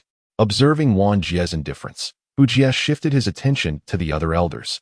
Yet they too, in a display of tacit understanding, closed their eyes. Their voices held little weight, and the emperor would hardly heed their words. Speaking out could incite danger upon themselves. Chapter 55. The Chosen One and the Sole Ruler. What's this? You refuse to choose? Then I shall have them all executed. Chugo sneered coldly. Bujie gazed anxiously at his parents, at a loss for the choice he was compelled to make. He too was paralyzed by indecision. The weight of this choice was nothing short of fatal. As Bujie stood in turmoil, an official from Yun County could no longer restrain himself and spoke up. Your Majesty, do you not find this action morally questionable? His discontent was palpable. If Bujie has committed the heinous crime of annihilating 9 clans, then let him be punished accordingly. The law is absolute and immutable. Why subject a child to such torment? How can one expect a child to choose between the lives of his parents? Chu Ji's icy gaze turned towards him. How dare someone interrupt his decree? How dare someone advocate for Bujie? Morality? Is a monk who steals moral? He had witnessed their transgressions firsthand and longed to tear them apart. How could he easily execute Bujie? 1,000 cuts would not suffice to quench his rage. You possess no morality, so why should I? Your Majesty, Su Zhong speaks in haste. Mogwucheng interjected, forcing a smile to diffuse the tension. The other officials looked on in astonishment at Su Zhong's audacity. This emperor was no ordinary ruler. How dare he voice a rebuttal? A courageous man. All the officials silently applauded Su Zhong in their hearts, though none dared to voice their admiration. I do not speak in haste. I merely counsel your Majesty that violence begets violence is not the foundation of governance. Su Zhong fixed his gaze on Chugo, unflinching. Chugo stared coldly at Su Zhong and commanded, seize him. Remove his official cap and robe, and banish him to his homeland. Yes, your Majesty. 2 soldiers advanced to strip Su Zhong of his official attire. Enough. I shall do it myself. Su Zhong huffed, pushing past the soldiers to remove his cap and robes. He refused to serve a tyrant. He would rather return home as a recluse than align himself with a despot. With such a tyrant in power, the downfall of the great Zhou was imminent. Better to retreat now, await the great upheaval, and rise with the true dragon, thus becoming a founding hero. Take care. Your Majesty. Su Zhong bowed deeply, then turned to leave with a flourish of his sleeves. Do you take me for the benevolent emperor? Do you dare show me contempt? Chugo ordered coldly, seize him and send him to the capital, lock him in the heavenly prison. Yes, your Majesty. 2 soldiers promptly restrained Su Zhong. What are you doing? What is the meaning of this? Su Zhong's face paled as he struggled against their hold. Yet, his efforts were in vain. He was swiftly bound and silenced. The other officials watched this unfold, beads of cold sweat forming on their foreheads. Silently relieved, they had remained silent. Had they spoken up, Su Zhong would have served as a cautionary example. Bu Jie felt a pang of disappointment as he watched Su Zhong, who had spoken on his behalf, being captured. He had hoped Su Zhong could aid him. Humph. Chu Gu scoffed, turning back to Bu Jie with a frigid tone. You now have 5 breaths to consider. When the time is up, they shall all perish. Bu Jie was engulfed in a sense of panic, urgently casting a pleading glance at the surrounding crowd, imploring them for assistance. Yet, having witnessed the consequences of prior events, who would dare to extend a helping hand? Even if they deemed the emperor's actions unjust, none would step forward to voice their dissent. 1, 2, 3, 4. Chu Gu coldly placed the emperor's sword against Bu Jie's father's neck. The two immediately attempted to struggle, but the soldiers held them firmly, rendering them utterly immobile. Stop! Bu Jie shouted in haste. Whom do you choose? Chu Gu inquired with a frigid gaze. I choose him. Bu Jie pointed to a close friend. You. This friend seethed with anger, struggling against his restraints, yet he could not break free. You never specified whom I must choose. I choose him. Bu Jie appeared oblivious, continuing to indicate his friend. Very well. Chu Gu swiftly swung his sword, a spray of crimson erupting forth. Bu Jie, I curse your ancestors for 8 generations. The friend spat defiantly before meeting his demise. The other friends of Bu Jie looked on in horror. It was clear they were the next targets of slaughter. Bu Jie, meanwhile, felt a sigh of relief, for the number of friends he had corresponded precisely with the number of his important relatives. Trading friends for kin. It was a worthwhile exchange. Yet, Chu Gu was ever unpredictable. Release these individuals, one life for another, but grant them a path to survival, Chu Gu commanded coldly, pointing at Bu Jie's friend. What? Bu Jie's countenance paled. However, his friend's face radiated with joy. Since you show no mercy, do not blame me for my ruthlessness. Bu Jie, I curse your ancestors for 8 generations. The freed individuals shouted in rage. They then wasted no time, charging toward Bu Jie's relatives. At that moment, their own survival took precedence. After all, had it not been for Bu Jie, they would not find themselves in such dire straits. In an instant, bodies began to fall, blood staining the entire temple. Amitabha. Wan Jie murmured a prayer, closing his eyes to recite the sutras. The other monks followed suit. Stop! Bu Jie, in a frenzy, rushed forward, seemingly intent on halting the chaos. Yet as he passed Chu Gu, he suddenly thrust his hand into his bosom, producing a dagger that he aimed viciously at Chu Gu. If I can just slay the emperor, if I can just kill this tyrant, it will all come to an end. Bu Jie's eyes widened, brimming with hatred. All of this turmoil was the fault of that wretched emperor. Were it not for him, such calamity would not have befallen them. If only he could eliminate this detestable emperor, everything would revert to its former state. In that moment, he had descended into madness, tormented beyond reason. The immense pressure had driven his sanity to the brink. You dare! The crowd gasped in shock. Zhang Shaolin's expression shifted as he swiftly attempted to intervene. But the distance was too great for him to reach in time. Huh! Chu Gu merely scoffed, remaining unyielding. It is done. Bu Jie's face lit up with exhilaration. Yet, in the very next moment, his expression transformed dramatically. The yellow sand enveloped him entirely. It bound him firmly in place, rendering him immobile, even relentlessly forcing its way into his mouth, silencing him utterly. What is this phenomenon? He was astounded. Not only was he astonished, but everyone, save for Sun Meikai, was equally taken aback. This extraordinary spectacle, could it be that His Majesty is truly the chosen one? The destined individual, the one ordained by fate? In that moment, the crowd bore expressions of reverence. This included the subdued Su Zhong.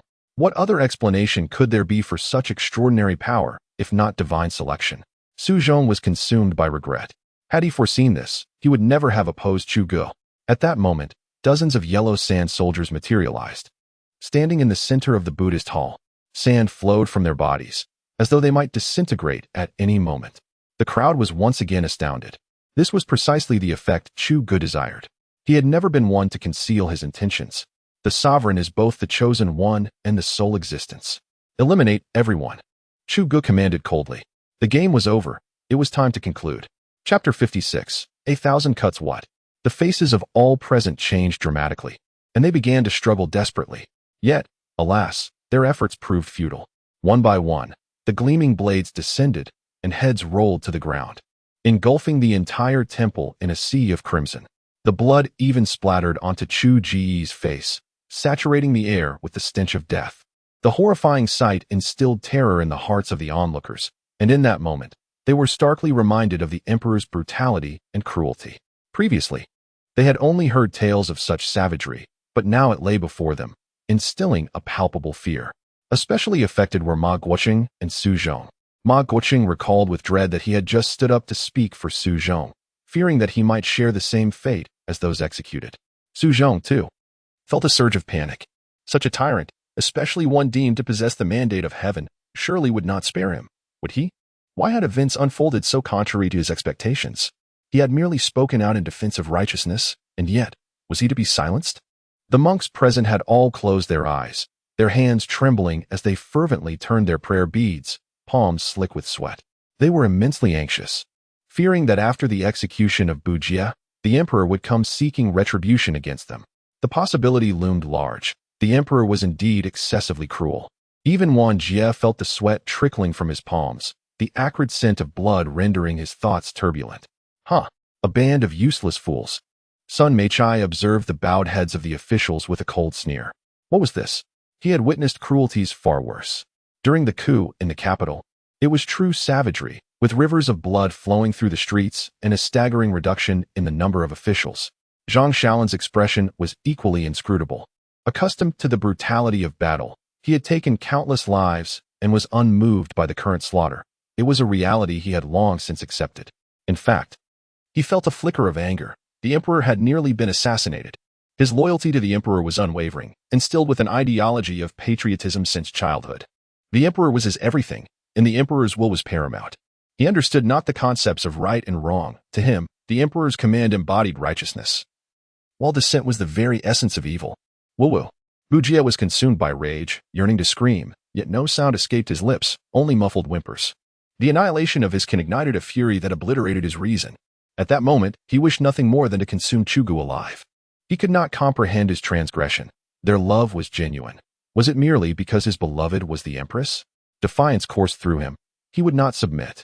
Chu Gu wiped the blood from his face, his voice hoarse as he declared, "It is your turn." Bujie remained silent, unable to speak, his bloodshot eyes fixed intently on Chu Gu, wishing to devour him whole. Chu Gu could slay him, but why must he involve his family? "Tyrant, bring me a small knife," Chu Gu commanded, extending his hand. Immediately, someone understood the intent, retrieving a small knife and handing it to Zhang Shaolin, who then passed it to Chu Gu. With the knife in hand, Chu Gu brandished it before Bujie, a sinister grin spreading across his face as he taunted. "Does it hurt? Fear not. I shall carve your flesh piece by piece, at a leisurely pace. Rest assured." No. With a visage marked by sheer terror, Bujie sought to resist, yet what awaited him was the edge of a blade. Chu Gu grasped a small knife, beginning to carve into his own arm, each incision a testament to his resolve. Blood splattered upon him, yet his expression remained impassive. The palace coup was executed swiftly to eliminate the enemy's grasp over the capital. Yet now, Bujie would bear the brunt of his wrath. That night, the light in the queen's chamber was excessively bright, almost whimsical. Though he held no love for the queen, she was nonetheless his queen. This was an affront, a scorn towards his very dignity. As Bujie was methodically sliced, his visage contorted in agony, desperate to scream, yet his mouth was filled with dust, rendering him voiceless. Ultimately, he endured 500 cuts, succumbing to pain as he breathed his last. In his final moments, Bujie fixed his gaze upon Chu Gu, his eyes brimming with hatred. He vowed that should he be reborn, he would repay Chu Gu in kind. He would bring ruin upon Chu Ji's house, subjecting him to 1,000 torturous cuts. With a disdainful snort, Chu Gu drove a dagger into Bujie's eyes, rendering them utterly unrecognizable. Why such ferocity? Did he wish to consume the sovereign? "Your Majesty." Zhang Shaolin hastily approached, producing a handkerchief to wipe the blood from Chu Ji's face. Chu Gu accepted the handkerchief, dismissing Zhang Shaolin as he cleaned himself. "Your Majesty, how shall we deal with these monks?" Zhang Shaolin's gaze fell upon the monks, who were silently reciting their prayers. "Kill them all," Chu Gu declared coldly, turning to depart. These men were aware of Bujie's illicit affair with his queen, yet chose an action. What purpose did such monks serve? Wishing to live? They might as well beseech their Buddha. He pondered if their Buddha would deem Bujie worthy of enlightenment given his actions. The monks, eyes now wide with horror, could scarcely believe that after slaying Bujie, Chu Gu would turn to them. They were merely monks. How had the world's treachery ensnared them? They were not entangled in karma. "Your Majesty, this matter does not concern us," one monk implored. "We are but a group of monks. Indeed. I opposed this from the outset, another monk chimed in. The monks rushed to explain, but Chu Gu did not spare them a glance, departing with his entourage, leaving behind soldiers and Zhang Shaolin. Your Majesty, we can explain, they cried, eager to follow, but were swiftly halted by the soldiers. To explain is futile. The sovereign wishes for your demise. Eliminate them all, Zhang Shaolin commanded with a wave of his hand. Sighing deeply, Wang Jie, who had remained silent until now, finally opened his eyes. Benefactor, we are monks. Why resort to total annihilation? Huh, I care not whether you are monks. All I know is that the sovereign's command is to eradicate you. Zhang Shaolin retorted coldly, gesturing for action. Upon receiving the order, soldiers surged forward. In that case, there shall be no peaceful resolution, Wang Jie replied, his expression hardening. Wei Kong, unleash the slaughter. At his command, the monks produced curved blades from within their robes, revealing that they were armed. The monks unsheathed their blades without uttering a word, immediately engaging in combat with the soldiers. To everyone's astonishment, these monks exhibited remarkable martial prowess, momentarily holding their ground against the fully armored and expertly coordinated Xuanjia soldiers. Intriguing. Zhang Shaolin, observing the monk's skills, twisted his neck and extended his hand to receive the spear offered by a soldier. With a thrust of soul-shattering precision, Zhang Shaolin twirled the spear and charged forward. The moment he entered the fray, the tide of battle shifted dramatically. Corpses fell to the ground, as these monks proved no match for Zhang Shaolin's prowess. Haha, delightful. You truly bring me joy. As he swung his weapon, he laughed heartily. Endowed with innate strength and at the pinnacle of martial arts, he relished the thrill of the battlefield and the exhilaration of combat. Compared to the slaughter on the battlefield, it had been an eternity since he had experienced a duel with such formidable martial artists. The carnage of war and the art of combat with these masters were entirely distinct experiences. Chapter 57, The Queen's Dream Run. Into the underground passage.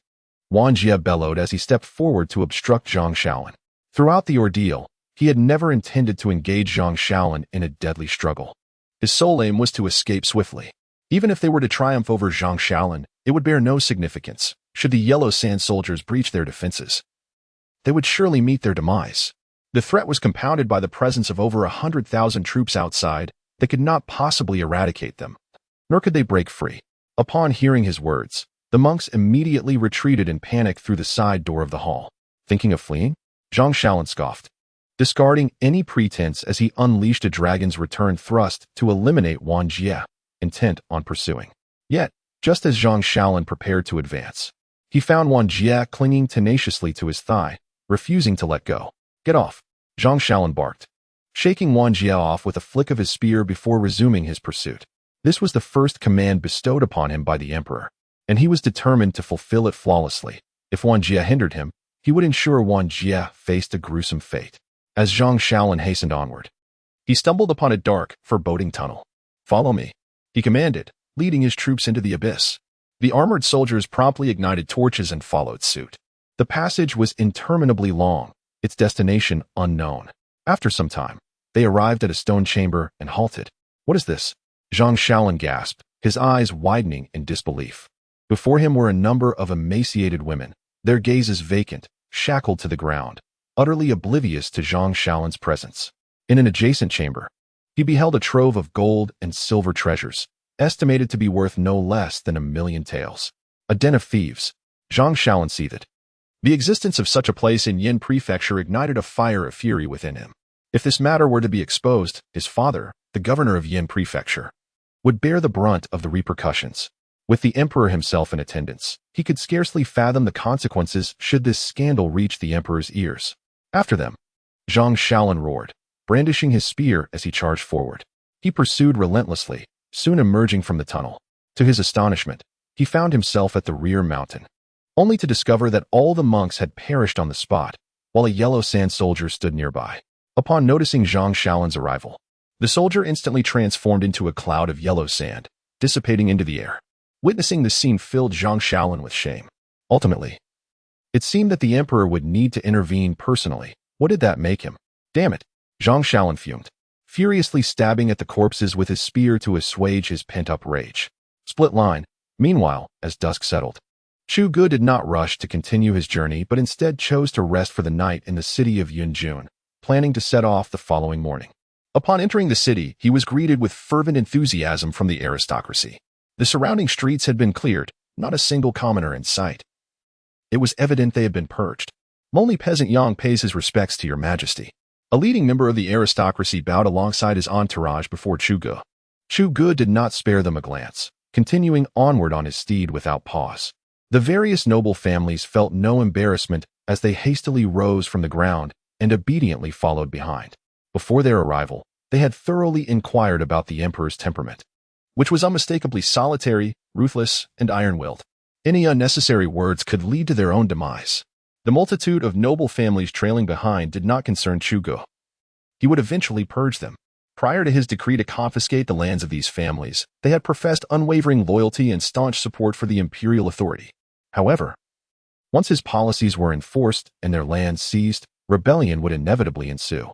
The entire Great Zhou would soon be engulfed in smoke and chaos, with countless insurgents rising against him. Yet, Chu Ge was unafraid. He would eliminate anyone who dared to oppose him until their audacity was extinguished, until fear compelled them to submit as obedient subjects. After a short while, Ma Guoqing led Chu Ge to the grandest residence in the city.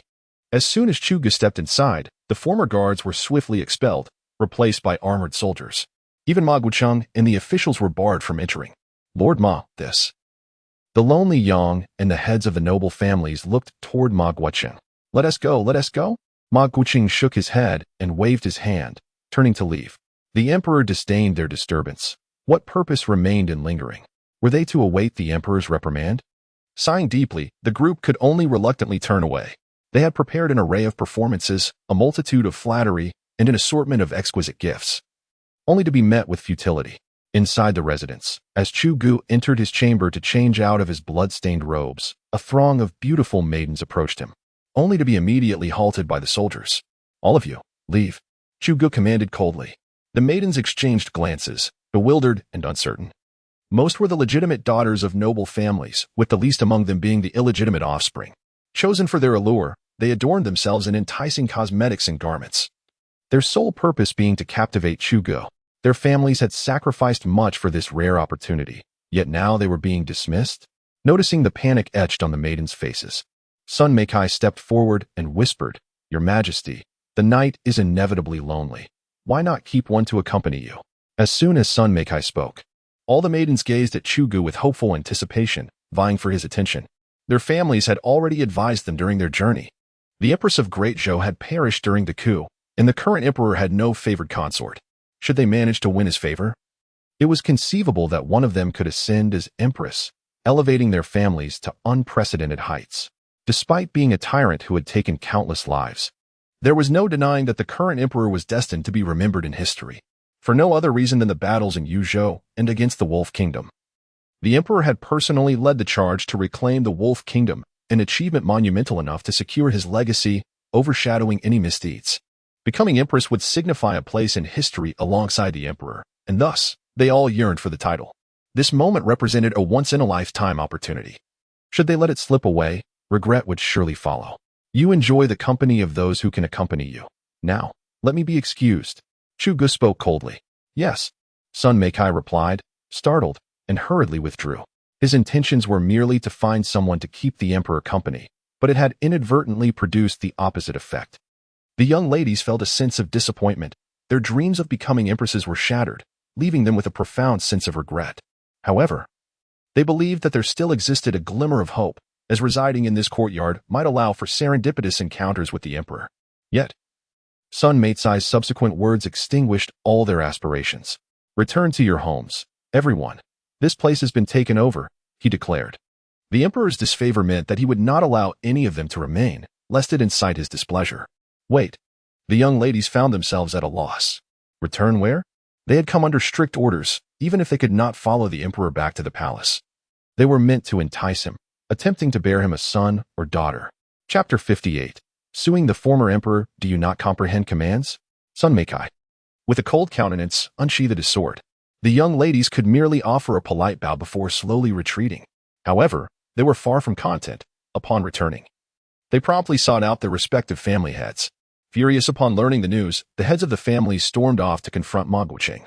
This debacle was orchestrated entirely by him, and he had pocketed the funds as well. Promises were made to assist them in securing positions for their daughters to serve the emperor, but now their daughters had been cast aside. Daring not to trouble the emperor directly, they resolved to confront Ma Guoqing, who was taken aback as he stood upon the sudden intrusion into his residence. Du Guyang was the first to step forward, his voice laced with anger. Ma Guoqing, you took 1,000 taels from me, promising to arrange my daughter's entry. Yet now she has been expelled. What do you have to say for yourself? What? 1,000 taels? That scoundrel took 5,000 from me. Another voice chimed in. 1,000 taels? I spent a full 10,000. The assembly gasped, their eyes narrowing in fury at Ma Guoqing. This man had deceived them out of their silver. And yet the promised arrangements had not materialized. Du Guyang felt a twinge of embarrassment at the revelation that he had been the least wronged among them. Refund! Refund! The family heads clamored, extending their hands in demand. What? When did I ever receive your money? Ma Guoqing was bewildered. His intention had merely been to curry favor with the influential families of Yun County, and he had not accepted a single coin. He understood the gravity of the situation. The distinction between having received payment and not was monumental. Accepting funds would spell trouble, while refusing them would leave him unscathed and even earn him goodwill. His political acumen forbade him from accepting bribes. You didn't take money? Ask your son if he did. The family head scoffed. Upon hearing this, Ma Guoqing's fury ignited. And he bellowed, Ma Kuei. Coming. Ma Kuei, who had been eavesdropping, approached with his head bowed, visibly apprehensive. Just in time. Ask him how much he took from me. A family head snapped. He was the biggest fool, the one who had been exploited for a full 10,000 taels. Speak. Ma Guoqing growled, his expression darkening. The implications of this situation were severe, bordering on corruption and abuse of power, especially as it involved the emperor. What would transpire if the emperor were to learn of this? Ma Kuei, his head lowered, stammered and hesitated, afraid to utter a word. He realized the seriousness of the predicament. He had merely sought to gain a profit discreetly, never anticipating that the emperor would return all the young ladies. He was incredulous. So many beautiful, desirable daughters had been sent back. Foolish wretch. Ma Guoqing, seeing Ma Kuei's continued hesitation, was consumed by rage and struck him with a resounding slap. The force of the blow caused Ma Kuei's teeth to shatter, blood spilling from his mouth. Marquis Ma, having received a sharp slap, dared not utter a word, standing quietly to the side. He was acutely aware of the trouble he had caused.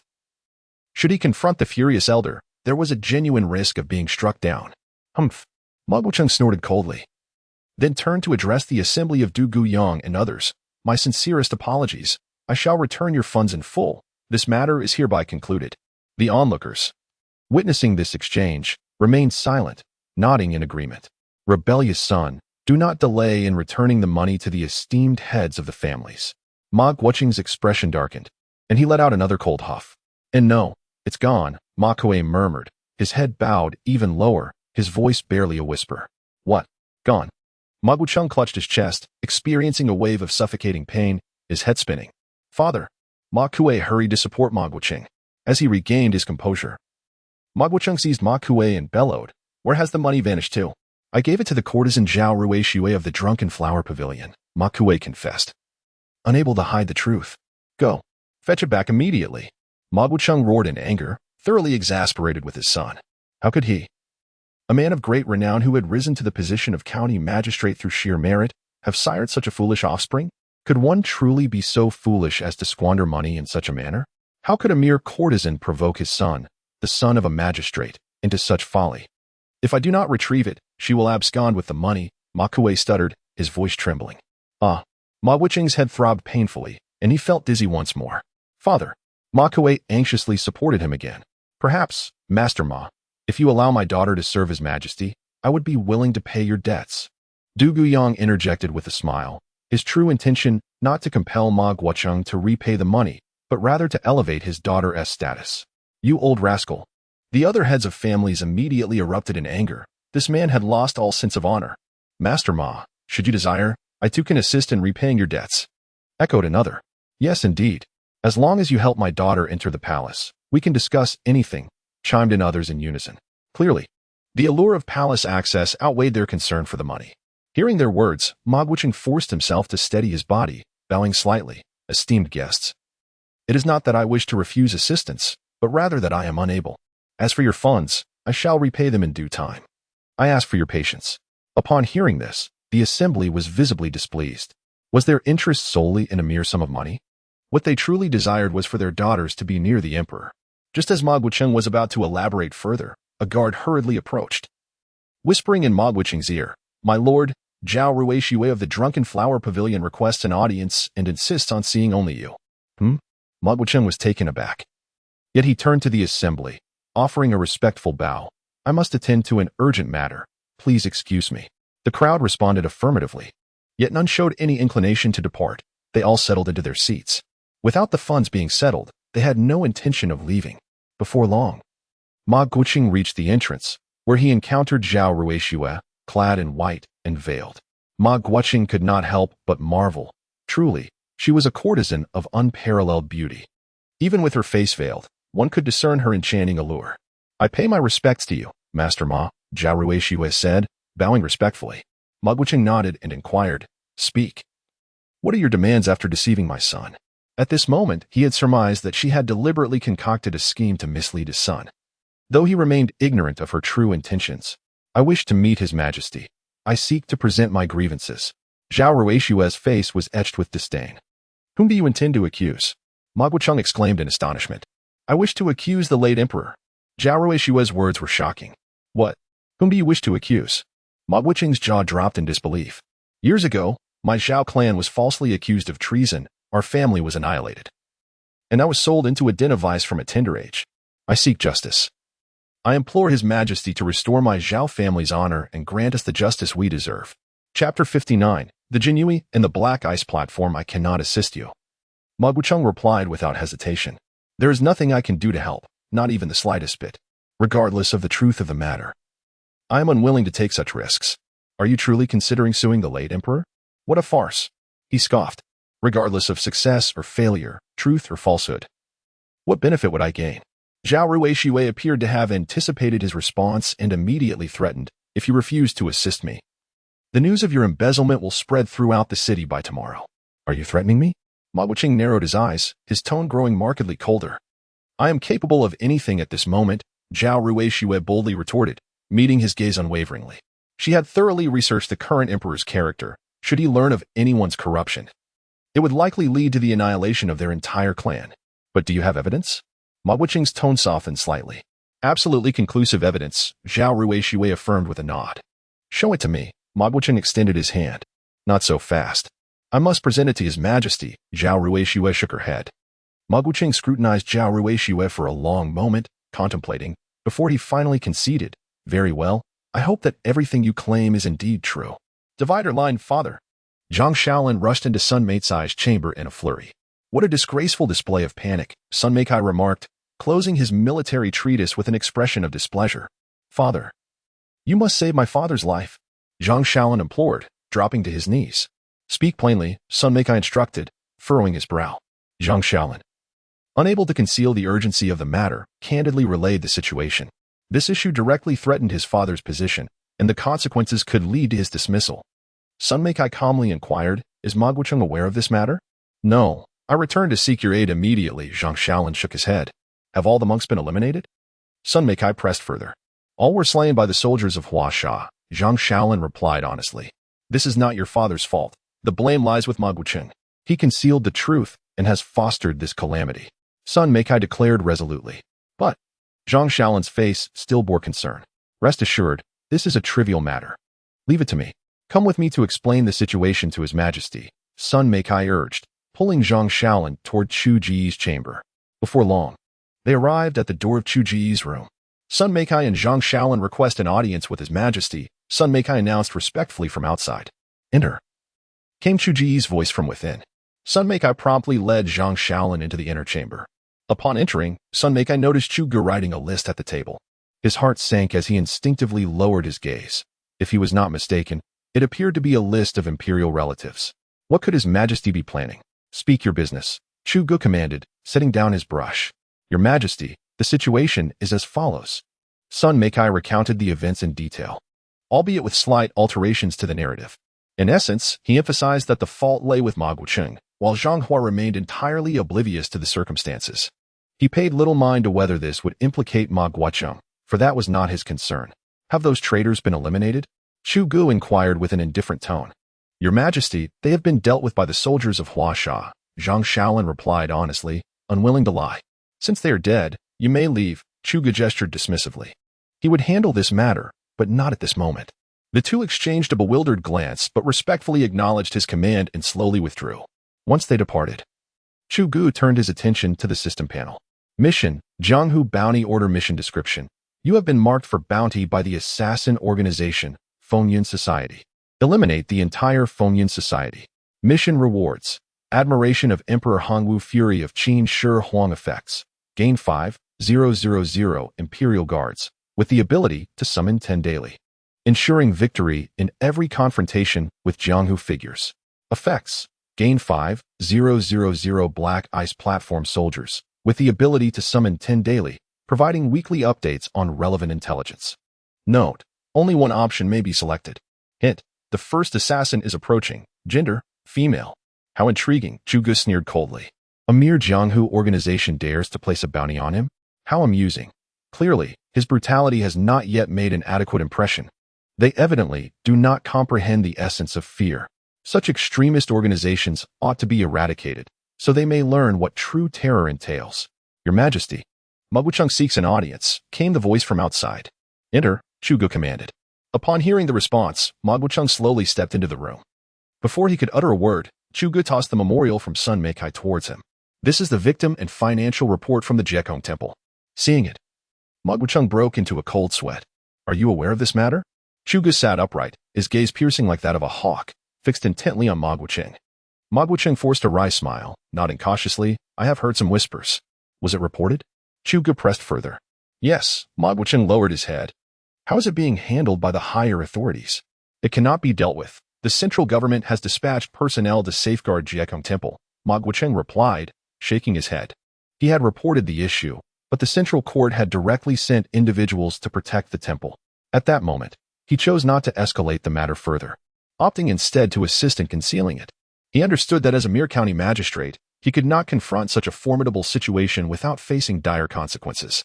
Upon hearing this, Chu Gu grasped the general course of events. Evidently, the Empress had sent people to protect Jiekong Temple. Leave now. I entrust the follow-up of this matter to you. I expect you to handle it impeccably. Chu Gu waved his hand, indicating that Ma Guocheng could take his leave. Understood, Ma Guocheng replied hastily, exhaling in relief. This matter seemed to have passed, and he could not help but feel clever for his initial decision to report it. Had he chosen not to, he would have borne the brunt of the blame. Your Majesty, I have something to report, Ma Guocheng said respectfully. Chu Gu recalled that Ma Guocheng seemed to have something pressing to discuss. Speak. Your Majesty, do you remember the Zhao clan of the capital from 20 years ago? Ma Guocheng inquired.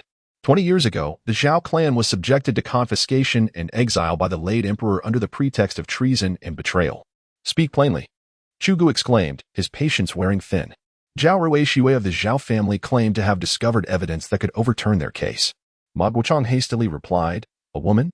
Chu Ji's gaze sharpened as he stood to confront Ma Guocheng directly. Indeed, Ma Guocheng affirmed with a nod. Let her in, and also summon Sun Meikai. Ensuring he brings along the instruments of punishment, Chu Gu commanded coldly. Ah? Ma Guocheng was taken aback, puzzled by the need for instruments of punishment. Could it be that His Majesty intended to penalize himself? By the way, Jingzhou is a splendid place. I see some potential in you, starting tomorrow. You shall assume the position of governor of Shanong County in Jingzhou, with no change in rank.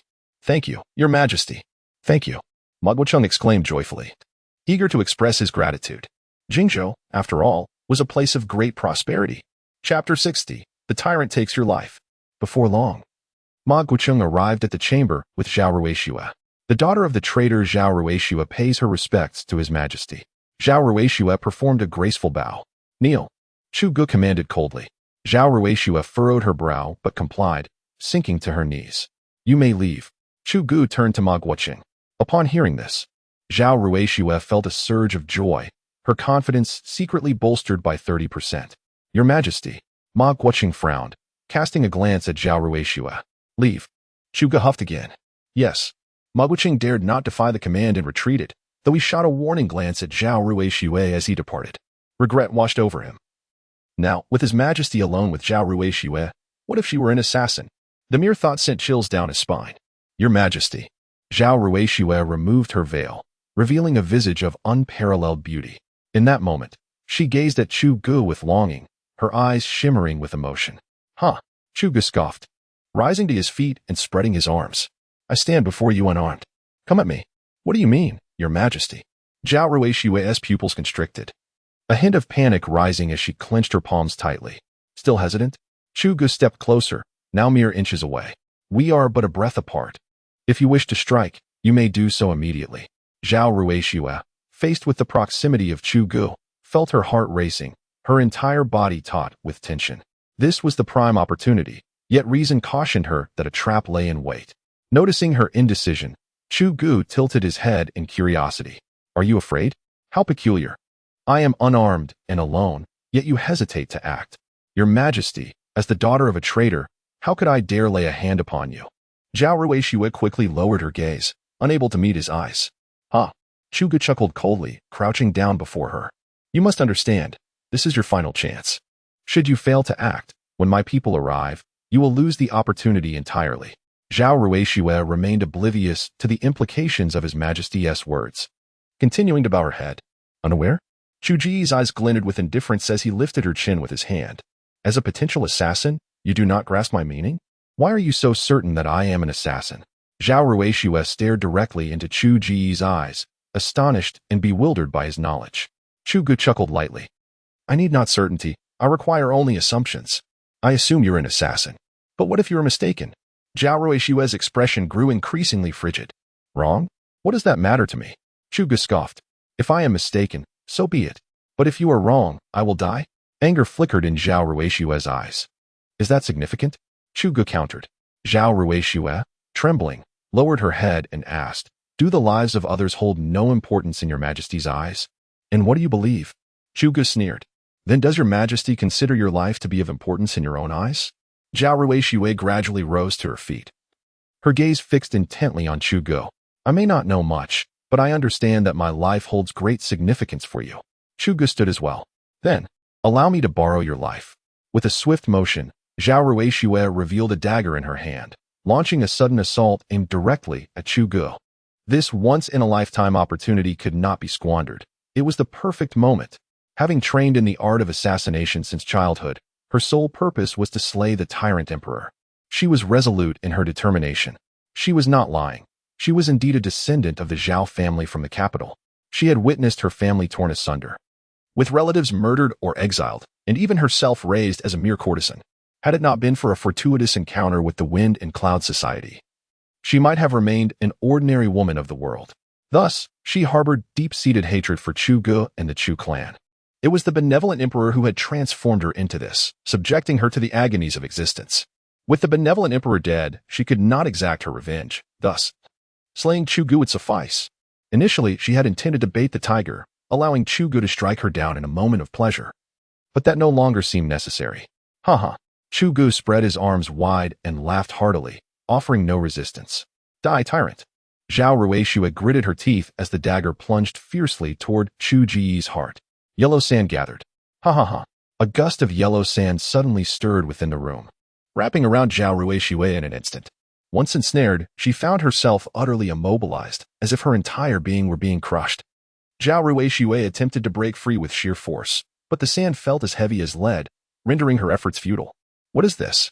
Zhao Ruishue was taken aback. In her decades of life, she had never witnessed such a bizarre occurrence. That is your doom. Chu Gu grasped her throat with a fierce grip. Tyrant. Zhao Ruishue met his gaze without flinching. Thank you for the compliment. I am honored. Chu Gu sneered, lifting her high. Zhao Ruishue struggled desperately, but her attempts were ultimately in vain. Speak. Where are the headquarters and branches of the Wind and Cloud Society? Chu Gu questioned coldly. Zhao Ruishue was horrified.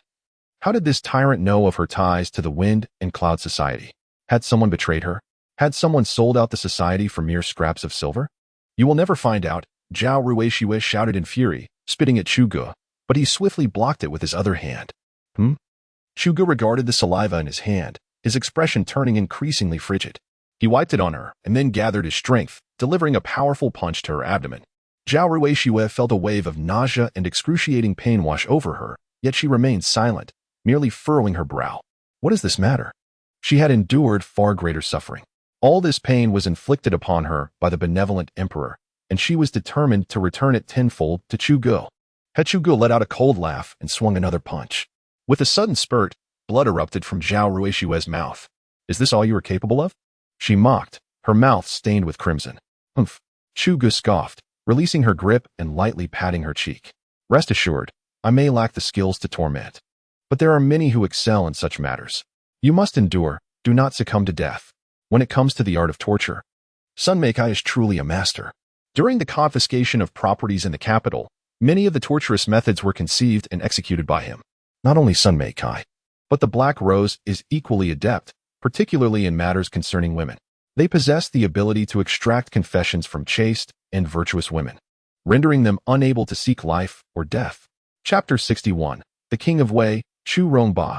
Zhao Ruishue spat once more, but this time, Chu Gu had anticipated her move and deftly dodged aside, delivering a playful pat of affection to her. You have quite the spittle. I hope you can continue this performance later, he remarked with a cold snort, casually casting Zhao Ruishue aside. At that moment, the respectful voice of Sun Meikai resonated from outside. Shortly thereafter, he re-entered with Zhang Shaolin. Sun Meikai was perplexed. Why had Chu Gu summoned them back after they had just left? Could it be related to the matter of Jiekong Temple? Their suspicions were not unfounded, considering it was Ma Guocheng who had sent them forth. A surge of annoyance bubbled within him towards Ma Guocheng for shirking responsibility. He resolved to find an opportunity to make him face the consequences of political fallout. As this thought crossed his mind, he cast a resentful glance at Ma Guocheng. Had he somehow offended the esteemed general of the Northern Expedition? Ma Guocheng pondered, bewildered. He could not recall having crossed this prominent figure who enjoyed the emperor's favor. Why, then, did the general seem to harbor grievances against him? This influential figure was not someone he could afford to offend. Panic gripped Ma Guocheng's heart. Sun Meikai was not only favored, but had recently achieved a spectacular victory. To offend him would spell the end of Ma Guocheng's aspirations for advancement. Your Excellency, please. Ma Guocheng bowed and gestured respectfully. Humph. Sun Meikai snorted disdainfully, offering no courtesy, and strode in, accompanied by the visibly anxious Zhang Shaolin. What on earth is happening? Ma Guocheng wiped the sweat from his brow, a bitter smile crossing his face. How had he offended the general of the Northern Expedition? The path ahead seemed fraught with difficulties. Upon entering, Sun Meicai's eyes widened in horror at the sight of Zhao Ruishue on the floor, and he swiftly drew his sword. An assassin. Zhang Shaolin quickly positioned himself beside Chu Gu.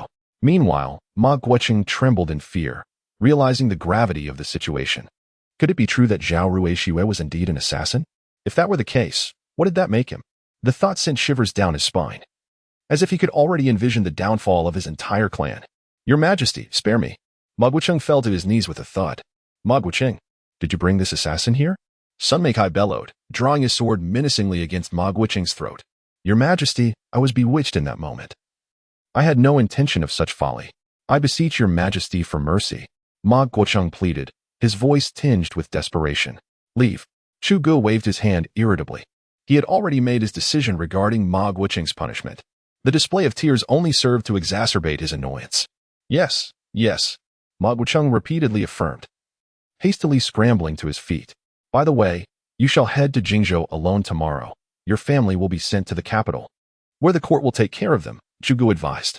Ma Guocheng was left bewildered, yet dared not voice his objections, simply responding in agreement, intending to ponder the implications of Chu Ji's words later.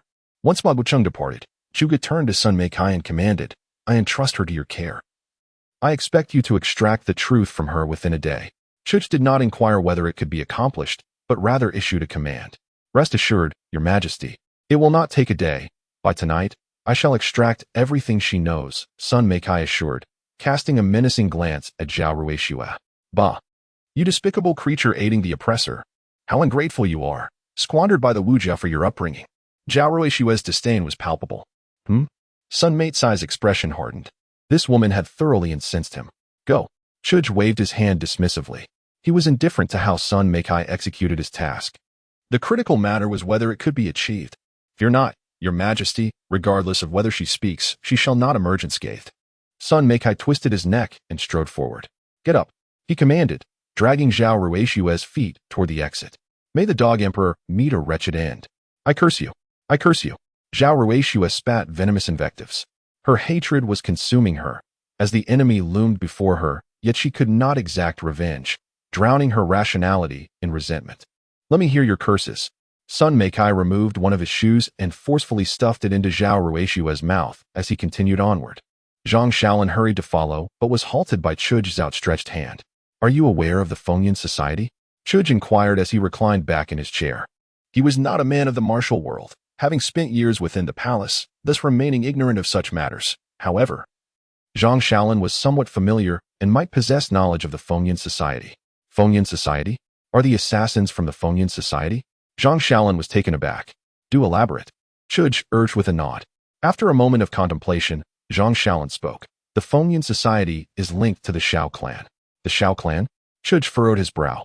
Zhang Shaolin nodded and continued. "The Fengyan Society originated from the Shao army of the Shao clan, which was disbanded by Emperor Ren. Following its dissolution, they established the Fengyan Society." "Are you referring to the Shao army that supported Emperor Ying afterward?" Chuj's gaze grew increasingly frigid. Emperor Ying was the one who perished in Yuzhou, and the Shao army had backed his descendants. Thus, after Emperor Ren reclaimed Yuzhou with the aid of the Shao army, he reformed the military structure, disbanding private armies and immediately dissolving the Shao army. To prevent any disturbances from the Shao army, Emperor Ren even scattered many of its leaders and troops. He was compelled to act thus, for the Shao army had participated in the Yuzhou War and had witnessed the court's betrayal, which incited deep resentment within the Shao clan. As the direct military force of the Shao clan, they were filled with fury against the court. They sought to support the heirs of Emperor Ying and demand justice for their fallen generals. Indeed, that very Shao army, Zhang Shaolin confirmed. "Do you know their headquarters?" Chuj asked coldly. "If they supported Emperor Ying, then they were his adversaries." "I do not." Zhang Shaolin shook his head. "The Fengyan Society operated with great secrecy, and to this day, no one knew where its headquarters lay. Then we shall investigate the descendants of Emperor Ying." Chuj's expression turned frigid. He was unaware of the Fengyan Society's whereabouts or circumstances, but he knew it was undoubtedly connected to the heirs of Emperor Ying. The descendant of the British Empire, named Chu Rong, was granted a fief in Yinzhou, Baichuan County, with the title of Prince of Chai, sustained by the taxes of the entire county. Baichuan County was nearby, and the journey was not particularly distant. When one could not locate the Wind and Cloud Society, seeking out Chu Rong would undoubtedly yield results. Zhang Shaolin hesitated and cautioned. "Your Majesty, is this wise? The Prince of Chai possesses a decree of immunity from death, and furthermore, the benevolent emperor once decreed that, barring the grave crime of rebellion, no additional charges or punishments should be imposed. Why should I concern myself with that?" Chu Gu replied coldly. "The decree of immunity bestowed by the late emperor is of no significance to him. If he fails to uncover the Wind and Cloud Society, I shall thoroughly investigate the Prince of Chai's household. It is not beyond possibility to abolish him. Maintaining such a waste of resources is less desirable than a decisive execution. Set forth immediately and lead an army of 10,000 to Baichuan County. Bring Chu Rong and his entire family before me," commanded Chu Gu. "Understood. I shall attend to this matter at once," Zhang Shaolin acknowledged, refraining from further comment as he slowly withdrew. In the shifting tides of power, whatever Chu Gu decreed was to be accepted. The commands of the former emperor belonged to him. Should he possess the ability, let him emerge and speak for himself. Chapter 62. The Great Scholar Ling Gongong. "The dungeon you resolve is truly commendable." Sun Meikai placed the whip down. Having interrogated Zhao Ruishue relentlessly for the better part of the night, despite enduring countless tortures, she remained unyielding, offering not a single confession. At that moment, Zhao Ruishue was battered and bruised, yet her lips remained sealed. Sun Meikai could not help but admire the tenacity of this woman. Few could withstand his cruel methods. However, he decided that this was where it would end. Should Zhao Ruishue continue to withhold information, he would no longer show restraint. The illustrious general of the Northern Expedition is nothing but this. Zhao Ruishue laughed heartily, a surge of defiance in her throat as she spat towards Sun Meitsai's face, catching him off guard. Wiping the spit from his face with a cold demeanor, he warned, "I shall grant you one final opportunity, otherwise, do not blame me for my lack of courtesy." "Humph." Zhao Ruishue scoffed dismissively, not even lifting her head. At that moment, she had already resolved to face death. She had endured so much torment. What more could she bear? "You reap what you sow." Sun Meikai, with a grim expression, relinquished his grip. He had not intended to resort to such measures, but Zhao Ruishue's defiance had provoked him.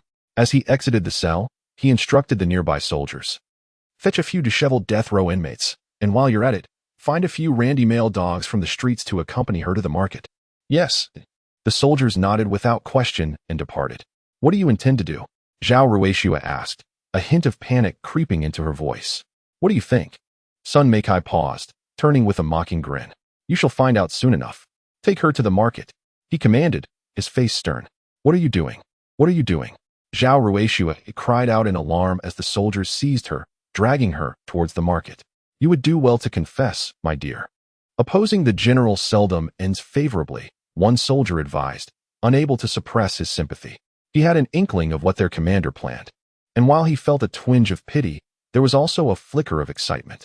Let me go? Let me go? Zhao Ruishua struggled desperately.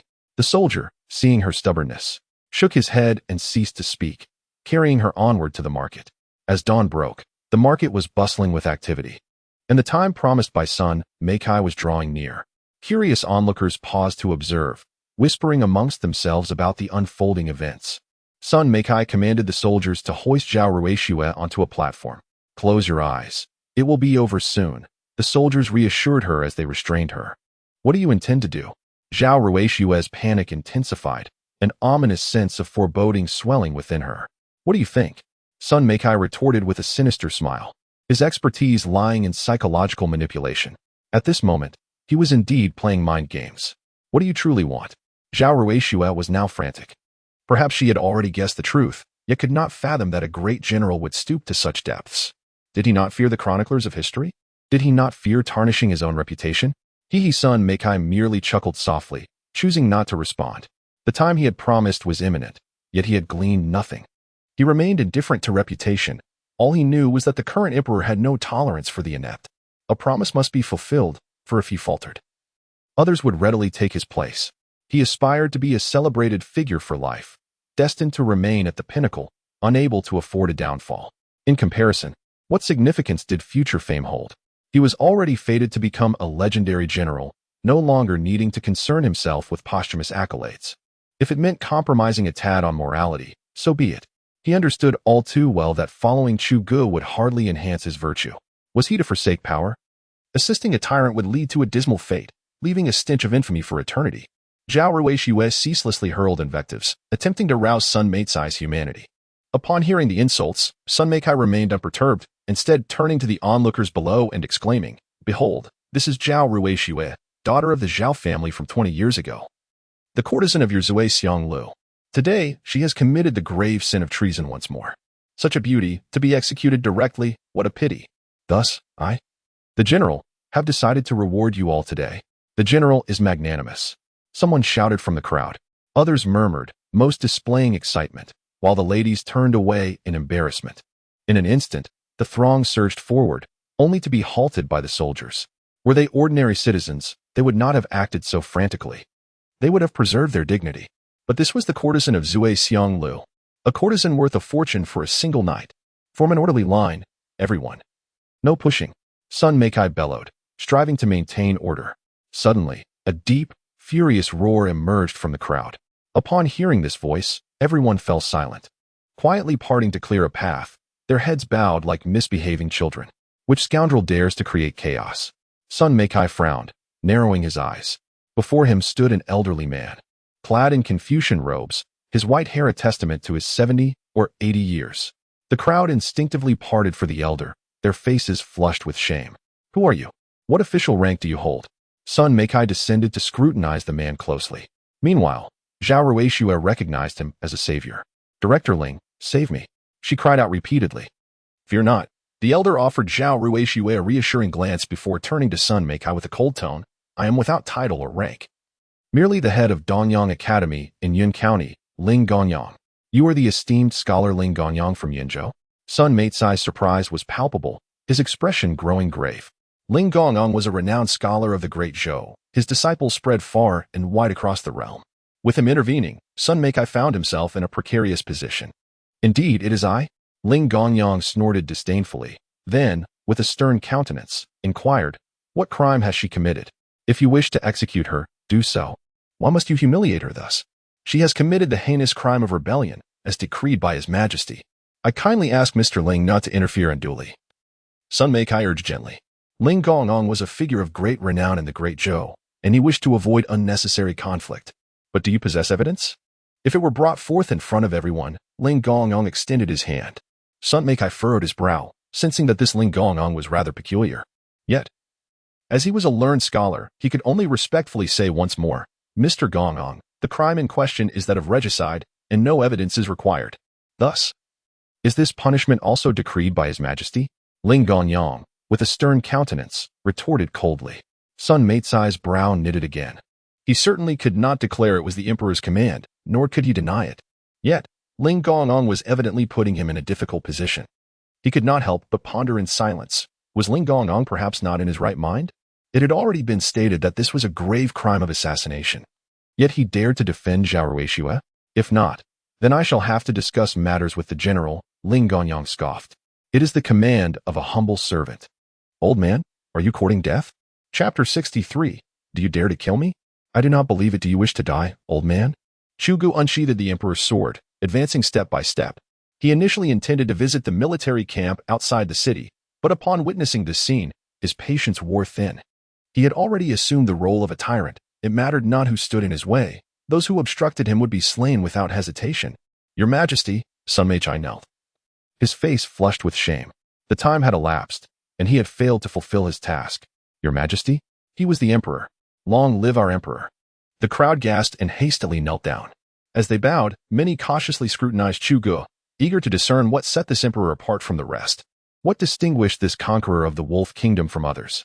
Since the news of Chu Ji's conquest of the Wolf Kingdom spread throughout the realm, admiration and reverence for him blossomed universally. Conversely, his misdeeds were conveniently obscured. His achievements were sufficient to overshadow all transgressions. Chu Gu, the Emperor, had become the focal point of the Great Zhou, and the nation's prestige soared to unprecedented heights. The common folk were brimming with confidence in their country's future. Old man, was it you who just spoke? Chu Gu directed his sword towards Ling Gongong. It was I. Ling Gongong stood tall, unafraid. He believed that Chu Gu lacked the audacity to harm him. After all, he was a revered scholar of the Great Zhou. The repercussions of his demise would be monumental. Akin to assassinating the Empress Dowager, the Emperor had already committed the grave sin of slaying the Dowager. He could not fathom that Chu Gu would dare to kill him as well. If the Emperor truly had the gall to do so, he would surely be condemned by scholars across the realm. Very well, your acknowledgement suffices. Chu Ji's expression hardened as he suddenly struck, his blade aimed at Ling Gongong's head. The abruptness of the act left everyone, including Ling Gongong, momentarily stunned. Ling Gongong felt a sharp pain in his neck, followed by a dizzying darkness in his haze. He seemed to glimpse his own body, yet it was a headless form. He truly dares to kill me. The thought flashed through Ling Gongong's mind in his final moments. He could scarcely believe it. Chu Gu genuinely possessed the audacity to end his life. Did the Emperor not recognize his own stature? Did he not comprehend the consequences of such an act? Regret washed over him. He lamented his decision to intervene for Zhao Ruixue. Who could have anticipated that this Emperor would act so ruthlessly? Alas, it was too late for regret. Blood spilled onto the ground, leaving the onlookers in stunned silence. Chu Gu kicked the lifeless body, spitting disdainfully, and wiped the blood from the Emperor's sword. What is there that I would not dare? I embody the rightful way. I am the very essence of justice, and to oppose me is to defy righteousness. A wave of astonishment swept through the crowd as they regained their senses, their faces reflecting disbelief. Why, your Majesty, have you slain the venerable Ling Gongong? Why such cruelty? Had the old sage committed some grave error? But that could not be. He had always been benevolent. How could he possibly have broken the law? They were torn between confusion and shock, and a flicker of fear began to emerge. Fear of Chu Gu. Once filled with reverence for him, they now harbored a tinge of trepidation. Chuj observed their expressions with indifference. His countenance icy as he addressed Sun Meikai. In the future, should you encounter such arrogant elders, dispose of them immediately. Understood, your Majesty, Sun Meikai replied, cold sweat beading on his forehead. Their sovereign had indeed not changed. He was audacious enough to eliminate anyone, regardless of their stature. This was a learned scholar. And yet he dared to kill. Enough. Continue your inquiries. By tonight at the latest, if you fail to extract the information, you are well aware of the consequences.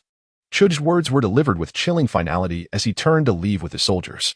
He merely passed by, offering Sun Meikai a momentary reprieve. The onlookers exhaled a sigh of relief as Chuj departed. His presence had been overwhelmingly oppressive.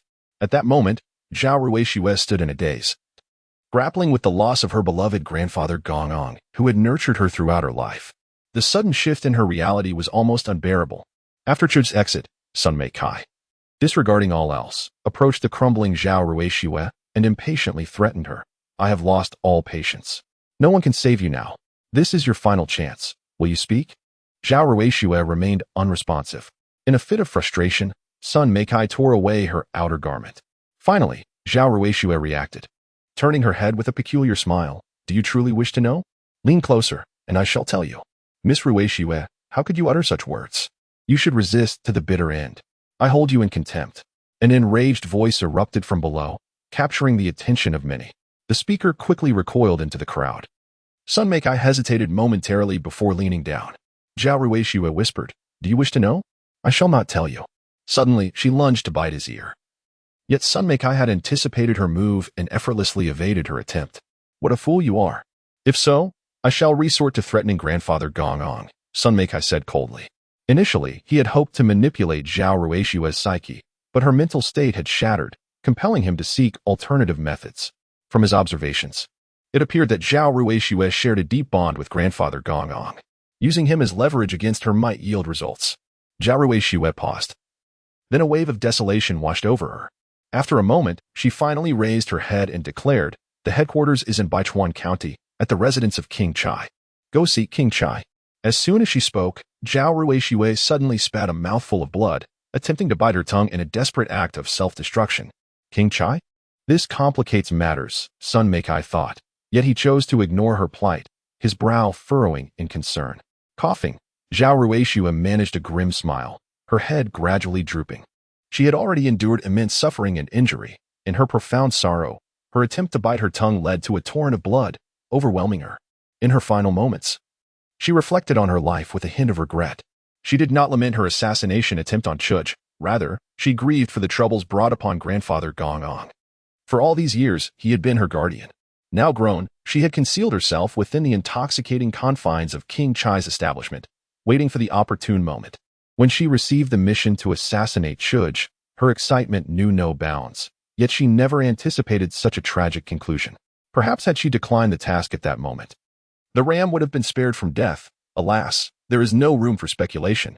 Ruixue, a cry of profound sorrow echoed from afar. The gathered crowd turned their gaze to discover it was Ma Kuei, the son of the county magistrate Ma Guoqing. Ruixue. Without heed for anything else, Ma Kuei rushed forward, enveloping Zhao Ruixue in a desperate embrace, his heart heavy with unbearable grief. He disregarded her status as a courtesan, cared not for the troubles this might bring upon his father. He simply needed to hold Zhao Ruixue, for his love for her was unwavering. Even though his father had thwarted him on numerous occasions, he still came. He understood the considerable impact this would have on his father, yet it mattered not to him. Ruixue, trembling as he held her, a flicker of resentment flashed in his eyes, quickly concealed. I shall not concern myself with who is right or wrong. I am determined to avenge Ruixue. He dared not direct his hatred towards Chu Ge, casting all his animosity upon Sun Mei Kai. One cannot forever bask in the emperor's favor. I await your downfall. Just wait. Rascal. Unfilial son. Rise at once. Ma Guoqing stormed over in fury, wielding his cane to strike Ma Kuei, all the while casting cautious glances at Sun Mei Kai. Ma Kuei stood in silence, rising without a word, though his eyes betrayed his deep-seated hatred for Sun Mei Kai. Lord Sun. My son shares only a common bond with this rebel. Please do not misunderstand. Ma Guoqing attempted to ingratiate himself with a forced smile. Enough, enough. I have no time for your antics now. Sun Mei Kai waved his hand dismissively, turning to leave. His mind was occupied with the urgency of catching up to Chu Ge to reveal the truth. Regardless, Ma Guoqing was soon to depart for Jingzhou, and Ma Kuei would find no freedom in the capital. As the sole heir of Ma Guoqing, it was certain that Ma Kuei would meet his demise if reported to Chu Ge. In politics, one must leave a line for future encounters. He had already placed the blame for the incident at Jiekong Temple squarely on Ma Guoqing, careful not to overstep. Yet he remained oblivious to the fact that while he wished to spare Ma Kuei, it was Ma Kuei who sought retribution against him. Sun Mei Kai, having served in government for many years, had become excessively politicized, leading him to act with an overwhelming sense of political acumen. Chapter 64. Return to the capital, Your Majesty. Wait. Sun Mei Kai hastily caught up with Chu Ge, who was preparing to head to the military camp. Have you discovered anything? Chu Ge halted his steps, gasping for breath. Sun Meikai nodded and replied, "Indeed, but this concerns Prince Chai? Just as I suspected." Chu Gu scoffed. "Your Majesty, Prince Chai is quite troublesome. He is not easily dealt with," Sun Meikai said seriously. "Not only does he possess a royal pardon, but his reputation in the martial world is also formidable. He has been a benefactor to many in the Jianghu for years, even extending his generosity to those in the Greenwoods. Countless individuals have received Prince Chai's favor. Moreover, he has managed Baichuan County for decades, amassing substantial wealth, although Emperor Ren forbade him from having private soldiers. Who can say what has transpired in the years since his death? The Fenglan Society speaks volumes. It is a premier organization in the martial world. With a mere wave of Prince Chai's arm, he could likely rally tens of thousands to his cause. Not a problem. Just push him aside." Chu Gu replied nonchalantly. "A problem? Not at all." Sun Mei's pupils constricted as he suddenly recalled the Emperor's methods. If there is no evidence and one acts rashly, it could lead to chaos. No, that is not important. The repercussions are inconsequential to Chu Gu. The death of the enemy is what truly matters. "It is my folly," Sun Meikai quickly apologized. Chu Gu remained silent, continuing his journey outside the city. Sun Meikai hastily followed, cautiously inquiring, "Your Majesty, do you require me to lead troops to eliminate him?" "Wait for you?" Chu Gu shot him a glance. "Could it be that my adopted son ventured to Baichuan County last night?" Sun Meikai was astonished. "Ah, as long as there is suspicion, I do not require evidence," Chu Gu declared coldly. Sun Meikai suddenly understood. No wonder he had not seen his adopted son. He must have left the previous night. A chill ran down his spine. To dispatch troops based solely on suspicion is one thing, but what if the doubts were to escalate? Would they not resort to execution? Serving a monarch is akin to walking with a tiger. Dispatch orders. Prince Chai has rebelled. A nationwide manhunt is to be initiated. Segment break. Time passed swiftly. And soon it was the morning of the second day. Ma Guochang had already departed for Jingzhou to assume his position, leaving behind his family to return to the capital with Chu Gu. Ma Guochang was no fool. After a moment of analysis upon returning, he grasped the situation. However, he had no choice. The Emperor's command was not to be defied unless he wished for death. He could only instruct his family to behave in the capital and not cause trouble. As long as he remained safe and was able to establish himself in Jingzhou, he could redeem his past misdeeds. In the room, while Chu Gu was enjoying breakfast, Zhang Shaolin hurriedly arrived to report, "Your Majesty, it was in vain. The Prince Chai Manor is deserted." Zhang Shaolin knelt on one knee as he relayed the news. He had traveled tirelessly overnight with soldiers to Baichuan County, only to find that Prince Chai had vanished without a trace, not even leaving a servant behind. Even more astonishing was that the townsfolk seemed oblivious to Prince Chai's departure, as if it had been planned in advance. "Never mind. We shall await his rebellion," Chu Gu remarked indifferently, continuing with his breakfast. Zhang Shaolin found himself momentarily at a loss for words, as if he were grappling with an undeniable truth. "Very well, let us partake in the porridge." Chu Gu gestured towards the remaining bowl on the table. "I dare not." Zhang Shaolin quickly lowered his gaze. "You are commanded to eat, so eat." Chu Gu casually tossed a bowl in his direction. "Thank you, Your Majesty," Zhang Shaolin exclaimed with palpable excitement, promptly rising to his feet. This honor was one that even his adoptive father had never received. "How many years has your father served in this position?" Chu Gu inquired nonchalantly while savoring his porridge. "It has been 30 years. Zhang Shaolin replied cautiously, stealing a glance at Chu Gu. "Ah, 30 years, indeed a considerable burden," Chu Gu nodded. "An official who has held his post for 30 years without advancement to the central government must have some issues, either a lack of connections or insufficient capability. Now that you have achieved great merit, what position do you seek?" Chu Gu continued. "It is entirely at your Majesty's discretion," Zhang Shaolin responded with utmost respect. "I find myself in need of a personal guard. How would you feel about becoming my close protector?" Chu Gu set down his bowl and fixed Zhang Shaolin with a steady gaze. Aside from the system soldiers, he had no one else. However, the soldiers possessed limited intelligence, making it challenging for them to execute certain tasks. Zhang Shaolin, loyal and with a clean background, though not the sharpest, could indeed serve a purpose. Zhang Shaolin was taken aback, and in a surge of emotion, he knelt and declared, "I am prepared to brave fire and water for your Majesty. Rise." Chu Gu replied coolly.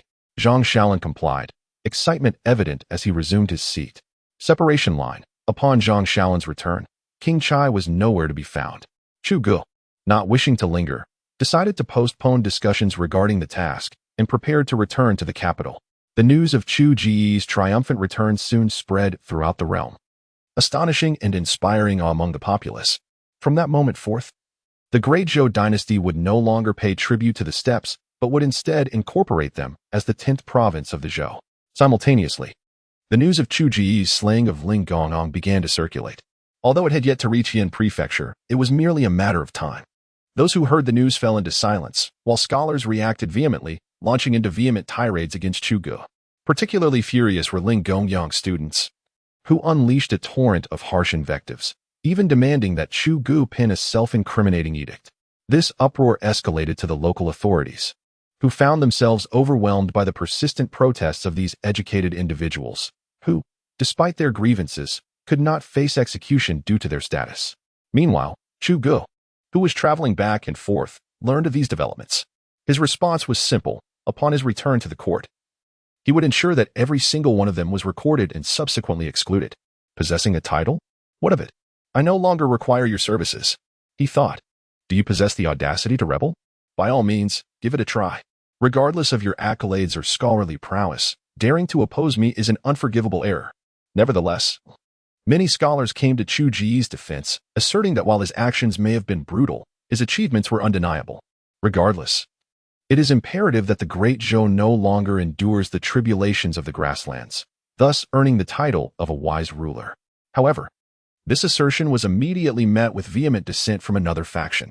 This opposing group scoffed at the notion, deeming it the opinion of sycophants who shamelessly fawn over the emperor, thereby sacrificing the integrity of learned scholars. Can an emperor who has committed regicide truly be considered a wise ruler? Can a sovereign who has slaughtered his own kin be deemed just? Can one who has taken the life of esteemed scholars be regarded as enlightened? Conversely, those who uphold the emperor's wisdom retorted, questioning whether he has not expanded the empire's territories and alleviated the suffering of the grasslands. This provoked an uproar among the dissenters, who insisted that his merits do not outweigh his transgressions, demanding a public acknowledgement of his wrongdoings. In that moment, the two factions found themselves in an intense dispute, almost on the brink of physical confrontation. Chapter 65. On rewards and recognitions. 20 miles outside the capital, civil and military officials had long awaited in eager anticipation. And upon the sight of the great army of Chu Gu, they rushed forward to extend their congratulations on the emperor's triumphant return. Li Qi, leading the officials, bowed deeply in respect. Rise. Chu Gu responded coldly. Thank you, Your Majesty, the officials replied as they stood up.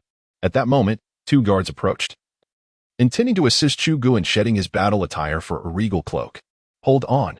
Chu Gu raised a hand to stop them, disregarding the officials as he led his soldiers towards the capital. The officials exchanged glances, their carefully prepared flattery left unspoken. Let us proceed as well. Li Qi dusted off his attire and followed suit with his sword in hand. Indeed, he bore his sword proudly. Since the emperor favored martial prowess, he too must embrace it. During this period, he had diligently revisited the 6 arts of a gentleman, integrating military strategy with Confucian teachings. The emperor would not alter his course, especially one chosen by divine mandate. Hence, it was they who must adapt to the emperor's will. Those who could not keep pace would be forsaken by the era and the emperor alike. If the emperor cherished martial strength, so too would he. As Chu Gu entered the city, he was met with resounding cheers from the populace, their excitement palpable as they called out in jubilation. Chu Gu remained uncertain whether this celebration was orchestrated or spontaneous. Regardless, the joyous sounds were pleasing to his ears. Is this truly the capital? Zhang Shaolin murmured, captivated by its splendor. This shall soon be the birthplace of your dreams. Sun Meikai rode up and patted Zhang Shaolin on the shoulder. Adoptive father, Zhang Shaolin responded, bowing in respect. Sun Meikai chuckled, shaking his head. There is no need for such formality. Simply act as you normally would. However, Zhang Shaolin insisted with seriousness. How can I act so casually before so many? You are the great general of this northern campaign. You young lad. Sun Meikai shook his head, opting not to elaborate further, as he rode ahead to catch up with Chu Gu. How fortunate it is to have such support. Li Keqing gazed enviously at Zhang Shaolin's retreating figure. Zhang Shaolin not only had a father who governed a province, but also a commanding adoptive father. Meanwhile, he was merely a commoner, one who must rely solely on his own efforts to ascend. The disparity was immense, and it was impossible not to feel envy. But I too shall carve my own path. I shall surely catch the emperor's eye. Li Keqing's eyes sparkled with determination. At that moment, ahead, Li Qi caught up with Chu Gu and respectfully inquired, Your Majesty, Do you intend to attend court first or return to the palace? He felt compelled to ask. Typically, one would return to bathe and dine before attending court, yet this emperor was unlike any other. Better to inquire than to assume, for questions often lead to clarity. Let us attend court first, Chugu replied, as he unsheathed his large sword from his waist and handed it to Li Qi. Keeping only the emperor's sword by his side, Li Qi promptly accepted the weapon and stepped aside to accompany him. During my absence, have there been any significant matters in court? Chugu inquired. Nothing of great significance has transpired. It is merely that I, a humble minister, took the liberty to conduct a civil service examination and directly appointed a group of individuals to fill certain positions, Li expressed with surprise. Chugu gently shook his head. This was an order I issued before my departure. You have not overstepped your bounds. After saying this, Chugu continued, conduct another benevolent examination with the purpose of sending officials to Yuzhou. I intend to dismiss all the officials there, and you shall find replacements. Upon hearing this, Li voiced his concerns. However, those newcomers lack practical merit, and hastily sending a large number to Yuzhou may incite trouble. If all the newcomers are dispatched to Yuzhou without any experienced officials to guide them, it may lead to considerable chaos. Yuzhou has just emerged from turmoil and cannot withstand further disturbances. Your Majesty, I believe we should distribute these newcomers more widely and transfer some individuals from other prefectures to Yuzhou. Li articulated his thoughts. Chugu nodded. You are the chancellor. The decision rests with you.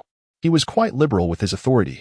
As long as the chancellor possesses true capability, there would be no excessive dissent. I understand. I shall organize another benevolent examination, Li acknowledged. In our great show, we have no shortage of scholars, for which we must express gratitude to the late emperor. The benevolent emperor established the imperial examination system and invented papermaking and printing, leading to the proliferation of academies across the nation, resulting in an abundance of talent. Upon returning to the palace, Chugu simply changed into another garment and summoned the ministers to court. Long live the emperor! The officials bowed in deference. No need for formalities. Speak of the matters that have transpired of late. Chugu reclined on the dragon throne and raised his hand. Li stepped forward to report on the affairs of the court during Chu Ji's absence. Chugu nodded while perusing the memorials. Li had managed affairs exceptionally well in his absence. The court had resumed its complete operation, and the changes in the central government were known throughout the land. The grain taxes and the well-being of the populace were handled admirably, with every matter, great and small, executed with diligence. You have done remarkably well, Chugu remarked.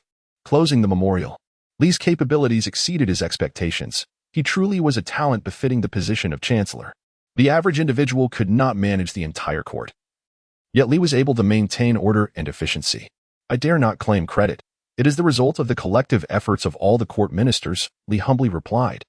Chugu shook his head. Their achievements are but reflections of yours, as they are aligned with your faction. Upon uttering these words, the atmosphere fell silent. This was indeed the truth, for the majority of the officials here had been promoted by Li himself. In an instant, Li was drenched in sweat, fearful that Chugu might suddenly turn against him. The court was divided into two factions, one led by the military general Sun Bei-kai, and the other by the civil official Li Guai.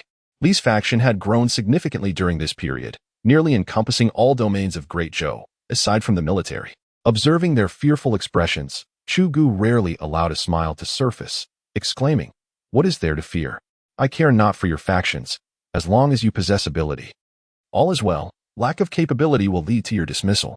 To the court, factional struggles are inevitable and inescapable. Even if one faction is dismantled, another will inevitably arise. For him, as long as these two factions do not merge and possess strength, it matters not. However, should the two factions unite, with civil and military officials intertwined, he would not hesitate to eradicate both factions entirely.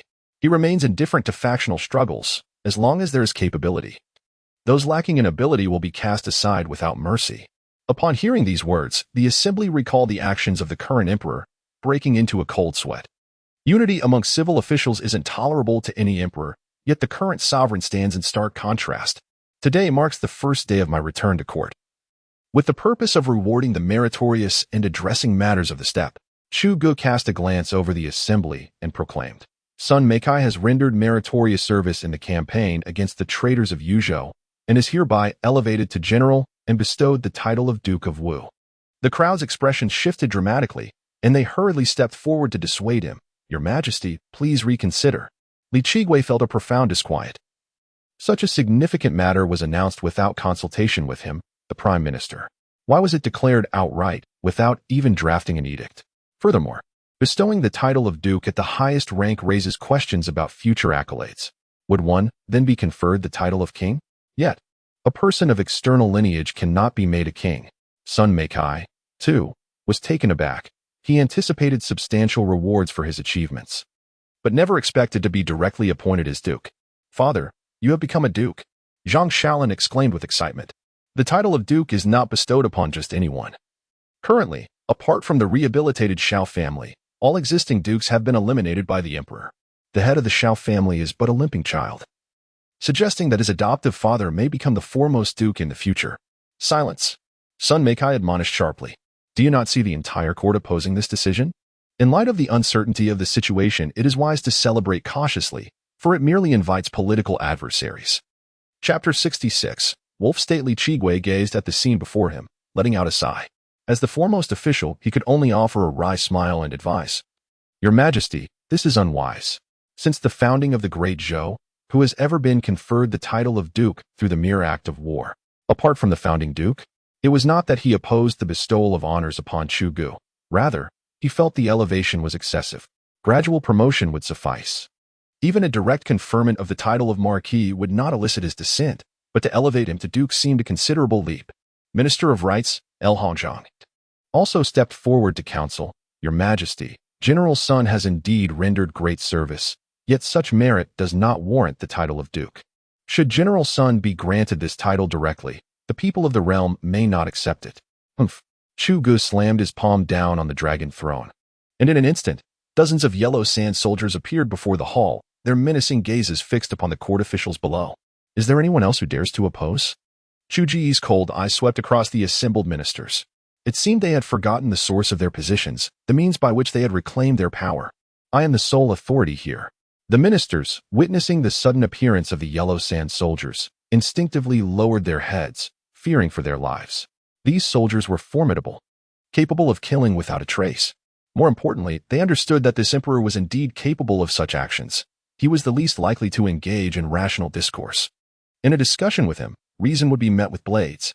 Seeing this scene, Li Chigui managed a bitter smile and stepped forward, stating, "We hold no objections." With the Prime Minister in agreement, the others reluctantly followed suit, their gazes filled with disdain towards Sun Meikai and the military officials. The historical rivalry between civil and military officials had never been more pronounced than now. In contrast to the civil officials, the military officials appeared much more exhilarated.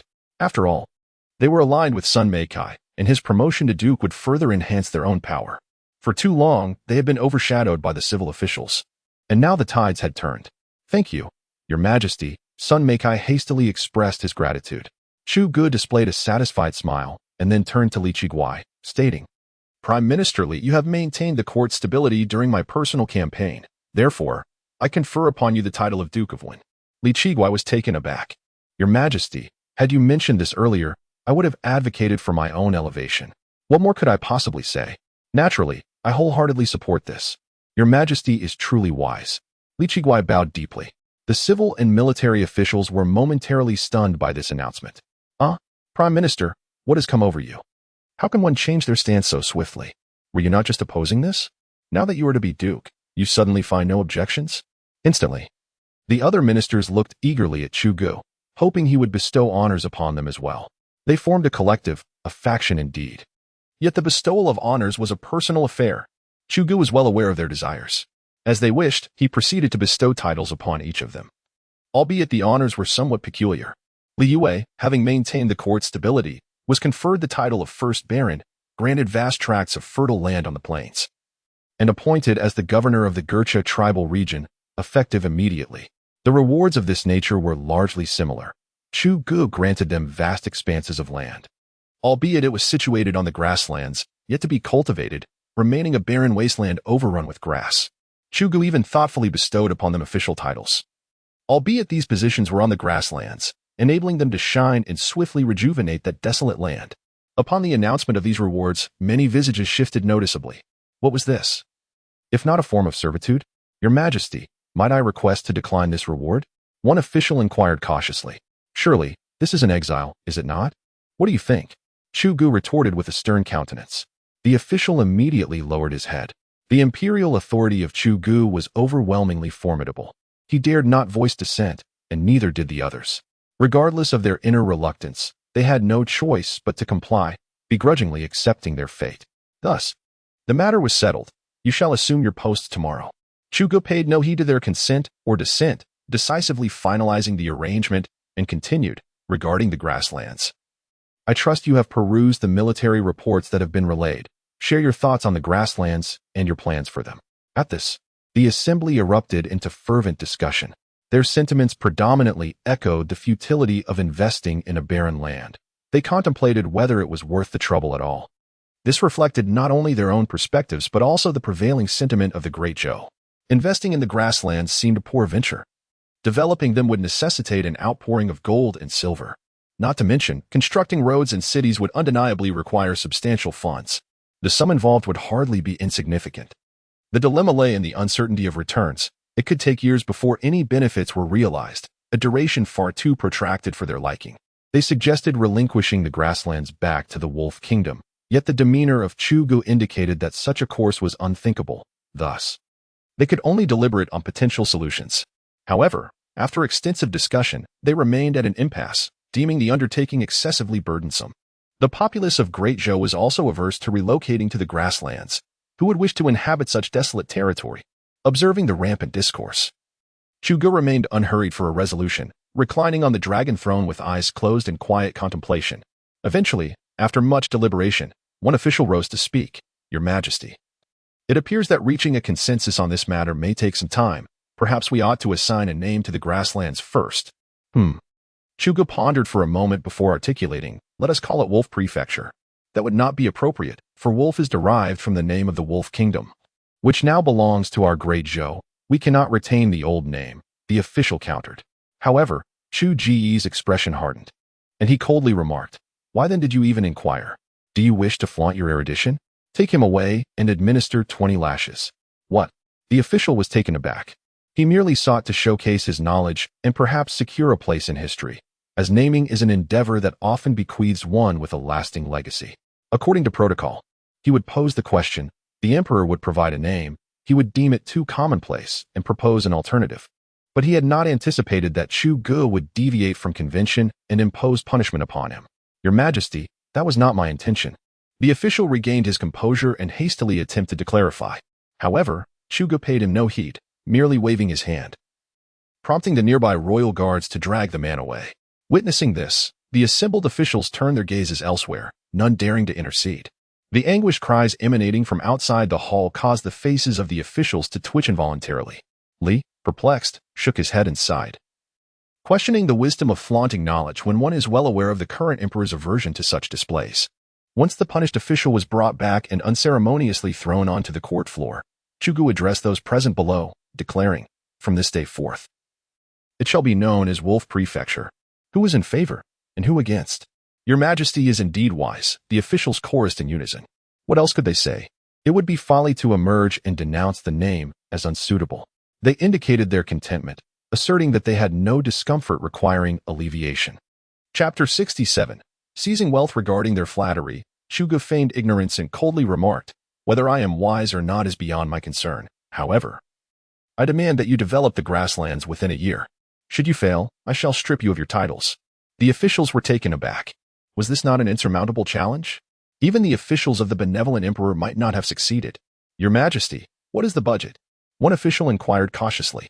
Development requires funding, and if the treasury's allocation is insufficient, they would struggle to accomplish the task. After a moment of contemplation, Chu Gu stated, initially, invest 10 million taels. If the prospects for development appear promising, an additional 50 million taels may be allocated.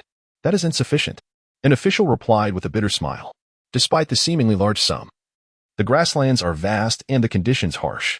We must construct roads, build cities and garrisons, and there are numerous other expenses. Artisans need to be relocated, and educators must be hired to teach.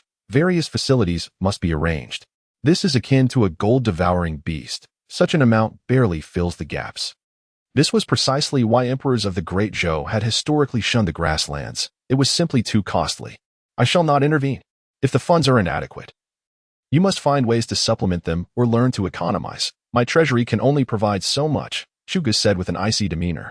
Shall we seize wealth then? Minister of Personnel Cheng Ren tentatively proposed. Upon utterance of this suggestion, all officials turned in astonishment towards the usually reticent Cheng Ren. Cheng Ren promptly lowered his head. In his estimation, this was the quickest means to acquire funds. What could be swifter than confiscation? Naturally, targeting the wealthy families would yield the most profit, particularly those of the princes. They were extravagantly wealthy. Seizing their assets would undoubtedly provide ample resources. Well said. Let us proceed with the confiscation, Chugu exclaimed. A look of admiration crossing his face as he scrutinized Cheng Ren. Surprised gasps echoed among the officials. Had he truly agreed? Scanning the room, Chuga coldly declared. The Chaiwang harbors intentions of rebellion. Henceforth, I declare a nationwide manhunt for Chaiwang Churong and order the confiscation of his assets for the state. The taxes of Baichuan County shall be redirected to Yanzhou. The room fell into a hushed silence as the officials inhaled sharply. The emperor intended to take action against the Chaiwang. This was a noble who had been personally safeguarded by the late emperor's decree, prohibited from being stripped of his title. Your Majesty, do you possess evidence? Acting against the Chaiwang without proof could incite grave turmoil, Lu Hongzhang expressed with deep concern. The Chaiwang was a prominent figure among the royal relatives and commanded various underworld forces. Proceeding without evidence could lead to disastrous consequences. Let chaos ensue. It aligns perfectly with the court's current financial plight, Chu Gu retorted with a cold smile. Whether they be distant royal relatives or influential families, even those from the underworld, all were targets for eradication. I fear not their uprising. My concern lies in their complacency. Lu Hongzhang found himself momentarily speechless. The other officials, however, remained unresponsive, evidently accustomed to the emperor's temperament. Evidence. Is the emperor's word not sufficient evidence? If the sovereign demands the death of a minister, would one dare to defy such a command? Only a fool would pose such a question. In this day and age, does His Majesty require proof to take a life? With the martial virtue he embodies, is there truly a need for evidence? Resolute in his decision, Chuga turned to Cheng Ren and declared, You shall bear full responsibility for this matter. Cheng Ren, his face alight with excitement, stepped forward and vowed, Your Majesty can rest assured, I shall certainly uncover several accomplices. A collective gasp rippled through the assembly. Even though Cheng Ren had only recently assumed the position of Minister of Personnel, they all recognized him as a man of base character and ruthless disposition. Little did they expect him to be so merciless, so unscrupulous. I desire not the small fish, but the big catch, Chugu remarked meaningfully. Casting a deep glance in Cheng Ren's direction, Cheng Ren hastened to assure, Your Majesty need not worry. The identity of Prince Chai is of such significance that his associates cannot be underestimated. Thus, half of the spoils from the raid shall be allocated to the development of Langel. Chuga nodded in satisfaction. Your Majesty is indeed wise, the assembly chorused in flattery. Zhang Shaolin? Chuga, seemingly unperturbed by their praises, turned his attention to Zhang Shaolin. I am here. Zhang Shaolin promptly stepped forward.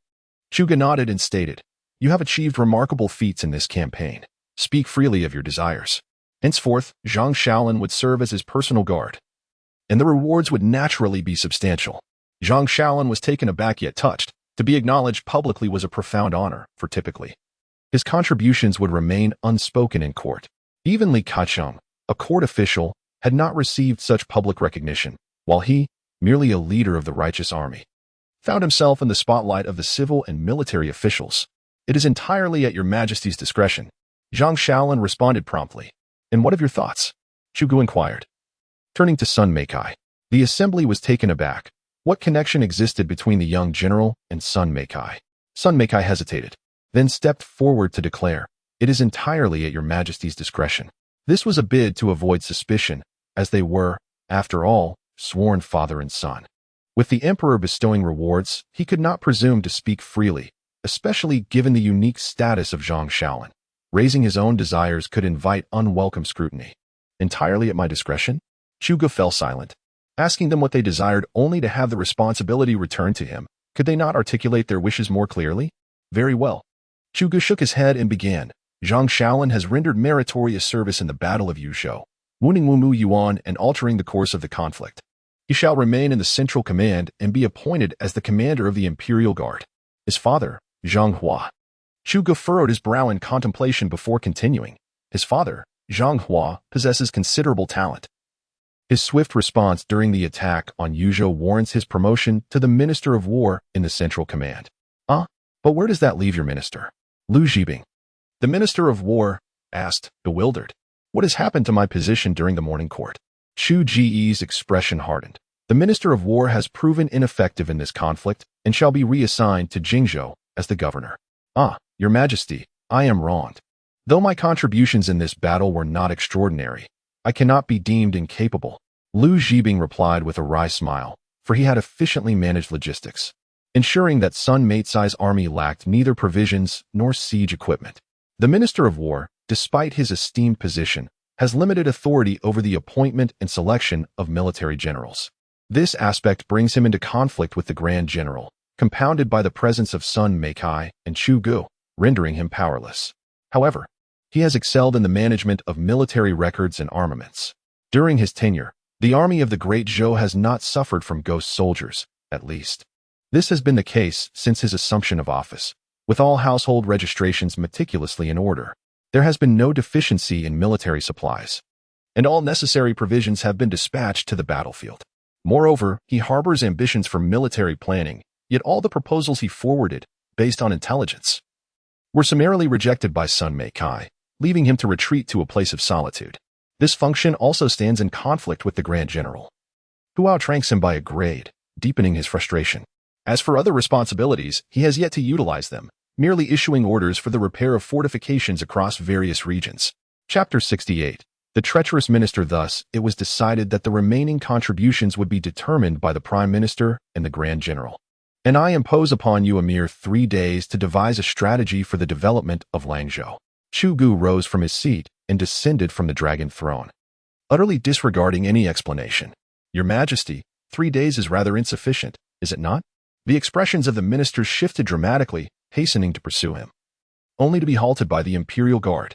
Chu Gu, expressionless, continued his exit, for as the sovereign, he needed only to render decisions. If these ministers could not conceive viable solutions, then they would be replaced. He held little regard for these civil officials, for the Dezhou had an abundance of such scholars.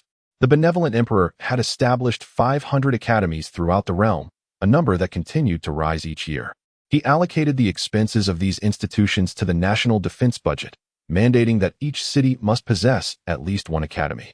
Any deficiency would be deemed embezzlement of defense funds. Moreover, books produced by the printing press were distributed free of charge to students, who were encouraged to study at home, alongside the implementation of 6 years of compulsory education. Attending school incurred no cost. Families with children and academies received a 30% exemption on land taxes. Thus, Dezhou was never in want of scholars. If one did not wish to serve, there were plenty who would. The emperor's original intent was to dismantle the influence of noble families, a goal that had evidently been achieved. Subsequently, the power of the nobility diminished to its utmost limits, while imperial authority surged, and the populace became aware of the emperor rather than the houses of nobility, in stark contrast to the benevolent emperor, who prized civil governance.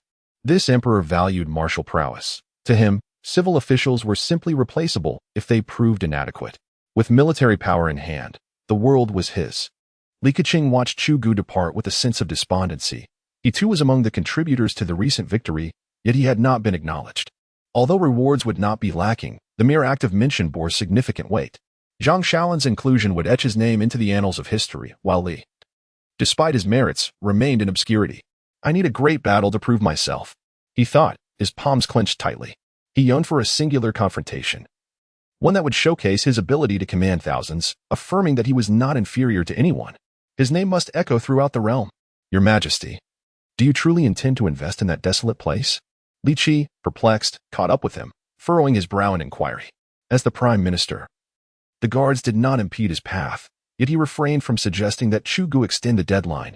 He understood such an appeal would be futile. Instead, he was more concerned with why Chu Gu sought to develop the barren Langzhou. The resources required would far exceed those needed for a military campaign. Though Dezhou was prosperous, such extravagance was unwarranted. As Prime Minister, it was his duty to counsel Chu Gu against this venture. Langzhou could be subdued, but there was no necessity for extensive development. Maintaining the status quo would suffice. Perhaps merely opening trade routes and allowing local officials to manage their own growth without central assistance. Chu Gu cast a glance at him, and replied coolly, "There lies oil and coal, which I require." "What is oil?" Li Qi asked, momentarily taken aback. "You need not concern yourself with that. Attend to your own matters," Chuga retorted, falling silent thereafter. Li Qigui paused in his pursuit, furrowing his brow before letting out a deep sigh and shaking his head. He was unfamiliar with the concept of oil, yet since it was the emperor's desire, he felt compelled to comply. He needed to devise a plan to support Wolf's state with minimal expenditure. Development was essential, but investing a substantial amount of money for mere appearances? Absolutely out of the question. He contemplated mobilizing artisans nationwide, using various pretexts to send them to Wolf's state and exploit their talents without compensation. Simultaneously, he pondered methods to persuade merchants to willingly contribute to the development of Wolf's state, rather than draining the imperial treasury. A mischievous grin crept across Li Qigui's face as he concocted a cunning scheme. He intended to accomplish his goals without spending a single coin. Turning away with a wicked smile, he mused, "Who says one must spend money to achieve results?" He would accomplish everything beautifully without expenditure, leveraging his authority instead. Although this endeavor might tarnish his reputation, he was indifferent, which Chancellor lacked a few blemishes. His intentions were for the nation and the people, alleviating the emperor's burdens. And history would remember his name.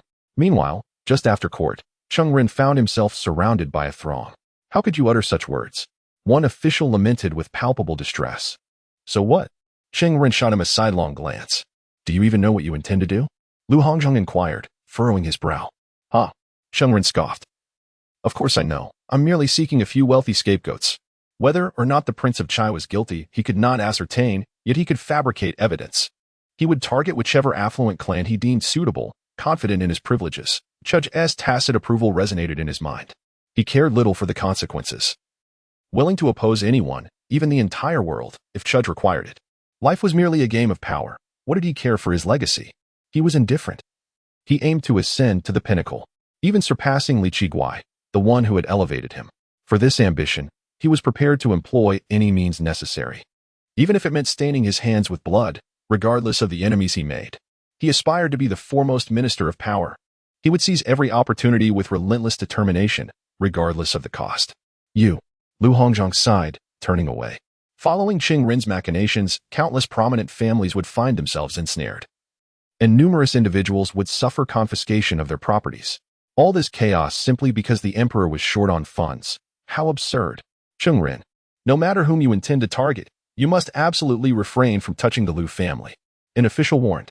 He was Lu Hongjia, a member of the Lu family, albeit a tenuous connection to the aristocracy. The Lu family was a powerful clan in Yinzhou, closely allied with the Prince of Chai, hence his warning to Cheng Ren. "Are you threatening me? Are you not also aligned with the Prince of Chai?" Cheng Ren narrowed his eyes and chuckled coldly. "Do not mistake a feather for an arrow," Lu Hongjia retorted vehemently. "Do you consider His Majesty's decree as mere fluff?" Cheng Ren sneered again. Lu Hongjia was taken aback. In his fury, he unwittingly stumbled into Cheng Ren's trap. Was it true or not? Cheng Ren approached with a cold demeanor, pressing for answers. This, Hongjia, startled, took a step back, lowering his head in fear of responding. The words were too perilous to engage with, leaving him to cast a desperate glance at the others. Yet, they all averted their gazes, choosing to remain silent. Cheng Ren was merciless, swiftly implicating his adversary with 2 charges. Who could withstand such pressure? What if they spoke up and were branded as accomplices? Cheng Ren held the emperor's decree, rendering them powerless. "Seize him. He is an ally of Prince Chai," Cheng Ren declared with a sneer, gesturing to the imperial guards. Without hesitation, the guards advanced and restrained Hongjia. The decree from Chu Ge had effectively granted Cheng Ren a sword of authority, allowing him to designate anyone as a traitor and mobilize forces for a raid, which the guards dutifully obeyed. Hongjia, taken aback, struggled desperately. "I must report to His Majesty. I am innocent." "It matters not. I shall inform His Majesty shortly." "And you shall be branded a rebel," Cheng Ren replied with a cold stare. He had effectively sealed L's fate. No one could intervene. L's family, rich beyond measure, was not to be trifled with. "Traitor! Traitor!" Hongjia shouted, pointing at Cheng Ren in fury. "Take him away and throw him into the dungeons," Cheng Ren commanded with a wave of his hand. "Esteemed ministers, do you consider me a traitor?" Cheng Ren inquired with a smile directed at the officials. No. They hastily replied, shaking their heads in fear. This man was too ruthless to cross. It was wiser to bide their time and wait until the emperor's orders were fulfilled before addressing him properly. Chapter 69. The Reaction of the Aristocracy and the Study of the Yuan Family. Located in Guangfeng City, Jingzhou, south of the Yangtze River, the head of the Yuan family, Yuan Huai, inquired playfully while engaged in a game of chess. Child, what do you think our sovereign will do next? Yuan Ji, his son, hesitated for a moment before sighing and shaking his head. I do not know. You do not know? Yuan Huai expressed surprise, his chess piece suspended in midair. He was well aware of his son's astuteness, particularly in understanding psychological nuances, yet now he found him perplexed by the emperor's intentions. Yuan Ji replied, if it were the previous sovereign, I could certainly predict his thoughts. However, the current emperor eludes my understanding. His actions are far too enigmatic and capricious. After a brief pause, he added, but I am certain of one thing. Our sovereign has become a tyrant. What leads you to this conclusion? Yuan Huai furrowed his brow, withdrawing his piece. With a cold smirk, Yuan Ji retorted, is not the act of matricide and the slaughter of ministers the hallmark of a tyrant? Does not the behavior exhibited on the northern steppes signify tyranny? The arbitrary execution of esteemed scholars, does that not denote a tyrant? The deeds of Chu Gu had spread throughout the realm, and the majority of the aristocracy regarded him as a tyrant, albeit without explicitly stating it. Despite the Empress Dowager's many faults and her aspirations for self-proclamation as Empress, she remains the current sovereign's mother. In the court of Dezhou, the act of matricide unequivocally brands one as a tyrant. Moreover, consider the officials of the central government, who merely chose the wrong side. Why should entire families be implicated? Dismissal from office and imprisonment would suffice, yet this tyrant has left a river of blood, sparing none. Even the royal relatives have not been exempted. Look at the situation in Jingzhou. One of their own is nearly in open rebellion. This speaks volumes of the severity of the matter. Just recently, the tyrant executed the esteemed scholar Ling Gongong, igniting the ire of intellectuals. Even the benevolent King Chai has been branded a traitor. Such actions cannot possibly be those of a benevolent ruler. Yuan Hui fell into silence. After several minutes, he inquired, so, do you still intend to enter the court? I shall not serve a tyrant, Yuan Ji responded dismissively. Had it been the benevolent emperor of yore, I would have certainly dedicated myself to the court, even if he had taken action against our family. Alas, the benevolent emperor is but a memory, in his place stands a tyrant. What will you do next? Yuan Huai asked again. Instead of answering immediately, Yuan Ji picked up a nearby book and stacked it into the form of a grand edifice. With a decisive push, he toppled the structure and proclaimed, I intend to attempt the overthrow of this 800-year-old bastion of Dezhou. Yuan Huai gasped in astonishment, furrowing his brow. Your elder brother is aiding the emperor. Do you wish to stand against him? Why not? Yuan Ji coldly retorted. Yuan Huai's brow wrinkled further. Concern etched across his face as he questioned, do you believe you have a chance of success? Are you aware of the consequences of failure? Yuan Ji shook his head and smiled. Regardless of success or failure, it shall not impact our family, will it? My brother invests in the tyrant. While I forge a new path, whichever side prevails, our family shall not suffer. Yuan Hua fell silent for a moment, casting a deep glance at the youth before him. However, my family and I cannot overtly support you, nor could we possibly offer you substantial assistance. Aha! Yuan Ji rose with a laugh, saying, from this day forth, my father may as well disown me from the family. Yuan Hua nodded in agreement, acknowledging that is indeed the intention from this day forward. You shall no longer be considered a scion of the Yuan clan. Yuan Ji replied with a smile from this moment forth. My actions shall bear no relation to the Yuan family. Yuan Hua nodded once more, standing up and warning him with a serious gaze from now on. Whatever you do, if it is good, I shall not take credit. If it is bad, do not come seeking my aid. That must be so, Yuan Ji affirmed. Just as their conversation grew fervent, a voice from outside interrupted, reporting to the family head, the guest Shen Wuxia requests an audience. Since you wish to undertake such a monumental endeavor, you shall find use for Shen Wuxia. Go ahead. Yuan Hua waved his hand dismissively. Shen Wuxia had come to them a few months prior, and it was through him that they learned of the current emperor's brutality and bloodshed. Thank you, father. I shall take my leave, Yuan Ji said, bowing deeply before slowly retreating. Yuan Hua, seemingly oblivious, was instead preoccupied with how to sever the ties between Yuan Ji and the Yuan family, ensuring the world knew Yuan Ji was no longer one of their own. His intentions were noble, yet he failed to comprehend the nature of Chu Gu. To disown the family? To have an elder brother make a move? To invest separately? To kill one is to kill all. Thus, let it be done collectively, for it would be all the more tidy. Segment break in a courtyard within Jingzhou. The heads of the foremost families had gathered. Present were the Dongfang, Chao, Yang, and Sun families. Why has the Yuan family not arrived? Dongfang Xiang scanned the assembly. His brow furrowed. One of the 5 great families of Jingzhou is conspicuously absent. Sun Yu, the head of the Sun family, remarked with a cold smile. The Yuan family has harbored resentment over the events involving Emperor Ren for 20 years. They are no longer inclined to engage with us. Humph, scoffed Chao Ming. The head of the Chao family, they could have soared to greatness, yet we disrupted their plans. It is only natural they harbor grievances against us. Sun Fei, also of the Sun family, retorted coldly, little do they realize that had we not acted swiftly, Emperor Ren would have further undermined our foundations. And we would not have survived. Yang Ling, the head of the Yang family, added with a sneer. I have heard the Yuan family even dispatched their eldest son to support that tyrant. Enough, enough. Dongfang Xiang sighed, then surveyed the assembly, asking, what are your thoughts on this tyrant? Though he is a tyrant, as long as he does not target our families, it matters little, Chao Ming replied, shaking his head. Though Chu Ge has committed many foolish acts and taken many lives, ultimately, he has only eliminated those who stood in the wrong camp, without any specific vendetta against us. Dongfang Xiang regarded Chao Ming thoughtfully before stating, yet he possesses formidable strength and will undoubtedly resist our control, while the court is largely filled with those disillusioned scholars. At this, a heavy silence enveloped the room. Indeed, the current emperor possesses an overwhelming abundance of martial prowess, bolstered by the support of the formidable Liang and Yi provinces. If one were to confront their noble families, the prospect seems plausible.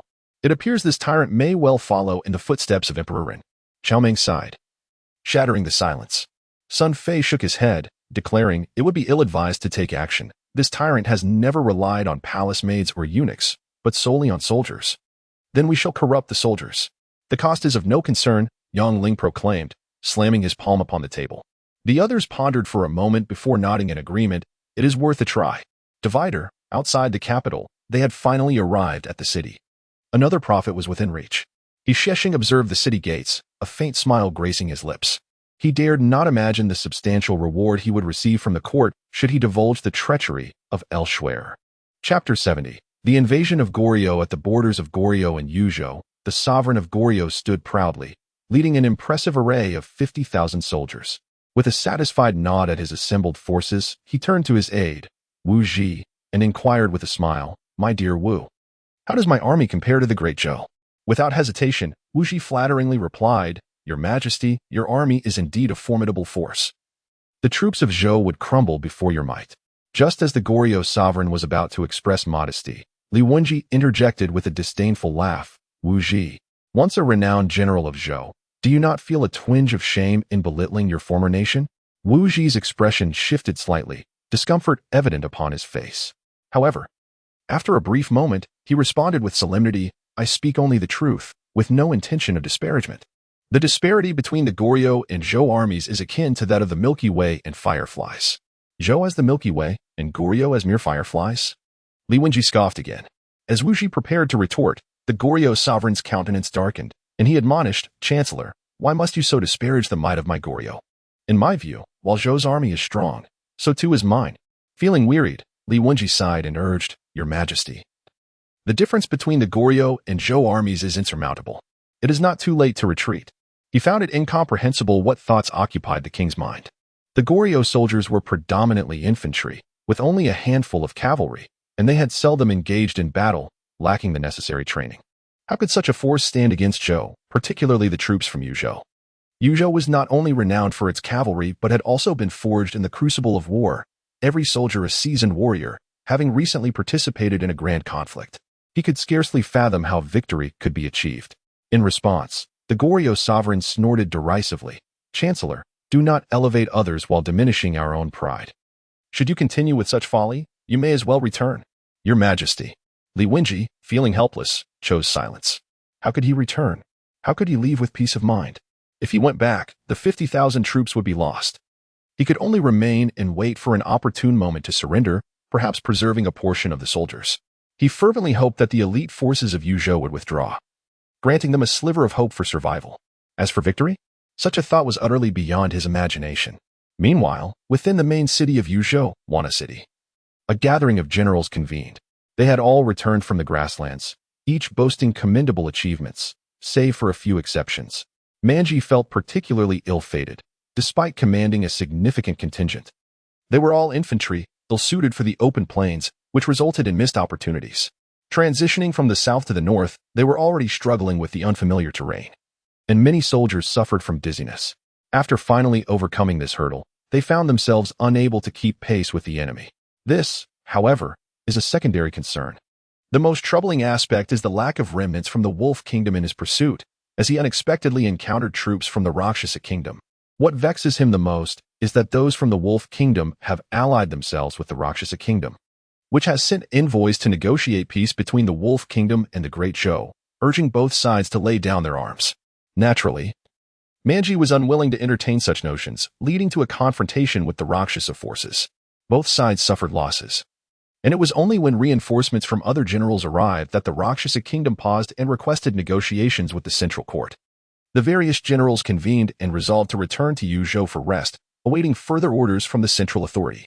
After all, the Rakshasa Kingdom had mobilized a formidable force of 200,000 elite troops along the border of the grasslands. Should hostilities erupt, the repercussions would be catastrophic. Those Rakshasa scoundrels. Manji cursed, slamming his hand against the table in frustration. Calm down. Let us see how the central court responds, Ingjie consoled. You are not agitated. Having already accumulated enough merits for a noble title, while I have yet to achieve such distinction, Manji retorted, rolling his eyes. Ingjie was elated. Having encountered a significant number of fleeing troops from the Wolf Kingdom, thus amassing enough merits for a noble title, indeed, surpassing expectations. The spoils of war were bountiful, with numerous carts filled to the brim. How can I compare to that? It is simply impossible. I say we should charge straight in. Nalaningda scoffed. He too was frustrated, having not yet accumulated sufficient merits before the Rakshasa Kingdom intervened. You, old fool, have finally uttered something I enjoy hearing, Manji exclaimed, slapping the table in admiration. Enough of your bickering. It gives me a headache. Zhaojun complained, holding his head in exasperation. He too had fallen short of glory, mere moments away from achieving it, only to be thwarted by the Rakshasa Kingdom's interference. He yearned to take direct action, but the consequences could be dire. Any misstep could ignite a war between the two nations, compelling him to withdraw and await a decision from the central authority. Haha, you are also dissatisfied, aren't you? I say we should just take action. Manji laughed heartily. Fight, fight, fight. Do you understand the consequences? Ma Yuquan reprimanded irritably. A collective sigh escaped the room as everyone sat in silence. Report. A messenger rushed in, breathless. What is it? Zhao Rui, the newly appointed general of Yuzhou, inquired with confusion. Report. The Goryeo Kingdom has launched an assault with 50,000 troops on our border city in Yuzhou. The messenger replied, bowing his head. How audacious! Ingjie exclaimed, rising swiftly. Let us engage them. Manji stood, gritting his teeth. In such a minuscule territory, they dare to take advantage of our troubles and attack the Great Zhou? Nalaningda also stood, his expression stern. A mere Goryeo is not even the size of Yuzhou. Who are they to attack us? Assemble the troops. I intend to annihilate them, Zhaojun declared, exiting the room with a grim countenance. I shall make them roll on the ground in defeat. Manji followed closely behind. They must be brought to their knees, begging for mercy. Others rose in indignation, departing to rally their forces. Their pent-up fury surged as they witnessed the audacity of the neighboring minor nation daring to provoke them. In that instant, their rage reached a boiling point. If they could not confront the formidable Rus nation, how could they allow such a diminutive state as Goryeo to escape unscathed? It was imperative that they lay waste to your capital as well. Chapter 71. Loyalty in the border town of Ebony County. The forces of Goryeo were currently launching a fierce assault on this modest settlement. Is this truly a city of the Great Zhou? Hardly impressive. The sovereign of Goryeo sat upon his steed, surveying the diminutive stronghold with disdain. The capital of Goryeo dwarfed this town by more than double. Naturally, the cities of the Great Zhou could not compare to those of Goryeo. Wu Ji, standing nearby, forced a smile. Li Wenji, unable to endure the mockery any longer, stepped forward with a pained expression, urging, Your Majesty, this is merely the smallest county in the Great Zhou. Wu Ji has been deceiving you. We should retreat at once. How could that be? Are you attempting to mislead me? The Goryeo sovereign questioned, skepticism evident in his eyes. Although this city could not rival their capital, it was still quite substantial. How could it merely be a small county of the Great Zhou? Wu Ji, perceiving Li Wenji's intent to undermine his efforts, revealed a glint of coldness in his gaze and stepped forward to speak solemnly to the Goryeo sovereign. Your Majesty, ever since we set out, Li Wenji has been urging you to retreat. Could he be a spy for the great Zhou? Wu Ji, how dare you slander me? Li Wenji's anger flared, his face reddening. He had remained steadfastly loyal, intent only on preserving Goryeo, and now he was accused of treachery. Unfazed, Wu Ji retorted with a scoff.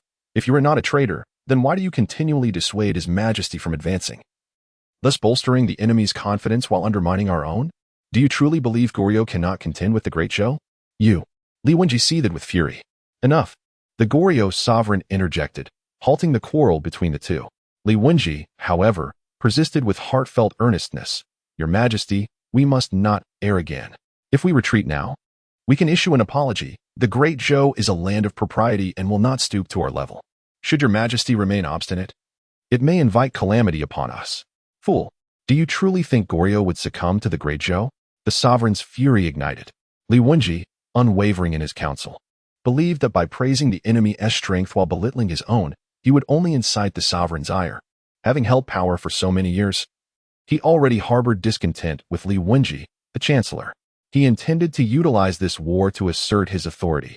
If he retreated now, it would signify defeat before his ministers, leading to a loss of respect among his officers. He could not afford to retreat, nor did he wish to. He had faith in his army.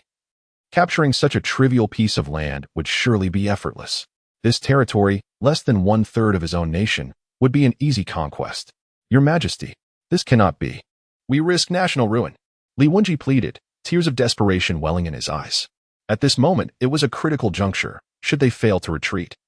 The slaughter of so many in the great Zhou would surely invoke the wrath of the current martial emperor. National ruin?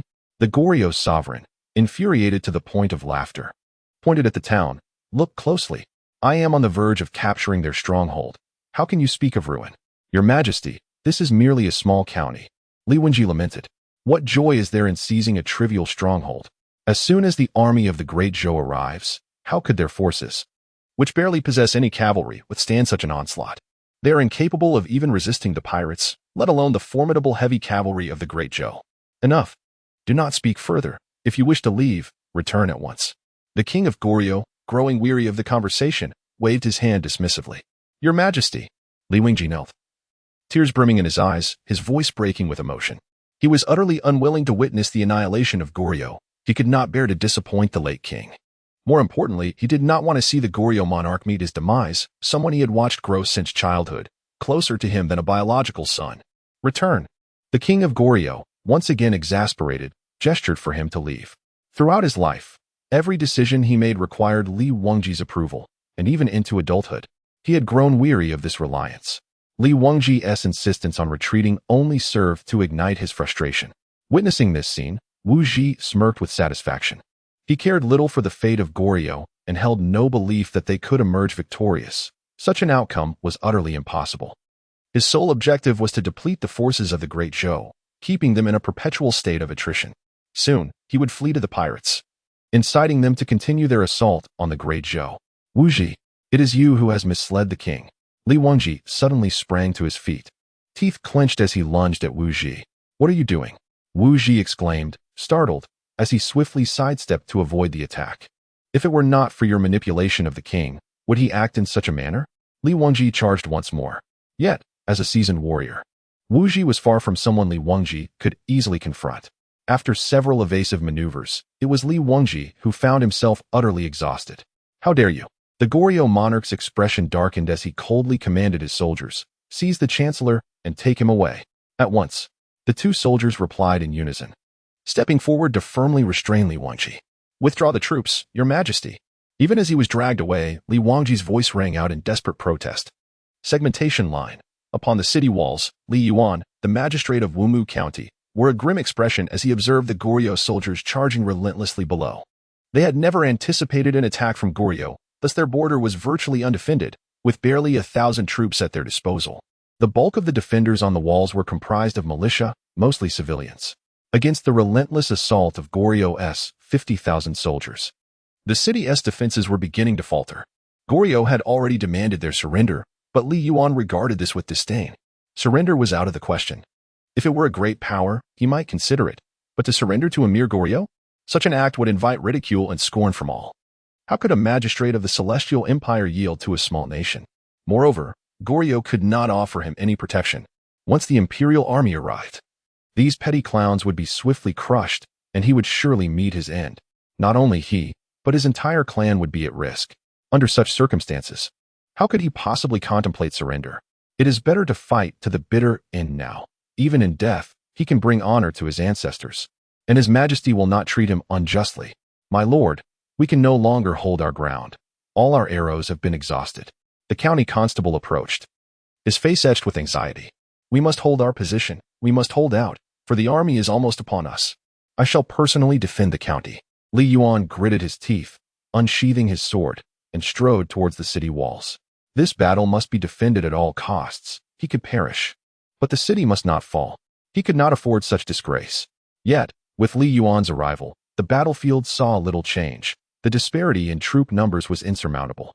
Moreover, the city walls were neither high nor thick, and without arrows, even with the collective effort of the entire county, they could not withstand the relentless assault of 50,000 soldiers, continuously retreating. Kill! Li Yuan shouted, wildly swinging his longsword, his visage splattered with blood, both that of the enemy and his own. Kill for his majesty, for the great Zhou. As he frantically wielded his sword, striking out at foes, he soon found himself alone amidst the chaos. Suddenly, several long spears lunged at him. Li Yuan's eyes widened in shock as he looked down to see his abdomen pierced. Kill! With a fierce roar, he summoned his last ounce of strength, sweeping his sword across, and in an instant, the throats of the soldiers before him were severed. To serve with loyalty. Li Yuan's head slowly bowed, the clang of his sword hitting the ground echoing in the silence. The Goryeo general, Li Zhua, witnessing Li Yuan's demise, hoisted his lifeless body aloft and called out to the still fighting defenders within the city, "Your lord has perished. Surrender at once."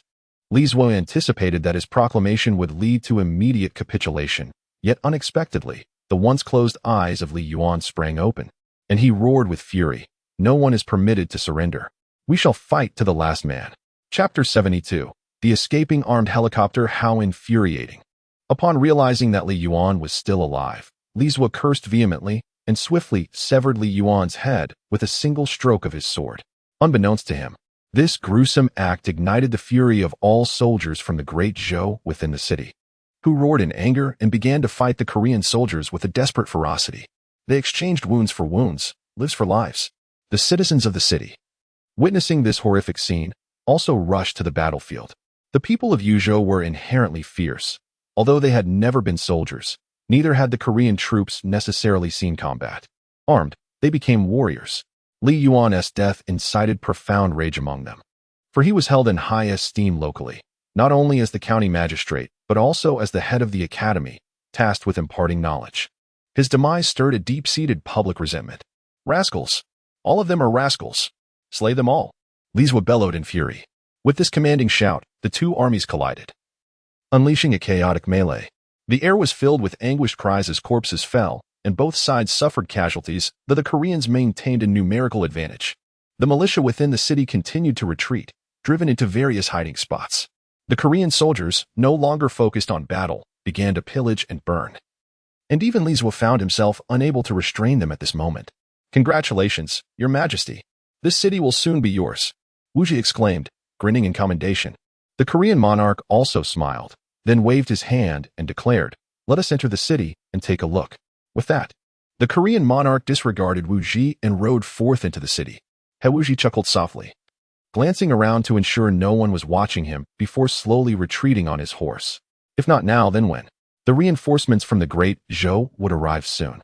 At that time, everyone here would meet their end, including the self-righteous Korean monarch. Segment break. Go on. Go.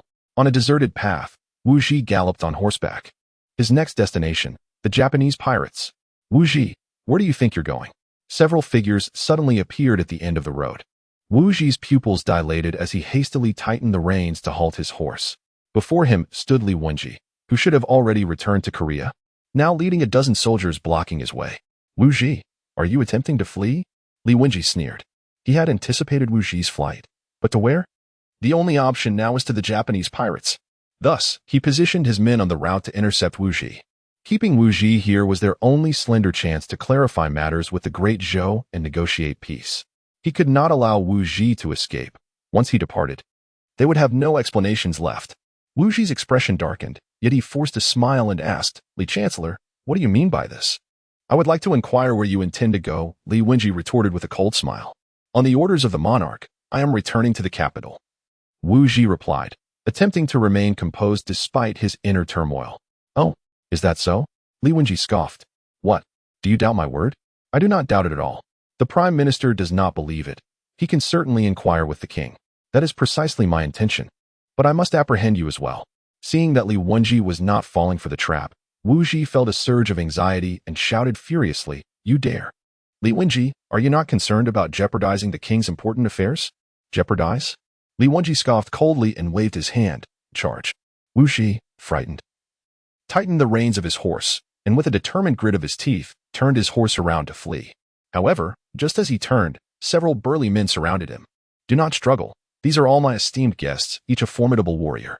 Today, even if you sprout wings, you cannot escape," Li Wenji remarked with a cold snort. As he spoke, the robust men charged forward, weapons in hand, towards Wu Ji. Wu Ji had no choice but to draw his sword in defense. Yet with over a dozen opponents wielding broadswords and long spears, he was outmatched and retreated in disarray. Moreover, they employed a wheel-like tactic, encircling him and relentlessly attacking. "No, I cannot be captured." With a firm resolve, Wu Ji spurred his horse recklessly towards Li Wenji. But before he could even take a step, a long spear struck his horse's leg with great force, causing it to collapse, and Wu Ji was thrown to the ground. Before he could rise, several spears were already poised at his neck. Split line on the battlements of Wumu County, the king of Goryeo stood with his eyes closed and arms outstretched, inhaling the fresh air, feeling a wave of rejuvenation. This was the first battle he had fought since ascending the throne, and it was a victory. Kill, kill, kill. A cacophony of battle cries suddenly erupted from outside the city. What is happening? Why are there so many? The king of Goryeo opened his eyes, gazing into the distance at the sea of people, aghast. Standing atop the battlements, he assessed the scale of his own forces and estimated around 20,000 heavy cavalry, more than 50,000 light cavalry, and countless infantry besides. Is the Zhou not a minuscule nation? How could they possibly muster such a vast army? Such elite troops? His complexion shifted dramatically, turning pale. No, the Prime Minister must be telling the truth. The king of Goryeo's face stiffened as he recalled Li Wenji's descriptions of the Zhou. He did not want to believe it. Yet this was the stark reality. The army was indeed real. If what was described was accurate, then was it not the end for him? Was it not the end for Goryeo? Did he not betray his ancestors? He had poured the strength of an entire nation into raising 50,000 troops, while the army before him resembled a formidable tide of thousands upon thousands. If this army charged, where would they find a way out? If the Prime Minister's words held true, then was this merely a fragment of Dezhou's military might? If a single region could possess such terrifying forces, what of other areas? What of the central court? The mere thought sent chills down his spine, causing his entire body to tremble. No wonder the Prime Minister had persistently advised him. He had truly not been deceiving him. It was he who had been overly arrogant. Regret and remorse washed over him. But it was already too late. The other Goryeo generals were equally horrified. How could they possibly fight against such overwhelming numbers? The cavalry alone outnumbered them, and each soldier appeared to be seasoned from numerous battles. Anxiety gripped their hearts, filled with trepidation. They had never set foot on a battlefield, as the Great Zhou had meticulously shielded them. However, now the Great Zhou was poised to strike. Regret washed over them. They should have thwarted His Majesty's intentions from the outset. Most of them were unfamiliar with the Great Zhou, their knowledge of the realm scant. Yet, those who were informed speculated that perhaps this was indeed an opportunity, considering the recent clash between the Great Zhou and the Wolf Kingdom, alongside the Wu family, which must have inflicted considerable losses. They could seize the moment to plunder and flee, dismissing the notion of losing their official positions. Unexpectedly, the Great Zhou's reinforcements arrived with remarkable swiftness and in overwhelming numbers. At this juncture, Li Zuo was left astounded. He was oblivious to the situation in the Great Zhou, having spent his youth in Goryeo, and thus lacked insight into the realm. He only knew that he received generous returns from the Great Zhou each year, leading him to underestimate their might. He had just committed acts of violence with fervor, yet now fear gripped him, causing his hands to tremble incessantly. He recalled the expressions of the citizens within the city, their eyes filled with a primal hunger to devour him. Where was Wu Ji? The monarch of Goryeo frantically searched for Wu Ji, but a glance around revealed no trace of him, intensifying his unease. Chapter 73. The Wrath of Manji. Slay those wretched scoundrels. Charge forth. Manji, brandishing his mighty blade, rode at the forefront, his voice a frenzied cry. He sought to unleash his fury upon the land of Goryeo. How dare such a diminutive nation dare to attack their great Zhou? It must be eradicated. Follow that fool. We shall claim the Goryeo monarch. Nalaningda shouted in kind. The one in the yellow robe is the Goryeo monarch. Let the entire army surge forth. Ingjia, with a stern countenance, pointed his spear directly at the Goryeo ruler atop the city walls. The Goryeo monarch, in a state of panic, hastily stripped away his yellow robe. The one wearing the crown is the Goryeo monarch. Ingjia bellowed once more. The Goryeo ruler promptly cast his crown down to the ground below. The one in the yellow trousers is the Goryeo monarch. Without hesitation, the ruler discarded his trousers as well. The one with the headgear is the Goryeo monarch. The Goryeo ruler, bewildered, drew his sword but faltered, quickly regaining his senses and tossing the weapon aside. Quick! Someone stop them! The Goryeo monarch exclaimed in desperation. Yet, as he turned, he discovered that he was utterly alone. All his subjects had fled, leaving him solitary upon the battlements. You have all abandoned me. What am I to do? He lamented, his voice quivering with despair. Amidst a court of treacherous ministers, is there not a single loyal soul? Oh, Prime Minister, how I wish for your presence. Tears streamed down the monarch's face as he realized that the very official he had resented was, in truth, his most steadfast ally. Memories of his childhood with Li Wenji flooded back, recalling how the man had nurtured him through his formative years. Regret washed over him. He should never have engaged in a power struggle with Li Wenji. Yet, it was too late for remorse. In mere moments, the troops surged to the base of the city and engaged the Goryeo forces. However, upon contact, the Goryeo army crumbled like sandcastles before the tide. The forces commanded by the 9 great generals had recently triumphed in numerous battles, their equipment superior and morale soaring, rendering the Goryeo troops utterly incapable of resistance. The soldiers coordinated seamlessly, executing complex formations that made the slaughter of their outnumbered Goryeo counterparts almost effortless. Flee! Cried the Goryeo soldiers, abandoning even the spoils they had just seized, wishing fervently to escape. Not a single one shall escape. I intend to annihilate them all. Manji seethed, his eyes ablaze as he observed the Goryeo soldiers fleeing. He beheld the carnage around him, the bodies of Zhou soldiers, the innocent civilians, and even women strewn across the ground, stoking the flames of his fury. None of these wretches shall return alive, and Goryeo shall soon meet the same fate. I shall not delay in seeking retribution. I will lead my forces to obliterate their nation. He understood little of the broader implications. He only knew that when one tribe was attacked by another, they must retaliate. The Zhou, to him, represented his former tribe. They had slain his people, and thus he would ensure their destruction. An eye for an eye, blood for blood. In a frenzy, Manji wielded his sword with wild abandon, bodies collapsing around him, the crimson hue of blood staining his garments. Well done, you fool! Nalaningda exclaimed in admiration, wielding his spear with fervor. Every enemy within the reach of his weapon fell before him, as if a circle of death surrounded him. Anyone daring to approach it would surely meet their demise. You are not without merit, old General. New Jersey offered a rare compliment. Amid the relentless slaughter, the soldiers of Goryeo could no longer withstand the onslaught. Many laid down their arms, choosing surrender. We surrender. We surrender. Numerous Goryeo soldiers cried out, casting away their weapons in a desperate plea for mercy. Fear gripped them. They were up against foes who resembled madmen, far beyond their capacity to confront. Surrender? I refuse. New Jersey sneered, brandishing his blade and plunging into the fray once more. Calm down. Those who surrender should be captured and presented to His Majesty for judgment, Ingjia urged, hastily grasping New Jersey's arm. Damn you. New Jersey forcefully shoved Ingjia aside, swinging his great sword with renewed vigor.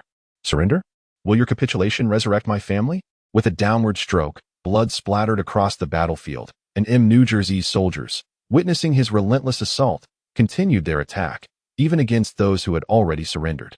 You have lost your mind, Ingjia admonished, grasping New Jersey once more.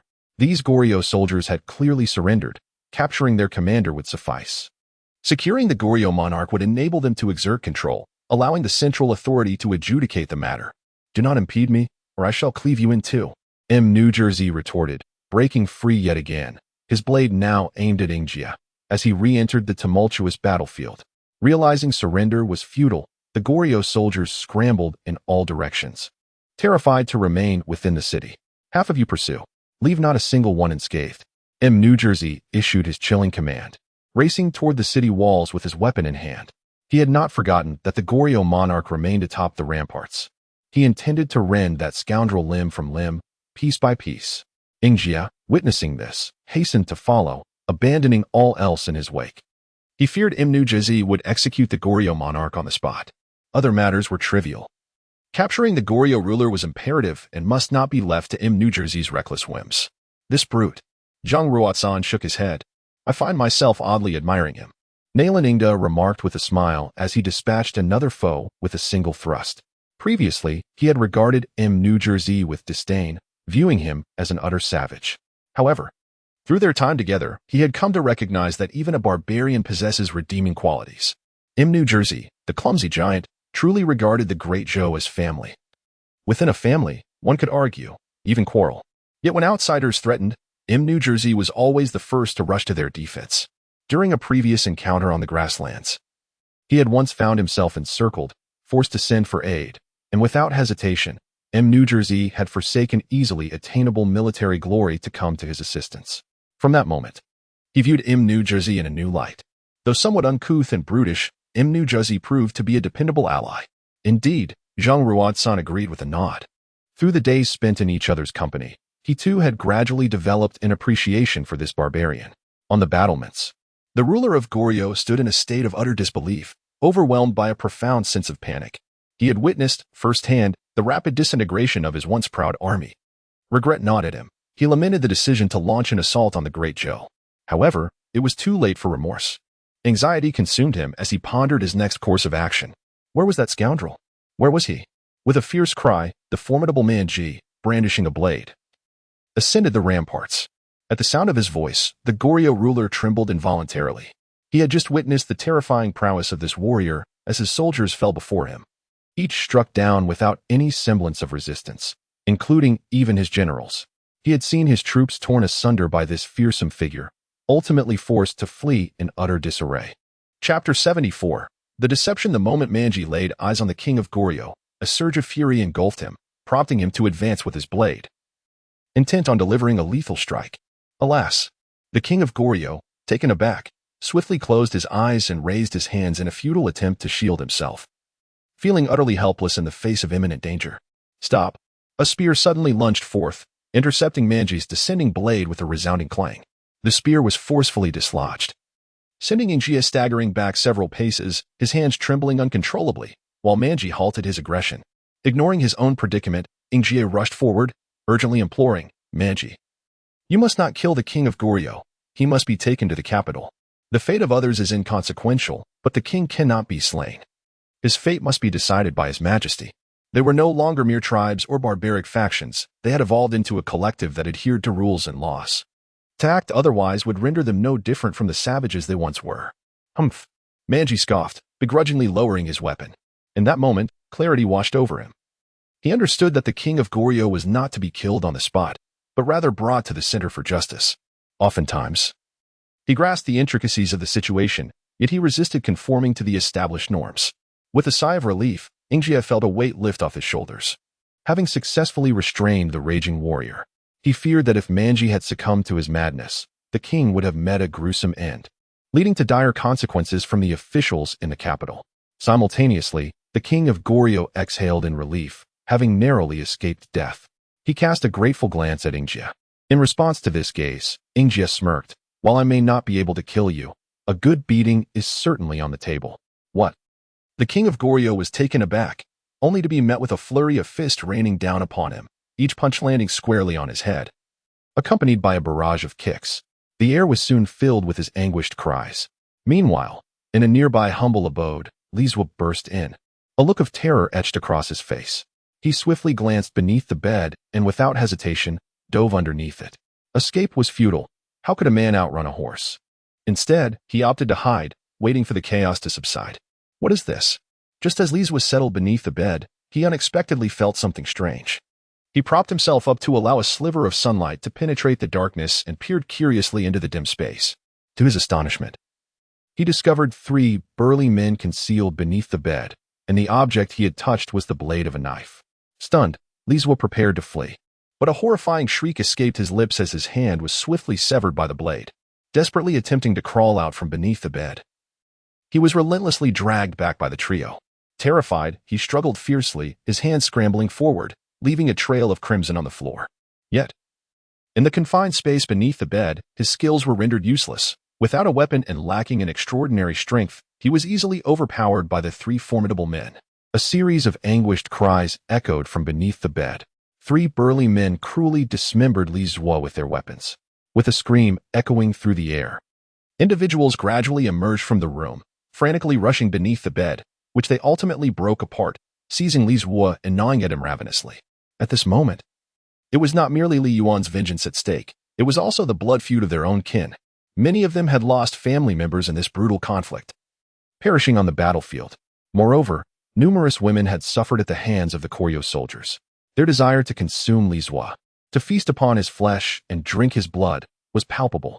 Amidst the cacophony of horrified cries, Li Zhuo was gradually reduced to indistinct, bloody fragments. Meanwhile, the battlefield outside had come to an end. All Koryo soldiers had been captured, and those who escaped were mercilessly slain. They were herded out of the city, leaving no room for mercy. What shall we do with them? Just kill them all, Manji remarked, observing the soldiers being driven out with a furrowed brow. Are you here to dig a pit? Nalan Ingda retorted, rolling his eyes. What do you intend to do? Manji asked, his brow knitted in concern. Killing is killing. What does it have to do with digging a pit? If so many corpses remain unattended, a plague will ensue. A pit must be dug, and then we shall set them ablaze. Oh, you old rogue! Manji exclaimed in sudden realization, unable to restrain himself from giving Nalan Ingda a thumbs up. This task is exhilarating. I shall take charge. Manji volunteered eagerly. Whatever you wish. I, too, desire to preserve a bit of my reputation, Nalan Ingda chuckled softly, shaking his head as he turned to depart. It had been his intention to let Manji handle the matter. Reputation mattered little to Manji, but it was of great significance to Nalan Ingda. The others, being astute individuals, were reluctant to partake in such grisly work, leaving it solely to Manji. After all, Manji had already ordered the execution of so many. One more would hardly matter. Furthermore, his reputation was already tarnished. It could not possibly worsen. Rather, it might instill a sense of fear among people, etching his name in history as a formidable figure. Ensure you burn them thoroughly, Nalan Ingda called back, a note of concern in his voice. Rest assured, I brought several carts of charcoal from the plains. I will incinerate them all, Manji promised, thumping his chest in assurance. On a plain outside the city, Manji distributed hammers or shovels to each of the Koryo soldiers. What is the general planning? A Koryo officer queried, perplexed as he grasped the shovel. What do you think? We are, of course, disposing of the bodies. You will each toss a corpse into the pit. Manji responded with a stern expression. Upon receiving the answer, the soldiers uttered no further protests, each taking up their shovels and commencing the labor. They were, after all, the defeated party, devoid of any rights. Moreover, it was merely a matter of digging a pit to bury the dead, nothing particularly grave. As time passed, darkness enveloped the land. The pit was completed, and every corpse had been cast into it, doused with oil and coal, and ignited. With a thunderous roar, a great fire erupted, crackling and popping as the flames engulfed the remains. The soldiers of Goryeo wiped the sweat from their brows and exhaled a sigh of relief. After a long day of toil, they had finally completed their tasks. Cast them down, Manji commanded with a stern expression as he unsheathed his sword. What? The Goryeo soldiers gasped in shock. Yet, before they could regain their composure or plead for mercy, the soldiers behind them thrust them into the fiery abyss. Some attempted to resist, but they were met with blades and bullets that pierced their bellies, forcefully propelling them into the flames. The anguished cries of those engulfed in the inferno echoed continuously, filled with despair. Manji remained indifferent, his countenance as frigid as ever. These wretches deserved their fate. The horrific scenes from the city flashed vividly in his mind. He could not allow them to live, for the sake of the innocent citizens. I curse you. I shall become a vengeful spirit and seek you out. The air was thick with curses emanating from the flames. Eventually, those voices faded, swallowed by the consuming fire, leaving only the relentless blaze in the pit. Manji, expressionless, continued to direct his soldiers, urging them to replenish the dry grass and trees. Chapter 75. Competing with the monarch in financial resources? In the stillness of the night within the palace's imperial study, the second wave of assassins was poised to strike. This particular assassin was one of the officials, set to arrive in merely 5 minutes. The intelligence operation of the Black Ice platform had concluded. Chij, engrossed in reviewing memorials, paused momentarily before resuming his task. Some individuals wished for death. He would oblige them. As it was fortuitous, they could not locate the Fengyan Society. The 5 minutes slipped by silently. Your Majesty, the Deputy Minister of the Ministry of Works, Chen Dong, seeks an audience, announced Zhang Shaolin as he entered with utmost respect. Let him in, Chudge replied without lifting his gaze. Yes, Zhang Shaolin withdrew slowly. Approximately 3 minutes later, an elderly man clad in official robes entered the chamber. Your Majesty, I am Chen Dong, Deputy Minister of the Ministry of Works, here to pay my respects, he said, bowing deeply. Speak, Chudge inquired, still not looking up. Chen Dong produced a scroll from within his robes, raising it aloft. Your Majesty, I unexpectedly acquired a rare painting, which I wish to present to you. Only then did Chudge lift his head, his gaze icy as he scrutinized Chen Dong. He had not anticipated that the Fengyan Society's machinations could infiltrate his officials, particularly with an assassin among them. Did this imply that a significant portion of his court was under the influence of external factions? It seemed a purge was in order.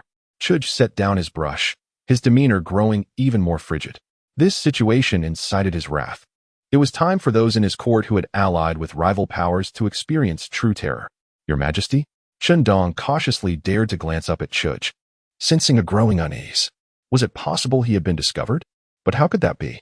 He had never revealed any signs of disloyalty. Indeed, he was the assassin, a member of the Fengyan Society. After witnessing the dreadfulness of the Yellow Sand soldiers, he understood that an unguarded close-range attack was essential to eliminate the tyrant. Only through poisoning or a sudden strike could he hope to bring down this despot. However, poisoning was out of the question, as the tyrant consumed only food prepared by these soldiers, which underwent rigorous testing before reaching him. The soldiers themselves were not susceptible to bribery. They were as if they had descended from the heavens. Since Chudge had taken power, many had attempted to sway these soldiers, but all met a gruesome fate at their hands. Even more had been implicated, imprisoned, and executed along with their entire clans. Thus, there remained but one option, a sudden close-range assault. Through careful analysis over the past few days, he concluded that the tyrant, despite his martial prowess, was merely an ordinary man. A sudden attack would surely catch him off guard. Once the tyrant fell, the soldiers would crumble, and the entire Zhou dynasty would collapse in an instant. Kill. Chudge suddenly pointed an icy finger at Chen Dong. Startled, Chen Dong reacted immediately, drawing the dagger concealed within the painting and lunging towards Chudge. Impudent. Zhang Shaolin's eyes widened in fury as he stepped forward, delivering a swift kick to Chen Dong's abdomen. Chen Dong's martial skills were hardly commendable. Caught off guard by an unexpected kick, he was propelled backward, clutching his abdomen as he fell, his dagger clattering to the ground. He coughed violently, blood escaping his lips. With a cold smirk, Chu Gu approached, retrieving the dagger, and mockingly inquired, Do you truly believe you could assassinate me with this feeble weapon? Chen Dong offered no reply. Instead, he grimaced, clutching his stomach, and glared at Chu Gu with venomous intensity. Do you recall the case of the stolen treasury silver from a decade ago? In a flash, Chu Ji's memory flickered back to that incident. Though it bore no relevance to him, it was the work of the Empress Dowager. Back then, the Chen family had been accused by the Dowager's faction of pilfering the treasury and was subsequently exiled to military service. That old witch is dead. Now you shall inherit her sins. Chen Dong seethed, his gaze fixed on Chu Gu. And so? Chu Gu retorted with a derisive laugh. Ha! The assassination attempts will not cease. The members of the Wind and Cloud Society harbor a deep-seated loathing for you and will never relent in their pursuit. Chen Dong erupted into laughter, proclaiming that the Wind and Cloud Society was composed almost entirely of individuals who detested the court and the current regime of the Great Zhou. Their singular objective was clear, to topple the Great Zhou dynasty and slay Chu Gu. I await your efforts, Chu Gu grinned menacingly, thrusting the dagger towards Chen Dong's throat. Blood spurted forth, splattering Chu Ji's face, yet he did not halt his assault. He stabbed repeatedly, more than a dozen times, before finally twisting his neck and rising, discarding the dagger. His animosity was not directed towards Chen Dong for the attempted assassination. Rather, it was the transference of the Dowager's guilt onto him that ignited his ire. He also harbored resentment towards his own mother. The Wind and Cloud Society? Chu Gu glared coldly at Chen Dong's lifeless form. Lacking the resources of the Imperial Guards or the Black Ice platform, he found himself unable to ascertain the precise location of the Wind and Cloud Society. However, if conventional means failed, he would resort to the ways of the martial world. Your Majesty, Zhang Shaolin approached, bearing a pristine dragon robe. Chu Gu accepted the robe.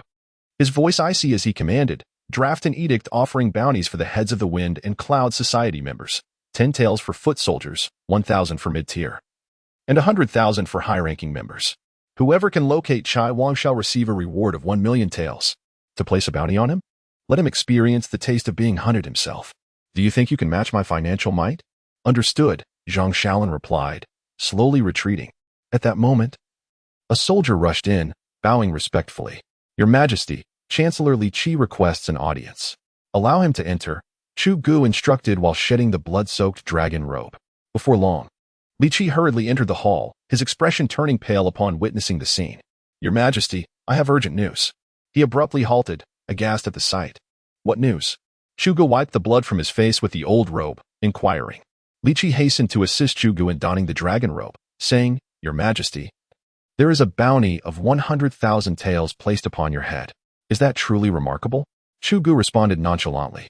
He was still under the bounty of the Wind and Cloud Society. Attempts on his life were hardly surprising.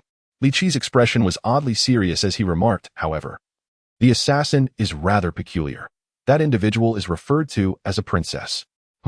Chu Ji's icy gaze instantly shifted towards him. Repeat that. He fixed his intense stare on Li Qi. Princess? Is there still a princess? The late emperor's daughters had all married out, and he had no daughters of his own. So, who could this princess be? It must be his half-sister, the one he had never met. His feelings towards her were steeped in loathing. He wished to consume her with disdain. It was this very sister who had urged their mother to ascend the throne. Her intentions were likely to have their mother pass the throne to her. Only with the Empress reigning could this so-called princess emerge into the public eye. Otherwise, she would remain forever in the shadows. At this moment, the other party must harbor a deep-seated hatred for him, as he had not acquiesced to their wishes of abdicating. Your Majesty, could it be possible that it is the Empress Dowager? Li Qi paused, refraining from continuing. The matter concerning the Empress Dowager was known to many. Including himself, she had not concealed it much, merely allowing the unspoken understanding to linger among them. Is this information accurate? I cannot be entirely certain. Yet the individual who conveyed this to me was once the ultimate assassin, thus the credibility of the information is reasonably assured. Last night, the ultimate assassin, He Xiexing, had infiltrated his residence and disclosed this matter to him. Naturally, he had been skeptical at first, but upon confirming He Xiexing's identity, his trust increased by 50%. Bring him in. I shall inquire of him personally. Chapter 76. The commander of the Jinui outside the palace, a figure awaited, his unique status preventing him from entering unaccompanied. I shall escort him in, the minister declared. Li, perplexed, slowly withdrew. He dared not bring He Xiexing, the ultimate assassin known for countless murders, into the imperial palace. Should any mishap occur, the blame would rest squarely upon him. Before long, a robust man in coarse linen, appearing to be in his 40s, stepped into the room. Commoner He Xiexing pays his respects to your Majesty, he announced, performing a respectful bow with an air of practiced decorum. Chu Gu scrutinized He Xiexing closely. Clad in simple linen, he seemed no more than an ordinary middle-aged man. However, the title of Ultimate Assassin had once cast a formidable shadow, and Chu Gu had indeed heard of him. The court had even issued bounties for his capture. This man had slain numerous officials, and even dared to murder members of the royal family. Yet, in recent years, he had faded from notoriety, leaving no trace behind. While Chu Gu assessed He Xiexing, the latter discreetly observed the emperor. The moment He Xiexing caught sight of Chu Gu, he was taken aback. Having spent years as a killer, he had developed a keen sensitivity to the unseen forces surrounding him. He sensed a palpable aura of menace emanating from the emperor. This ruler had undoubtedly ordered the deaths of many, if not directly, then indirectly. You are He Xiexing, the legendary ultimate assassin? Chu Gu inquired coldly. Indeed, that is I. He Xiexing replied hastily. Is your claim true? Absolutely. He Xiexing affirmed with conviction. Where did this occur? In Fengzhou, Shangyuan City. And your specific identity? He Xiexing pondered briefly before responding. I cannot ascertain his identity with certainty. However, from my observations, the jade pendant at his waist suggests he belongs to the elf family of Yanzhou. Given their presence in Fengzhou and within Shangyuan City, they could easily spring me from confinement. Thus, it seems he must be the Prince of Leisure, a relative of the elf family, as indicated by the unique adornments and fragrances of his maidservant, which are distinct to the royal household. The elf family? The Prince of Leisure? Chu Ji's gaze hardened. He slammed his palm upon the table, sending documents cascading to the floor. A sudden realization struck him. This Prince of Leisure was none other than his esteemed uncle. The elf family was indeed the clan of his favored consort. Both men were taken aback by this unexpected turn of events. Li hurriedly rushed over to tidy the scattered papers, while He Xiexing kept his head bowed, feeling the weight of Chu Ji's imposing presence. The ultimate assassin? Indeed. Chu Ji's icy eyes fixated on He Xiexing. You possess remarkable qualities. I admire you. What is it that you desire? A flicker of joy ignited in He Xiexing's heart as he eagerly replied, I wish to serve in an official capacity. I seek a dignified title from your majesty, and to have my name and reputation restored, absolving me of my past crimes. Chu Ge, momentarily taken aback by this request, reclined upon the dragon throne, a smile gracing his lips. But you are the ultimate assassin. I am aware. He Xiexing lowered his gaze. If anyone in this realm could cleanse your name, it would be none other than myself. I understand this as well. He Xiexing's head hung lower than ever, burdened by his grave accusations, rendering him untouchable, and no one dared to intervene or act on his behalf. His demand was to retain his original name, so that all could witness the ultimate killer being declared innocent and appointed by the court as a high official. Such a decree would be beyond even the emperor's audacity, let alone the officials. However, the current emperor was different. Perhaps he truly possessed the courage to do so. This was one of the reasons why He Xiexing was willing to go to any lengths to meet Chu Ge. Meanwhile, Liu Shuai's mission inadvertently became his badge of honor. Noticing the moment was ripe, Chu Ge remarked, I do indeed have a position to offer you. He Xiexing lifted his head, hope illuminating his features as he gazed at Chu Ge. Commander of the Jinhui. Commander of the Jinhui? He Xiexing was momentarily taken aback. Confusion etched on his face. Not only He Xiexing, but even the onlooker Li Qiguai was startled. He had never heard of such a role within the societal hierarchy. Zhang Shaolin also paused, pondering the nature of this position. Could it be that His Majesty was whimsically creating titles on a whim? May I inquire, Your Majesty, what this position entails? He Xiexing asked cautiously. The commander of the Jinhui is granted the authority to execute before reporting, overseeing the actions of all officials. With but a single sentence, both men were struck with terror. The authority to execute before reporting? To oversee all officials? Was this not akin to placing a dagger at the throats of the officials? Your Majesty. Li Qiguai rushed forward in alarm. He understood the profound implications this institution held over the officials, akin to a knife piercing their hearts. As the Chancellor, he could not remain passive. He felt compelled to voice an attempt to dissuade. Chu Ge cast a cold glance at Li Qiguai, who could only retreat with a bitter smile. It seemed that the emperor had long contemplated this position, and the sword would remain suspended over their heads, irretrievable. He felt a sense of helplessness. Why could the emperor not extend the same trust to the scholars as other emperors did? Look at Emperor Ren, how splendidly he ruled alongside the literati. Yet this emperor seemed intent on compressing the officials' powers to their utmost limits, demanding flawless execution of their duties. Failure meant losing one's head. Your servant thanks Your Majesty for this generous offer. He Xiexing promptly expressed his gratitude. Such overwhelming joy had descended upon him. He could hardly contain his elation. With this position, he could absolve himself of his past transgressions, and his daughter would no longer look upon him with disdain or loathing. I am also a legitimate official of the court, designated by the emperor. Who would dare dispute that? Do not rejoice too soon. I have not yet conferred the title upon you. Chu Ge replied coldly. Whatever your command, the commoner shall risk life and limb for Your Majesty. He Xiexing immediately declared his loyalty. He was in dire need of this position, desperately so. Chu Ge stood and approached, fixing his gaze intently on He Xiexing. I grant you the authority to mobilize troops from various regions, along with an elite force of 5,000 soldiers, to resolve the Fengyun Society within 6 months. Are you capable of this? Upon hearing that it was the Wind and Cloud Society, He Xiexing displayed a hint of disdain and promptly patted his chest, assuring, Your Majesty. Rest assured, this insignificant Wind and Cloud Society requires no more than a month to dismantle, provided I have sufficient manpower. Do you truly possess such confidence? Chu Ge inquired, his brow furrowing. Could this fellow be merely boasting? He Xiexing respectfully elucidated, the Wind and Cloud Society is not as formidable as it seems. It is merely a matter of pinpointing its exact location, which to me appears almost conspicuous.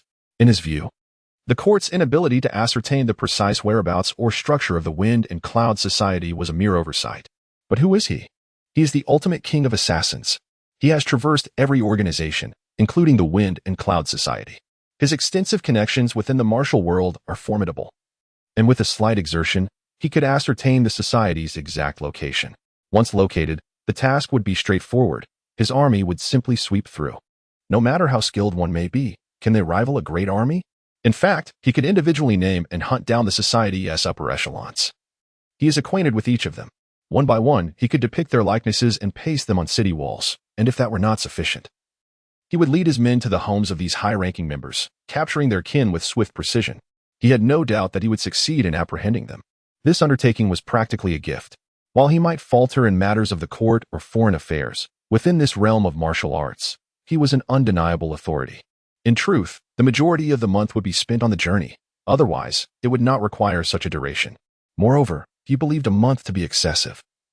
He could accomplish it in merely half that time with his swift steed. Upon hearing this, Chugu silently nodded, recognizing that matters of the martial world ought to be entrusted to those who inhabit it.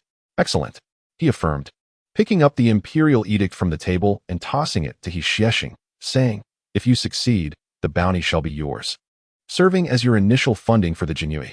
Does your majesty wish for them alive or dead? Xiesheng inquired, a glint of ruthlessness flickering in his eyes as he clutched the bounty. Alive or dead, it matters not. Chapter 77. The Rakshasa emissary. After Xiesheng and Li Qigui departed, Chugu chose not to delegate the affairs concerning his beloved sister and esteemed uncle to anyone else, but instead resolved to address the matter personally in a few days. He intended to bestow upon his dear sister and uncle an extravagant gift, aptly named Torment. As Chugu prepared to retire for the night, a resounding shout pierced the tranquility. Let him in, he commanded. Rubbing his temples, he rose from his bed. Having labored throughout the day, he found his rest disturbed and felt a surge of irritation. He was eager to discern who dared to meddle in the affairs of the great Zhou.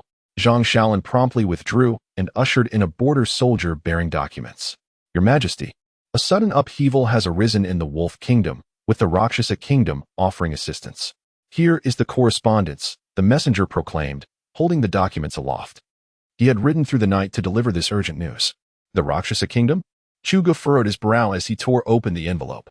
Upon reading its contents, his fury ignited. The Rakshasa Kingdom had audaciously interjected, demanding that the great Zhou withdraw from the grasslands and coexist peacefully with an army of 200,000 troops now stationed at the border. Moreover, they had dispatched an envoy for negotiations, expected to arrive by dawn. What has caused your majesty such wrath? Zhang Shaolin inquired, leaning closer with curiosity. Read for yourself, Chugu retorted, tossing the envelope to Zhang Shaolin. After a brief glance, Zhang Shaolin's countenance darkened with rage. How dare they? He bellowed. This land was not acquired through deceit, but through valor and steel. Shall we simply relinquish it? Tomorrow, I demand their blood upon the ground. Chugu snorted disdainfully. Split line. The following day during court assembly, ministers and military officials gathered as Chugu, silent and steely, distributed the letter from the previous night for their perusal. How dare the Rakshasa Kingdom? Do they think the great Zhou is without defenders? Sun Meikai, upon reading but a few lines, erupted in fury and stepped forward.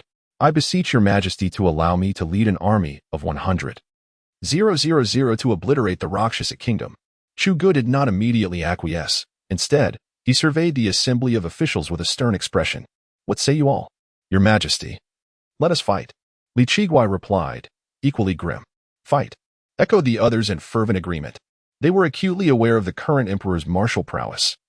His forces were not merely formidable, but also fiercely loyal, capable of subsisting on mere earth if necessary. With such a sovereign, they had little fear of war. If they dared to provoke, then let there be combat. In recent days, they had immersed themselves in military strategy, striving to harmonize it with Confucian principles. When faced with conflict, they would no longer falter but would engage in battle. Their objective was to demonstrate to the emperor their resolve. They were no longer timid civil officials, nor were they the peace-seeking bureaucrats of the benevolent Emperor Ren. If the emperor favored culture, they would embody it. If he favored martial prowess, they would embrace that as well. Their essence lay in the synthesis of diverse philosophies. Regardless of the emperor's whims, they would swiftly adapt. Let us vanquish them. Raise the banners. A voice cried out, igniting the fervor of the assembly. Raise the banners. Raise the banners. Suddenly, the entire court echoed with these two words. Chu Gu observed the expressionless faces of the officials and warriors around him, acutely aware that they were merely pandering to him. In this realm, he held absolute authority, and his unwavering demeanor signified defiance, prompting the officials below to mirror his resolve. The nature of an emperor is reflected in the character of his subjects. Just as the court was resonating with fervent shouts, a soldier reported that the envoy from the Luo Sha kingdom had arrived. Execute them and raise the flag. All the officials fixed their gazes intently on the soldier. Silence. Allow them to enter. I am curious to hear what they have to say, Chu Gu commanded coldly. The soldier complied with a nod and slowly retreated. Outside, 2 men and a woman, representatives of the Luo Sha kingdom, entered the court, escorting an envoy from the Wolf kingdom, who trembled uncontrollably. One of the Luo Sha men observed this and expressed his dissatisfaction. Why are you so afraid? You represent the Wolf kingdom after all. The wolf envoy stammered. You know nothing of fear. Must you drag me into your demise? He shook violently, beads of sweat pouring from his forehead like rain. Having witnessed Chu Gu's inhuman prowess and the terrifying Yellow Sand soldiers, he was well acquainted with the near-immortal Yellow Turban demon warriors. In truth, he had no desire to align with Luo Sha, nor did the people of the steppes wish to join forces with him against Zhou. They sought merely a sanctuary, a temporary refuge. However, Luo Sha was unwilling to have direct territorial contact with Zhou. They cared little for this perpetually frigid expanse. But they absolutely could not allow a border with Zhou. Their intent was not to force Zhou's complete withdrawal from the steppes. They were merely posturing for negotiations, willing to discuss terms. Their bottom line was that the Wolf Kingdom could only cede half its territory, ensuring that it did not border Luo Sha's lands. They could manage the Wolf Kingdom, but Zhou was another matter entirely. The Wolf Kingdom, at best, was an unpolished assembly that posed no significant threat. They might raid a few times each year, as the eastern region was too cold and sparsely populated. But Zhou was a formidable presence, a nation with a fully developed structure and a level of civilization surpassing their own. The vastness of such a nation nearby instilled unease. They required another nation to serve as a buffer. Thus, they did not come empty-handed. They brought their saintess, intending to use her as leverage to prevent direct conflict between the two nations. Is Zhou truly so fearsome? The Luo Sha saintess frowned at the sight of the wolf envoy's terror. That is not mere fear, it is despair. The wolf envoy's face was a mask of dread. Without confronting fear, how can one truly comprehend it? A giant impervious to blades, a being capable of tearing a man asunder. The swirling sands, the suffocating dust, this is no realm of mortals, it is hell. Are the Yellow Sand soldiers and giants you speak of real? The Luo Sha saintess inquired, puzzled. The people of the Wolf Kingdom had long shared this knowledge with them. Yet they had always remained skeptical. Yet now, the fear evident on the face of the envoy from the Wolf Kingdom appears far from feigned. Would you not be afraid if tens of thousands of soldiers materialized out of thin air? Would you not tremble at the sight of sand that drifts with the wind, capable of bringing death? The envoy's visage reflects palpable terror, particularly as he gazes upon the approaching palace, beads of sweat saturating his garments. The Rakshasa saintess furrows her brow once more, poised to speak, when a middle-aged man beside her interjects. Saintess, pay no heed to his ramblings. He is but a coward. Your purpose this time is to forge an alliance with the sovereign of the great Zhou in pursuit of camaraderie between our two nations. Oh, the Rakshasa saintess murmurs, lowering her head and falling silent. Ding. The task assistant has been activated. Based on your current predicament, a mission has been assigned. Conquer the Rakshasa. Mission description: launch an offensive against the Rakshasa kingdom and seize over half of its territory. Mission reward: the ambition of Genghis Khan effect. Acquire 50,000 Chieshua cavalry, receiving an additional 100 Chieshua cavalry daily. Extra Chieshua cavalry can be earned based on the number of foes slain, with soldiers exchanged at a rate of 10-1 and civilians at 100-1. Note: should the Prairie Army and Chieshua cavalry successfully occupy the Rakshasa kingdom, additional rewards will be granted, paving the way across Eurasia. Chapter 78. Is there no reason left to discuss? The emissaries from the Rakshasa entered the Hall of Governance, heralded by the shouts of the sentinels. Upon crossing the threshold, they were met with the fierce glares of all the civil and military officials, their eyes glinting with indifference and a palpable intent to kill. A cold sweat broke out upon them. Something was amiss. Wasn't the great Zhou a nation of propriety? Agumu, the emissary from the Wolf Kingdom, trembled uncontrollably. As they stepped further into the hall and raised their gaze, they were met with the stern countenance of Chuj, which filled them with a sense of dread and chill. Thud. Agumu, in sheer terror, knelt down. Great Emperor of Zhou. He stammered, his body shaking and voice quavering. As one of the fortunate few who had narrowly escaped, he had witnessed Chuj's terrifying might, an overwhelming power akin to divine wrath, far beyond that of mere mortals. Get up. Ivan Gu, the leading Rakshasa envoy, tugged at Agumu anxiously, as the surrounding officials of the great Zhou watched them mockingly. Their laughter laced with scorn as they beheld Agumu's prostration. No matter how much Ivan Gu pulled, Agumu remained rooted, for rising could spell doom, whereas staying down might afford him a chance at survival. With a sigh of resignation, Ivan Gu stepped forward, clasping his hands in salute. I, Ivan Gu, envoy of the Rakshasa, along with the holy maiden Anna, pay our respects to the great Emperor of Zhou. A cold laugh escaped Chuj's lips. Take them away. Give each of them 20 lashes. What? The crowd's expression shifted dramatically, particularly the holy maidens. Wait. Ivan Gu quickly interjected, esteemed Emperor of Zhou, as a Rakshasa envoy. I represent my nation. Such indiscriminate punishment is hardly appropriate. I am punishing you Rakshasas. Chuj retorted with a disdainful huff. Immediately, the imperial guards advanced, seizing the four and dragging them towards the exit. This is unreasonable. This is unreasonable. Ivan Gu shouted, struggling in vain, as no one paid him heed. The others fared no better, with Anna's face paling in horror. She had never endured such brutality in her life.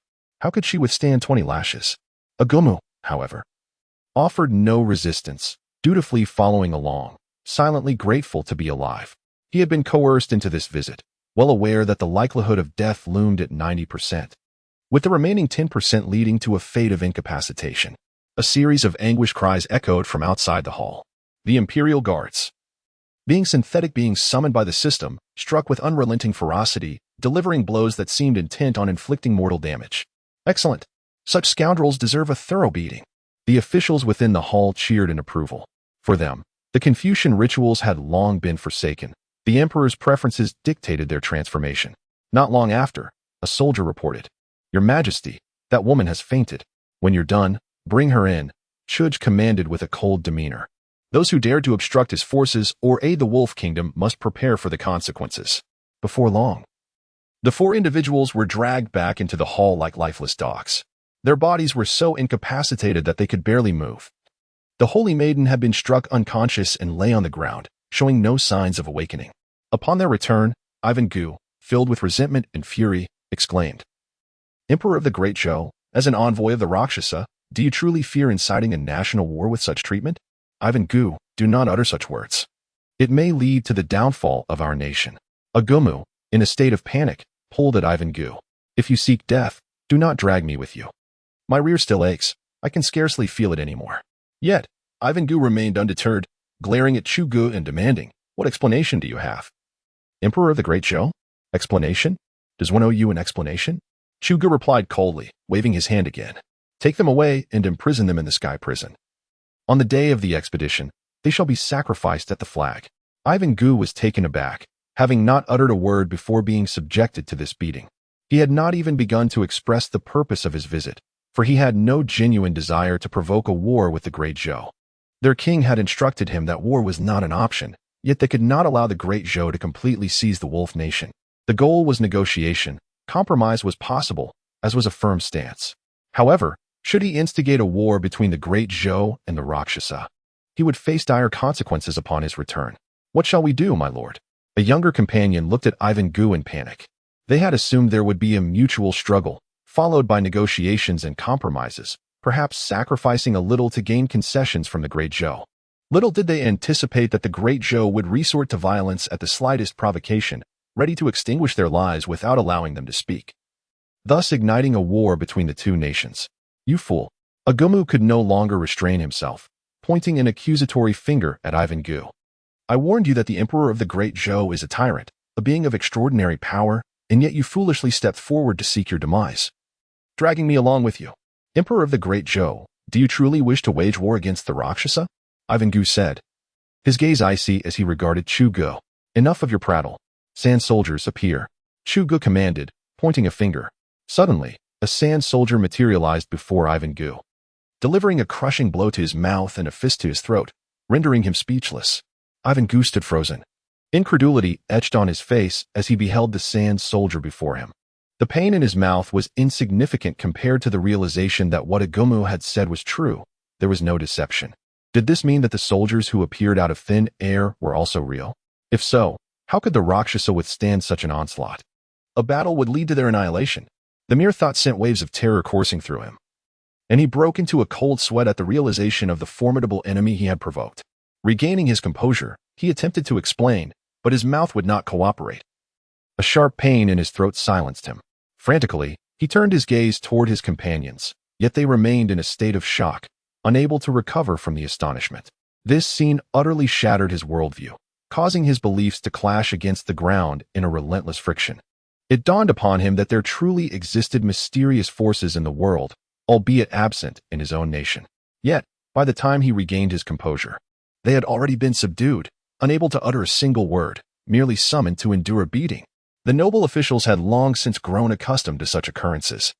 For His Majesty, the decision had already been irrevocably made, beyond the influence of any individual.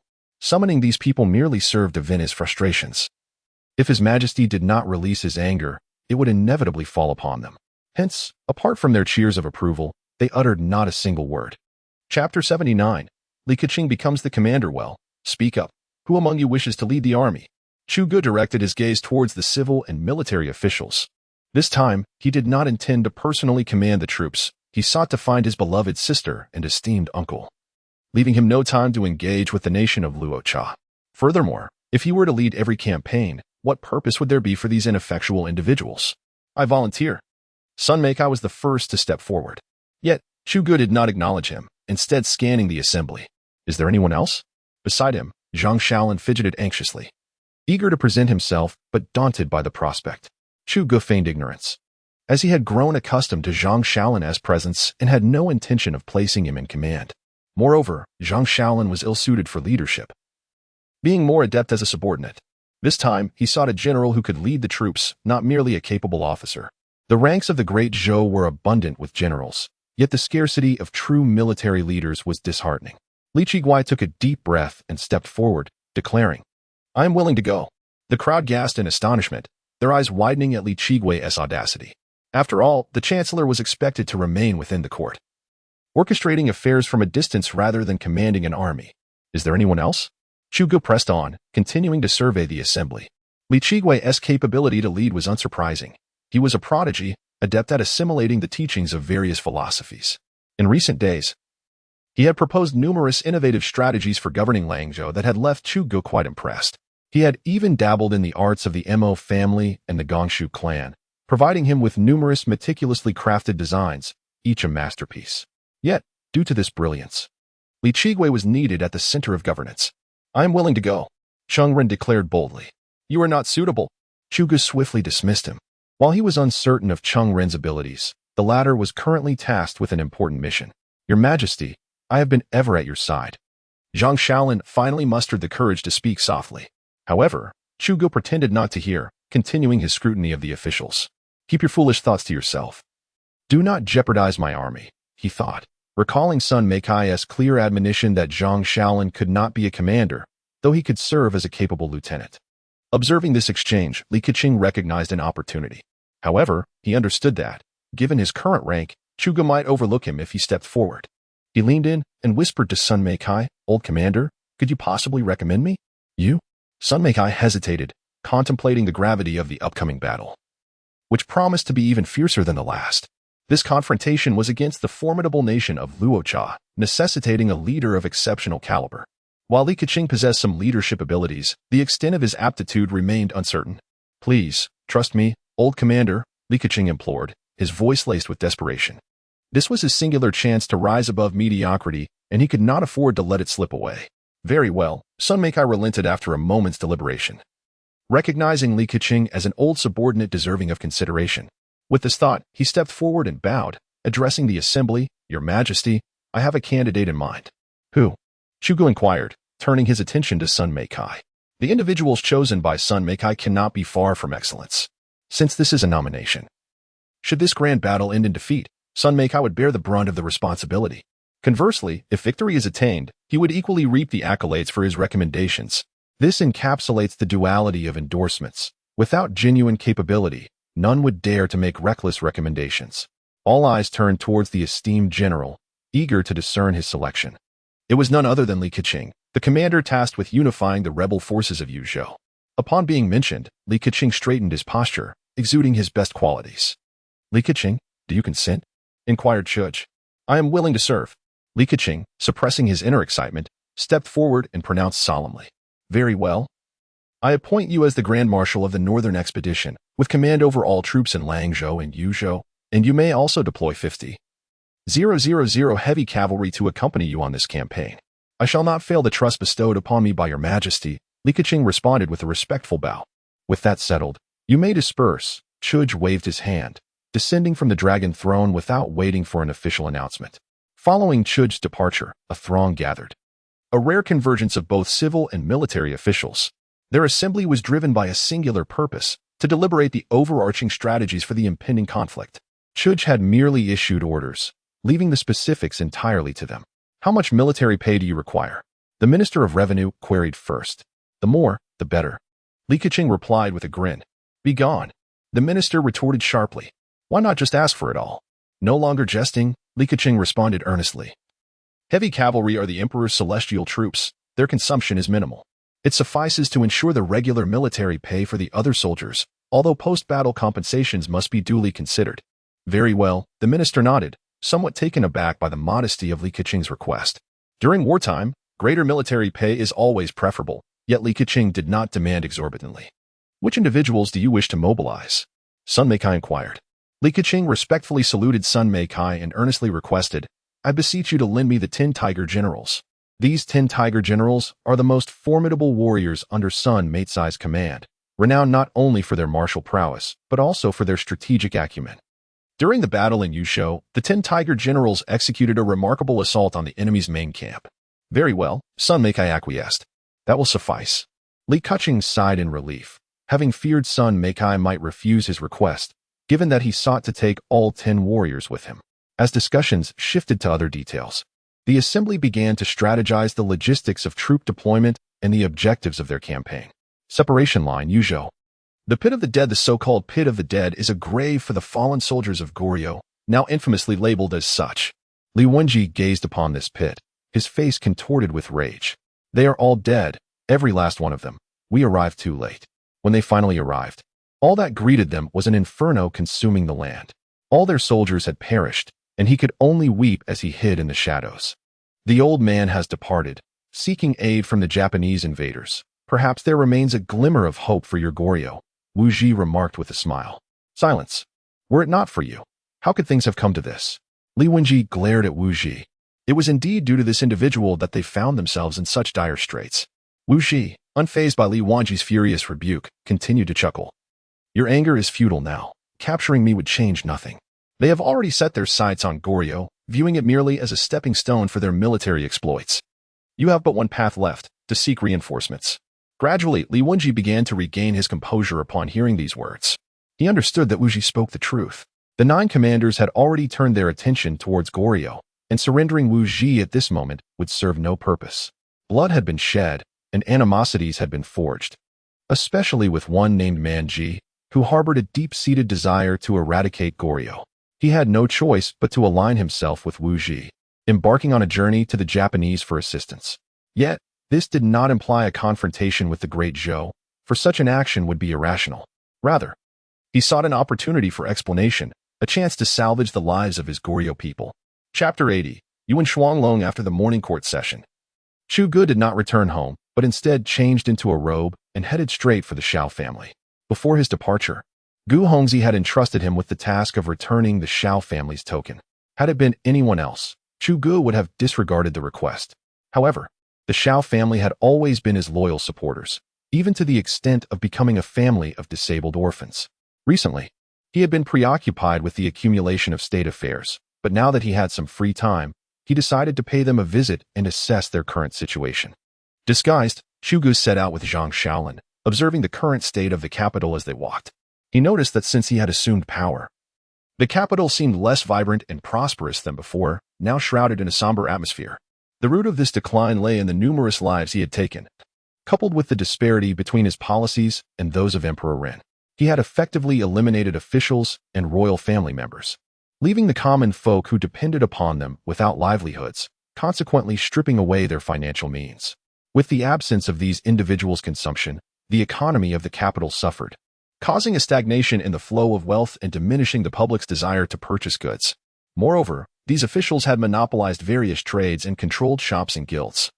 Their demise inadvertently disrupted trade, leading to significant turmoil in the nation's commerce. Although Li Qiguai's newly established central court promptly dispatched personnel to manage these industries, restoring them would require time, leaving many shops and merchant caravans in a state of closure during this interim. In terms of policy, despite the Empress Dowager's grip on power, most of the remaining ministers were from Emperor Ren's era, adhering to his strategies that fostered economic prosperity. This was a feat Zhuge found himself incapable of achieving, nor could his subordinates. Nonetheless, he bore no regret for his actions. The economy would gradually recover, after all. Why should he spare those individuals only to let them revel in peace and prosperity while they siphoned off the capital's wealth? Wasn't it better to eradicate their families and seize their riches? Their wealth belonged to the national treasury. The only consequence of their demise was that money remained stagnant in the treasury, resulting in a temporary economic contraction. Zhang Shaolin had been keenly observing Chu Ji's expression. Noticing the furrowed brows of his sovereign, he cautiously inquired, "Your Majesty, are you concerned about the economy of the capital? I might have a solution." Zhuge halted and turned to glance at him, shaking his head. "Do refrain from overthinking with that pig brain of yours, lest you lead me astray." He had heard Sun Meikai refer to Zhang Shaolin's intellect in such a manner, and he made no effort to conceal his sentiments as the emperor. "Your adoptive father is speaking ill of me behind my back." Zhang Shaolin silently cursed but retorted defiantly, "Your Majesty, a pig brain is not devoid of merit. After all, why do people say that eating pig brain enhances one's intellect?" Intrigued by his words, Zhuge asked, "Very well. What do you propose? What brilliant strategy do you have?" Delighted, Zhang Shaolin eagerly exclaimed, "We could eliminate the taxes on goods entering the capital while simultaneously raising taxes in various provinces and counties, encouraging merchant caravans to flock to the capital in droves. Furthermore, we could mandate that these caravans only rest within the capital, thereby stimulating consumption." Zhuge paused, contemplating the suggestion. Perhaps this plan could indeed be feasible. In the vast realm of the Great Zhou, each province and county imposes commercial taxes, commonly known as tariffs. Bringing a substantial quantity of goods into the city necessitates payment. This notion was conceived by his father, Emperor Ren, as a means of generating revenue. The tariffs vary from city to city, with the central court exercising control over them. In Liangzhou and Manzhou, the tariffs are almost negligible, which consequently encourages merchants to conduct trade in these two provinces. Conversely, the tariffs in the capital are the highest. Nonetheless, many merchants still choose to come here. The cost of living is elevated and prices soar. However, following the massacre, the capital fell into desolation.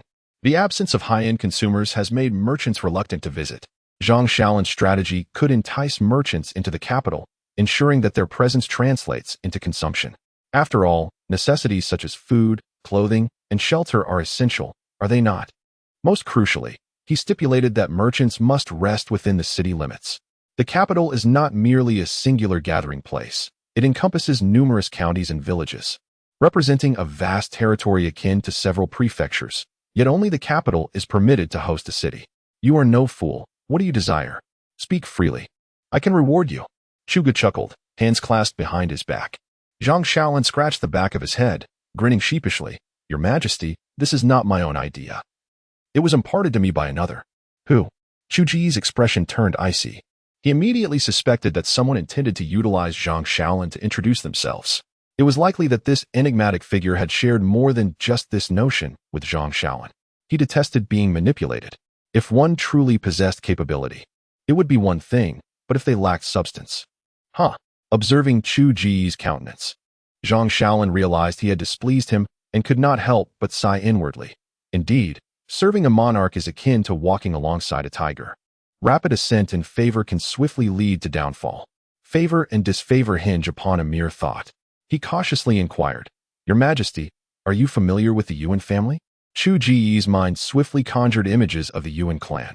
The Yuan family, a prestigious lineage from Jingzhou, has endured for centuries, once holding the esteemed position of Grand Tutor. Yet now they have gradually waned, finding refuge only in the vicinity of Jingzhou. The Yuan family boasts two prodigies, Yuan Cheng and Yuan Ji. Rumor has it that these two are exceptionally talented in both civil and military affairs, and possessing one could stabilize the realm. However, Chu Ge scoffed at such claims. It was merely mutual flattery among noble families.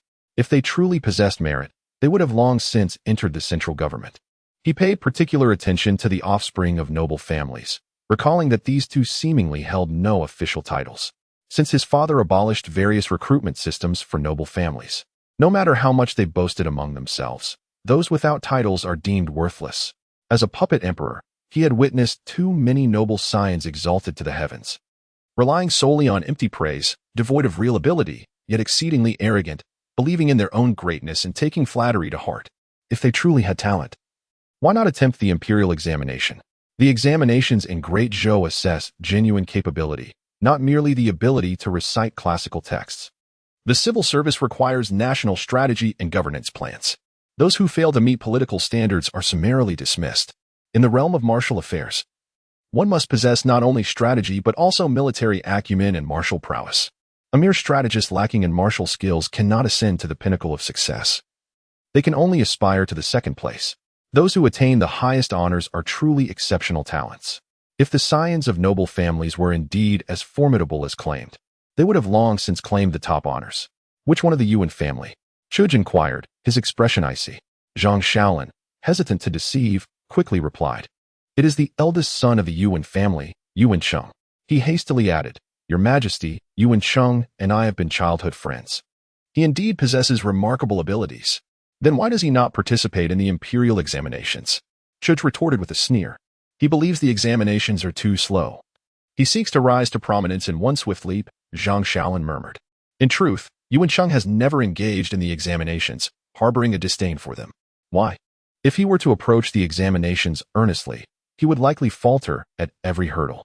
The literary examinations would be beyond his reach. As for the martial exams, while he might pass the physical tests, he would eternally fail the strategic assessments.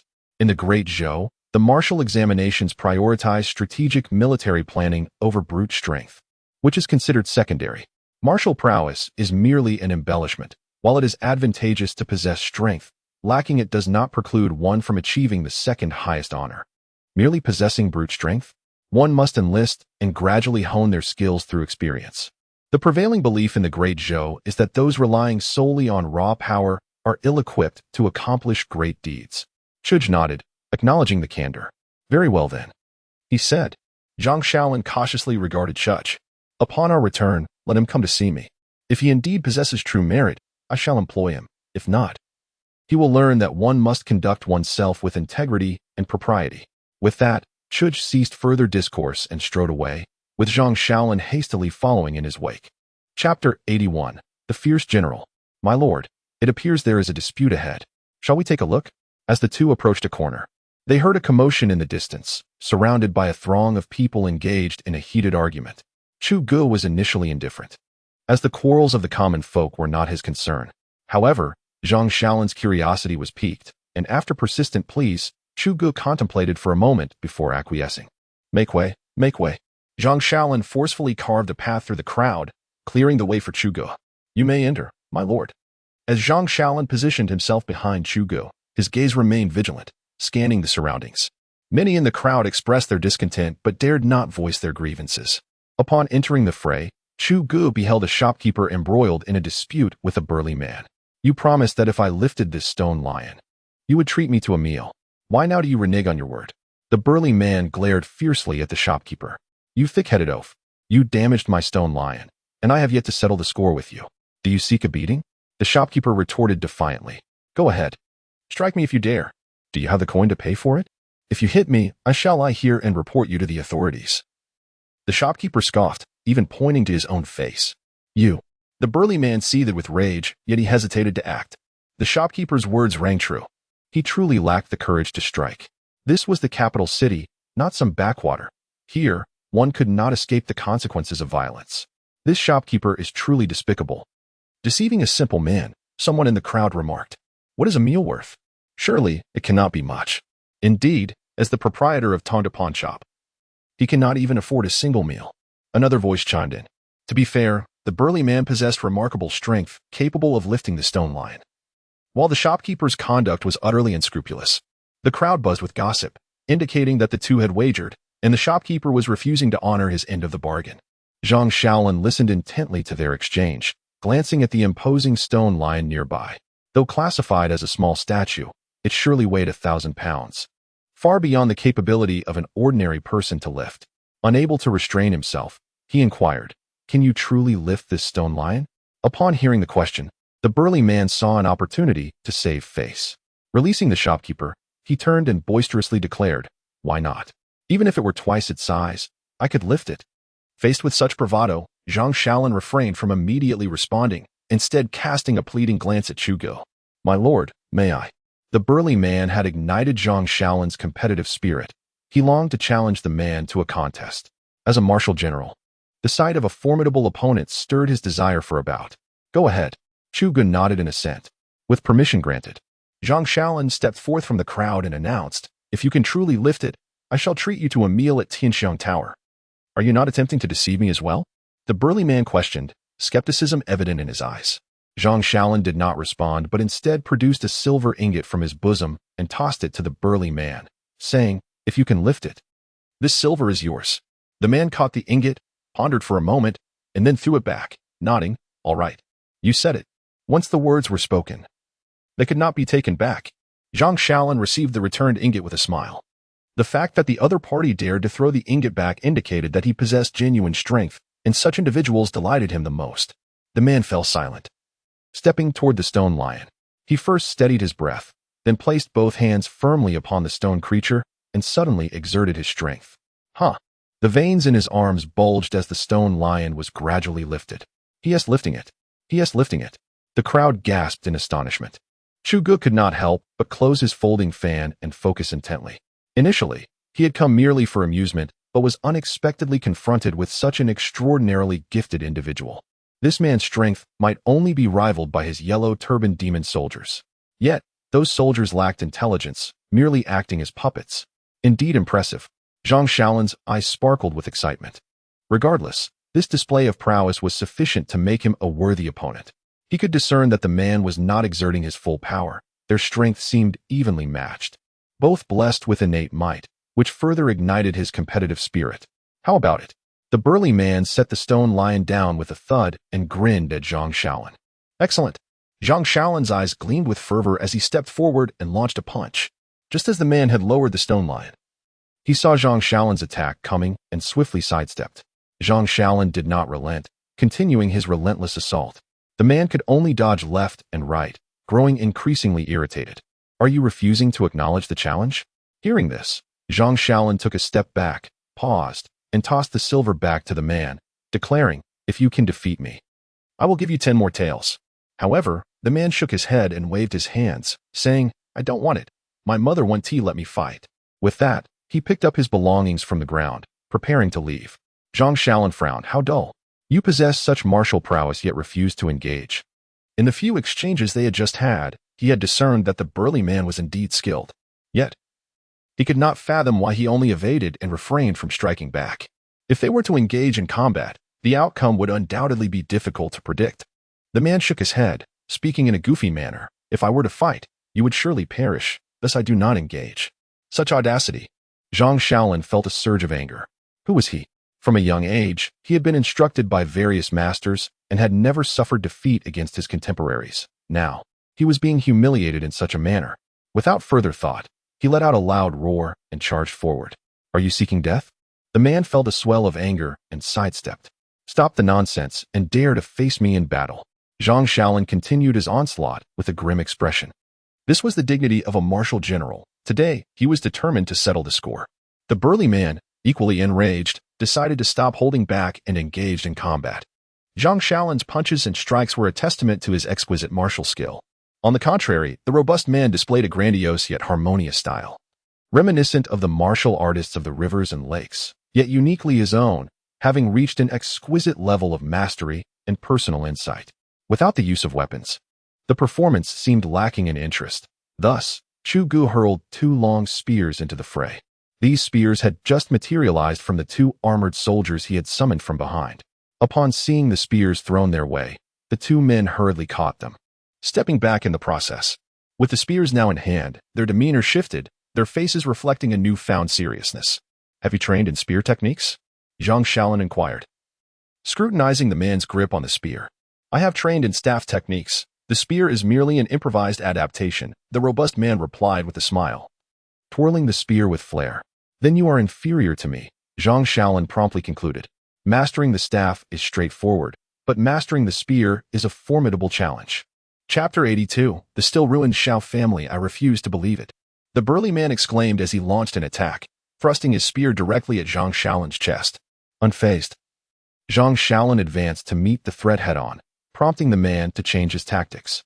As the skirmish ensued, both combatants exchanged blows with equal fervor.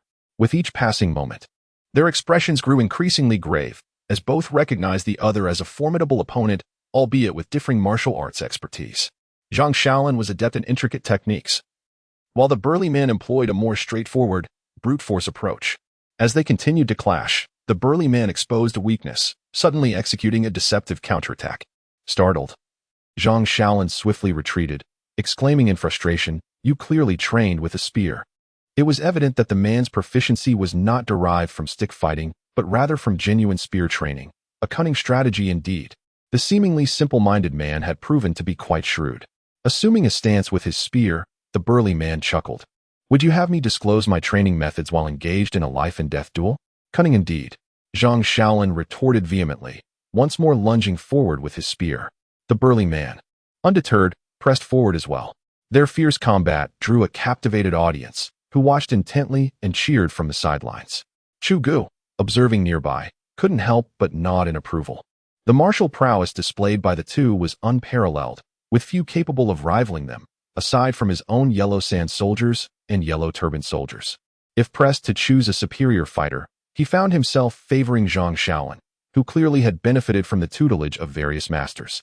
While the two appeared evenly matched at first glance, Zhang Shaolin's endurance would surely prevail as the battle wore on.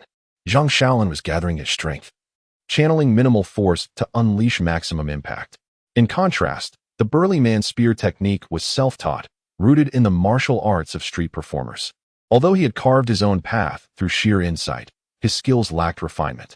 Additionally, martial training often inflicted wear and tear on the body. Zhang Shaolin had immersed himself in medicinal baths since childhood, while the burly man, clearly from a destitute background, bore numerous hidden injuries.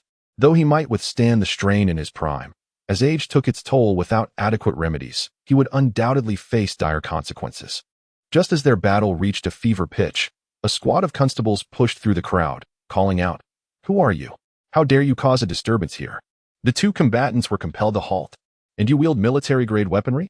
The captain's gaze sharpened at the sight of their spears. While ordinary spears could be purchased, theirs were regulated military arms, thus rendering their possession illegal. "This cannot reach my mother's ears," the burly man thought, alarmed, as he hastily discarded his spear and pushed through the crowd to flee. "Where do you think you're going?" the captain bellowed, ready to pursue. However, Zhang Shaolin stepped in to block him, producing a token and tossing it towards the captain. Confused, the captain glanced down and his eyes widened in astonishment. "This is the token of the Imperial Guard General." This revelation meant that the man before him was none other than the Emperor's favored individual, the newly appointed personal guard.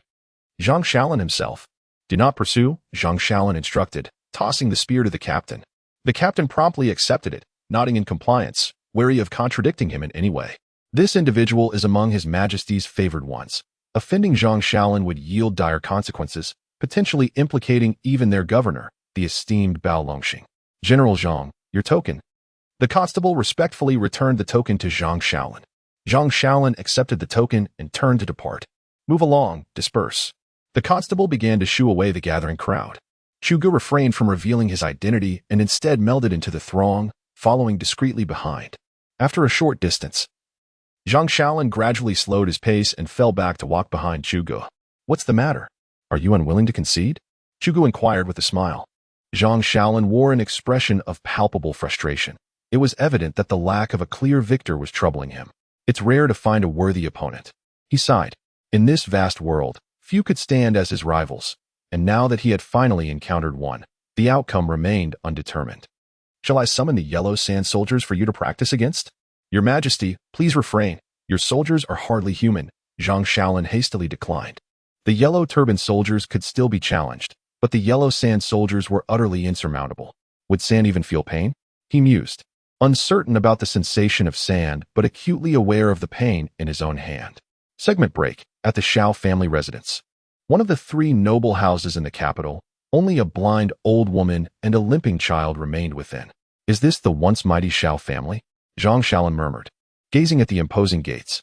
A lover of history, he recalled the family's former grandeur, now reduced to such a state of desolation. How is it that there isn't even a gatekeeper?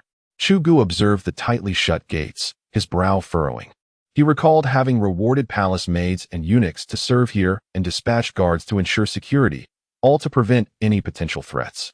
After having taken so many lives, those filled with enmity could not reach him, but they might turn their wrath upon this vulnerable household.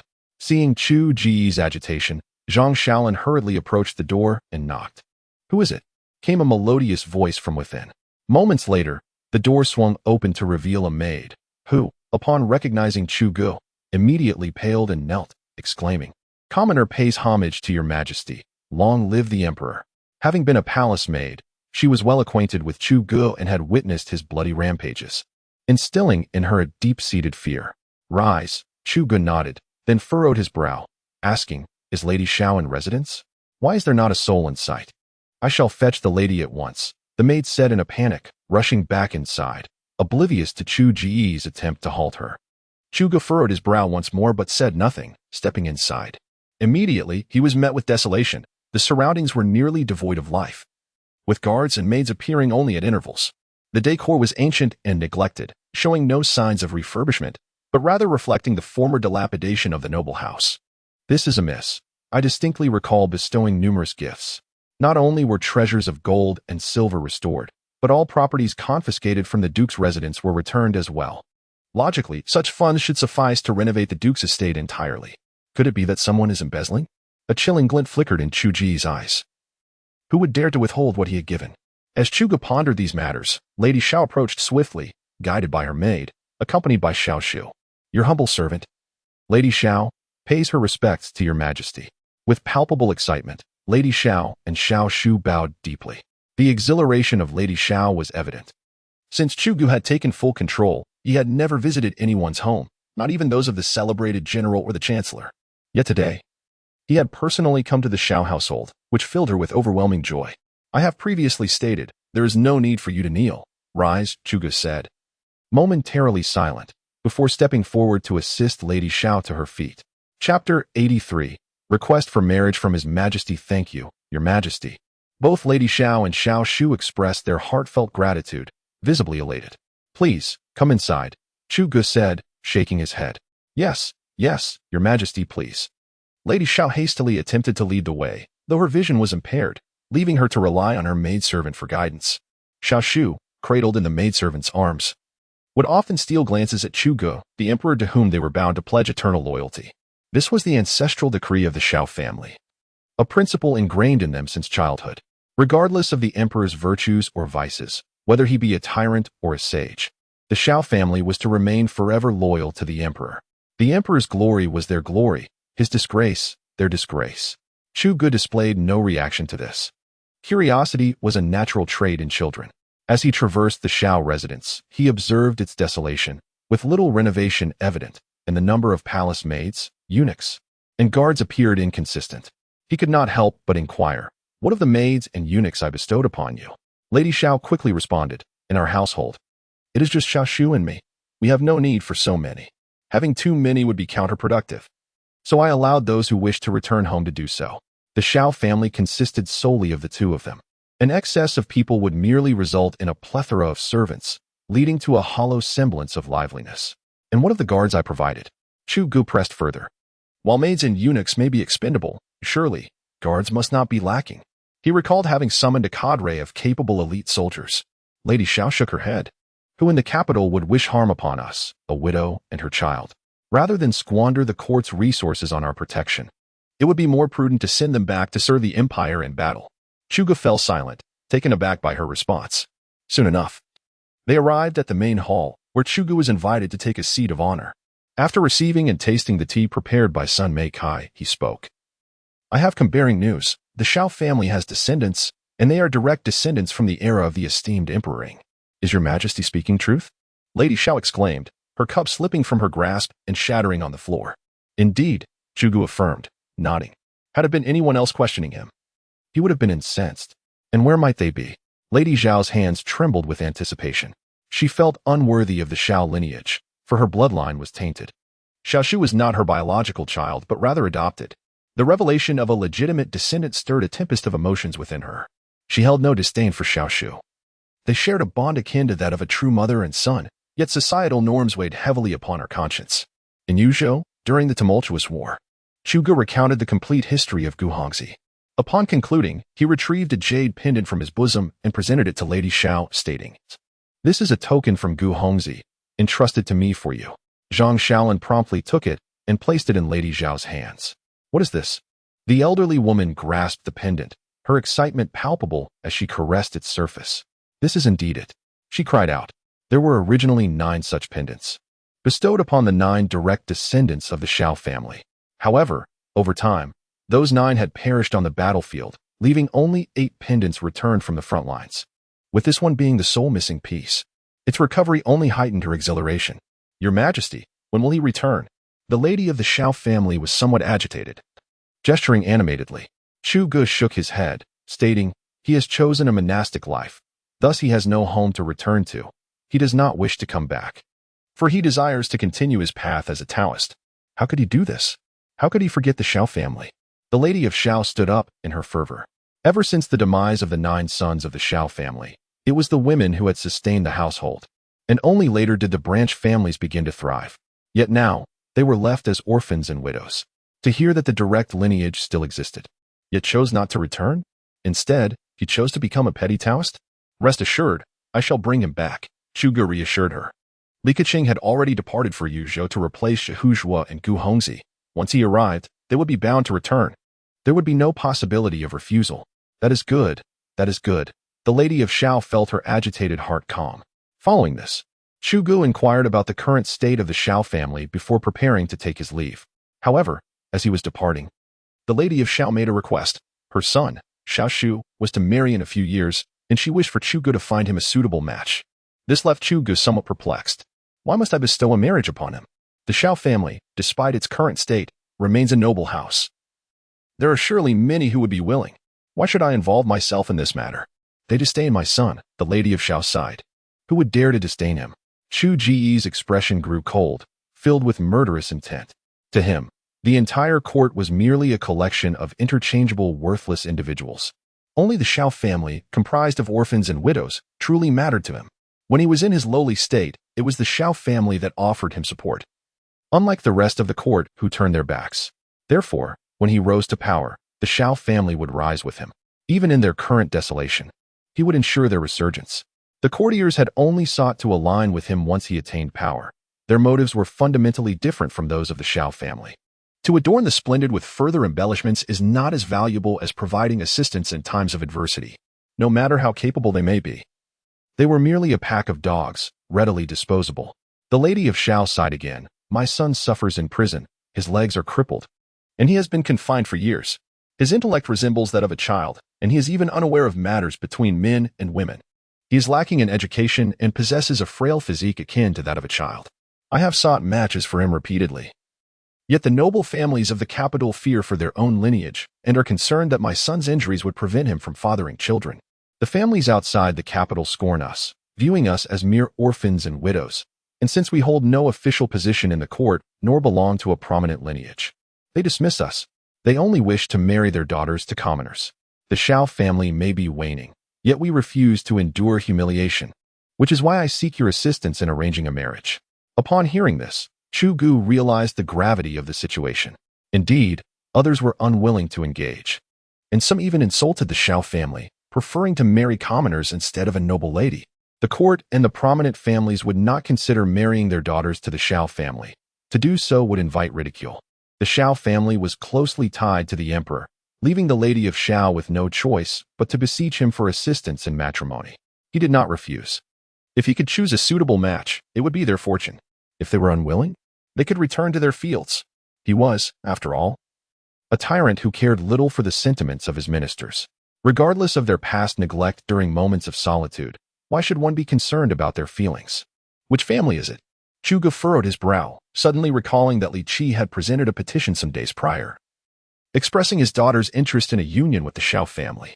However, the Xiao family was peculiar, seeking his assistance as a matchmaker.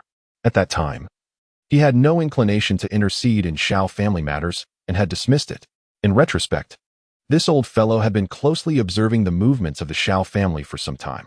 Upon further contemplation, he noted that his daughter was of a similar age to Xiao Shu. She was also quite lovely and skilled in martial arts, albeit somewhat violent, often brandishing weapons, earning a reputation in the capital as a little tyrant. Yet, in the future, she could protect the timid Xiao Shu from being bullied. Xiao Shu, by nature timid and lacking in strength, would likely be ridiculed if no strong protector were at hand, especially given his status as a duke and the head of the Xiao family. A union between their families could bolster the Xiao family, preventing its further decline. The Xiao family had been steadfastly loyal to the emperor through generations and could serve to supervise and restrain the Li family. What of the daughter of Duke Wen? Chu Gu inquired. Lord Li, esteemed as a duke and chancellor, would likely be reluctant to marry his legitimate daughter to my son, the Xiao matriarch replied. Indeed, Duke Wen, Li Qi, had a daughter of suitable age, but with his current power and favor at the emperor's side, he was incomparably stronger than her beleaguered Xiao family. How could he possibly consent? She dared not entertain the thought, nor did she possess the courage to broach the subject. What is there to hesitate about? He would surely wake in laughter, for such a marriage would undoubtedly attract criticism. Rest assured, tomorrow you shall propose. Chu Gu remarked with a cold smile. Li Qi, astute in his observations, would thus be more inclined to cling tightly to the Xiao family's fortunes. Xiao Shu, do you fancy the bride I have chosen for you? Chu Gu turned and asked with a smile. As long as your majesty approves, then I, Shu, shall also approve, Xiao Shu replied, nibbling on his fingers. Years of confinement had limited his understanding, yet he had been conditioned from a young age to believe that the emperor was his everything. Even at the cost of his life, he could not defy the emperor. Protecting the emperor was the ancestral decree of the Xiao family. Chu Gu nodded with a smile, then coldly remarked, do the civil and military officials not disdain Xiao Shu for lacking an official title? What if I were to grant him a title? How could that be? My son can barely recognize characters, exclaimed the Xiao matriarch, aghast. He cannot even recall the surnames of the 100 families. What official post could he possibly hold? Why not? I shall immediately appoint Xiao Shu as a grand scholar, and when he comes of age, he shall assume office. Your Majesty, this is folly. You would jeopardize the nation. The Xiao matriarch hurriedly sought to intervene. Return to the palace. Chu Gu said little more, rising to depart. In the Great Zhou, this position held little real power, yet it was of considerable status. The only authority lay in assisting with memorials. Yet he was known for his unilateral decisions. His actions were merely a gesture, meant to convey his imperial stance to the world. Xiao Shu was not unintelligent. He simply lacked knowledge due to prolonged confinement, yet his capacity for endurance surpassed that of most. Chapter 84. The Carefree Prince and El Shuer. In the magnificent estate of the Carefree Prince in Fengzhou, Fenghai County, a tempest of fury erupted. Fool, do you even comprehend the magnitude of your actions? You are jeopardizing my very existence. The Carefree Prince unleashed a torrent of invective upon the seemingly obedient El Shuer. He had just received alarming news. El Shuer had employed the notorious assassin He Xiexing to attempt an assassination of the emperor. Was she not a simpleton? Did she truly believe that He Xiexing, renowned for his cunning, would be oblivious to the stakes involved? Such treachery should be executed by their own trained assassins, not by someone of his caliber. To exacerbate matters, the prince had recently learned that He Xiexing had been appointed as a commander in the Imperial Secret Police, now tasked with investigating the Wind and Cloud Society. This revelation signified He Xiexing's allegiance to the emperor and a profound betrayal of El Shuer. The prince was engulfed in panic. Given He Xiexing's abilities, discerning El Shuer's identity would be effortless, potentially implicating him as well. In the current climate, should the emperor harbor even a modicum of suspicion, evidence would be irrelevant. Swift action would ensue. The example of Prince Chai loomed large. A mere whisper of doubt was sufficient for the tyrant to strike without hesitation. If Prince Chai could be targeted, what hope did he have? He was certain that the emperor had already dispatched agents to hunt him down. Should he flee? Yet, The thought of abandoning the vast assets he had painstakingly cultivated in Fenghai County was unbearable. I never anticipated that the illustrious assassin would display such a lack of professional integrity, El Schwer lamented, feeling aggrieved. She had fulfilled her end of the bargain, providing financial support and assurances. The reputation of He Xiexing as the ultimate assassin was formidable. How could he stoop to such conduct? Morality? What value does it hold? The carefree prince raged. I did not reveal my identity. He Xiexing should remain unaware of who I am, El Schwer murmured, her gaze cast downward. She was acutely aware of the formidable nature of her uncle, the carefree prince. Despite his seemingly amiable demeanor, he was anything but merciful. In his earlier years, to lower the vigilance of Emperor Ron, he had assumed the title of carefree prince while claiming Fenghai County, an economically underdeveloped region by the sea, as his fief. Since his arrival, he had remained silent within the confines of the princess estate, biding his time until the emperor's demise. Afterward, he had unleashed an unstoppable tide of ambition, fostering overseas trade, developing Fenghai County, and, as she had heard, training a band of pirates who relentlessly raided Fengzhou, leaving local officials in disarray. Unaware, the carefree prince was nearly reduced to laughter from anger, jabbing his finger forcefully at El Schwer's forehead. Do you understand what it means to be a seasoned player in this game? He Xiexing has navigated the underworld for years. Do you really believe he has uncovered your background? What should I do? El Schwer stammered, a sense of panic washing over her. Though she harbored hatred for Chugo, she was equally aware of his animosity toward them. If Chugo were to discover their scheme, it would undoubtedly lead to a relentless vendetta. What can I do? I do not know. The carefree prince groaned, pressing his temples as a headache threatened to overwhelm him. Startled, El Schwer hastily exited the room, her mind racing with the implications of her actions. I have ruined everything. I have ruined everything. In a fit of rage, the carefree king roared within his chamber, hurling objects about in a tempest of frustration. The esteemed families across the realm tread cautiously, fearful of any misstep that might render them vulnerable, while he, in his folly, had exposed himself. A deep-seated hatred coursed through him. He had yet to ascend the throne. Nor had he achieved his triumph. He had outlasted his elder brother, yet could not vanquish his nephew. His ascension remained unrealized. He had once believed that following the emperor's demise, the Empress Dowager would take the throne, allowing him to manipulate Lu Schwer and incite a rebellion against a female emperor, thereby gradually reclaiming the imperial seat. Yet, the turn of events had spiraled into chaos beyond his imagination. Most astonishing was the puppet emperor's unexpected resurgence. Not only had he risen, but he had also transformed into a tyrant, mercilessly eliminating even royal kin. The rebellion led by Wu Mu Yuan in the invasion of Lango had been deftly countered, turning the tide in his favor and securing momentous achievements. Whispers of divine mandate echoed throughout the land. Nonsense. If there were indeed a mandate, it should rightfully belong to him, not that puppet emperor. Outside, Lu Shuai listened with a grim expression to the roars emanating from within. She felt as though the world conspired against her. How could her puppet brother rise again? He deserved death at the hands of their mother. She had meticulously plotted. Once her mother ascended, she would leverage the Lu family and the carefree king to dismantle the prestige of the Daizhou dynasty built over 800 years, ultimately claiming the title of Empress herself. But plans are often thwarted by unforeseen circumstances. She had anticipated the puppet emperor's demise, yet was met with this shocking reversal. Princess, dire news. Lu Yue rushed in, panic evident in her demeanor. What now? Lu Shuai replied, her brow furrowed in irritation. The last time she had heard such a statement, it preceded her mother's death. And she loathed hearing it again. The Lu family has disowned you, stating you were adopted. Lu Yue exclaimed in distress. What? I was adopted? Lu Shuai felt a wave of dizziness wash over her, nearly collapsing to the ground. How could she possibly be considered adopted?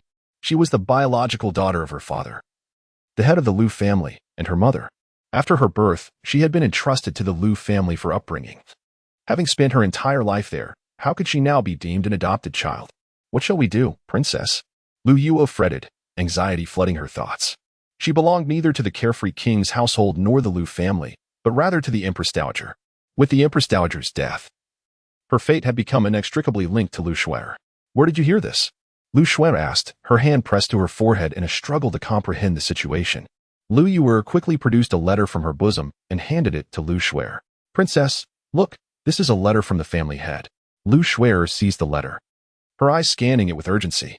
The essence of the letter was clear. Lu Shuai was declared not to be of direct lineage, but rather an adopted child.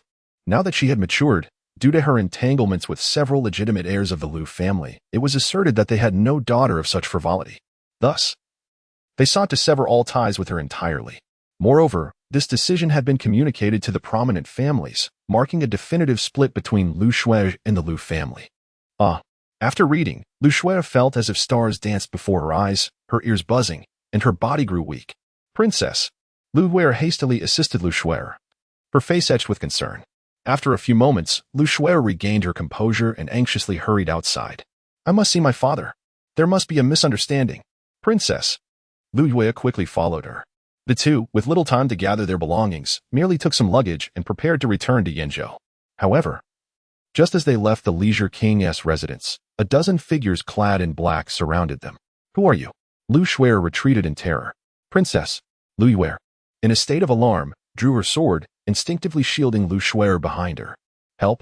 There are assassins! Liu Wei shouted toward the Leisure King's residence. Yet, perplexingly, there was no response from within. Not only was there silence, but in the next moment, the gate slammed shut with a resounding thud, leaving them outside. Chapter 85. Reporting Liu Shui's youth opened the door. Liu Shui rushed forward, pounding on the door with fervor, yet it remained unyielding, offering no sound from within, creating an eerie silence in the night. Liu Shui, not a fool, realized that the Prince of Leisure had decided to abandon them. This instilled a sense of fear within her, further fueling her hatred for Chugo. If it weren't for Chugo, how could she have found herself in such a predicament? Why would the puppet emperor turn against his own mother? Was 20 years of reign not sufficient? What harm would it do to allow her a few years? Who are you? Do you know my lady's identity? Liu Wei, in a panic, shielded Liu Shui, attempting to intimidate the cloaked figures. However, these figures remained silent, merely unsheathing their blades, inching closer. Just as the two were engulfed in helplessness, Liu Shui suddenly caught sight of a jade pendant revealed by one of the black-clad individuals. You are Brother Zhang, Liu Shui exclaimed, pointing at the leading figure in astonishment. She could not be mistaken. This jade pendant belonged to Zhang Chuanyu, the captain of the Liu family's guards, who treasured it dearly and would never part with it. The leading figure's brow furrowed slightly at her words, yet he continued his advance without pause. Indeed, he was Zhang Chuanyu. This time, he had come under the orders of the family head to deal with Liu Shui. Liu Shui was no longer a prized possession. She had become a hot potato, a ticking time bomb ready to explode. With the Empress deceased and the Wu family fallen, Liu Shui held no value anymore, even as a biological daughter. In the face of familial interests and survival, what was a mere daughter worth? If they did not abandon Liu Shui soon, the consequences would be dire. Should the emperor suspect the Liu family, they would not require evidence. Their family would be thoroughly exterminated. Now was not the time to confront the emperor. If he dared challenge the emperor, other families would merely observe coldly, offering no assistance. The only course of action was to sever ties with Liu Shui entirely. Ideally, it would be best to eliminate her. When a life is lost, debts vanish. Brother Zhang, no? Liu Shui cried in fear, watching as Zhang Chuanyu and the black-clad figures advanced relentlessly. Zhang Chuanyu remained silent, resolutely raising his blade. He had to fulfill the family head's command. Seeing the raised blade, Liu Shui instinctively shielded her face with her hands, closing her eyes and shouting, Brother Zhang, have you forgotten my kindness? At her words, Zhang Chuanyu paused momentarily, then swung his blade once more, but midway through his strike, he suddenly pivoted, slaying one of the black-clad figures behind him. This unforeseen turn of events startled everyone. They had never anticipated Zhang Chuanyu would rebel so abruptly. Captain Zhang, what are you doing? Do you wish to betray the family? The other black-clad figures' expressions changed drastically, their hearts tightening. If Zhang Chuanyu revolted, they would stand no chance against him. Zhang Chuanyu was the foremost expert of the Liu family, his swordsmanship unparalleled, far beyond their capabilities. In fact, the techniques they practiced were taught by Zhang Chuanyu himself. It was akin to a father sparring with his son. Seeing this scene unfold, Liu Shui exhaled in relief, her previously taut nerves finally easing. Liu Wei was equally despairing, convinced that her demise was imminent. Zhang Chuanyu wiped the blood from his blade and coldly addressed the crowd, stating, The young lady has rendered me great kindness. I cannot allow her to perish. Thus I must eliminate you all. With that declaration, he unleashed his weapon, moving with the swiftness of lightning, weaving through the throng as he single-handedly faced 10 adversaries. The air was filled with anguished cries, and one by one, bodies fell, for these individuals were no match for Zhang Chuanyu alone. In less than the time it takes to brew a cup of tea, all were slain, and Zhang Chuanyu turned his steely gaze upon Lu Shuai. Brother Zhang. Lu Shuai gasped, eyeing the man who resembled a god of death. She swallowed hard, simultaneously relieved that she had aided Zhang Chuanyu's daughter, for otherwise it would have been her own demise. Zhang Chuanyu was indeed a master of the blade. Not only the foremost expert of the Lu family, but also highly ranked in the martial arts of the entire Great Zhou, renowned for his unparalleled knife techniques. However, this was within the realm of the martial world. On the battlefield, the art of combat differed significantly. Zhang Chuanyu approached the two women and, without warning, swung his blade towards Lu Yuer. In an instant, a fountain of blood erupted, and Lu Yuer's head was severed with a single stroke. Brother Zhang, what are you doing? Lu Shuai recoiled in terror, pressing against the door. Zhang Chuanyu did not strike again. Instead, he lowered his weapon and retrieved the severed head, stating, "Miss, from now on, Lu Shuai has been killed by me, while you are Lu Yuer, who has narrowly escaped with severe injuries." As he spoke, Zhang Chuanyu tossed a pre-prepared human skin mask to Lu Shuai. Brother Zhang, she exclaimed, moved by his foresight. Zhang Chuanyu had evidently planned everything in advance. Let us go. Quickly, he urged, shaking his head. All right. Lu Shuai whimpered in reply, nodding as she hurriedly took her bundle and fled. After Lu Shuai departed, Zhang Chuanyu dragged Lu Yuer's lifeless body away.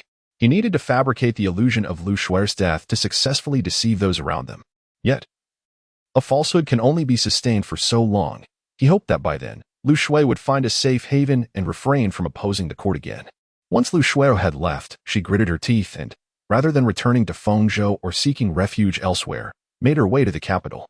The most perilous place was, paradoxically, the safest. After all, her dear brother would not recognize her. He had no idea of her appearance.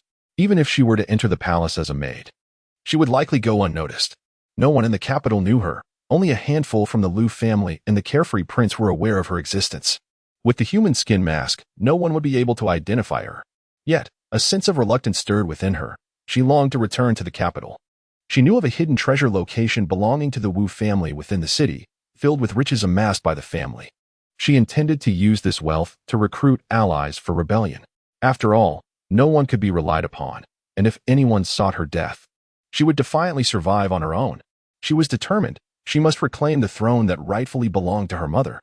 Unbeknownst to her, a portrait of her had been brought into the capital by a son of the Lu family. The Lu family? I demand retribution for my mother's life. I seek the annihilation of your entire lineage. On the carriage bound for the capital, a young man gazed at the portrait in his hand, his eyes ablaze with fury. He too was a scion of the elf family, albeit a bastardy, for his mother was merely a maidservant. Not long ago, his mother had met her untimely demise at the hands of the matriarch. Helpless though he felt, he had devised his own means of vengeance. He had once uncovered the true identity of El Shuai, and from that moment forth, he had resolved to drag the elf family down with him into the abyss. He would ensure his mother's death was avenged, regardless of the cost, even if it meant sacrificing his own life. Chapter 86, The Woka Pirates' Esteemed Sovereign. This is the Prime Minister of Goryeo. Their nation has suffered an invasion, and they have come to beseech your assistance in deploying troops. Wu Ji, accompanied by Li Wenji, respectfully bowed to the ruler of Woku, Tianzhong Zaozi, and articulated their purpose. At that moment, they found themselves within the royal palace of the Woku, which, if one were to call it a palace, was merely a larger wooden dwelling. All present were kneeling or seated on the floor of this considerably spacious room. It resembled a makeshift assembly, even more rudimentary than that of the prairie wolves. The region was economically underdeveloped, with agriculture stagnating, and for reasons unknown. The benevolent emperor harbored profound animosity towards this land, enforcing stringent trade sanctions. Anyone daring to engage in commerce here would be deemed a traitor, resulting in an almost complete absence of goods from the Great Zhou. The Woka people were directly placed on the enemy list, and killing Woka was not considered a crime. Even when the Woka sent envoys to negotiate peace, their efforts were in vain. Had the domestic situation permitted naval warfare at that time, conflict would likely have erupted long ago. You are the Prime Minister of Goryeo? Tianzhong Zaozi looked at Li Wenji in surprise. Li Wenji inhaled deeply, then nodded and bowed, saying, Indeed, esteemed sovereign, I have come here to seek your aid and to foster friendship between our two nations. Tianzhong Zaozi shook his head, gesturing between Li Wenji and himself, stating, You are not our friends, so why should I assist you? The other officials echoed his sentiments, questioning why they should risk aiding Goryeo when, aside from occasionally pillaging their goods, they had little engagement with them. Of course, their inquiries were motivated by a desire for Goryo's benefits. Should Goryo provide ample rewards, they would undoubtedly send troops. Wuji had anticipated this and was unfazed. Bowing again with a smile, "Your Majesty, assisting us would ultimately serve your own interests." "How so?" Tianzhong Zhaozi inquired, puzzled. Wuji replied, "If your Majesty helps us repel the forces of the Great Zhou, this Prime Minister beside me can assure you that your subjects will have 3 days to plunder Goryo." "What? The Great Zhou? You wish to involve me in such perilous endeavors? Repel the Great Zhou?" Tianzhong Zhaozi pointed at himself, his expression one of disbelief. "You expect us to confront the Great Zhou? You are truly wicked. Baka-Yuru, leave our island at once." Immediately, a group of individuals glared fiercely, ready to draw their blades at the slightest provocation. What nonsense was this? If they could fend off the Great Zhou, would they still be confined to this island? When they acted as pirates, they had fled at the mere sight of the Great Zhou's troops, avoiding confrontation entirely. The Great Zhou not only boasted numerous large ships but also an abundance of formidable crossbows and arrows, while they possessed only a handful of small vessels and primitive bows. With scarcely any armor, the land battle was even more dire. The Great Zhou's blockade was severe, presenting a fully armed cavalry, while they were merely a band of unarmored infantry akin to farmers, lacking weapons. Even at full mobilization, they could muster at most 100,000 men. To expect them to repel the Great Zhou? What a farce! Is this not a call for them to march towards their demise? Are they truly seeking to inflict devastation upon the Great Zhou, to unleash a plague born from corpses? Witnessing the cowardice of the Japanese pirates, Wuji could not help but furrow his brow, though he quickly relaxed and donned a smile, stating, "This is a grave miscalculation. Though the Japanese islands may possess but a mere 100,000 elite soldiers, they can rival 1,000,000 strong. In my eyes, the Great Zhou is nothing more than a collection of insignificant chickens and dogs, destined to be thoroughly defeated."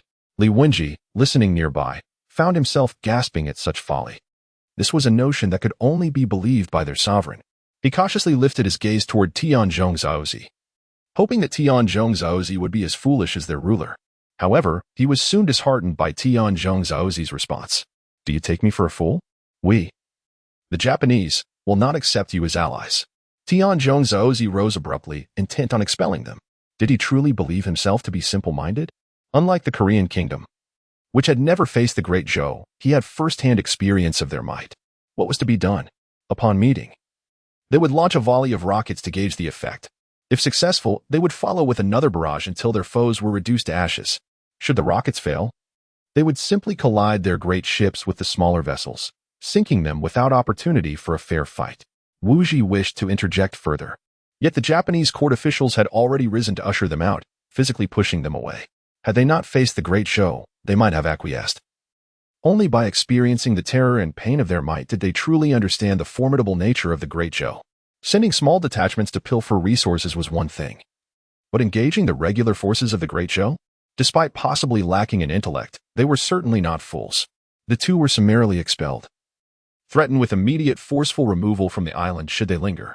"These little devils are not easily deceived," Wuji lamented as they were thrust outside. The ruler of Korea was easily misled, and he assumed all were so, only to discover that these Japanese were not so easily swayed. The mere mention of battling the Great Zhou was met with adamant refusal. Yet this made sense. The Great Zhou, to which countless nations paid homage, was not to be trifled with. All neighboring countries, save the Wolf Kingdom, had submitted to the Great Zhou. Even the Wolf Kingdom had once been subservient before later rebelling. What then? Were they to return empty-handed? Li Wenji felt a growing sense of urgency. If they could not find reinforcements, what fate awaited Korea? They were likely already embroiled in flames of war, and should they delay, they would return to find naught but a hollow shell. After all, their 5,000 elite soldiers had been sacrificed on the battlefield, leaving only women, children, and the elderly behind. The thought of the homeland's plight caused him a suffocating sense of dread. No matter, if he disagrees, my subordinates may yet consent, Wuji mused with a cold laugh. Subordinates? Li Wenji queried, perplexed. If the sovereign does not agree, how could the subordinates possibly comply? Moreover, given the previous display, it was clear that their followers would not support an assault on the Great Zhou. Wuji shook his head with a smile and explained. It appears you do not comprehend the national circumstances of the Japanese pirates, but that is hardly your fault. What do you mean? Li Wenji inquired, puzzled. In truth, These pirates are not a singular entity united as one. Each island fights its own battles, much akin to the situation in the Wolf Nation. Is that so? Li Wenji exclaimed, a dawning realization crossing his face, yet he soon wore a frown as he questioned, but what of it? They still do not dare to attack the great Zhou. That may not be the case, Wu Ji replied with a cunning smile. With so many individuals involved, there are bound to be fools among them. He had done his homework before arriving. Clever individuals are not easily deceived, yet fools can be easily misled. If one of these fools were to drag the pirates into the fray, would that not incite a conflict? Chapter 87. The Allegiance of Yuan Xing. General. You possess an impressive capacity for liquor. Li Wenji extolled as he urged a certain pirate general to drink. The Chancellor's tolerance is not to be underestimated. Jing Xiao Mohei chuckled heartily, setting down the wine jar in the dimly lit cellar. As a great general from Southern Island, he welcomed the unexpected visit from Li Wenji and Wu Ji, who expressed their admiration and insisted on treating him to drinks. Upon learning that he had admirers from a foreign land, he readily agreed. Observing that the two had nearly drained their cups, Wu Ji complimented. I visited Tianzhong Zaozi yesterday, thinking him a hero, only to be sorely disappointed. He is but a cowardly rat. Yet you, General, are truly a figure of valor. What is Tianzhong Zaozi? Merely a product of his predecessors, Jing Xiaomohe scoffed derisively. He harbored a long-standing grudge against Tianzhong Zaozi, for the latter had shamelessly taken away the woman he had painstakingly nurtured, who was originally his to claim. Naturally, he despised Tianzhong Zaozi. Yet he dared not speak openly of his enmity until now, emboldened by the drink. Indeed, Wu Ji concurred, then sighed. It is truly lamentable that such a heroic figure like yourself is subjugated beneath the heel of a coward. Upon hearing this, Jing Xiaomohe's face contorted with hatred as he slammed his fist on the table, exclaiming, What is Tianzhong? He is unworthy. Without his ancestors, he would not even merit licking my toes. As the moment seemed ripe, Wu Ji quickly interjected. I have a plan that could allow you to gain complete control over the pirates. Oh, pray, share this stratagem with me, Jing Xiaomohe urged. Excitement evident as he set down his bowl and grasped Wu Ji's hand tightly. Wu Ji felt a wave of revulsion at the grip but discreetly extricated his hand. Smiling as he said, If you assist us in repelling the great show, we shall rally the forces of Goryeo to aid you in conquering the pirate nation. Upon hearing this, Jing Xiaomohe's drunken stupor began to fade, and he sighed, but the great Zhou is insurmountable. Seizing the opportunity, Wu Ji quickly clarified, General, you misunderstand.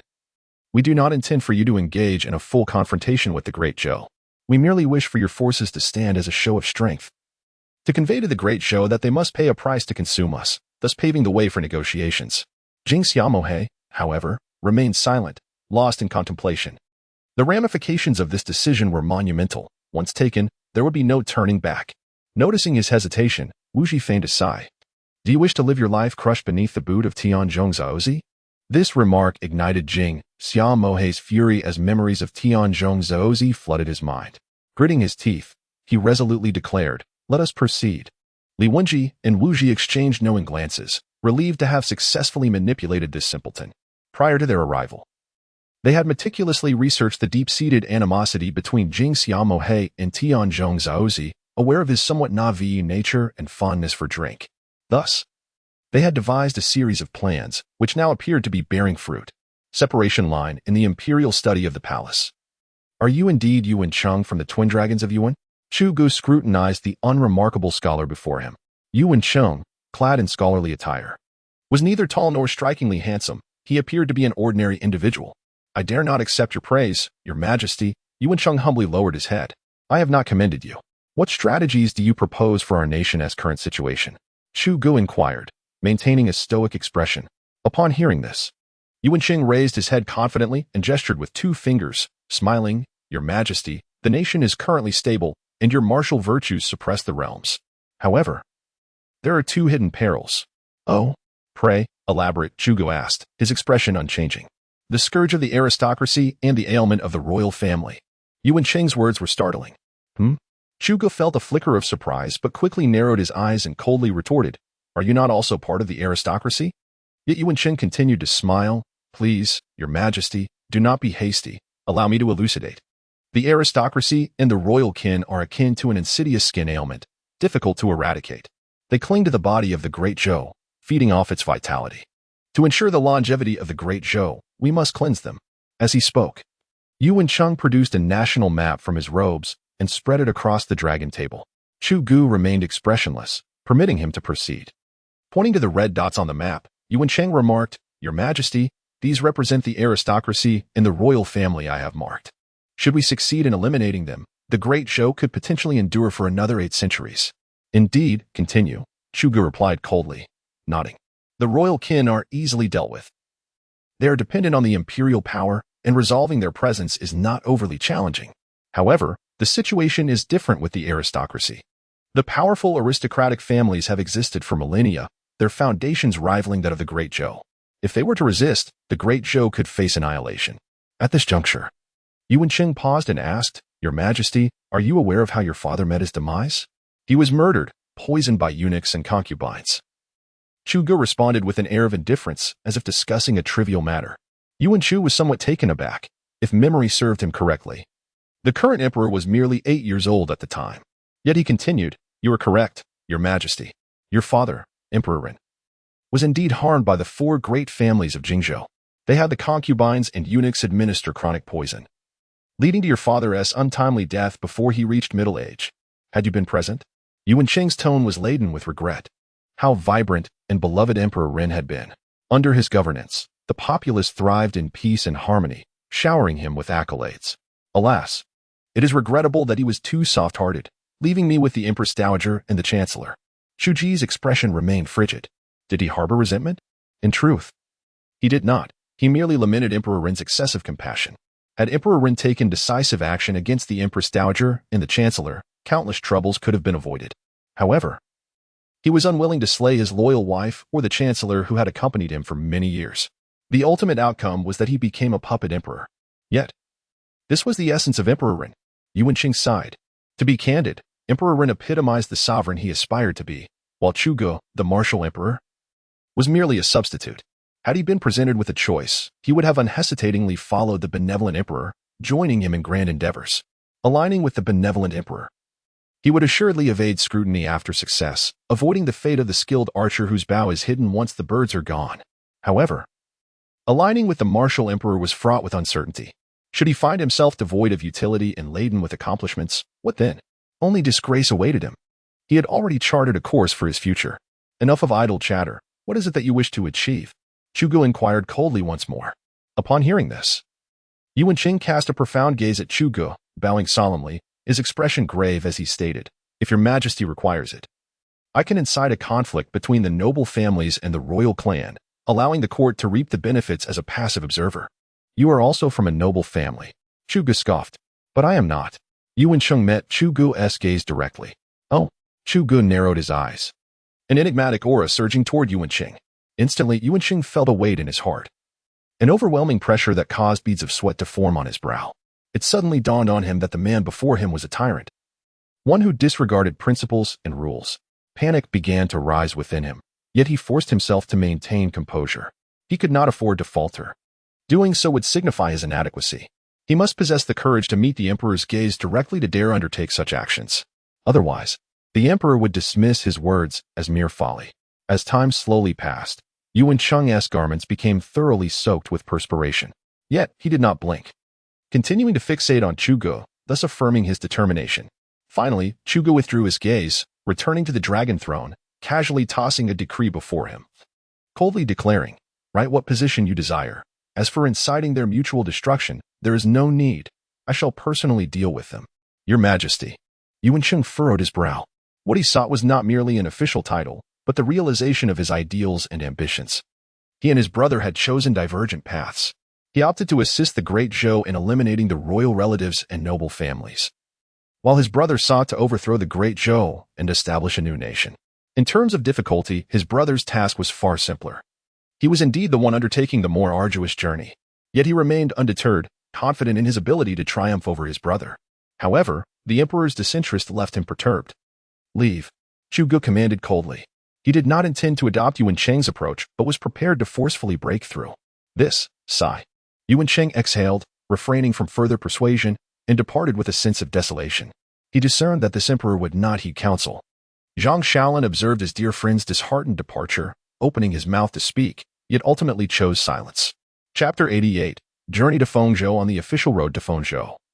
A carriage carried two individuals, Chu Gu and Zhang Shaolin. After attending to various matters, Chu Gu set off with Zhang Shaolin to seek counsel with his beloved sister about the intricacies of life. Your Majesty, are we truly not bringing anyone along? Zhang Shaolin inquired with a hint of concern. What is there to fear?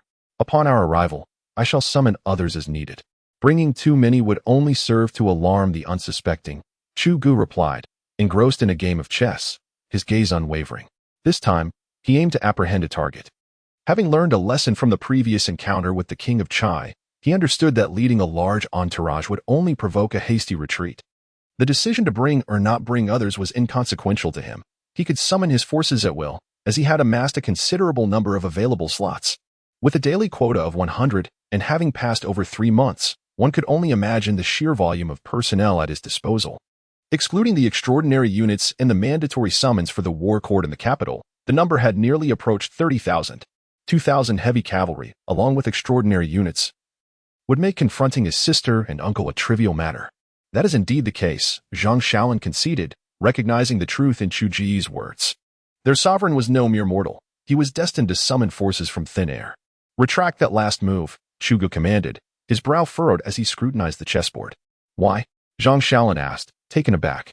Lifting his gaze to Zhang Shaolin, Chu Gu reclined on the couch and declared, I am weary of this game. Let us continue our journey. Scratching his head in confusion, Zhang Shaolin exited the carriage and mounted his horse to proceed.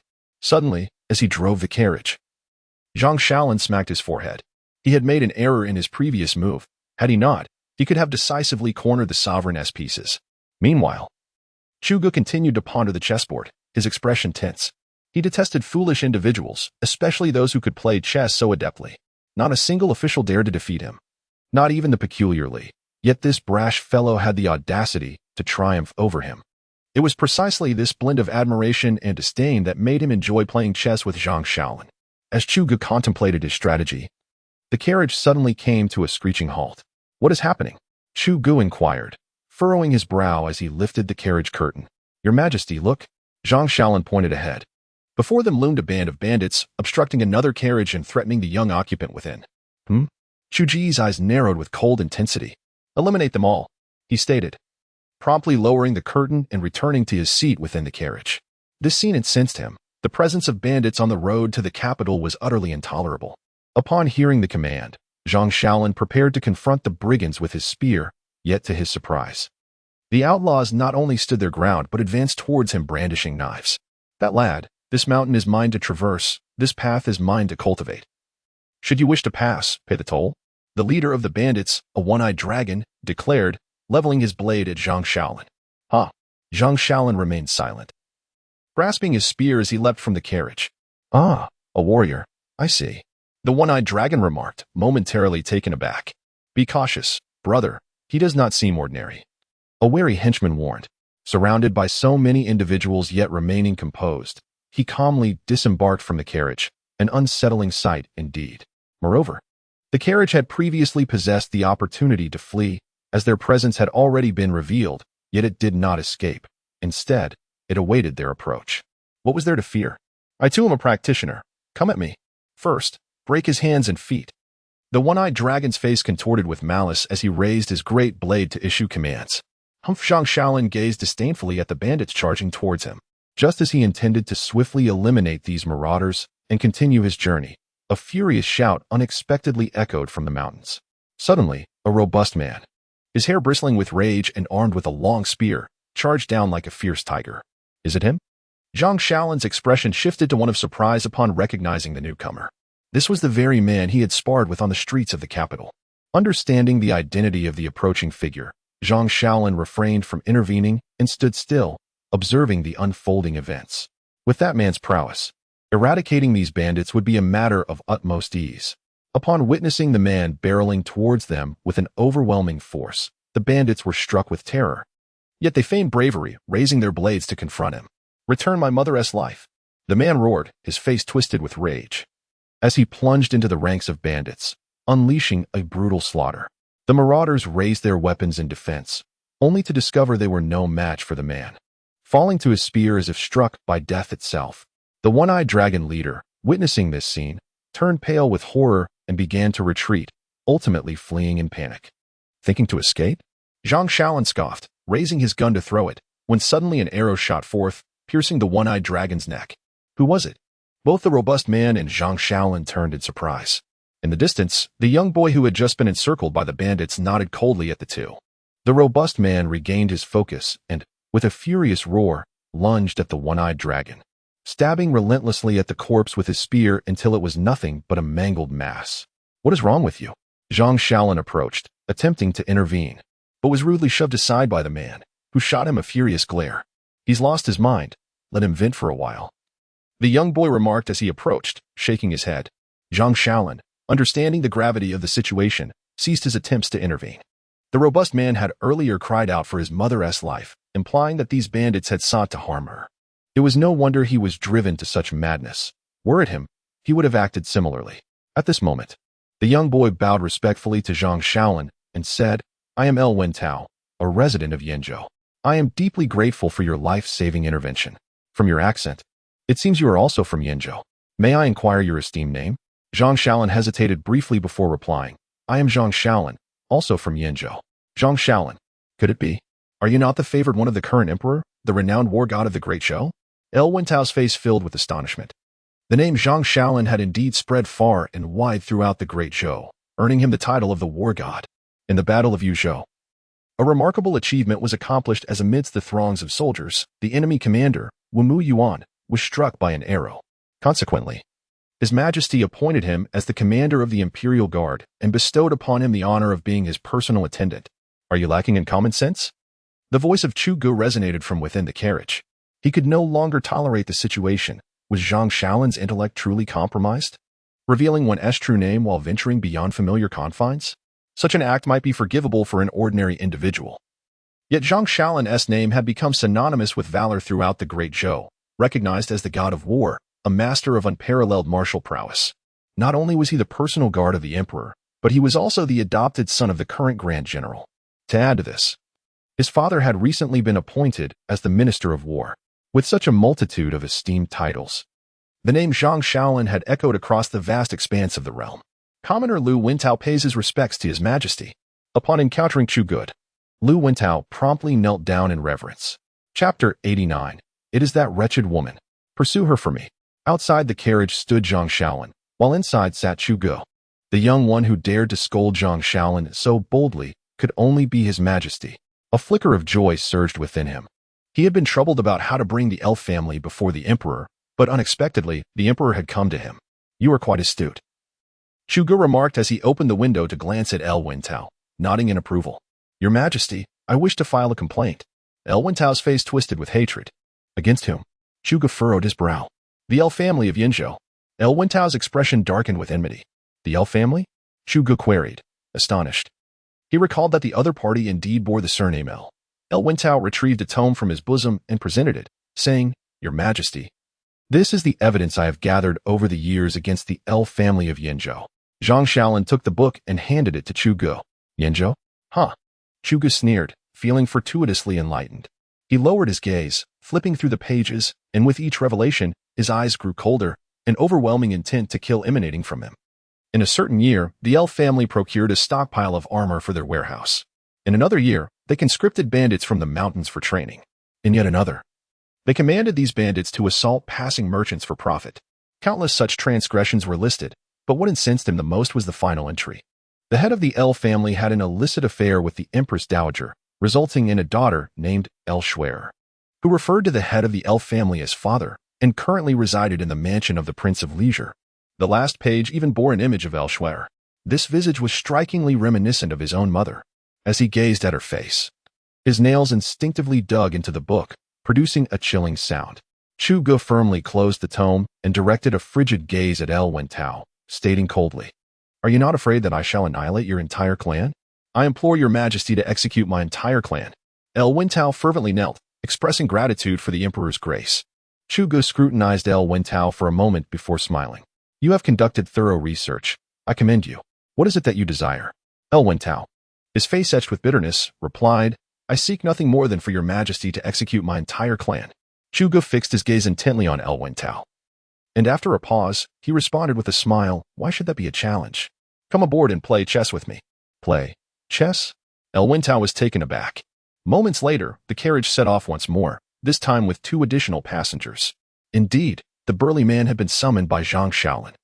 His name was Li Yuandu, a local laborer who cared solely for his elderly mother. However, just the day before, his mother had been brutally murdered by mountain bandits while foraging for herbs, leading to the current scene. With his mother gone, the thirst for vengeance consumed him. Leaving Li Yuandu adrift, bereft of purpose, Zhang Shaolin, unable to witness his descent into despair, invited Li Yuandu to join them as a guard. Chu Gu readily consented.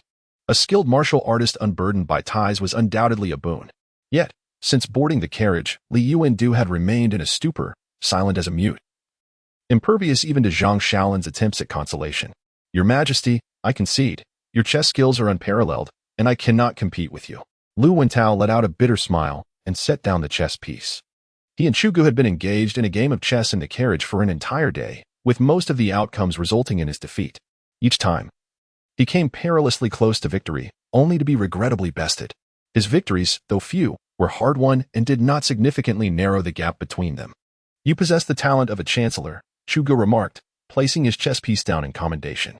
Lu Wentao's skill in chess was comparable to that of Li Qiguai, equating him to the capability of a chancellor. In contrast, Zhang Shaolin could never aspire to be a great general or supreme commander, limited to the roles of a mere general or guard. "Your Majesty, you flatter me," Lu Wentao replied humbly with a smile. This was a fundamental skill of scholars. Military commanders could only rely on self-study and insight. At that moment, the door curtain was drawn aside, and Zhang Shaolin respectfully announced, "Your Majesty, we have arrived at Maple Leaf City. We shall rest here for the night.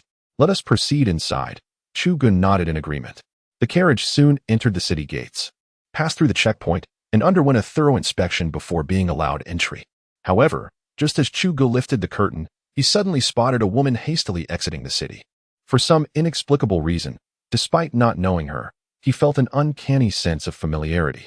He even perceived an incongruity between her face and figure, as if her visage ought to be different somehow. "What troubles you, Your Majesty?" Lu Wentao inquired with concern. "Nothing, let us continue into the city." Chu Gu was jolted back to reality, lowering the curtain but furrowing his brow in contemplation, once again lost in his thoughts. Who could she be? The questions flooded Chu Ji's mind. Time passed gradually until the carriage was well within the city. "Capture that woman!" Chu Gu suddenly exclaimed, throwing open the carriage window and shouting angrily to Zhang Shaolin. He had remembered, he had recalled. That feeling could not be mistaken.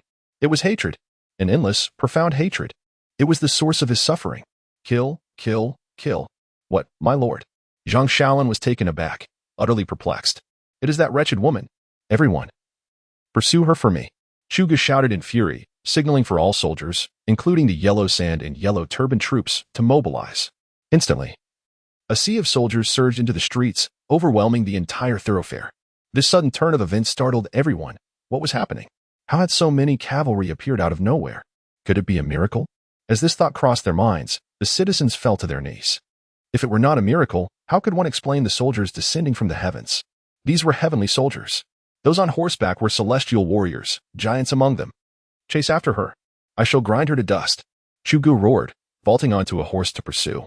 The moment he moved, the entire army sprang into action. Tens of thousands of troops galloped in the direction from which Lu Shuer had departed, while the Yellow Sand soldiers swirled like a tempest in the sky, pressing forward. Lu Wentao stood in stunned silence, gazing at the figure of Chu Gu as he rode away.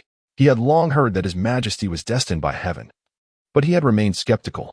Yet now, witnessing it firsthand has utterly shattered his understanding cultivated over more than 2 decades.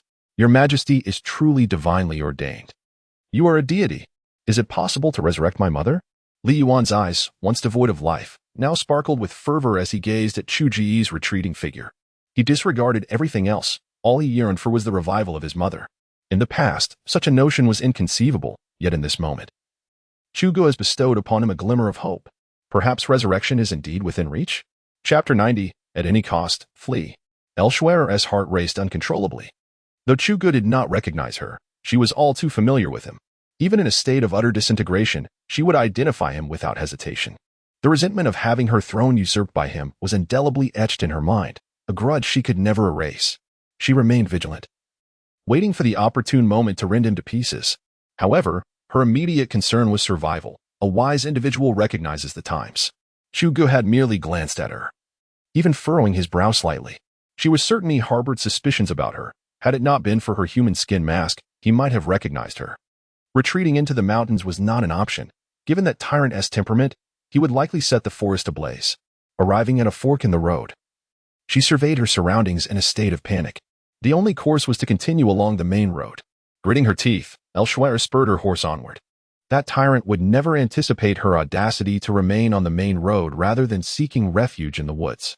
It was a gamble worth taking. In less than the time it takes to brew a cup of tea, Chu Gu led his army to the same fork. He raised his hand, and the troops halted at once. The main road or the side path? A cold smirk crossed Chu Gu's lips as he commanded. 5,000 shall take the side path, while another 5,000 shall scour the mountains. Yes. Upon receiving the orders, the army divided into 3 segments. 5,000 pursued along the side path, while another 5,000 began their search in the mountains. Chugo himself directed the remaining troops toward the main road. There, he discerned fresh hoof prints leading toward the capital. Ah, dear sister. Is it true that the most perilous places are the safest? Chugo scoffed as he hastened after her. He was taken aback that his dear sister had ventured to the capital. Had he not chanced upon her, she would have indeed remained hidden there. Who would have foreseen that she would dare to conceal herself in the very heart of the city? Meanwhile, Elshwara had run a considerable distance before stopping abruptly. Dismounting, she lashed her horse fiercely, urging it to continue galloping while she sprinted away into the wilderness, meticulously erasing her tracks as she fled. Damn it! Damn it! Elshwara cursed vehemently. Why must her brother be so petty? Why force her into a corner? Had she not already failed? Why must familial ties be treated with such formality? She was now certain that someone was on her trail. Her brother had discovered her presence. The chaotic flurry of birds in the forest moments ago was a testament to the great force pursuing her. Panic enveloped her as she envisioned the fate that awaited her if captured. Her brother would show her no mercy. To die would be a luxury, a desperate wish beyond her reach. The prospect of her final resting place was bleak. She feared an existence worse than death, languishing in an endless, dark dungeon. Regardless, should she manage to capture Chugo, she was resolved to enact her vengeance. She would shatter all of his limbs and confine him in a lightless abyss, tormenting him day and night. She would not allow him to die. She intended to employ every instrument of torture at her disposal, relishing in his suffering. As she pondered this, a smile involuntarily graced her lips, yet the gravity of her predicament hastened her steps. She was racing against time. Should she triumph, survival and a chance for redemption awaited her. Should she falter, even the prospect of resurgence would elude her. She traversed mountains and valleys in her desperate flight until she finally paused by a gently flowing stream. Gazing at the ceaseless waters, she glanced around, seized a piece of driftwood, and leapt into the current without hesitation, allowing the river to carry her downstream. The waterway was her only avenue for survival. Aimless running would inevitably lead to capture. Drifting downstream while clutching the wood, she continued until she neared the river's end, at which point she finally made her way to the shore. Just as she was about to adjust her course, she suddenly heard footsteps approaching. Assuming her pursuers had caught up, panic seized her, and she fled in a frenzied escape. Her flight, however, drew the attention of 2 bandits in the distance. Initially on a quest to hunt for food, they were taken aback by the sight of such a striking young woman. What a lovely damsel! One bandit leered with a lecherous grin. Let us catch her. The other bandit echoed his sentiments, brandishing a knife as they pursued her. Upon hearing the commotion behind her, Elshwara hesitated. A damsel? Why have you stopped running? Are you perhaps longing for your brother?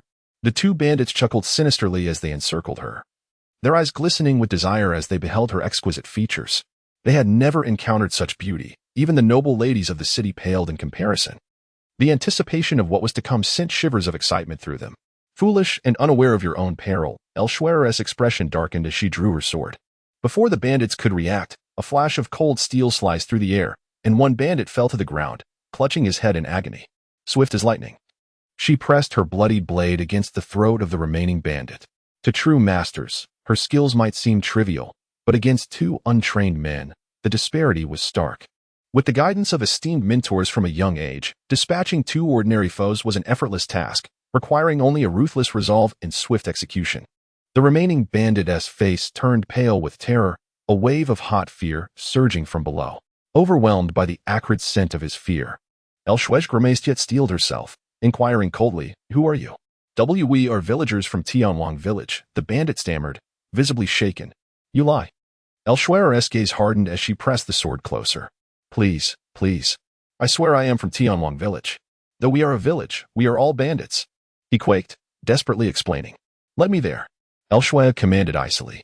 Relying solely on her own 2 legs would guarantee her capture. She needed to find a horse and alter her course to escape. The capital was no longer an option. Her only choice was to head south to Jingzhou in search of new opportunities. In Jingzhou, a plethora of talents abound. Perhaps there, she could amass her forces. Indeed, the bandits dared not voice their dissent, responding with a chorus of agreement. Yet, within his heart, he contemplated taking El Shuer to the village first, and then rallying others to assist in a series of unspeakable acts against her. Meanwhile, on the other side, Chu Gu gazed at the horses grazing by the roadside, his expression icy and resolute.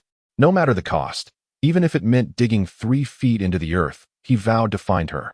With a fierce swing, he brought his sword down upon a nearby sapling, which fell with a crack. Search for her. If she is not found, set the mountains ablaze. Isolate all the villagers in the vicinity. No price shall be deemed too high. All acts of brutality will be justified in pursuit of success. Chapter 91. Do you wish to escape? Utter madness. A formidable military presence has been dispatched by Chu Gu to besiege the entire Maple Leaf City area. Not only has he summoned soldiers, but he has also mobilized forces from nearby towns and even from the distant capital to assist him. From this moment forth, no one is permitted to enter or exit this locale. The singular objective is clear, to capture Lu Shuer at any cost. Chu Gu has even issued orders to local officials and noble families, declaring that if he fails to apprehend Lu Shuer, they shall be deemed worthless and face dire consequences together. Upon uttering these words, the court was thrown into a state of astonishment. Sun Meikai and Li Qiguai, who were occupied with military preparations, journeyed from afar to dissuade him. Yet, Chu Gu commanded them to leave, instructing them to retreat as far as possible. He intended to elevate this matter to the utmost priority in the region, compelling everyone to assist in the search. He cared not for the repercussions. Lu Shuer must perish. Otherwise, he would betray the memory of his deceased beloved and his prince. With most of the relevant individuals already eliminated, Lu Shuer was nearly the last remaining obstacle. It was either her demise or the collective slaughter of many in the region. He disregarded everything, forsaking moral principles. In this moment, such virtues seemed trivial. Were it anyone else, he would not have resorted to such madness, but Lu Shuer, this wretched creature, was an exception. She had incited his dear mother to harbor aspirations of ascension, and it was she who had persuaded her to pursue the throne. Everything was due to her. If he could not extinguish her life, no one else would be allowed to escape. A perimeter was established, ensuring that not even a fly could flee. In this massive military mobilization, Chu Gu commanded a total of 70,000 system troops, amassing an entire force of 150,000 from the capital and various regions. This was merely a temporary measure. Should the search prove fruitless, reinforcements would continue to pour in. In pursuit of this goal, he even delayed the expedition to the Rakshasa kingdom. He cared not how many resources of the court would be consumed, nor the magnitude of the repercussions. The welfare of the local populace was of no concern to him. All were to assist in the search, or they would face his wrath. Is His Majesty truly prepared to ignite such flames? This could tarnish his moral standing, Zhang Shaolin remarked, frowning as he held a torch. Chu Gu ordered the mountains to be set ablaze, determined to incinerate the surrounding peaks. These formidable mountains, vital for the sustenance of the local populace, would suffer catastrophic consequences once engulfed in flames. The potential for public outrage was inevitable. Enough of this chatter, Chu Gu scoffed, seizing the torch and hurling it into the inferno. The trees and straw had already been drenched in oil, and in an instant, a conflagration erupted. Stop. An official rushed over, the local magistrate named Bao Ran, who upon learning of Chu Ji's intention to ignite the mountains, hastily abandoned everything to intervene. His motives were twofold: concern for the local citizens and the desire for historical recognition should he succeed. He believed that if he appealed to reason and emotion, the emperor would surely acquiesce. After all, such matters must surely instill fear in the emperor's heart. One can only surmise that a single word of counsel might prompt him to reconsider his course. Yet, he remains oblivious to the true nature of the adversary he faces. This is no ordinary foe. It is a vengeful beast, at least in the present moment. Since returning from Yuzhou, Chu Ji's temperament has gradually begun to restore itself. The demise of his enemies has paradoxically plunged him into a profound sense of emptiness. However, upon encountering elsewhere, he shall once again descend into madness. Reverting to his former self, who dares to obstruct him will find themselves as mere souls beneath his blade. Oh, your majesty, should the mountains be set ablaze? The consequences would be dire. Balrin approached with a mixture of reason and decorum, simultaneously commanding the constables he had brought to extinguish the flames. Who dares to defy me? Shuji's countenance turned frigid as he unsheathed his sword, and a flash of crimson light sliced through the air, resulting in a heavy body collapsing to the ground. In that moment, Balrin fell, unable to muster confidence. How could such a tyrant exist in this realm? This emperor, so merciless, would truly incinerate the mountains over a mere criminal, endangering the lives of hundreds of thousands, if not millions. Is this despot unaware of the repercussions of such actions? In slaying so many innocents, does he not fear retribution in the afterlife? Does he not dread being condemned in the annals of history? He was bewildered, even in the face of death, unable to believe that such brutality could exist in the world. Those who obstruct me shall perish. Shugo cast a cold gaze upon the constables who were preparing to douse the flames. This revelation left the assembled constables stunned, halting in their tracks. They had come at Balrin's behest, under the impression that they would earn merit for their deeds. A mere word from him could persuade the emperor to cease such barbarity, allowing them to secure their place in history, or even gain accolades. Yet now, it seemed that the emperor intended to have them executed as well. Your Majesty, we dare not. The constables hastily knelt, expressing their stance. Their leader had already been slain. What could they possibly do now? Humph. Shuga scoffed, then stated, You have been summoned. Go forth and search the mountains for me. If you fail to find my quarry, I shall be greatly displeased. This left the constable's expression shifting to one of despair, followed by forced smiles. Had they known it would come to this, they would not have come at all. How could they have anticipated being conscripted? They had families awaiting them at home. We accept the command. They could only manage a wry smile as they rose from the ground, preparing for the task ahead. Shuga paid them no mind. Gazing at the raging inferno consuming the mountains, and turned coldly to Zhang Shaolin, commanding, deploy soldiers at all nearby rivers, and set up filtration nets. Not a single fish shall elude capture. Yes, Zhang Shaolin responded with a bitter smile, retreating to fulfill the order. The emperor could not be dissuaded. Nor would such an emperor yield to counsel. He chose to abandon any further persuasion and instead align with the emperor's wishes, let his reputation be tarnished. Meanwhile,